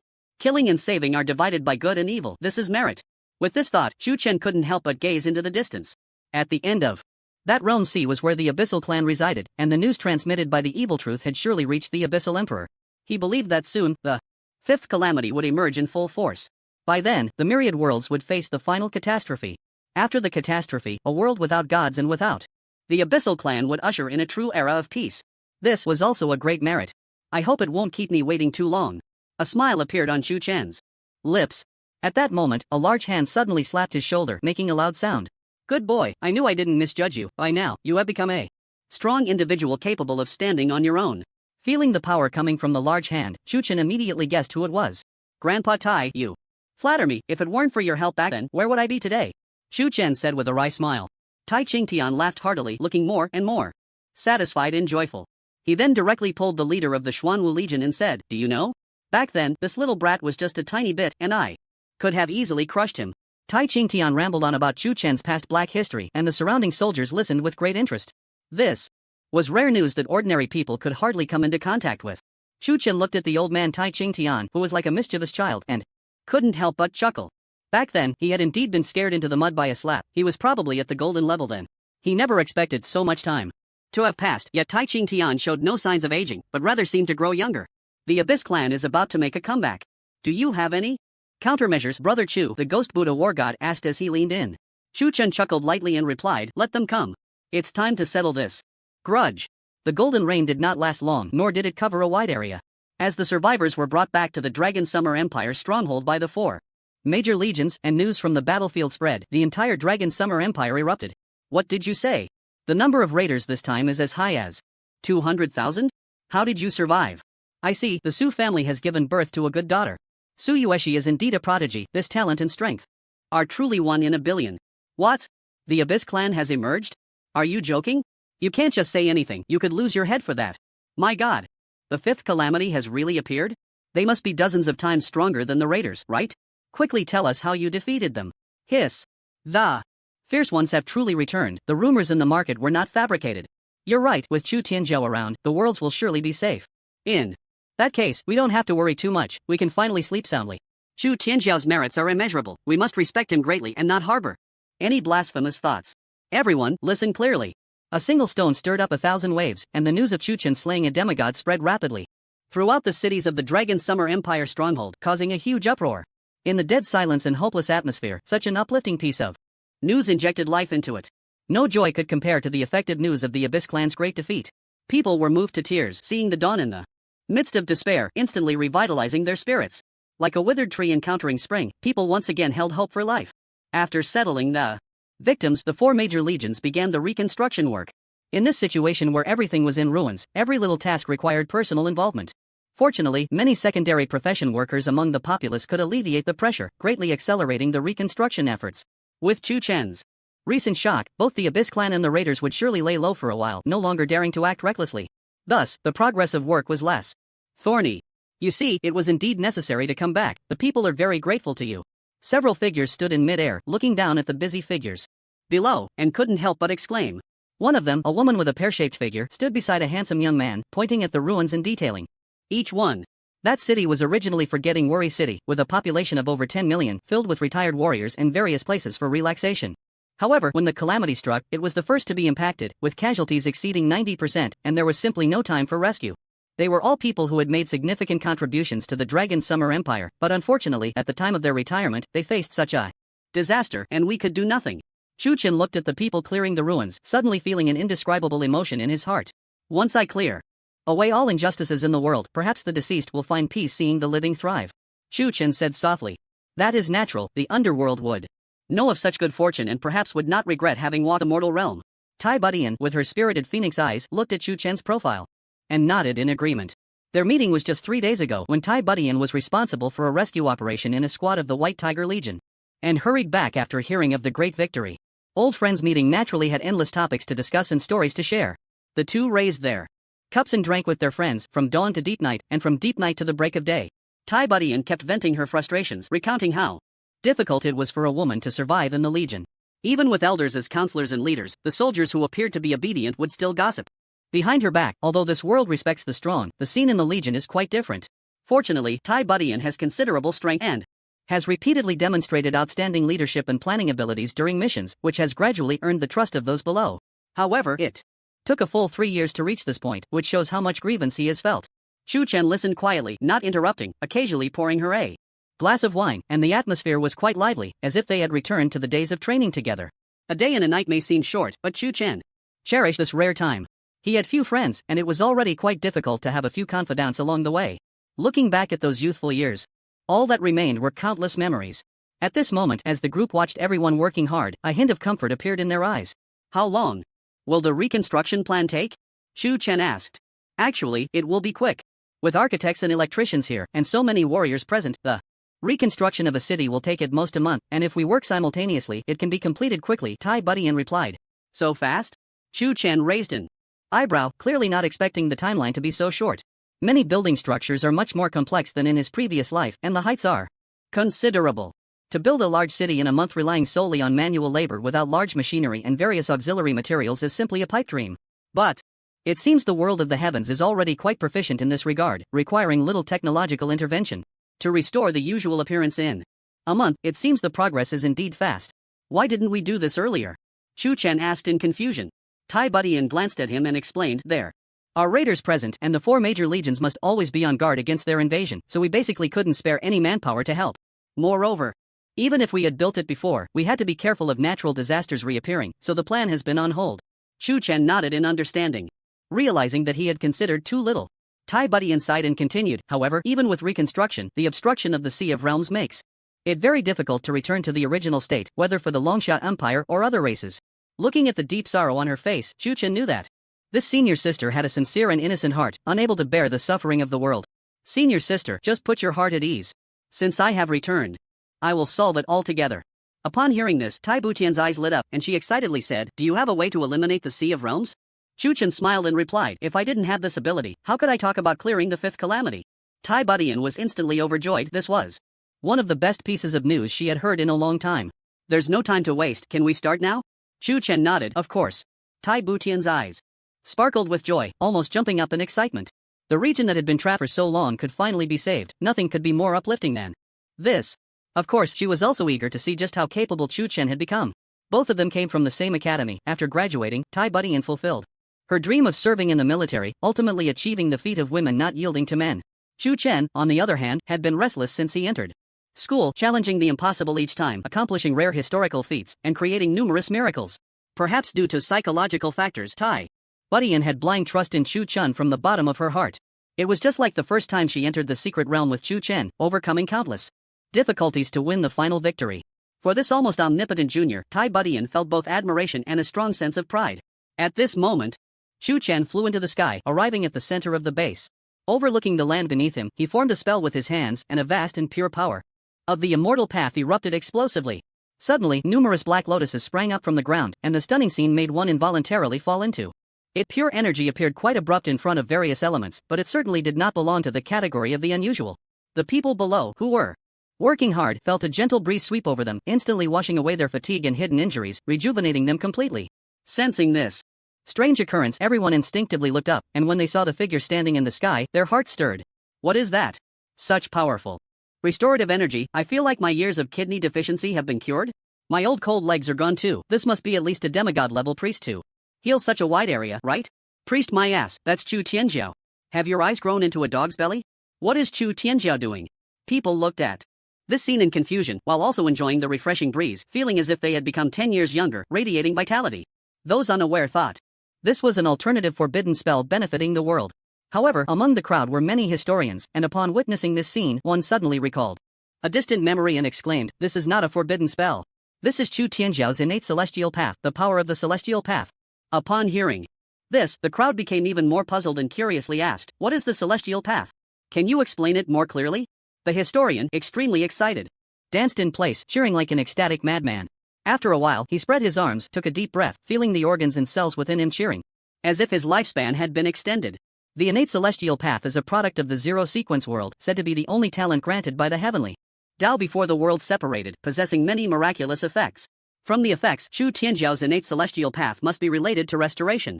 And given the vast range and area, its effectiveness must have reached an extremely powerful level. But why is Chu Tianjiao's innate celestial path black? Shouldn't it be white? The historian muttered the last sentence quietly, as it seemed to exceed his understanding. But the others paid no attention to this detail, continuously cheering and speaking respectful words. From the fervor in their eyes, it seemed they had begun to treat Chu Chen as a god. They were just short of kneeling and bowing. Such behavior was not hard to understand. After all, Chu Chen was already an extremely powerful presence in the hearts of many. Coupled with recent events, even if he wasn't a god, he might as well be one. Feng Yan looked at Chu Chen's great display of power and smiled, saying, "Showing off again, can't you take a break for even a moment?" Lu Taiqing glanced at him sideways and rolled his eyes, saying, "Look at you, so sour. If you could do it, you would be other too." Feng Yan pouted, choosing not to discuss this matter further. If he could do it, he would have done it long ago. Why would it be someone else's turn? The terror of the Sea of Realms far exceeded what people imagined. It was not just about suppressing magic. It contained some irreversible power of the heavenly Tao, originally meant for self-defense of the worlds, blocking external interference, such as beings from beyond. However, due to the tilting of the heavens and the breaking of the world barrier, the water of the Sea of Realms flooded in, causing these liquids to flow into the world. Ordinary people had no right to touch the heavenly Tao, so they were helpless against it. Chu Chen was now the big brother of the heavenly Tao, a close friend of the world tree, and with just this point, he had no worries. What he wanted was not to eliminate the water of the Sea of Realms but to return it to its original position. Rise. Chu Chen slowly waved his hand, and an invisible giant hand suddenly lifted the water of the Sea of Realms, revealing the landscape hidden beneath. Under the erosion of the water of the Sea of Realms, the original land had become a dead silence, everywhere gray and white. As he once again formed a spell, a true dragon entirely composed of phoenix fire roared out, charging straight towards the heavens. Seeing this scene, everyone's hearts rose to their throats, and they all nervously prayed. Breaking through the world's barriers shouldn't be that easy, right? You have to know that the current space is 100 times more stable than before. But if we don't break through the world's barriers, the waters of the boundary sea have nowhere to drain. This is indeed the best solution. Under the gaze of the crowd, the true dragon suddenly crashed into the void, producing a tremendous roar that echoed throughout the entire third sequence world. In the face of this immense sound, even those at a distance could imagine the terrifying power of this attack, their faces turning pale in an instant. Soon, under the scorching of the phoenix fire and the impact of the true dragon's power, a pitch black hole suddenly appeared in the sky. Did it succeed? The crowd widened their eyes at this scene, feeling utterly incredulous. The space was so stable, yet Chu Chen was able to break through so easily? What kind of powerful force could achieve this? It was simply a miracle. Chu Chen gently raised his hand, pointed, and said, "Go." Immediately, the waters of the boundary sea transformed into a whirlwind, howling as they rushed toward the big hole. Like fish leaping over the dragon gate, the rolling waves shook the area. Such a sight struck the people's vision, they could hardly imagine that an ordinary mortal could achieve such a feat. The waters of the boundary sea, which had troubled everyone for so long and had left countless powerful beings helpless, were obedient like a well-behaved child in Chu Chen's hands, encountering no obstacles or difficulties along the way. Half an hour later, the waters of the boundary sea finally returned to their original place. The vast world no longer showed a trace of the boundary sea's waters. However, the areas that had been washed over now presented a grayish-white, desolate scene. It was like weathered stone crumbling at a touch, completely uninhabitable and unsuitable for construction. Seeing this, Chu Chen frowned and thought, the gods are indeed a bunch of rat droppings, causing great harm.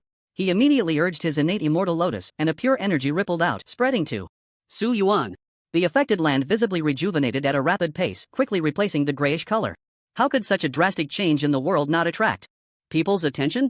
Inside Dragon War City, there was already an uproar when the waters of the boundary sea were drawn, with people exclaiming that this was an act of the divine and that a shrine should be erected for worship. Among them, Dai Kun, who had been lying in the hospital for a long time, was the first to rush out, shouting that he wanted to offer sacrifices to the gods, even saying he wanted to take out the treasures he had kept at home for a long time to burn for the heavenly gods. As soon as these words were spoken, they immediately drew scorn and laughter from many. Who doesn't know that this credit belongs to Chu Chen? Everyone has eyes. Is Dai Kun the only clever one? How many people secretly scorned this opportunistic turncoat, thinking of redeeming themselves through offering?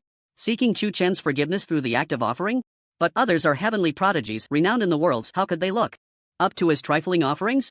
Dai Kun, however, didn't care how others viewed him, busily arranging the altar, mumbling prayers as he turned in circles, appearing somewhat devout. Yang Ji held a pen in one hand and a book in the other, recording historical events.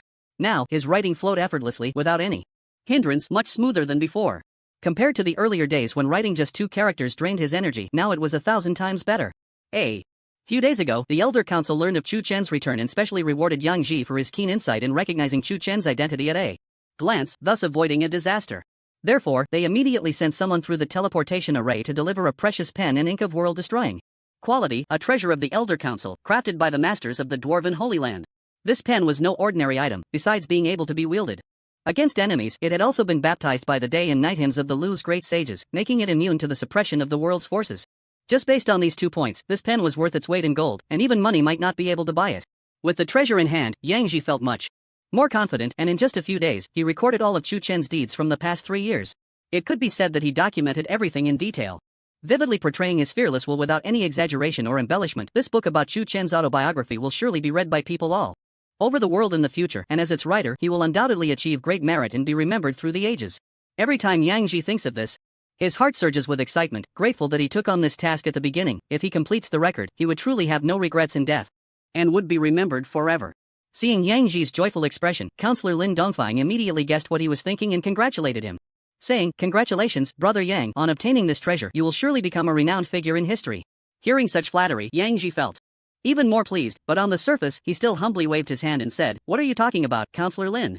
This is what I should do, and besides, to work for Chu Tianzhou is a blessing I have earned over 8 lifetimes.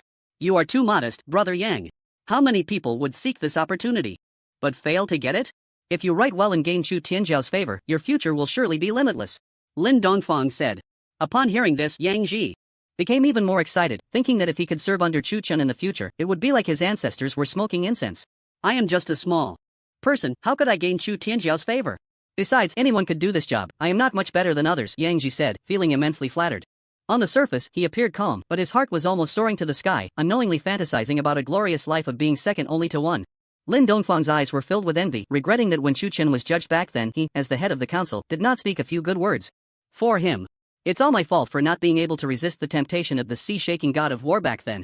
If I had not feared the powerful, perhaps I could now enjoy a peaceful retirement," Lin Dongfang lamented.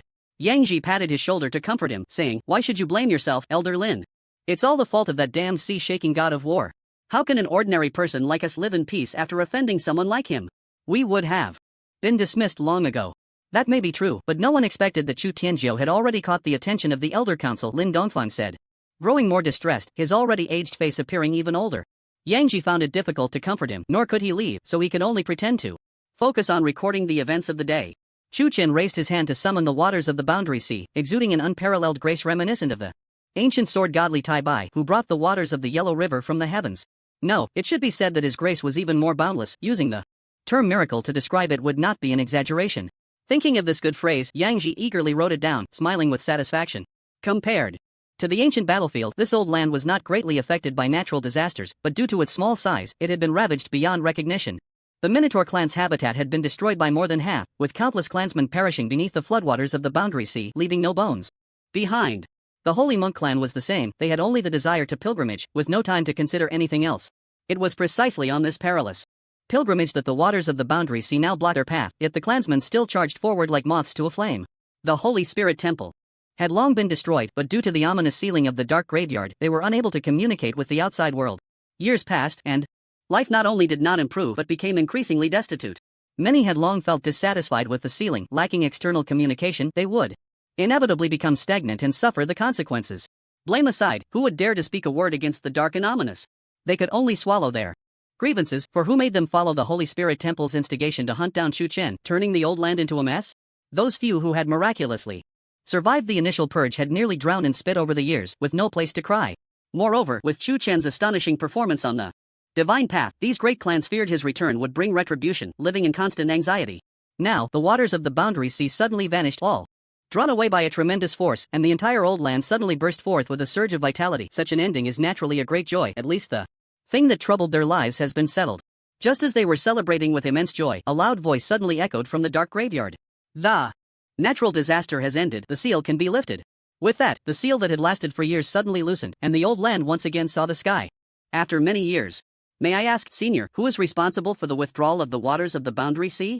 "I mean no other harm, just want to express my gratitude simply," a ragged monk asked with his hands clasped together. "The benefactor has long been driven away by you all, so there's no need for thanks. He has already obtained what he wanted." The dark and ominous voice replied. "Driven away?" The crowd exchanged glances, looking puzzled. The monk hurriedly asked again, "I dare to ask, where is the path of gratitude?" "The pilgrimage path is long and boundless. If you wish to change your goal now, then go to the ancient battlefield." Once this was said, the Holy Monk clan immediately shifted their pilgrimage target. Rather than worshipping the ethereal immortals, it is better to express their gratitude and respect towards the contemporary saints. Thus, the Holy Monk clan set out from the old land, stepping onto the ancient road, marching grandly towards the ancient battlefield. The world says they are a group of ascetics, doing a thankless task, wasting time day after day. But no.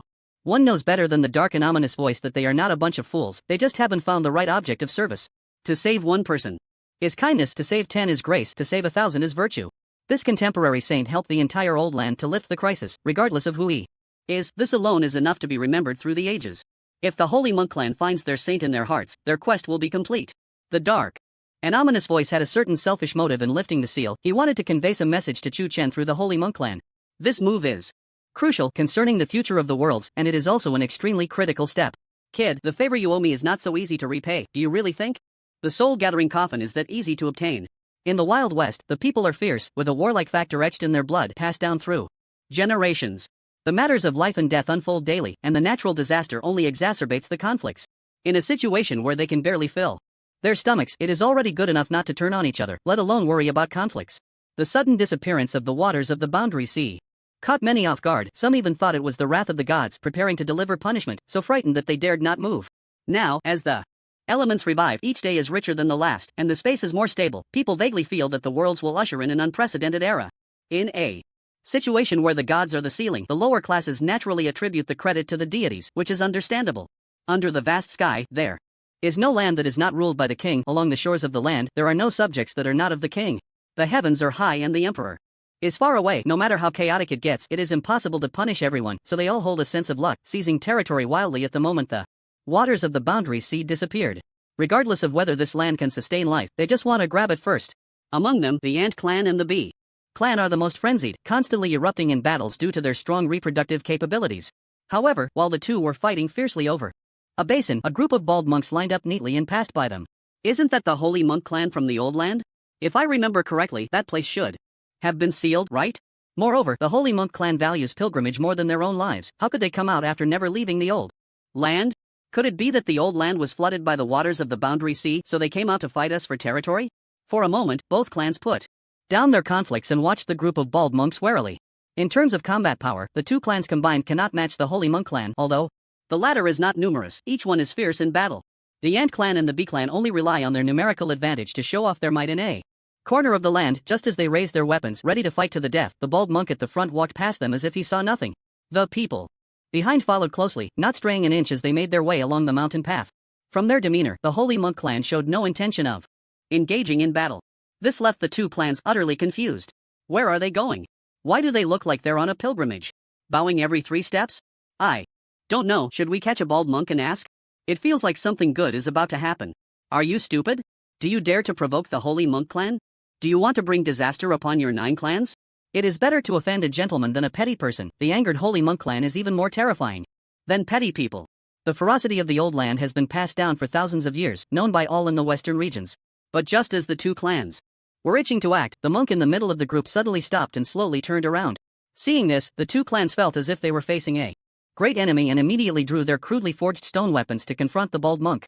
What do you want? The handsome monk slowly bowed and said, "A miracle has appeared. The sage is on the path. The world is united. Do not engage in further conflict, lest you anger the sage." A group of ants and bees, whose words did not match, exchanged confused glances, their understanding muddled. Then, a slightly bolder ant stepped forward, carefully placing its weapon on the ground and cautiously asked, "Holy monk, I haven't read much, so I don't quite understand what you're saying. What is a sage?" The monk smiled slightly and explained, "The sage cannot bear to see the waters of the sea ravaging the world, causing suffering to living beings, so he mobilizes extraordinary power to rescue the people from water and fire." The latter part was understood, but the former still sounded a bit confusing. The ant's eyes rolled around, curious, and asked, "Can the sage help me fill my stomach?" "No." "Can he help me find a wife?" "No." "Can he make me stronger?" "Perhaps." "Then I'll go with you." The monk smiled broadly, clasped his hands together, and said, "Good." In the western regions, such was the case, and the eastern regions were naturally not without their own disturbances. Comparatively, the eastern lands, which were countless times more prosperous, had conflicts that were no less than those in the west. While hunger was not an issue, there were plenty of cases of overindulgence. Various reasons abounded, and in a world of chaos everyone felt insecure yet could not resist the urge to meddle. Taking Chu Chen's first stop in the eastern lands, the city of Biolo, as an example, it was relatively peaceful. Here, though some land ruffians liked to stir trouble, but they were suppressed by the city lord's mansion. However, moving further east became less peaceful. The closer one got to the dwarven territory, the more rampant the riots became. As the foremost forging clan in the world, the dwarves unreservedly took on the task of equipping the world's job changers. Logically, such a neutral race should not be attacked. Yet, the trolls, those brainless creatures, somehow went mad and intruded into others' territories. The two sides had no prior grievances, but in such chaotic times, they were forced to ignite a racial war. You troll thieves, you beasts dare to come any closer. Don't blame my hammer for being merciless, a red-haired dwarf snorted, steam billowing from his nostrils. The dwarves coming to battle had red faces and noses, as if they were drunk. In contrast, the trolls lurking outside were icy blue all over, wielding massive ice pillars as weapons. The size difference between the two sides was quite significant, one less than half a meter tall, the other 7 or 8 meters tall. However, in terms of overall strength, the dwarves had the upper hand, as they had the capability to nurture prodigies of the divine rankings. Damn shorty. Stop talking nonsense, my home has been flooded by the sea's waters, and you won't even let us stay for a few days, you stingy bastard, a troll blurted out. Stay? It's a wonder you thick-skinned scoundrel can say such shameless things. Why don't you take a look at yourself in the mirror? The red-haired dwarf was extremely irritable, making connections with just a few words, showing no mercy at all. The trolls were not known for their eloquence, preferring to solve problems with brute force. Faced with this mockery, the group of colossal beasts wielding massive ice pillars immediately took action, fiercely charging into the dwarven territory. Seeing their land being invaded, the dwarves were instantly filled with rage, shouting, "Brothers, drive these shit-eating bastards out." A great battle was about to erupt, a tremendous upheaval unleashed, the ground cracking open in an instant, fissures spreading from the center of the fight, the surrounding mountains collapsing in response, raising clouds of dust. One body after another fell, and before they could even collect the dead, they were trampled over, turning into a mass of flesh, blood splattering everywhere. The trolls had been displeased for quite some time in a constrained living environment. For these creatures with limited intelligence who acted purely on instinct, invasion was the only solution. They too wished for a stable life, for their kind to live without worries. But the dwarves were not easy to negotiate with. What difference was there between the trolls' actions and colonization? Wasn't it like shitting on their heads? The area affected by the battle was extremely vast, with more and more people joining the fray. It was a situation where the indomitable clan would not back down. Although the dwarves were not tall, they swung their hammers without hesitation. The howling wind roared past, a tornado-like momentum wreaking havoc on the world. Beings below legendary level were no different from cannon fodder in this battle. Kill them all. Find new territory. The roars continued. The trolls were blinded by rage, watching their kin lie in pools of blood, their hatred intensifying. Screw you, big dumbass. I'll kill all you barbarians today. Boom boom, the dwarven holy city rang out with several massive bell tolls, sounding 3 times in succession. The tolling of the bells signified a great change for the race, all on high alert. When Chu-Chin passed through the dwarven territory, the bells had also rung, but not as many times as today. 3 times indicated that it was a matter of life and death, and all warriors were to join the battle. In such a brutal fight, there were no victors, whichever side won would suffer great losses. After several days of slaughter, bodies piled up like mountains, blood flowed like rivers, and everywhere bore the marks of burning, the immense stench attracting numerous flies.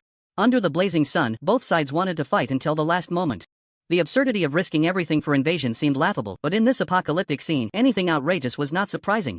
At this moment, both sides suffered heavy casualties, fighting endlessly for a small piece of land, which appeared quite absurd to outsiders, and the news had spread to the chaotic lands.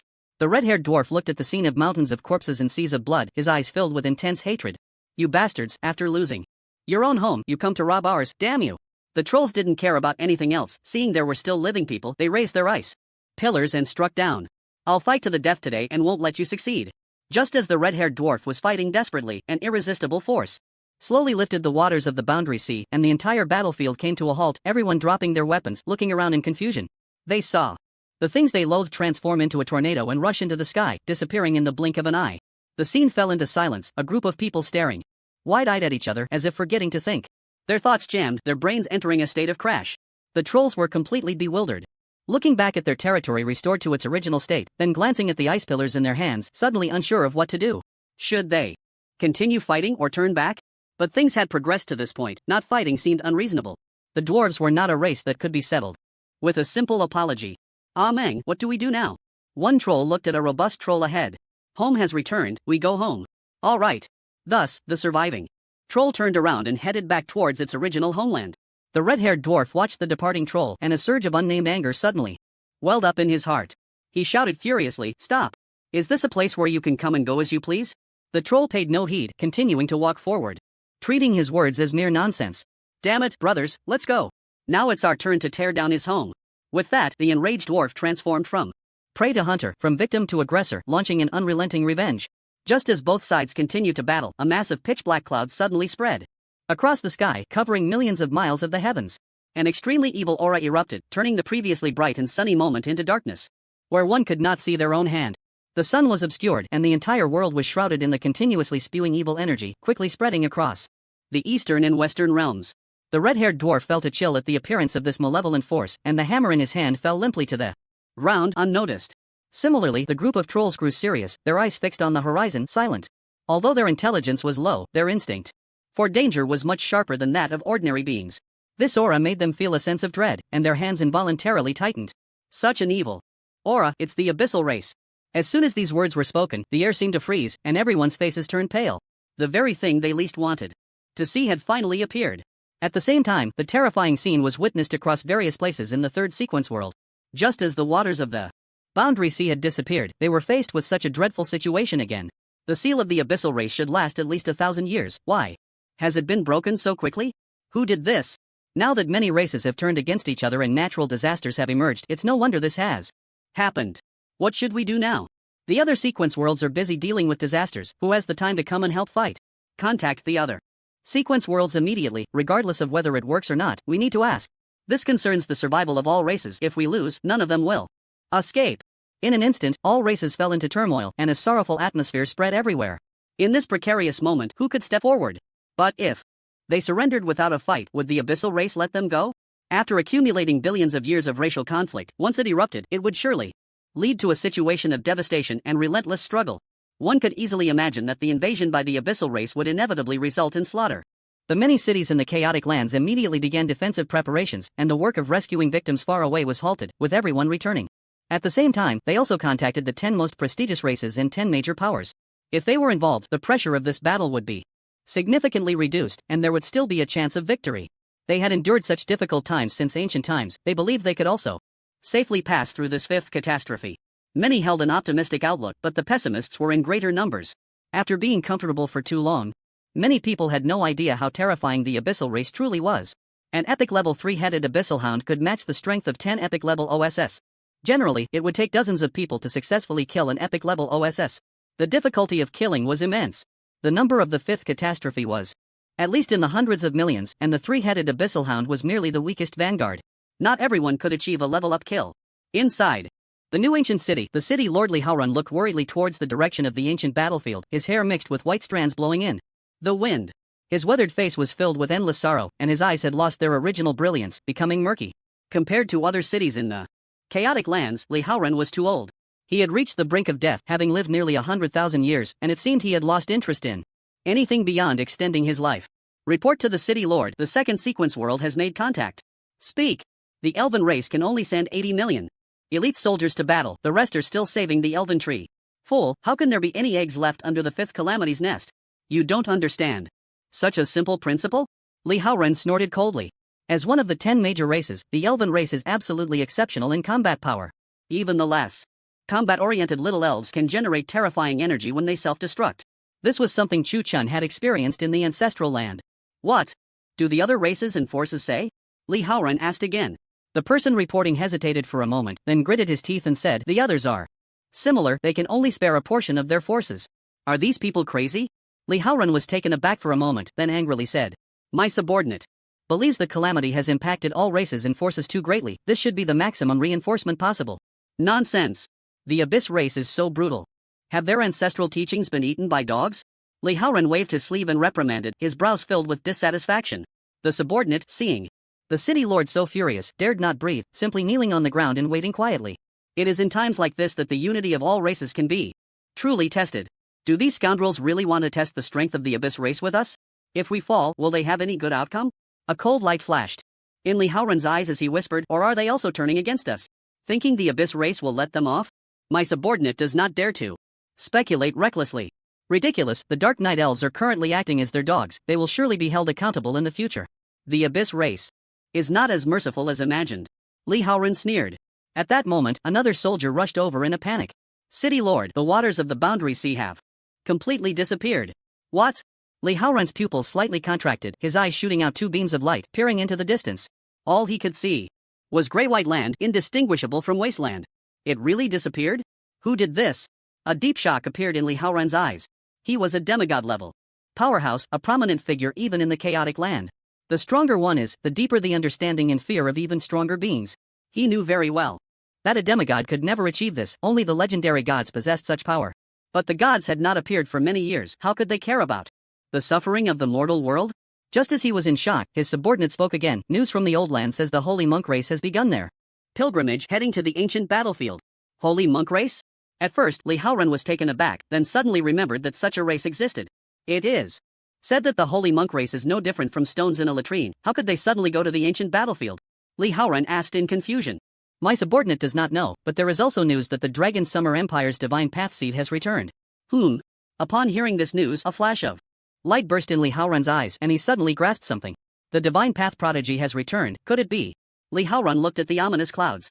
Above, a thought he himself dared not imagine began to take root in his heart. Send my orders. All personnel must prepare their equipment today and set off for the ancient battlefield. Li Haoran declared loudly. City Lord, think twice. The Abyss race's emergence is at the ancient battlefield. Why are we rushing? The faces of the two subordinates turned pale. Li Haoran noncommittally said, how far is the chaotic land from the ancient battlefield? But the time before the fifth calamity strikes won't be long. Rather than sitting and waiting for death, it's better to take the initiative. Moreover, we are not going to die. We are looking for powerful allies. The ancient battlefield is filled with small nations. Their combined combat power is not even as strong as new. Ancient city, what role can they play? The soldier's face turned green.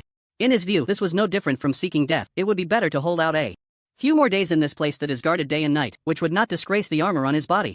I will not lead you into danger. On the contrary, I want each of you to return safely, Li Haoran said firmly. The two soldiers exchanged glances, sighing helplessly in their hearts. Naturally, they had no right to oppose him, nor were they qualified to say no. In the new ancient city, the Lord's orders must be absolutely obeyed and followed 100%. As the two soldiers left to report, they muttered softly, could the Lord be getting old and confused? The ancient battlefield is a target for everyone. And he's going there voluntarily? Sigh, the Lord's lifespan is already short. He probably wants to make one last effort, but it's our brothers who will suffer. However, what they did not know was that most cities in the Chaos Land were preparing to head to the ancient battlefield. Li Haoran had a keen sense. And he was not falling behind in gathering news from other lords. At this moment, far away in the Dragon Summer Empire, after Chu Chen completed the extraction of the sea water from the boundary, the Merit golden body in his consciousness space solidified significantly. He could vaguely see a pair of eyeballs, and the outlines of the nose and mouth became much clearer. The Merit particles continuously fell and forged, greatly enhancing the flesh and blood cells in an instant. Suddenly, there was a crisp sound like popping beans from his joints, and Chu Chen seemed to be reborn, filled with power. 200,000. Dragon power should be able to annihilate the abyssal race with a single punch, right?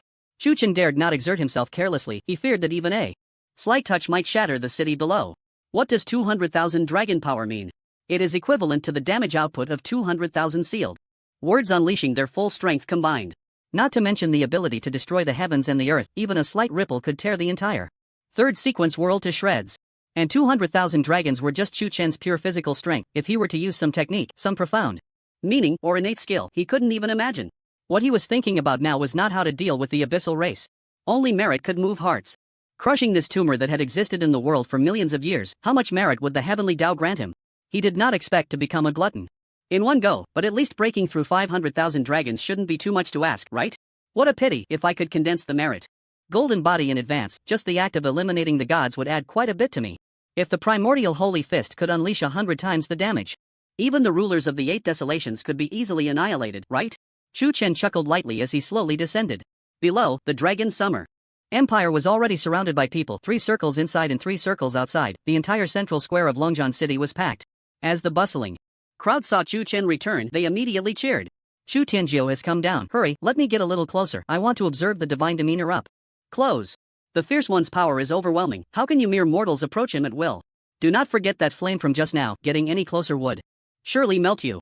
Besides the flames, thunder is also Chu Tianjiao's weapon. This element can only be possessed by hidden professions. Do not underestimate him. I didn't expect Chu Tianjiao to be so young. If I were 40 or 50 years younger, I might have been able to become his companion. Laughter and noise rang out frequently, and at this moment of public attention, Chu Chen, bathed in golden light, was the true god of the age. They did not care whether there were still gods alive or whether the gods would hear their disrespectful words. In any case, if Chu Chen needed the power of faith, they would certainly give. They're all without reservation. The Ghost Buddha War God, seeing Chu Chen cast his technique without changing his expression, his face calm and composed, his demeanor graceful like an immortal, truly drew attention. With a child like this, there are no regrets in this life. The Ghost Buddha War God sighed in his heart and quickly welcomed Chu Chen over. Brother Chu, have you taken away the seawater from the ancient battlefield? The Ghost Buddha War God asked. Yes, besides that, all regions of the third sequence world have been cleaned up. Chu Chen nodded. Hiss. What did they just hear? Chu Chen not only dealt with The calamities of the ancient battlefield, but the impact also radiated throughout the entire sequence world? What a monumental undertaking this is. The vastness of the area is astonishing. Just the ability to retrieve objects from afar proves how arduous this process has been. Yet, Xu Chen managed to collect all the troublesome waters of the Boundary Sea. What incredible power is this? At this moment, everyone was almost in a daze, staring ahead as a bizarre scene unfolded to varying degrees. Some people were so weak in the knees that they nearly knelt on the ground, while others wept tears of joy as the long-awaited wishes finally came true. For many, nothing is more important than health and safety. After being ravaged by natural disasters, no one thought about how to make money or become wealthy. Instead, they did their best to help their country purify the land and save more people. This is the heart of the people. At this moment, the citizens standing in Longjian City all possessed varying degrees of grand aspirations. Chu Tianjiao, thank you for clearing the calamities for the Longsha Empire. I have no way to repay you. An old man knelt publicly to express his gratitude. Chu Chen hurriedly helped him up and said softly, Grandpa, there's no need for that. The Longsha Empire is also my home. How could I bear to see others suffer? Chu Tianjiao's righteousness I will never forget in this life. Chu Tianjiao's righteousness. The shouts were deafening, echoing through the sky. Chu Chen looked at the resilient faces stained with dust. And somewhere deep in his heart, he was suddenly struck. In the face of natural disasters, mortals are just a group of helpless lambs. Chu Chen couldn't help but sigh. Once upon a time, he too was a weakling at the mercy of others, and the feeling of having one's fate grasped by someone else was very unpleasant. To gain freedom, one must keep climbing until no one around can look down upon them. Boom! Suddenly, a loud explosion erupted. The ground of Longjian City shook violently and jagged cracks spread in all directions, causing countless houses to collapse suddenly. What's happening? Where did that sound come from? The crowd panicked, looking helplessly in the direction of the sound, a faint terror rising in their hearts. But thinking of Chu Chen being there, their fear diminished significantly. The ghost Buddha war god sensed something was amiss and turned his gaze to the distance, where he saw a thick, inescapable evil cloud. The malevolent aura surged like smoke from a wolf, drifting toward them. The sheer magnitude of it immediately reminded him of the recent evil truth, and his heart sank to the bottom. Brother Chu, the fifth natural disaster has emerged. Chu Chen nodded, lifted his foot, and in an instant, he vanished from his spot, appearing at the border as if teleporting. Such speed was truly astonishing. The crowd could hardly believe their eyes. Not even a breeze stirred where he passed, showcasing the level of his understanding of the Tao. The ghost Buddha war god took a deep breath and immediately turned to say, all for legions, heed my command. Deploy defensive measures with all your might, prioritize protecting the citizens, and the rest support the front lines. Additionally, the council members must immediately notify the first sequence world and contact other sequence worlds for assistance. Yes. Within seconds, the once crowded central square became empty, as people hurriedly took on their respective tasks and rushed in all directions. The crowd was highly motivated, not daring to slack off. Although Chu Chen was at the forefront, this was also their homeland. As long as they could contribute, they would not hide. The ghost Buddha war god looked at Feng Yan and the others, clasping his fists and saying, Heroes, if possible, I hope you can lend a hand to all races. Feng Yan smiled and said, What are you saying, war god? I've hated the Abyssal clan for more than a day or two. My ancestors sacrificed their lives to suppress the abyss. As a member of the Feng family, how could I live in hiding? Su Yueshi nodded, a hint of killing intent appearing on her cold face. Rest assured, protecting the world is the duty of the Su family. Lu Taiching and Jiang Bujue exchanged glances and said in unison, I will also join the battle. That's excellent. On behalf of the common people, I thank you all. The ghost Buddha war god felt a sense of relief in his heart and expressed his gratitude. No need to be polite. I've long been displeased with the Abyssal clan. Brothers, let's go. Let them see the prowess of the heavenly talents on the divine path. Feng Yan chuckled and flew towards the border first. The sky was shrouded in dark clouds and a rolling tornado rampaged with the eruption of evil energy. The scene of flying sand and stones resembled the day of a natural disaster, and compared to this, it was even more despairing and terrifying. The power and brutality of the Abyssal clan were etched into the bones of every living being. Since ancient times, they had instilled fear in all. From the first calamity to the present fifth calamity, there had been a total of 4 battles, each time narrowly won by the myriad clans. Due to the Abyss's notoriously perilous environment, after each defeat, they would retreat to their lairs to recuperate. Ordinary people entering the Abyss to hunt would surely be eroded by the evil energy, and within a few hours, they would become creatures neither human nor ghost. After countless experiments, no one had yet discovered a way to resist the evil energy. Thus, the Abyss served as a natural barrier for the fifth calamity, and for this reason, the myriad clans could only seal it, with no other options. This time, the Abyssal clan must have been determined to take a gamble, attempting to strike a thunderous blow while the myriad clans were severely weakened. On the borders city wall, Chu Chen gazed into the distance, his expression calm as usual, with deep eyes flickering with a faint light. Feng Yan followed closely behind, standing beside him, and said, It's time, this should be the last tribulation. Su Yueshi and Lu Taiching followed closely, standing beside Chu Chen. The 5 of them seemed to have returned to their days of traversing the divine path, needing no excessive words. A simple glance could convey their thoughts. This was a tacit understanding, a confirmation. Chu Chen remained silent for a while before slowly saying, "Just a bunch of clowns. I'm more curious about when the reinforcements from the other sequential worlds will arrive. Why focus on them? The 5 of us are enough to deal with them," Feng Yan said, his face full of confusion, clearly not expecting Chu Chen to ponder such matters.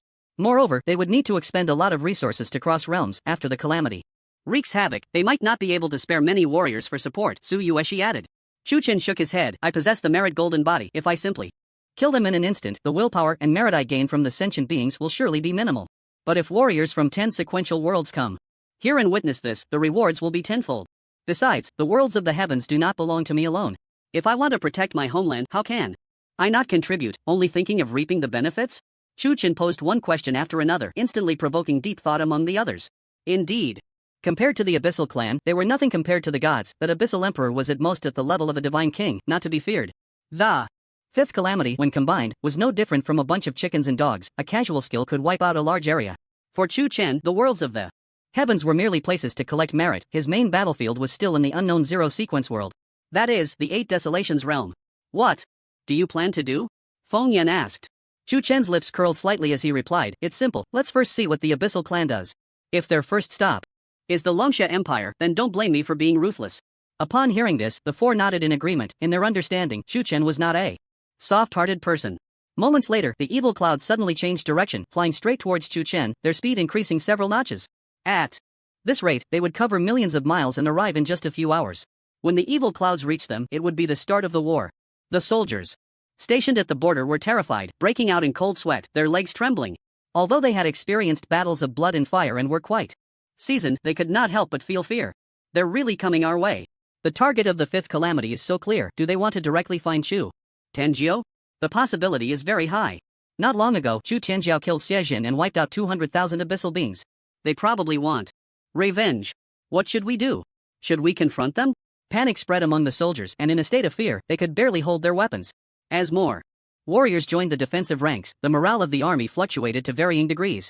Chu Chen stood at the forefront, like an unbreakable anchor. With his hands clasped behind him, he gazed calmly into the distance, showing no signs of tension. Whoosh! A thick, black arrow shot in from afar, striking the city wall at incredible speed. A massive explosion shook the surroundings, creating a large hole in the 10-meter thick wall. The warriors above were severely affected, tumbling down amidst the dust, but fortunately they were mostly unharmed. They hurriedly got up, disregarding their disheveled appearance, and looked uncertainly into the distance. Dark Night Elves? Soon, a group of handsome beings with dark skin and long pointed ears strode forward. They rode on the unique mounts of the elf race, including rare chimeras. Mountain giants, druids, elf hunters, an army of hundreds of millions surged toward them, their momentum transforming into a vast sky, the aura of slaughter spreading out. "So it's the old rivals, long time no see." Chu Chen smiled slightly, gathering a spark at the tip of his index finger and slowly tossing it out. The spark zipped through the air, leaving a trail of fire in its wake, lightly appearing above the Dark Night Elves. The seemingly insignificant red dot stood out vividly in the pitch-black world. A demigod-level Dark Night Elf at the back of the camp immediately drew his bow and shot an arrow identical to the one he had just tested. The sound of the arrow slicing through the air reverberated, and a streak of light shot forth, hitting the spark. The expected explosion did not occur. Instead, the spark quietly dissipated. The arrow seemed to have opened Pandora's box, and in an instant, the spark transformed, countless flames coalescing into a palm-sized phoenix, descending like a sky full of stars. The seemingly unremarkable phoenix displayed unparalleled beauty the moment it landed on the ground. Mushroom clouds erupted, stunning the world, directly engulfing countless evil clouds and piercing through the layers of clouds. A ray of sunlight shone through the gaps, illuminating the dark faces of the Dark Night Elves. Immediately, the heatwave generated by the explosion swept across a radius of millions of miles, nearly all the Dark Night Elves vanishing into nothingness. Dust and ash floated and scattered across the ground, and the battlefield suddenly fell into an eerie silence, with no sound other than the crackling of flames scorching the gray-white earth. This, so simple? The soldiers on the border stared wide-eyed in disbelief at this scene, completely refreshing their understanding. Hundreds of millions of Dark Night Elves vanished like steam, not even having time to scream. Chu Chen gently blew on his fingertips and smiled, still so weak. The phoenix soared, incinerating everything. Under this indiscriminate and powerful attack, any form of defense was futile. The ridiculous Dark Night Elves never expected Chu Chen to act so decisively, leaving no chance for a response. Even more unexpected was that the seemingly trivial spark would unleash such terrifying damage, spreading across millions of miles. This had long surpassed the realm of ordinary demigods. The abyssal race was not foolish, sending these defecting races as vanguard troops not only to test but primarily to assess the strength of the divine prodigy. The effect was indeed outstanding. Despite losing 90% of the Dark Knight elves, they successfully witnessed Chu Chen's ruthlessness and dominance. The raging fire continued to burn, the residual heat of the gray-white barren land undiminished, the scorching temperature making the ground exceptionally soft like a waterbed. The dust from billions of corpses merged into the soil, becoming one with it, piling up into thousands of small mounds. The Night Elf King narrowly dodged a strike while riding the Chimera, gripping a charred branch in his hand, his face as dark as coal, filled with murderous intent. Damn humans, I will make you pay in blood. For the fallen of my kin. His eyes were filled with killing intent, yet deep within them lay a hint of concealed fear. The branch he held was a segment of the ancient elven tree, capable of transforming into a substitute to absorb damage during a fatal blow. This treasure had been obtained by only a few elven kings over several eras, making it priceless. However, to use such a precious item before the battle had even begun was a painful loss for him. Lord of the Abyss, please help. My people take revenge, the Night Elf King roared, and the Chimera beneath him screeched, hastily retreating. He was no fool, anyone could talk tough, but when it came to life and death, who would be foolish enough to charge forward recklessly? The soldiers at the border, witnessing the Night Elf King's retreat, wore expressions of disdain and contempt. These traitors are nothing but cowards, only bullying the weak and fearing the strong. Bah! This is hilarious. The Night Elf King fleeing in disgrace, the historical records will surely note this in bold. What does it matter if they have hundreds of millions of soldiers? In front of Chu Tianjiao, they are just a bunch of worthless chickens. Chu Tianjiao is invincible. Chu Tianjiao is mighty. The cheers were incessant. And the soldiers, seeing the enemy retreat, felt an unparalleled exhilaration, their faces flushed with excitement. For the Legion, nothing was more thrilling than winning a battle. Moreover, the opponent was a traitor despised by both gods and men. Seeing their leader in such a pitiful state was a great relief. However, they knew very well that all of this was thanks to Chu Chen, and they finally understood how powerful he truly was. Countless rumors could not compare to witnessing it firsthand. Only by seeing it could one feel the terror of that recent strike. From Chu Chen's calm demeanor, it seemed he had merely delivered a casual blow, possibly using only a fraction of his strength. Feng Yan looked at the still-moving dark clouds and scoffed, a bunch of cowards. With this little courage, they dare to openly start a war? I really wonder how they spell death. Do not underestimate the abyssal race, while they may not be gods. Their deep-rooted heritage can stand against all races, Lu Taiqing said, waving his folding fan. The ancestors of the Dao sect once said if the abyssal race could abandon their thoughts of invading the worlds, they would surely be the leaders of all races. Zhang Bujue spoke up. I think it's unnecessary to call them the leaders of all races. These turtle-like creatures are at most pests. If they were to become the leaders, wouldn't that turn the world upside down? Feng Yan snorted coldly. The hatred for the abyssal race among them was akin to the hatred of a man for the one who stole his wife or killed his father. In truth, if they could coexist peacefully, it would be fine, but wherever the abyssal race went, the natural order and environment would be polluted and corroded, making it impossible for ordinary people to survive. It was like felines marking their territory everywhere, utterly domineering. Thus, this was the sole reason for the conflict between the two sides. The abyssal race wanted to escape the lightless abyss, but the myriad races did not want their living space to vanish. If one were to argue, there was no true justice or evil on either side, just differing stances. At that moment, a water vortex descended from the sky. An endless ocean rushing forth, suddenly extinguishing the raging flames. Under the scorching fire of the phoenix, countless water vapor rose and condensed into dark clouds, and in the extremely high-temperature environment, a torrential downpour suddenly began. The leader of the wild whale clan, Jing Zhou, is here. Little human race, hurry up and surrender. A booming voice echoed as a gigantic whale, as massive as a mountain, surged through the waves, measuring a staggering 500,000 meters in length. Its dark skin was mottled with scars, a testament to the countless life-and-death battles it had endured. And that enormous eye was no longer whole, the left eye was a hollow void, resembling a black hole. Still a cyclops? Chu Chen looked at the opponent with great interest. In this tumultuous sea, countless massive whales galloped and crossed, the laws and rules of water intertwining to paint a grand and magnificent picture. Water surged for 3,000 miles, soaring to 90,000 miles. These giant whales contained a trace of the extremely rare primordial creature Kuanping's bloodline, possessing an innate affinity for the path of water. Compared to the noble bloodline of the Sea Demon clan, it was countless times more precious. As one of the 10 great races, they showed no concern for the invasion of the Abyssal clan, instead siding with them. Now it seemed that even the frenzied whales tainted by the power of the abyss still thrived as if they were in water, showing no signs of discomfort, but rather growing even stronger. You little thief, return my son's life. Whale Sovereign roared, directly shattering the dark clouds of the sky, causing countless raindrops to crash down, stirring up waves upon waves. The sound waves rapidly spread out, and the massive city walls immediately showed numerous jagged cracks, looking extremely dilapidated. To achieve this level with just a sound wave attack, truly worthy of an old semigod. Feng Yan's previously relaxed demeanor changed, his expression becoming serious. The aura emanating from Whale Sovereign was incredibly strong. As the leader of a clan, his strength was at least 10 dragons. In comparison, he was already comparable to the divine generals of the divine realm, undeniably powerful. Your son? I've killed too many beasts, which one are you referring to? Chu Chen frowned and dug at his ear, looking confused. Whale Kill is my son. You cruelly killed him. Today I will surely take your head to honor his spirit in heaven. Whale Sovereign charged straight at him. His massive body was shocking, and in comparison, Chu Chen looked like a tiny aphid, almost imperceptible. Whale Kill, huh? Chu Chen stroked his chin and suddenly said, I remember now, he's that useless little pawn, right? No wonder he was so weak, like father, like son. You seek death. Whale Sovereign was so enraged by these insults that he felt his lungs might explode. He charged forward at high speed, and nothing could withstand him. Whale Sovereign was clearly intent on killing, vowing to make Chu Chen pay the price. For the frenzied whale clan in front of all beings in the heavens, Chu Chen had torn apart their most beloved son with his bare hands. This hatred alone was enough to kill him 1,000,000 times. Coupled with the loss of face, Whale Sovereign lost all dignity and reason as a clan leader, his eyes filled only with the desire for slaughter. Waters surged for 3,000 miles.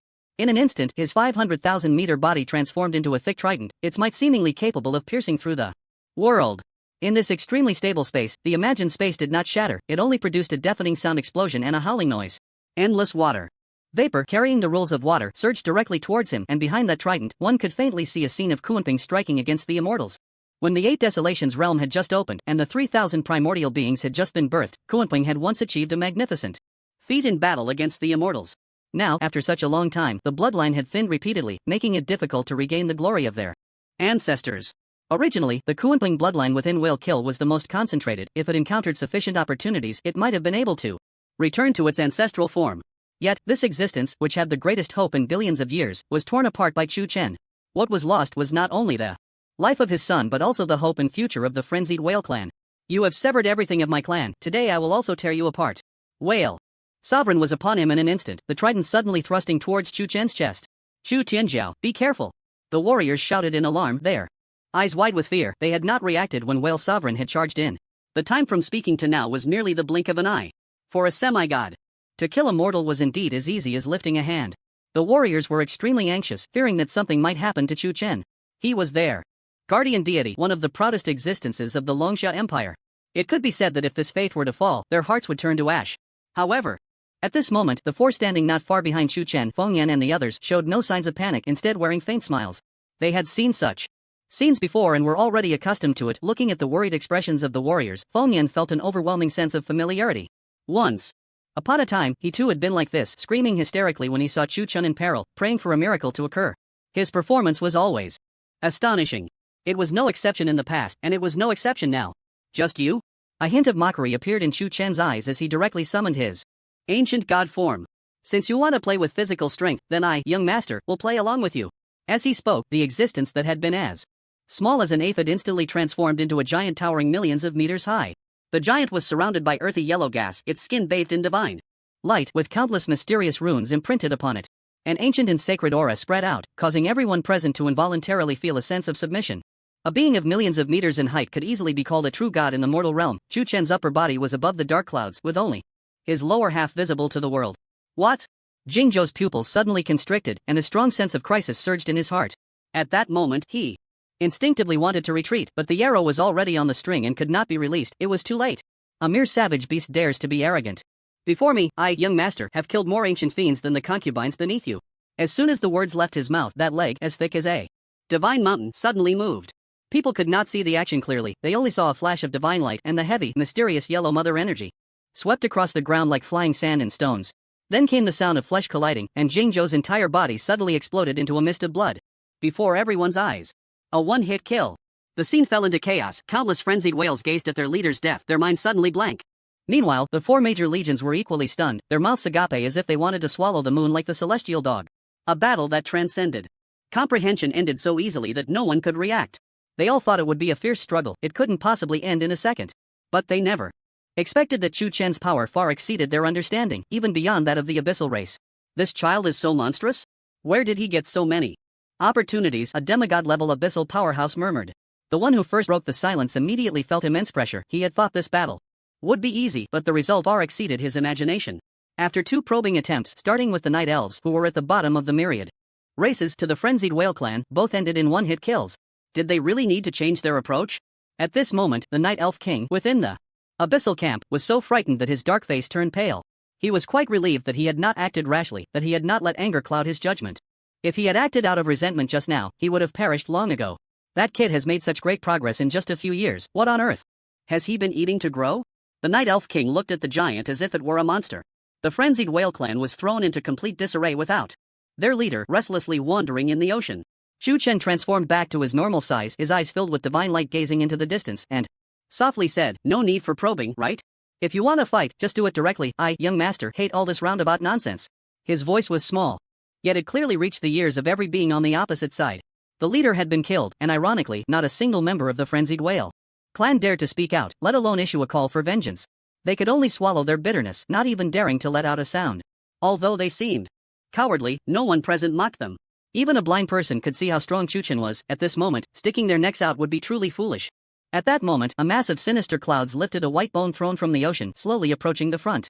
The figure sitting on the throne had thick limbs, grayish-white skin covered in spots and wrinkles, but a face that was strikingly red. Most notably, those pitch-black eyes seemed to capture the soul, seeing right through one's innermost thoughts. Ordinary people simply did not dare to meet his gaze, just a glance would magnify the desires in their hearts, countless times nearly leading them astray. How terrifying. What kind of sorcery is this? How can it have such a bizarre effect? This should be the fear Demon King of the Abyss Clan. It is rumored that its level of evil ranks among the top 3 of the 72 Demon Kings, and its power is extremely frightening. Countless strong warriors have died at its hands in the previous era. Why is it showing up now? Does it want to challenge Chu Tianjiao one-on-one? Utterly shameless. Does it want to exhaust Chu Tianjiao's stamina with a war of attrition? Fortunately, he has unlimited firepower at his disposal, otherwise, they would truly succeed. The crowd, filled with righteous indignation, suddenly spat on the ground. They wanted to say something fierce but suddenly remembered that the feared Demon King's eyes could kill, so they hurriedly lowered their heads. After a moment, a dark, hoarse voice rang out, "I give you a chance to submit to my clan. I can guarantee you supreme treatment. Aside from the Abyss Emperor, you can command billions of soldiers, and in the future you can choose any realm in the heavenly worlds as your territory." Wow! The crowd's eyes widened in shock. Was this a blatant attempt to recruit? How many beings are there in the Abyss clan? Countless billions.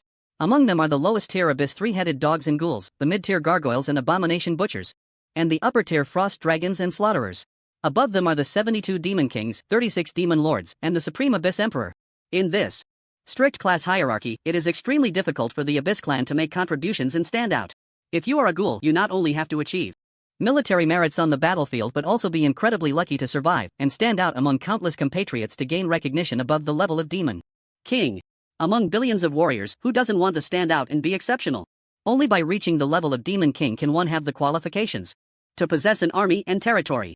Now, the feared Demon King is offering Chu Chen countless things that the Abyss clan dreams of. How could they not be envious?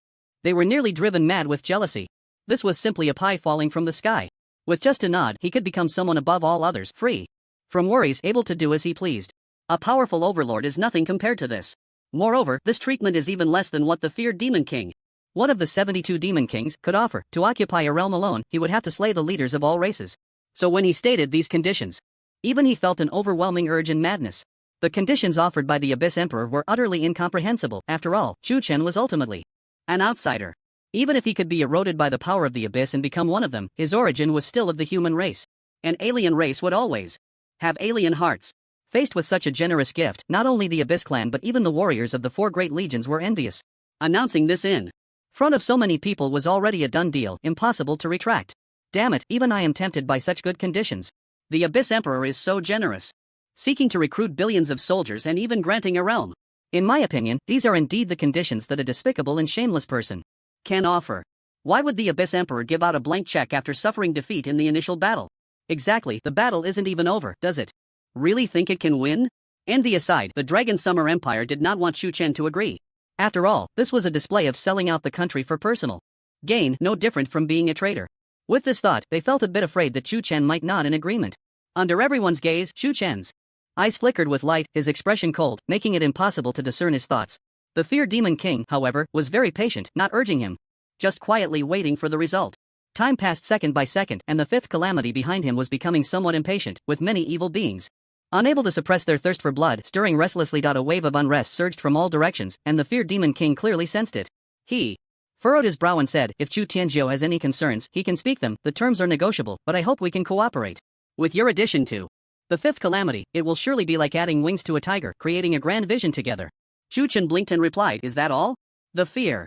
Demon King was taken aback, a hint of confusion flashing across his gray-white face as he said, are you still not satisfied? You think you can dismiss me? With just one sequence world? What do you take me for? A beggar or a gambler? Chu Chen asked slowly. Then tell me your conditions. The feared Demon King felt displeased but still spoke respectfully. From the Abyssal Emperor's attitude, it was clear that Chu Chen was a target worth pursuing, no matter the cost.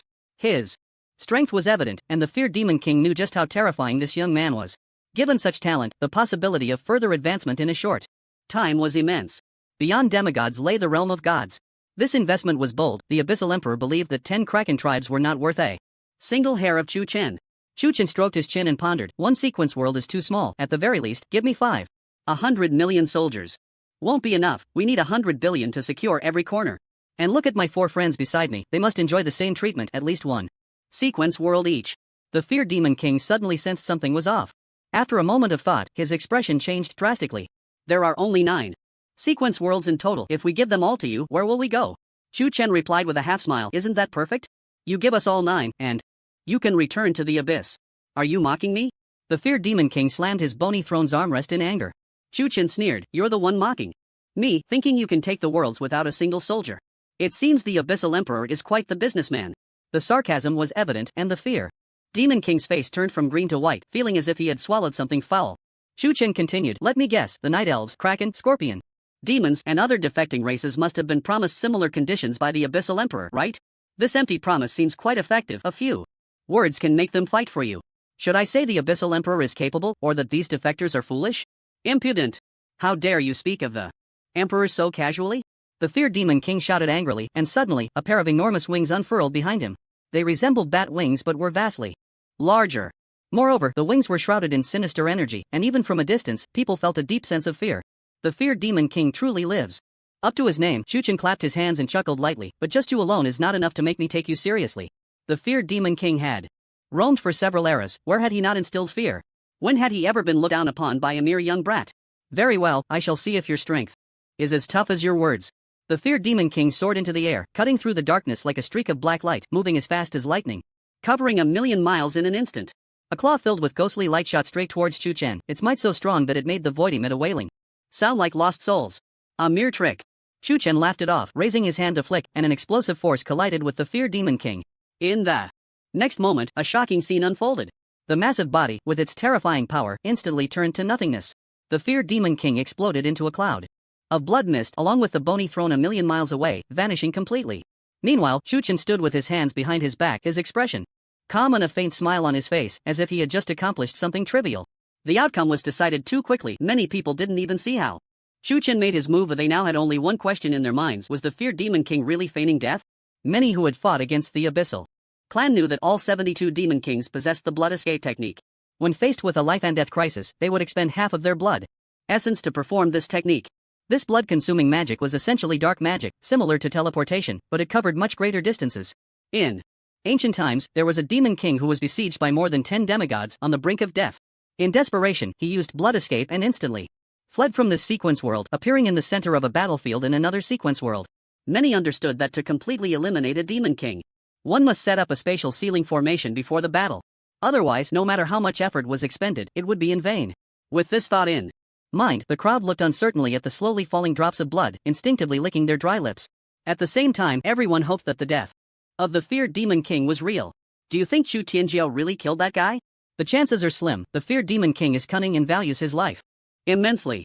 I don't think he would be so easily defeated. I agree with you, this attack was likely just a probe. That guy has lived through several eras. More cunning than a fox. However, just as the discussions were swirling, a powerful wave suddenly erupted from the distant evil clouds.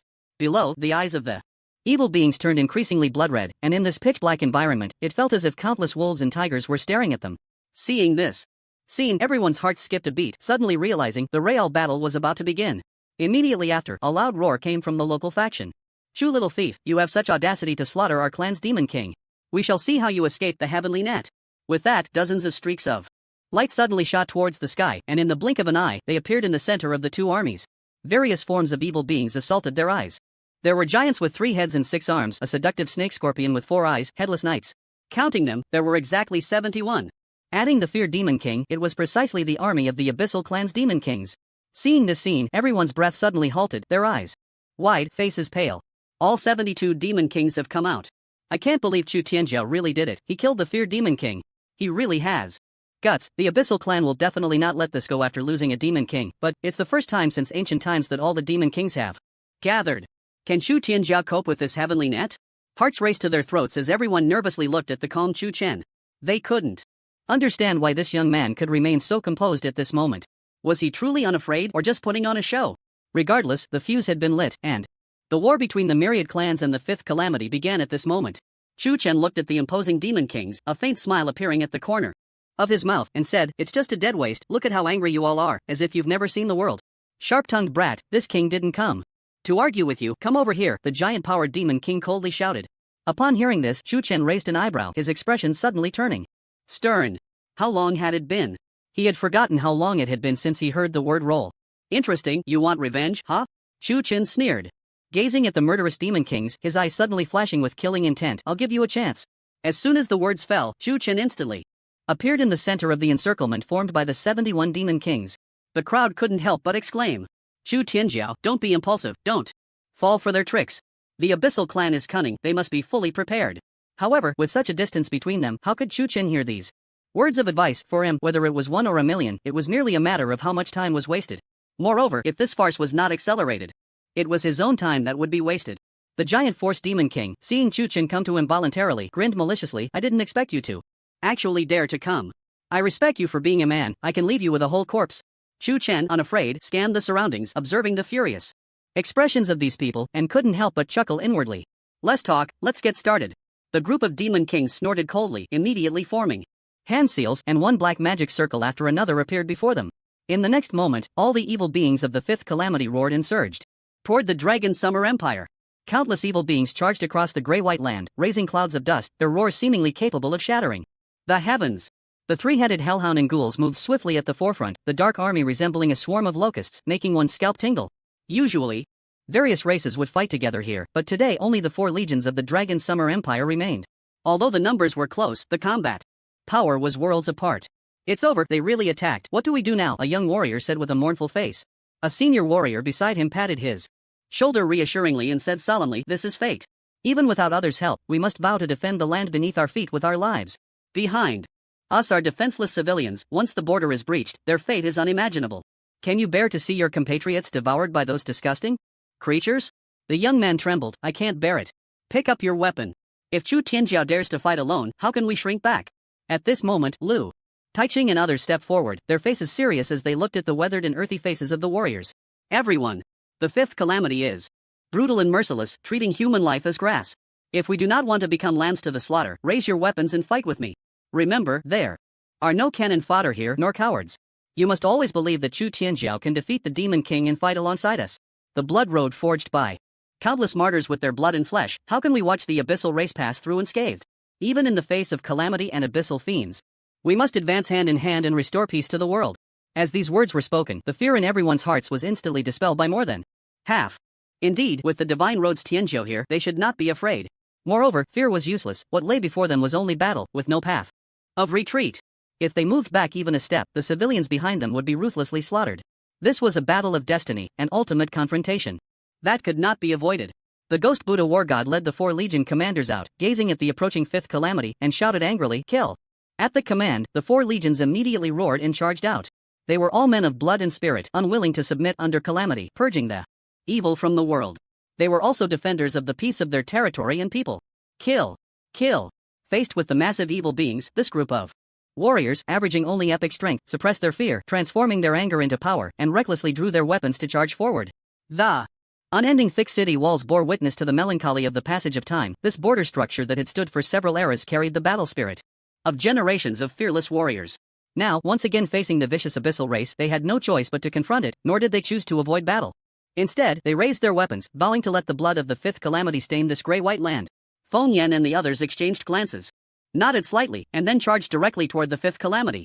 The stabilizing Sea Divine Needle. They immediately used the Sealing Divine technique to deliver a heavy blow to the enemy. Boom! A tremendous roar echoed across the sky as a massive and sacred staff, wielding the might to shake the seas, struck down fiercely in the area of the fifth calamity's vanguard troops. A cloud of dust enveloped the dark, sinister clouds, obscuring the gloomy and malevolent aura. But beneath the dust, a streak of crimson could be seen. Just a single strike had directly created a breach in the charging troops, with casualties nearly reaching 5,000. Kill them all. Not a single one is to be spared. Anyone who dares to take a step back, I'll twist their head off. Feng Yan bellowed, swinging the sea-settling needle once more. At that moment, he resembled not a sealmaster but an unstoppable war god. The sacred golden light flickered incessantly, piercing through the dark clouds, adding a touch of brightness to the world. The soldiers looked up at that invincible figure, their blood boiling with excitement, as if grasping infinite hope. Brothers, with the Empire's pride here, what do we have to fear? Drive these invaders back to their lair. Charge. In an instant, the priests at the rear continuously cast buffs on the vanguard warriors, their weapons shimmering with a faint white light. This was a dispelling effect, highly effective against the malevolent beings. In this moment of soaring morale and surging elements, the soldiers were invigorated, displaying a strong fighting spirit. As the two armies clashed, the anticipated rout did not occur. Instead, the four legions gained a slight upper hand. Blades struck the ghouls, and a flash of white light appeared. The enemy screamed as if encountering a natural enemy, and large burn marks suddenly appeared on their wounds. Normally, it would be impossible to win in a one-on-one fight at the same level, but now they were on the verge of decapitating them. How could this not be exhilarating? The priest's holy light has a tremendous restraining effect. Damn it, keep buffing me, don't stop. Today, I will definitely chop you bastards down. Seeing the outstanding results, the eyes of the crowd sparkled with killing intent, and the already fiery warriors became even more valiant. Their bloodshot eyes mixed with madness. What was expected to be a one-sided slaughter turned out to be the four legions not only blocking this wave of attack but also significantly slowing the advance of the fifth calamity. This was undoubtedly great news. The few above, including Feng Yan, were momentarily stunned. Questioning, so fierce? The fifth calamity hasn't been slacking off all these years, have they? Lu Taiqing exhaled a breath of literary energy that transformed into a mountain, pressing down, and then said, isn't this a good thing? We only need to save the world. That may be true, but I still feel something is off. Feng Yan frowned and said, why were the Abyssal clans so feared? Wasn't it because they were nearly unbeatable at the same level? Right now, the soldiers were slaughtering ghouls as if they were chopping vegetables, like killing chickens. It wasn't that it was bad, but it felt overly strange to Feng Yan. He had a vague sense that things were not that simple and dared not let his guard down. Now is not the time to be distracted, focus. Su Yueshi had just unleashed an absolute zero spell, took a slight breath, and continued to slay the enemies. Jiang Bujue was always by her side, wary of the fifth calamity's sneak attacks, occasionally throwing out a few bolts of purple lightning to deal heavy blows to the enemy. From the looks of it, the advantage was still on their side. If this continued, it wouldn't be long before they could crush this wave of attack. The Demon King had Chu Chen to deal with, and the stronger enemies had Feng Yan and the others to help. The four legions only needed to handle the minor monsters. This way, the soldiers felt much less pressure. In the sky, Chu Chen observed the battle below, seeing the fifth calamity retreating step by step, and couldn't help but smirk slightly. It seems your confidence is not as great as you thought. Your grand momentum has faded, and the age of magic will never return. You still have time to roll away. The giant Demon King's face turned ashen. You should take care of yourself first. As long as you are executed, the rest are just dogs. Chu Chen slowly shook his head. Haven't you learned your lesson yet? The seven-star ancient gods reign above the deities in the world of the heavens. If you all want to seek death, you don't need to rush to deliver it, right? The ancient gods are indeed powerful, but our clan is not to be trifled with. The giant Force Demon King formed seals with both hands, his four massive arms coming together, and shouted, form the formation. As soon as his voice fell, the other 70 Demon Kings immediately assumed the same stance, their bodies erupting with a thick, sinister aura, instantly sealing off this realm.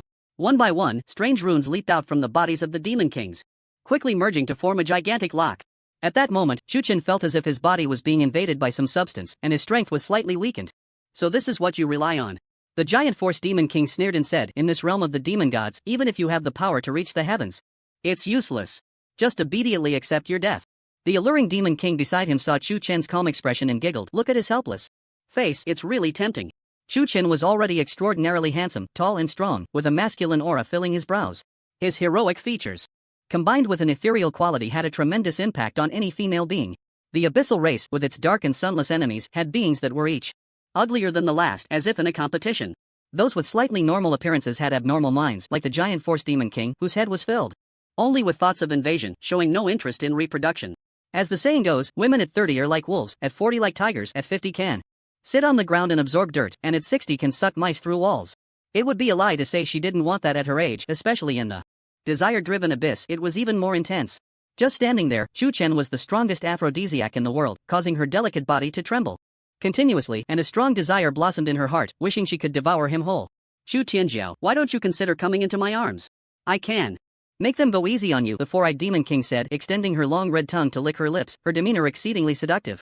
I must say, her figure and looks were indeed the most enchanting existence Chu Chen had ever seen. Every frown and smile showcased her mature charm to the fullest, especially her pear-shaped, inhuman figure, which could stir the most primal desires in people. Chu Chen swept past her, his gaze finally settling on her pretty face. Seeing Chu Chen staring at her, the four-eyed Demon King pretended to be shy, twisting her body and saying in a delicate voice, Chu Tianjiao, don't look at me like that. If you want something, you can just say it, it's okay. Hearing her flirtatious voice, the other Demon Kings exchanged strange glances, tacitly remaining silent. They were well aware of the shady dealings the four-eyed Demon King engaged in behind the scenes, keeping many pretty boys in the palace singing and dancing day and night, with many dying each day. These pretty boys were not executed, they were worked to death. It was said that she had a knack for absorbing yang energy, and even though she was notorious, every day there would be normal-looking abyssal beings volunteering, hoping to gain her favor and rise to greatness. But very few could pass the tests, without a special constitution, who could survive the relentless tasks. Chu Chen, bearing the bloodline of the ancient gods, was exceptionally strong and handsome, making him the dream lover of the four-eyed Demon King, the best candidate. She even worried that if Chu Chen really agreed, would she end up killing him? Just thinking about that scene made her body feel as if it were on fire. Restless, Chu Chen looked at her provocative demeanor, sneering inwardly, and said lightly, it seems you misunderstood. I was just curious because I've never seen a freak with 4 eyes. So I looked a little longer. The four-eyed Demon King, not receiving the words she wanted, instantly lost all traces of her seductive demeanor. Before she could react, Chu Chen continued, moreover, I'm not interested in broken shoes. Broken shoes? The Demon Kings exchanged strange glances, their mouths twitching slightly. Chu Chen had voiced their thoughts. They wanted to laugh at that moment but managed to hold it in. The expression on the four-eyed Demon King's face froze, her gaze suddenly turning cold like an ancient iceberg, chilling to the bone. What she feared most was being spoken of in such a manner by others. Chu Chen not only touched her reverse scale but also publicly humiliated her. She trembled with rage, especially at the mocking look in Chu Chen's eyes, mixed with a hint of sorrowful pity, which nearly drove her to madness. You see death. The four-eyed Demon King's long wine-red hair exploded outward, her fury almost erupting from her eyes. Immediately, for streams of pitch-black evil light shot out from her eyes, rushing straight at Chu Chen. The power of this attack clearly exceeded 50 dragon forces, indicating that she was truly enraged and aimed to kill. No more acting? This should be your true face, right? Chu Chen scoffed at her grotesque appearance. I will make you a lowly slave, a slave toyed with by thousands. The four-eyed Demon King shrieked, veins bulging on her forehead. Facing the evil light, Chu Chen remained motionless, allowing the assault to descend upon him. Boom! Explosions echoed one after another. In this demon god realm, the damage of the Demon Kings was greatly amplified, with evil energy available everywhere. The evil energy was like an element, the source of their survival. Once the demon god realm emerged, it could directly connect to the abyss, and fighting here posed no concerns about consumption. Under this ebb and flow, they firmly believed that Chu Chen had been suppressed to the point of not being able to raise his head. However, before the four-eyed Demon King could rejoice, Chu Chen's figure slowly emerged from the tide. At this moment, he bore no injuries, the evil light had merely shattered his white clothing, revealing his flawless, muscular chest. This body was like a divine creation, filled with an enviable, immaculate beauty. But the four-eyed Demon King had no time to pay attention, her four eyes widened in shock, as if she had seen a ghost in broad daylight. She stumbled back, horrified, pointing at Chu Chen. Her red lips trembling, why you, how could you possibly be unharmed? The other Demon Kings also gasped, and upon closer inspection they found that not only was Chu Chen unscathed, but there wasn't even a trace of white left on the area that had been struck. Is he a monster?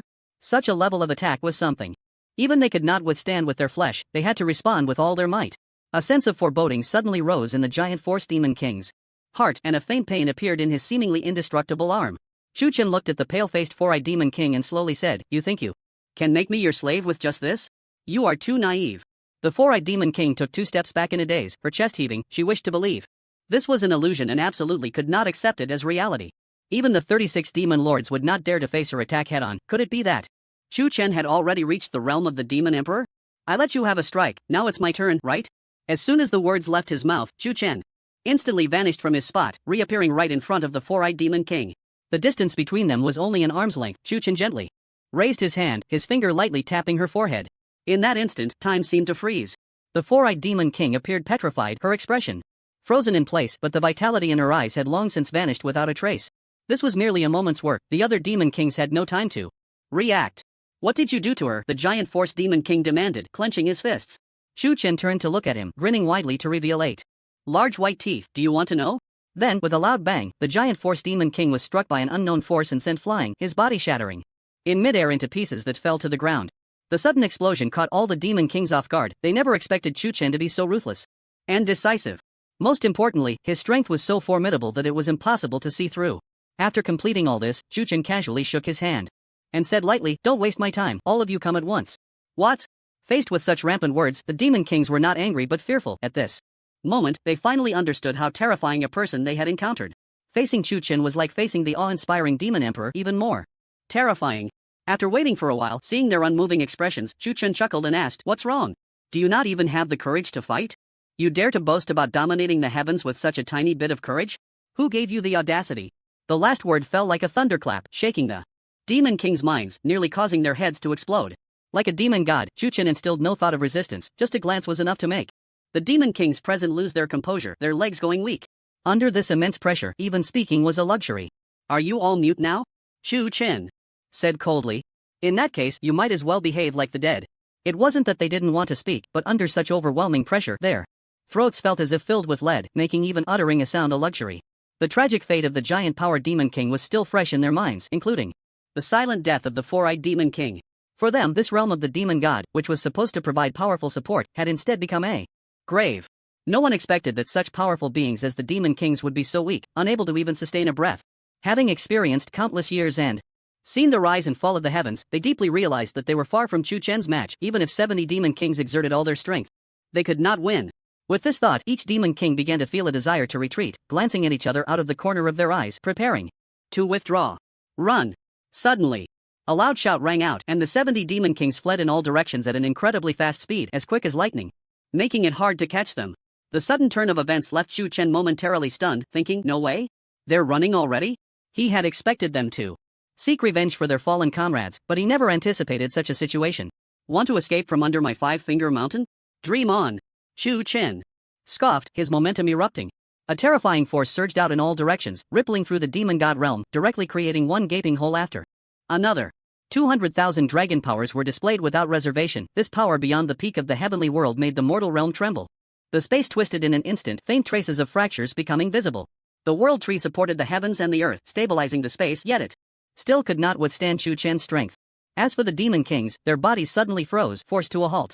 They felt as if their necks were gripped by some immense force, unable to move. This power, how is it possible?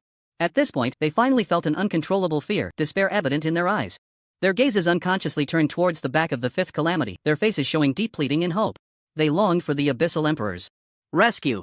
But just then, a deep, magnetic voice suddenly echoed in the ears of the Demon Kings. "Is this game of cat and mouse fun?" Thump, thump, hearts uncontrollably raced. At this moment, they finally realized who they were facing.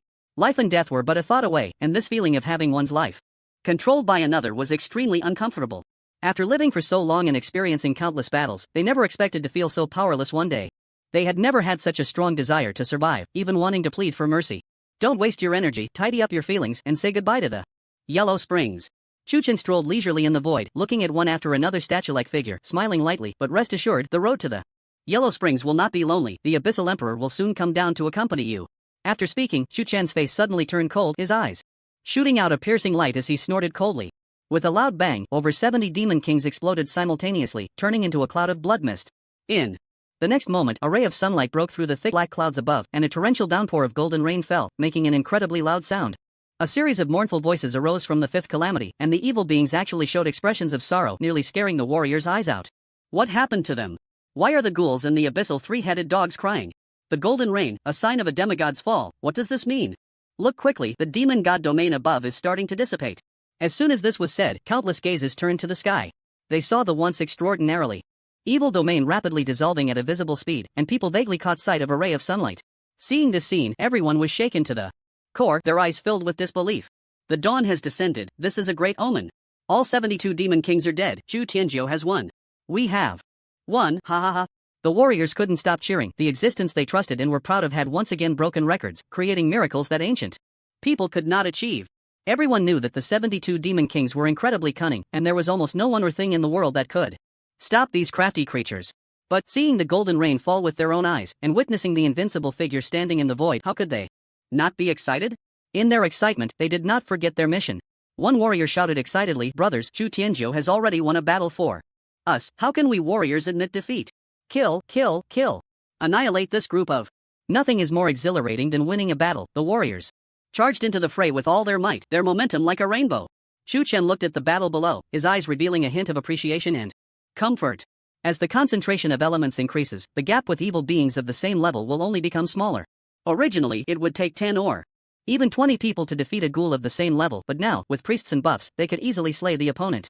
Teamwork and individual ability were, of course, essential conditions. And the 4 great legions were not ordinary folks, each had crawled out from mountains of corpses and seas of blood. Although the 4 great legions did not have the advantage in numbers, with the help of Feng Yan and others, the pressure would be much less. Suddenly, Chu Chen sensed several auras rushing towards him and slightly raised his eyelids to look ahead. He saw black pillars of light descending beside him, there might no less than that of a god king from the divine realm. Oh? Sending the small ones to deal with the big ones, the Abyssal clan likes to play this game too? Chu Chen smiled slightly, watching with great interest. Moments later, the pillars of light disappeared, revealing the figures within. There stood 36 demon shadows, each bearing the power of 100 dragons, their cold gazes fixed on Chu Chen, each holding a powerful weapon. One man, as sturdy as an ox, stepped through the air and said in a deep voice, "Evildoer Chu Chen, do you know your crimes? Chu Chen? What is this? Why are they playing the god's game? Is it that those with great power and high status like to throw around accusations? I just stepped on a few ants, what crime is that?" Chu Chen raised an eyebrow and said, "Do you really think you are invincible? How dare you be arrogant before me?" The slaughtered demon lord said coldly. "So it's the famous demon lord. I am honored," Chu Chen replied. The slaughtered demon lord could not fail to hear the sarcasm in his words, but he did not get angry. A hint of seriousness flashed in his eyes. He had seen Chu Chen's strength, and this power was even greater than his own. Even with 36 demon lords together, they could not be sure of winning. But the Abyssal King had given a death order, and he had no choice but to face the enemy head-on. Many warriors below noticed this scene and turned their attention to the suddenly appearing figures. The Demon Lord. The Demon Lord has come out. What? So fast? Aren't they only dealing with figures at the level of clan leaders? Chu Tianjiao's strength can be called the emperor of the human race. Who in the world can defeat him? With 36 demon lords joining forces, this scene hasn't even appeared in the ancient times, right? The crowd was initially shocked, but soon suppressed their worries. The once invincible demon lords could no longer instill fear in them. Chu Chen was the strongest morale booster, stabilizing the troops' spirits. Regarding the intense battle above, the warriors knew that all they could do was believe without reason, do their part, and make every effort to kill the enemy. They bore not only the responsibility for the empire's safety but also the duty to protect the worlds from invasion. Trust in Chu Tianjiao, brothers, charge. After a high-intensity battle, this seemingly endless war had lasted a full half-day, with countless casualties on both sides and bodies scattered everywhere. Many said that a bloody war is destined to have no winners, but even so, they still had to do their utmost to carve out a path. Everyone longed to see the blue sky once more. At this moment, the merit golden body in Chu Chen's consciousness suddenly emitted a strong light, startling him. This power is Chu Chen pondered carefully, suddenly feeling a sense of familiarity. After a moment, he abruptly looked up, his eyes wide, thinking, the power of faith? That's right. It must be the power of faith. This familiar force nearly cost him his life, a powerful means belonging to the gods. It was also the mysterious power that the divine status relied on for survival. Even gods could not decipher the meaning of faith. This energy came from the people, but its origin was unknown. The only certainty was, the power of faith was independent of all energy systems and was incredibly strong. I don't have a divine status, why would the power of faith appear? Chu Chen was bewildered, but he was still happy to accept it. After all, why not take something for free? Under the baptism of the power of faith, the surface of the merit golden body gave birth to a thin layer of gold foil, looking magnificent, like a Buddhist diamond. Originally, only the power of merit could allow the golden body to grow, but the power of faith could also achieve that. And the effect was not at all inferior, even superior. If absorbing the power of faith can allow the merit golden body to undergo transformation, then this deal is too worthwhile. Chu Chen smirked. However, his merit golden body had already undergone several transformations, and now he needed more power of faith for another transformation. The best way to collect this power was showing divine power in front of people. Just as Chu Chen was lost in thought, the demon lord narrowed his eyes and said, daring to be dazed in front of us. Seeking death. After saying that, the 36 demon lords moved together, casting spells in unison. A pitch-black evil aura gathered into a mass, and a vast and terrifying killing intent quickly emerged. A spear as thick as a true dragon was suddenly born, wielding endless chilling energy, charging fiercely. This momentum clearly far exceeded the strength of the demon lords, reaching a terrifying 500 dragon power. It is no exaggeration to say that under the combined efforts of the 36 demon lords, even a slightly weaker god king would meet their end. This demonstrated their formidable strength. Chu Chen's hair stood on end as he looked up, only to see the spear right in front of him, mere millimeters away. Die! The slaughtered demon lord sneered, already envisioning the scene of Chu Chen being killed due to his carelessness. However, the next scene shocked him greatly, and his smile froze on his face. The Seemingly invincible powerful attack was effortlessly held in Chu Chen's hand, as if he were playing with a toy, easy and simple. Chu Chen wielded the spear in his hand, unafraid of the evil aura, and instead took a deep breath, drawing a large mass of evil energy into his abdomen. What a strange taste, it doesn't look appetizing at all, Chu Chen said disdainfully, smacking his lips, and with a gentle squeeze, the entire spear shattered with a loud bang. What? You? Actually. All the demon lords were stunned in place, their mouths agape, unable to accept such a fact. Chu Chen handled it too simply and easily. This kind of killing technique was extremely powerful, a combined attack technique created for them by the Abyssal Emperor.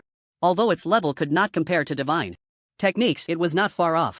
One must know that 500 dragons were enough to easily obliterate half of the sequential world.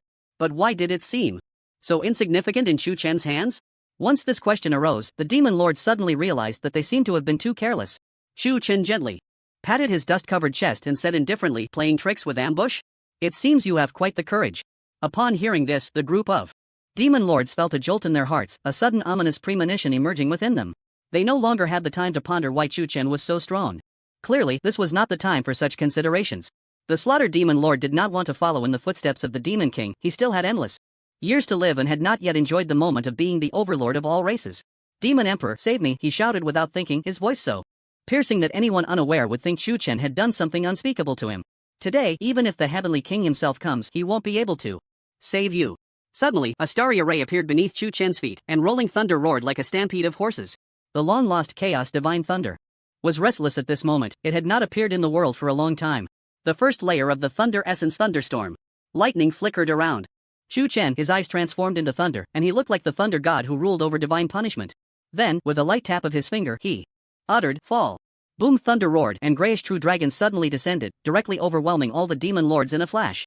The shrill cries rang out, lasting only a moment before falling silent, devoid of life. The thunder shattered the demon lords and erupted into a powerful thunderstorm, spreading outward. Waves of residual energy rampaged, and when it reached the fifth Calamity Legion, it mercilessly reaped their lives like cutting grass. In the blink of an eye, it had slain over hundreds of millions of evil beings, a speed countless times faster than the combined efforts of the 4 legions in Fengyan. Moreover, this residual wave seemed endless, continuously slaughtering until it finally ceased. People were dumbfounded, their weapons dropping from their hands. Without them realizing it, the enemies who had just been fighting for their lives suddenly turned into a pile of powder. Looking around, countless vicious evil beings had no ability to resist. This scene was unprecedented, delivering a tremendous shock to everyone. So easy? Is this the power of the Thunder God? A blood-soaked warrior stared blankly at the scene before him, feeling an indescribable emotion within. He couldn't tell if it was excitement or emotion, or perhaps some mixed feelings tinged with melancholy. It was quite complex, but he did not dislike this feeling. After such intense combat, he could no longer distinguish whether the blood on him was his own or the enemy's. Fortunately, there were priests constantly healing him and comrades sharing the pressure. Otherwise, he would have long since perished in battle. Looking around, many bodies lay nearby, including friends from before the battle, their faces now a bloody mess, completely unrecognizable from their former selves. Somehow, memories of their smiles kept flooding back into his mind, and in this numb moment, he couldn't help but cry out loud. The sound of weeping echoed across the battlefield, and those around him were infected by the sorrowful atmosphere, tears streaming down their cheeks like large beads. War inevitably brings bloodshed, everyone knows this.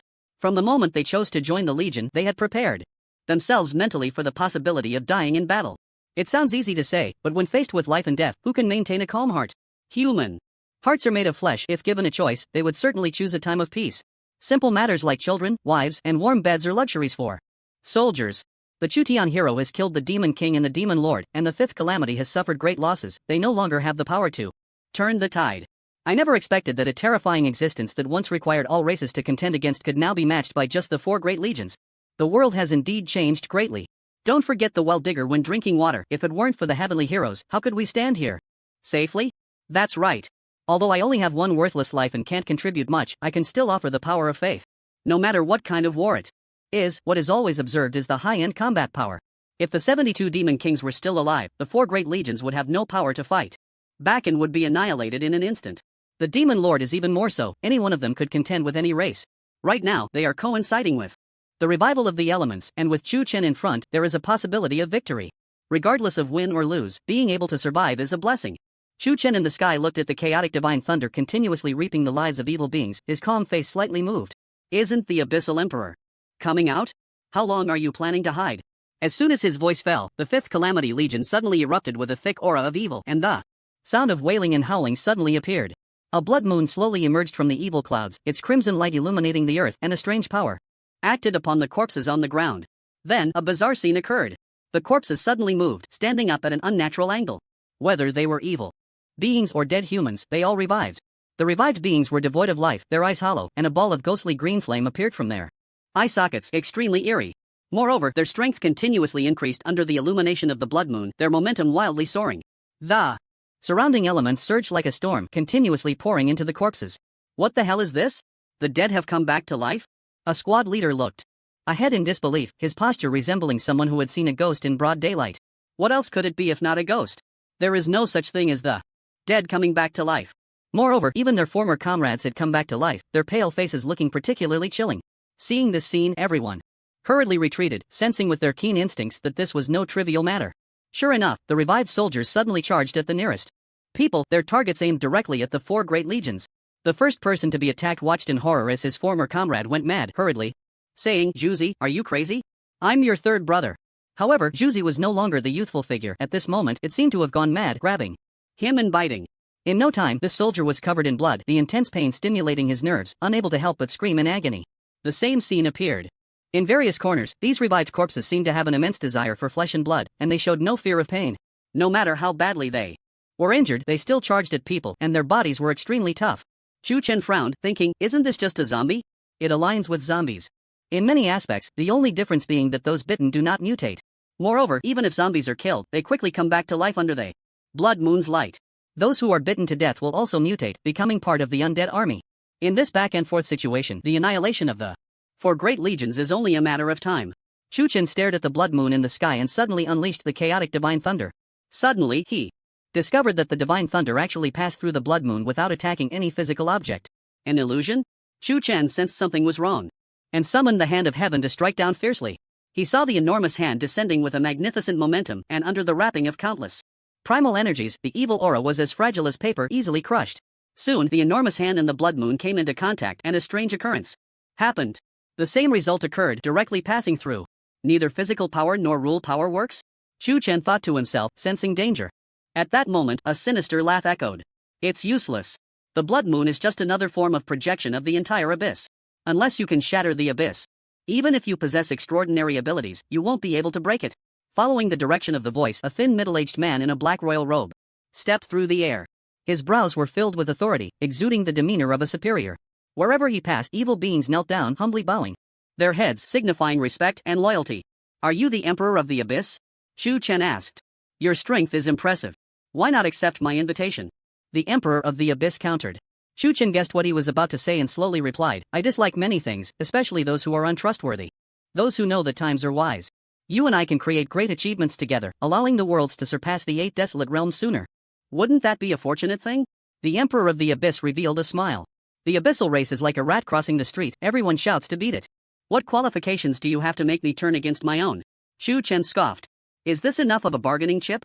The Emperor of the Abyss glanced at the blood moon in the sky. Are you threatening me? Chu Chen narrowed his eyes, a glint flashing in them. Ha, I wouldn't dare to threaten you. I'm proposing a deal. If you agree, the blood moon will naturally disappear. At this point, the Emperor of the Abyss paused and laughed, but if you don't agree. Hearing this, Chu Chen suddenly felt an urge to laugh. This was the most trivial threat he had ever encountered. Using lives as his trump card, did the Emperor of the Abyss really think he was a naive newcomer? What do I care for lives? Even if all the people in the world died, it wouldn't matter to me, Chu Chen said indifferently. Is that so? I didn't expect a distinguished talent from the divine path to say such heartless words. How would they feel if they knew? You said this, the Emperor of the Abyss remarked. The methods of the great Lord of the Abyss are so lowly that I'm afraid of being laughed at if I speak of them, Chu Chen asked with a smile. The two stood 100 feet apart, each sizing the other up. Chu Chen noticed that the Emperor of the Abyss indeed had some skill, with strength close to 1,000 dragons. 1,000 dragons belonged to the realm of deities, and he had reached this level as a demigod without relying on mysteries or divine status, showcasing his strong talent. He had even researched the bizarre phenomenon of the blood moon, indicating his complete confidence in this battle. In contrast, the Emperor of the Abyss was assessing Chu Chen's aura and was shocked to discover that the other's strength was vast and seemingly endless. The most terrifying thing was the faint yet deadly power surrounding him. When he used his consciousness to probe, it felt like his head was being pricked by needles, causing immense pain. This kid has actually comprehended the mysteries? The Emperor of the Abyss was shaken to the core. His eyes filled with disbelief. It should be known that in the worlds, mysteries were exclusive to the gods, and no one else had the ability or qualifications to overstep This scene was akin to a modern person traveling back to ancient times, suddenly discovering someone waving an automatic rifle in front of them. The situation was even more astonishing than he had anticipated. The Emperor of the Abyss suppressed the turmoil in his heart and took a deep breath, saying, "I will give you 10 minutes to consider my proposal. If you do not agree, then we shall go to war." At this point, he could only place his hopes on the blood moon, as he certainly could not match Chu Chun in a one-on-one fight. Now he could only gamble, betting that Chu Chen would not disregard the lives of the people. However, the trace of fear that quietly appeared in the Emperor of the Abyss did not escape Chu Chen's eyes. So there are still things in this world that the Emperor of the Abyss fears. Would you like to taste my divine thunder? As he spoke, a white light orb the size of an egg appeared in the palm of Chu Chen's hand. As this object emerged, the surrounding space began to twist, the elements stirred restlessly, and the temperature suddenly rose. The Emperor of the Abyss's pupils constricted sharply, his heart leaping to his throat, cold sweat pouring down. He should have realized that the Demon King and Demon Lord were not a match for this person. He should have known that the other's strength was certainly formidable. However, after staying in the world of the heavens for so long, everyone is clear that the limit of the gods is the mortals. As the Abyssal Emperor who has already touched the ceiling, it is only natural to have confidence in exterminating all those below the gods. But now he realizes he was wrong, and very wrong at that. However, with the arrow on the string, he has no choice but to shoot. There is no way back. Chu Chen's talent is so monstrous that given time, his strength will surely grow stronger, and the longer it drags on, the harder it will be to contend with him. So now is the best time, and the only opportunity. Do you really choose to disregard the lives of the common people? The Abyssal Emperor's face changed dramatically, asking in shock. Seeing him retreating again and again, Chu Chen couldn't help but laugh. "I believe they can get through this. The world of the heavens is my home, and it is also their home. You think a mere 4 major legions can withstand the undead army? You are too naive." The Abyssal Emperor gritted his teeth and said. The next moment, a series of Buddhist chants rang in his ears, echoing across the battlefield. As the chants emerged, the undead army seemed to encounter a natural enemy, suddenly freezing in place.